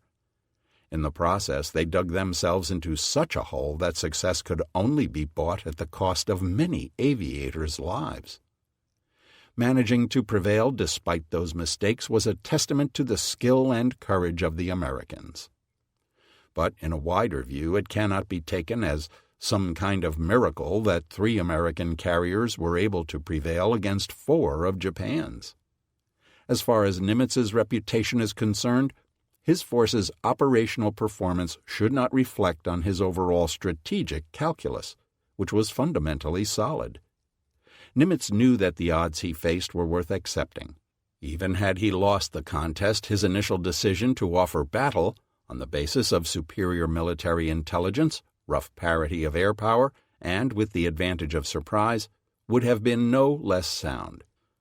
On balance, it would be wisest to avoid entirely words like miraculous or incredible when describing this brilliantly conceived, hard-fought, but rather evenly matched American victory. Glorious it most certainly was. Miraculous it clearly was not. The battle provides an ample amount of excitement, given the real power of the Japanese forces, the crucial American mistakes that might have cost them their triumph, and the heroism exhibited on both sides, with no need to exaggerate for chauvinistic satisfaction the odds the Americans faced.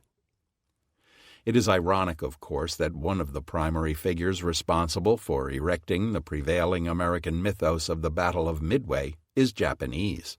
It should be clear that the account put forward here differs radically from Fuchida Mitsuo's influential book, Midway, The Battle That Doomed Japan. In fact, in many ways, Fuchida's work was the catalyst for creating this one, as it became increasingly apparent that crucial details he supplied were contradicted by a variety of authoritative sources. At the same time, a sweeping critique of Fuchida was not to be undertaken lightly, given that he is arguably the single most important translated Japanese source on the battle. Likewise, calling his credibility into question also calls into question key elements in the accepted Western account. But the very fact that particulars drawn from Fuchida formed the core of the Japanese side of that account made it vital to check his operational details thoroughly, and it is clear in retrospect that previous Western historians failed to do so. It is relatively easy to see why this appraisal never took place. In the first place, Fuchida's status as a premier carrier aviator bolstered his credibility from the first. Even during his initial interviews in 1946 for the United States Strategic Bombing Survey, which are an important touchpoint for any work dealing with Pacific War history, his American interrogators noted that Fuchida answered questions frankly and carefully. He was considered one of the most lucrative sources of information and a reliable witness. There were many things to recommend Fuchida to a Western audience. He was charming, intelligent, and articulate. He also gained authority thanks to a gift for self-promotion. He subsequently became great friends with Gordon Prang, author of the phenomenally successful Miracle at Midway, and it is likely that this friendship precluded Prang's questioning Fuchida too closely. Not only that, but few Westerners in the 1960s and 1970s were in any position to critique Japanese carrier operations. Perhaps the only individuals capable of doing so were the U.S. naval officers charged with preparing the USSBS and ATIG reports immediately after the war, particularly the latter, since they were tasked with probing Japanese carrier operational technique. Yet their knowledge was apparently not applied to the study of any specific battle, and since that time the ATIG accounts have lain largely forgotten by historians. Japan was similarly devoid of critics, at least initially. When Fuchida and Okumiya's book was first published in 1951, Japan was emerging from the initial phase of U.S. occupation, which was accompanied by strict censorship. The Japanese military had been utterly disgraced. Former officers were in no hurry to talk about their wartime experiences. When the first censorship bans were lifted, however, Fuchida moved quickly to get his version of the story out. Roger Pineau, a former U.S. intelligence officer during the war, seized on Fuchida's manuscript in 1953 as a tremendous addition to the Western literature. Midway was rightly seen as the critical battle in the Pacific, and there was no question that a man of Fuchida's stature would have an important viewpoint on it. As one of Japan's foremost carrier aviators, the man who had led the attack on Pearl Harbor, and as Carrier Division I's Air Group commander, Fuchida clearly had access to information from Nagumo's inner circle. In the absence of a detailed account from Genda at this time, and the deaths of Yamamoto, Nagumo, and Yamaguchi during the war, Fuchida, along with Admiral Kusaka, was one of only a handful of senior officers likely to be privy to the command decisions of the day. He would certainly seem to be the ideal chronicler of the attack on Kido Butai on 4 June. Along with the USSBS interviews and the Nagumo report, Fuchida's book became one of the 3 cornerstones of the Japanese-English account on the battle, and it was woven deeply into the major Western histories. Unfortunately, it is clear in retrospect that Fuchida was not a faithful narrator. Indeed, our own work spends much of its time correcting the errors Fuchida introduced into the record.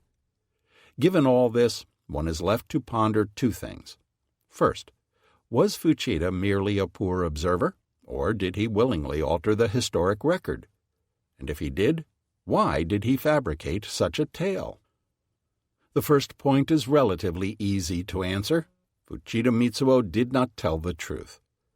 Unquestionably, it is harsh to use the blunt word lie to characterize the statements of an eyewitness, but his distortions of the events are so numerous and so critical to the overall understanding of what happened that the term is completely justified. For example, Fuchida claimed Nagumo lacked critical information on the eve of the battle, when, as was shown in Chapter 6, Kido Butai's communication procedures were clearly giving Nagumo timely access to intelligence data and also informed him of the failure of Operation K to reconnoiter Pearl Harbor. In the same vein, Fuchida faulted Genda for not using a 2-phase aerial search plan, even though such doctrine was not introduced until 1943. These incorrect details in turn alter the calculation of where blame should lie for any errors committed. Some of Fuchida's misstatements deal with seemingly minor things, like how quickly and easily the Japanese could land their air groups on carriers. Yet, it becomes apparent that such details, in turn, can cause a critical misevaluation of the timing of aircraft operations. And, of course, his most blatant untruth concerned the state of the Japanese flight decks immediately before the decisive American attack at 10:20 to 10:27 on 4 June. This last point is not trivial, as Fuchida's deliberate distortion of the details surrounding this crucial event led to the rapid obscuring of contrary evidence, such as post-war interviews with other Japanese officers who plainly stated that armed and fueled aircraft were in the hangars when Akagi, Kaga, and Soryu were struck, not on deck. Furthermore, recent scholarship has shown that Fuchida lied not only about the Battle of Midway, but also about Nagumo's apparent unwillingness to launch a follow-up strike at Pearl Harbor. Fuchida must be judged as any other participant in battle would be. An occasional error in observation is forgivable. But Fuchida's account reveals a pattern of distortions and outright falsehoods that alter the picture of the battle in critical ways. They also have the effect of making Fuchida look better at the expense of his colleagues. These aren't accidents. They are the marks of a man with an agenda. There are several good reasons for his behavior. The first pertains to combined Fleet and 1st Air Fleet staff immediately after Midway. Despite Admiral Yamamoto's statement that he alone was to blame for the catastrophe, it seems unavoidable that Admiral Nagumo and his staff would have had some explaining to do upon their return. Fuchida, though not directly in the chain of command, would certainly have been part of the group under scrutiny, along with Admiral Kusaka and Commander Genda. The mental anguish can only be imagined that these individuals must have experienced as the main body made its way back to Japan after the devastating defeat. As Paul Dull noted in his study of the Japanese Navy, the phrase "ko narimashita," it happened this way, is more socially acceptable to the Japanese than "ko shimashita," I or some other man or men did it this way. To say otherwise is to offend the Japanese sensibility and its sense of history. Taken in this light, an explanation to Naval General Headquarters by Kido Butai's officers that went roughly along the lines of, "We were within minutes of launching the strike that would destroy the enemy, but then the fates of war intervened," was probably a fairly palatable tale. Whether this rendition of events was concocted as a group, devised by Fuchida alone, or was simply the result of some unspoken understanding between Nagumo and his senior officers is impossible to know. Whatever the case, it apparently played well enough at Naval GHQ that it served its purposes. A fates of war account, for want of a better name, matched the generally known facts closely enough that no one at Naval GHQ was going to know anything different, at least in the short term.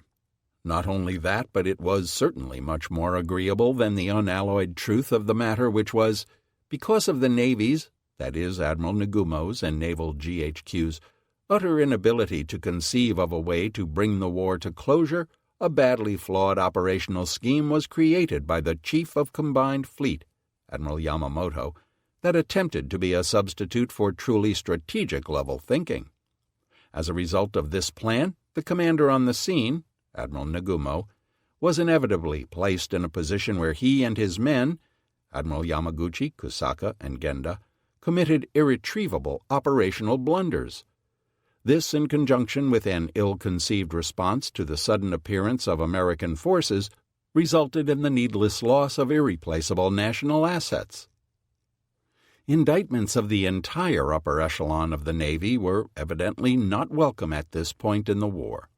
Indeed, throughout the war, the Japanese Navy, and Army as well, demonstrated a remarkable inability to ask tough questions and learn from its mistakes. This tendency was further reinforced by the strong sense of in-group loyalty displayed by members of the Navy's officer corps toward one another. In the face of unwelcome circumstances, this loyalty often took on the form of a code of silence among the ranks of Etajima graduates. It is not surprising, therefore, that a fates of war explanation was generally acceptable within the Navy. This organizational failing becomes more understandable when placed within the context of Japan's gothically dysfunctional wartime leadership. It must be recalled that even in the best of times, the Navy's relationship with the Imperial Army was strained. The Navy regarded those in the Army as uneducated bumpkins, whose understanding of strategy and international relations was abysmally plebeian. The Army, for its part, regarded those in the Navy as arrogant elitists who had been lavished with a grossly disproportionate share of the nation's resources. Both parties were largely correct in their mutual assessments. By the time of Midway, far from having been improved by Japan's string of victories, relations between the two services had retreated into icy formality. Indeed, it has been recounted elsewhere that when Japan's Prime Minister, General Tojo Hideki, finally learned of the calamity at Midway, far from being horrified at what the defeat portended for the nation's ability to prosecute the war, his initial reaction was one of waspish self-satisfaction that the Navy had been defeated in an action that the Army had opposed. Operating on such a twisted political landscape, where rational decision-making was nearly absent from the scene, it is perhaps not surprising that the Navy's overriding goal was rallying itself internally and presenting a united front to the Imperial Army, rather than learning the hard lessons the battle had to offer. Under such pressures, it is all too easy to imagine a story being arrived at that played to institutionally and culturally acceptable themes, while deliberately playing down the fact that Kido Butai was unprepared to launch a counterstrike at 10:20. After the battle, Fuchida was part of a battle lessons research committee chartered with compiling information and presenting strategic and tactical lessons learned from the Midway engagement. Fuchida claims that 6 copies of the final report of the committee were produced, all of which were lost in the general destruction of records that occurred after the war. Fuchida, however, apparently rediscovered a draft manuscript of the report in his footlocker after the armistice, and those notes formed the basis of his account. It's likely that what he had was a surviving copy of the Nagumo report, or some work derived from it, since a careful analysis of Fuchida's book reveals almost no factual details or maps not found in the Nagumo report itself. Where he introduces distortions and sensationalism is in the narrative accounts of events like the 1020 attack. The circumstances under which Fuchida produced his book in 1951 also help account for its distortions. He was writing for the Japanese lay public at a time when the civilian mood in Japan was, rightly, extremely critical of the military's performance during the war. Former military officers were not held in high esteem. In this context, it seems clear that Fuchida had an agenda, namely re-establishing the reputation of the Navy and portraying Kido Butai in the most favorable light. Fuchida was well within his rights for wanting to paint a positive picture of the crack military unit he had served with, as Kido Butai was legitimately the finest carrier force in the world at the outbreak of the Pacific War and had performed brilliantly up until Midway. His method of doing so, however, continued the military's tradition of not facing up to ugly truths, as well as preserving a code of silence around embarrassing matters. In a sense, Fuchida's book is a final testimony to the less-than-honest thinking that prevailed in the Navy during the war. Fuchida went about his task shrewdly, creating an account that paid lip service to Japanese mistakes while hiding key operational details. He also benefited from a sort of first-mover advantage by being the first account published. In effect, he dared people to call him a liar. None were willing to do so while he was alive. Fuchida also took the opportunity to direct clever criticism on his colleagues while painting himself as having been more knowledgeable at the time of the battle than he actually was. The overall picture that emerges is of a man who wanted to be recognized as the authority on the battle, while still carefully distancing himself from any personal responsibility for the disaster. These strategies were relatively successful in 1953. Fuchida's intended audience was not terribly sophisticated in military affairs, nor was it likely to probe the underlying details of his account. Japan's official war histories had yet to be written, and there was a dearth of solid material to either confirm or deny his version of events. Most Japanese naval officers weren't talking about the war, a trend which regrettably resulted in the vast majority of these men taking their accounts to the grave. Fuchida's story was a good one, and it played well to his intended audience. After all, Japan had just suffered an enormous national humiliation, one particularly devastating to a society that viewed itself as uniquely superior. Japan's defeat could not be denied, but some sense of national pride might be regained by revealing some moments of nobility within that defeat. Thus, if he took a few liberties with his interpretation of events, he probably was not outside the bounds of accepted artistic license, and he wasn't likely to be questioned closely about operational facts in any case. The same was true in the West. Indeed, the very fact that Fuchida's account fit nicely with the prevailing American mythos surrounding the battle probably shielded it from closer scrutiny. Fuchida's rendition of the American dive bombers hurtling downward at the last second to win the day is very much in keeping with the American view of the battle, wherein the good guys, through courage, fortitude, and not a little luck, snatch victory from the very jaws of defeat. As such, Fuchida's story nicely bolstered the broader tenor of the winner's rendition of events. But it also still managed to acquit the Japanese force with some degree of honor. All in all, his account was good stuff, tailor-made for a blockbuster Hollywood movie. With such an account in place, there seemed little need to develop additional Japanese sources. As a result, the Western record regarding the Japanese side of the battle remained essentially unchanged for almost half a century. The fact that Japanese carrier operations were so poorly understood in the West didn't help matters any. It was only with the publication of books by authors such as David Evans, Mark Peattie, and John Lundstrom that the technical and doctrinal details concerning the Imperial Navy's carriers began coming to light. Those records that had existed in English before the publication of these works were primarily technical in nature and had not been placed within the larger context of the Imperial Navy's development and doctrine. As a result, up until the 1990s, Western scholars, at least those who could not or would not consult the Japanese sources, were in no position to be able to analyze Japanese accounts with any accuracy. In Japan, however, things had moved ahead. The publication of the official Japanese war histories, Senshi Sosho, in the late 1970s inevitably called Fuchida's version of events into question. The Midway volume of Senshi Sosho left no doubt that Nagumo's counterstrike was far from being ready when the fatal American dive bomber attack occurred.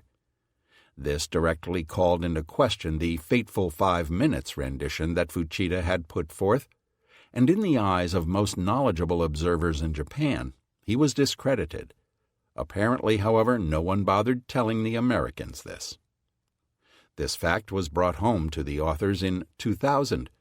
The author's suspicions about Fuchida's account were already taking form by then, because certain points in his book did not mesh with accepted descriptions of Japanese carrier deck operations. There were also discrepancies between his account and some of those found in the strategic bombing survey interviews. However, it was a conversation between the authors and John Lundstrom that crystallized the matter. Lundstrom had noticed, in one of those rare epiphanies when the obvious suddenly reveals itself, that the photographs taken by American B-17s over Kido Butai on 4 June showed completely empty flight decks on 3 of the Japanese carriers at around 0800. What did that mean? To be sure, the pictures were taken more than 2 hours before the American attack, but it caused Lundstrom to pose an interesting question. Had Nagumo's reserve strike force ever been on the deck at any time during the battle? That question in turn catalyzed the author's efforts to develop a model that described carrier operations such as deck spotting and rearming. This, in conjunction with the surviving Japanese carrier action reports from the battle that detailed the launching and recovery of Cap fighters, began raising serious doubts about the accuracy of Fuchida's rendition of the 10-20 attack. In an effort to ascertain the validity of this approach, separate inquiries were sent to 2 knowledgeable Japanese sources, politely asking for their insights on the matter. This was done in an extremely circumspect fashion, on the assumption that Fuchida was still held in high regard in Japan, and not wanting, as foreigners, to appear disrespectful toward a famous war hero. Given how cautiously those inquiries were posed, the responses that came back were startlingly blunt in their outright dismissal of Fuchida, and were later echoed by other Japanese sources as well. One summarized the matter flavorfully. To tell why Fuchida's book contains transparent lies, it's necessary to explain the background of the time it was written. Until around Showa 27, 1952, Japan's speech and writing was under censorship, so they could not say what they wanted. However, since around Showa 28, 1953, cheering up memoirs by mainly former military personnel were rushed out. Of course, the mental pressure of those who were truly incompetent and responsible, and who tried to conceal their own faults, gave strong effect as well. Fuchida's Midway or Kusaka's Kido Butai that came out almost simultaneously could be regarded as nonsense books which were meant to conceal failures and incompetencies of such kind and to protect each other. If they are still among the few books available on the Battle of Midway that have been translated into English, it's a funny story. Very funny indeed, as well as a cutting indictment of Western scholarship. Fuchida's rendition of events had, in effect, distorted the West's study of the battle for 50 years. True, the language barrier had played a major part in this failure to access newer Japanese sources, but it must also be admitted that American complacency contributed to this scholarly lethargy. Indeed, this lethargy was such that crucial details from other sources were ignored, apparently as being unreliable, because of Fuchida's greater standing in American historical circles. Fuchida may not have been telling the truth, but Western scholars had only themselves to blame for having failed to access the contemporary sources that were available in Japan and that had lain untouched for decades. It is to be hoped that the common wisdom surrounding the Battle of Midway can now return to a more elastic state, wherein scholars can make new contributions to our understanding without being held hostage by a single account. It will be increasingly impossible for one survivor's account to have the same effect on the study of Midway in any case, as the veterans who fought the battle are, sadly, declining rapidly in number. Indeed, the real decision-makers at Midway, Yamamoto, Nagumo, Genda, Kusaka, Yamaguchi, have all been dead for years. From now on, like it or not, the study of this enormously important battle will necessarily be based less on survivor accounts and more on the interpretation of operational data. The increasing importance of such data was one reason this study placed considerable emphasis on technology and doctrine. It turned out that the placement of airplanes in a carrier hangar, the mounting systems that secured bombs and torpedoes to those planes, and the speed of elevator movements yielded important information on how strikes were prepared. Similarly, the doctrine of launching massed airstrikes produced important benefits in some situations and caused fatal delays in others. Hopefully our approach likewise has yielded important new perspectives and is not simply a convenient angle that rehashes well-known facts in an effort to make them appear fresh. Similarly, the discrediting of many of the commonly held beliefs concerning the battle was the inevitable result of a careful re-examination of the previous accounts and a determined effort to probe new information that has become available. Our object was not to pick a fight with existing opinions in the hope of creating controversy. Rather, it was done in hopes of establishing a firmer foundation for future studies of the battle, a foundation robust enough not to be held hostage by any one account or source. By adding newer tools into the mix, computer-aided reconstructions, marine forensics, naval architecture, among others, this study seeks a broader, more fully integrated approach than prior histories of the battle.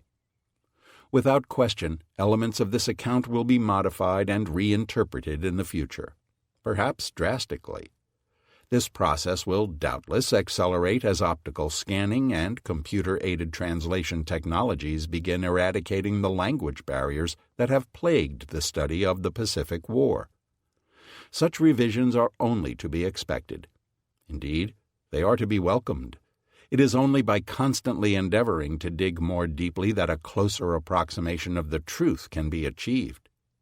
The Battle of Midway, and the legacy of the brave men of both countries who fought and died there, deserves no less.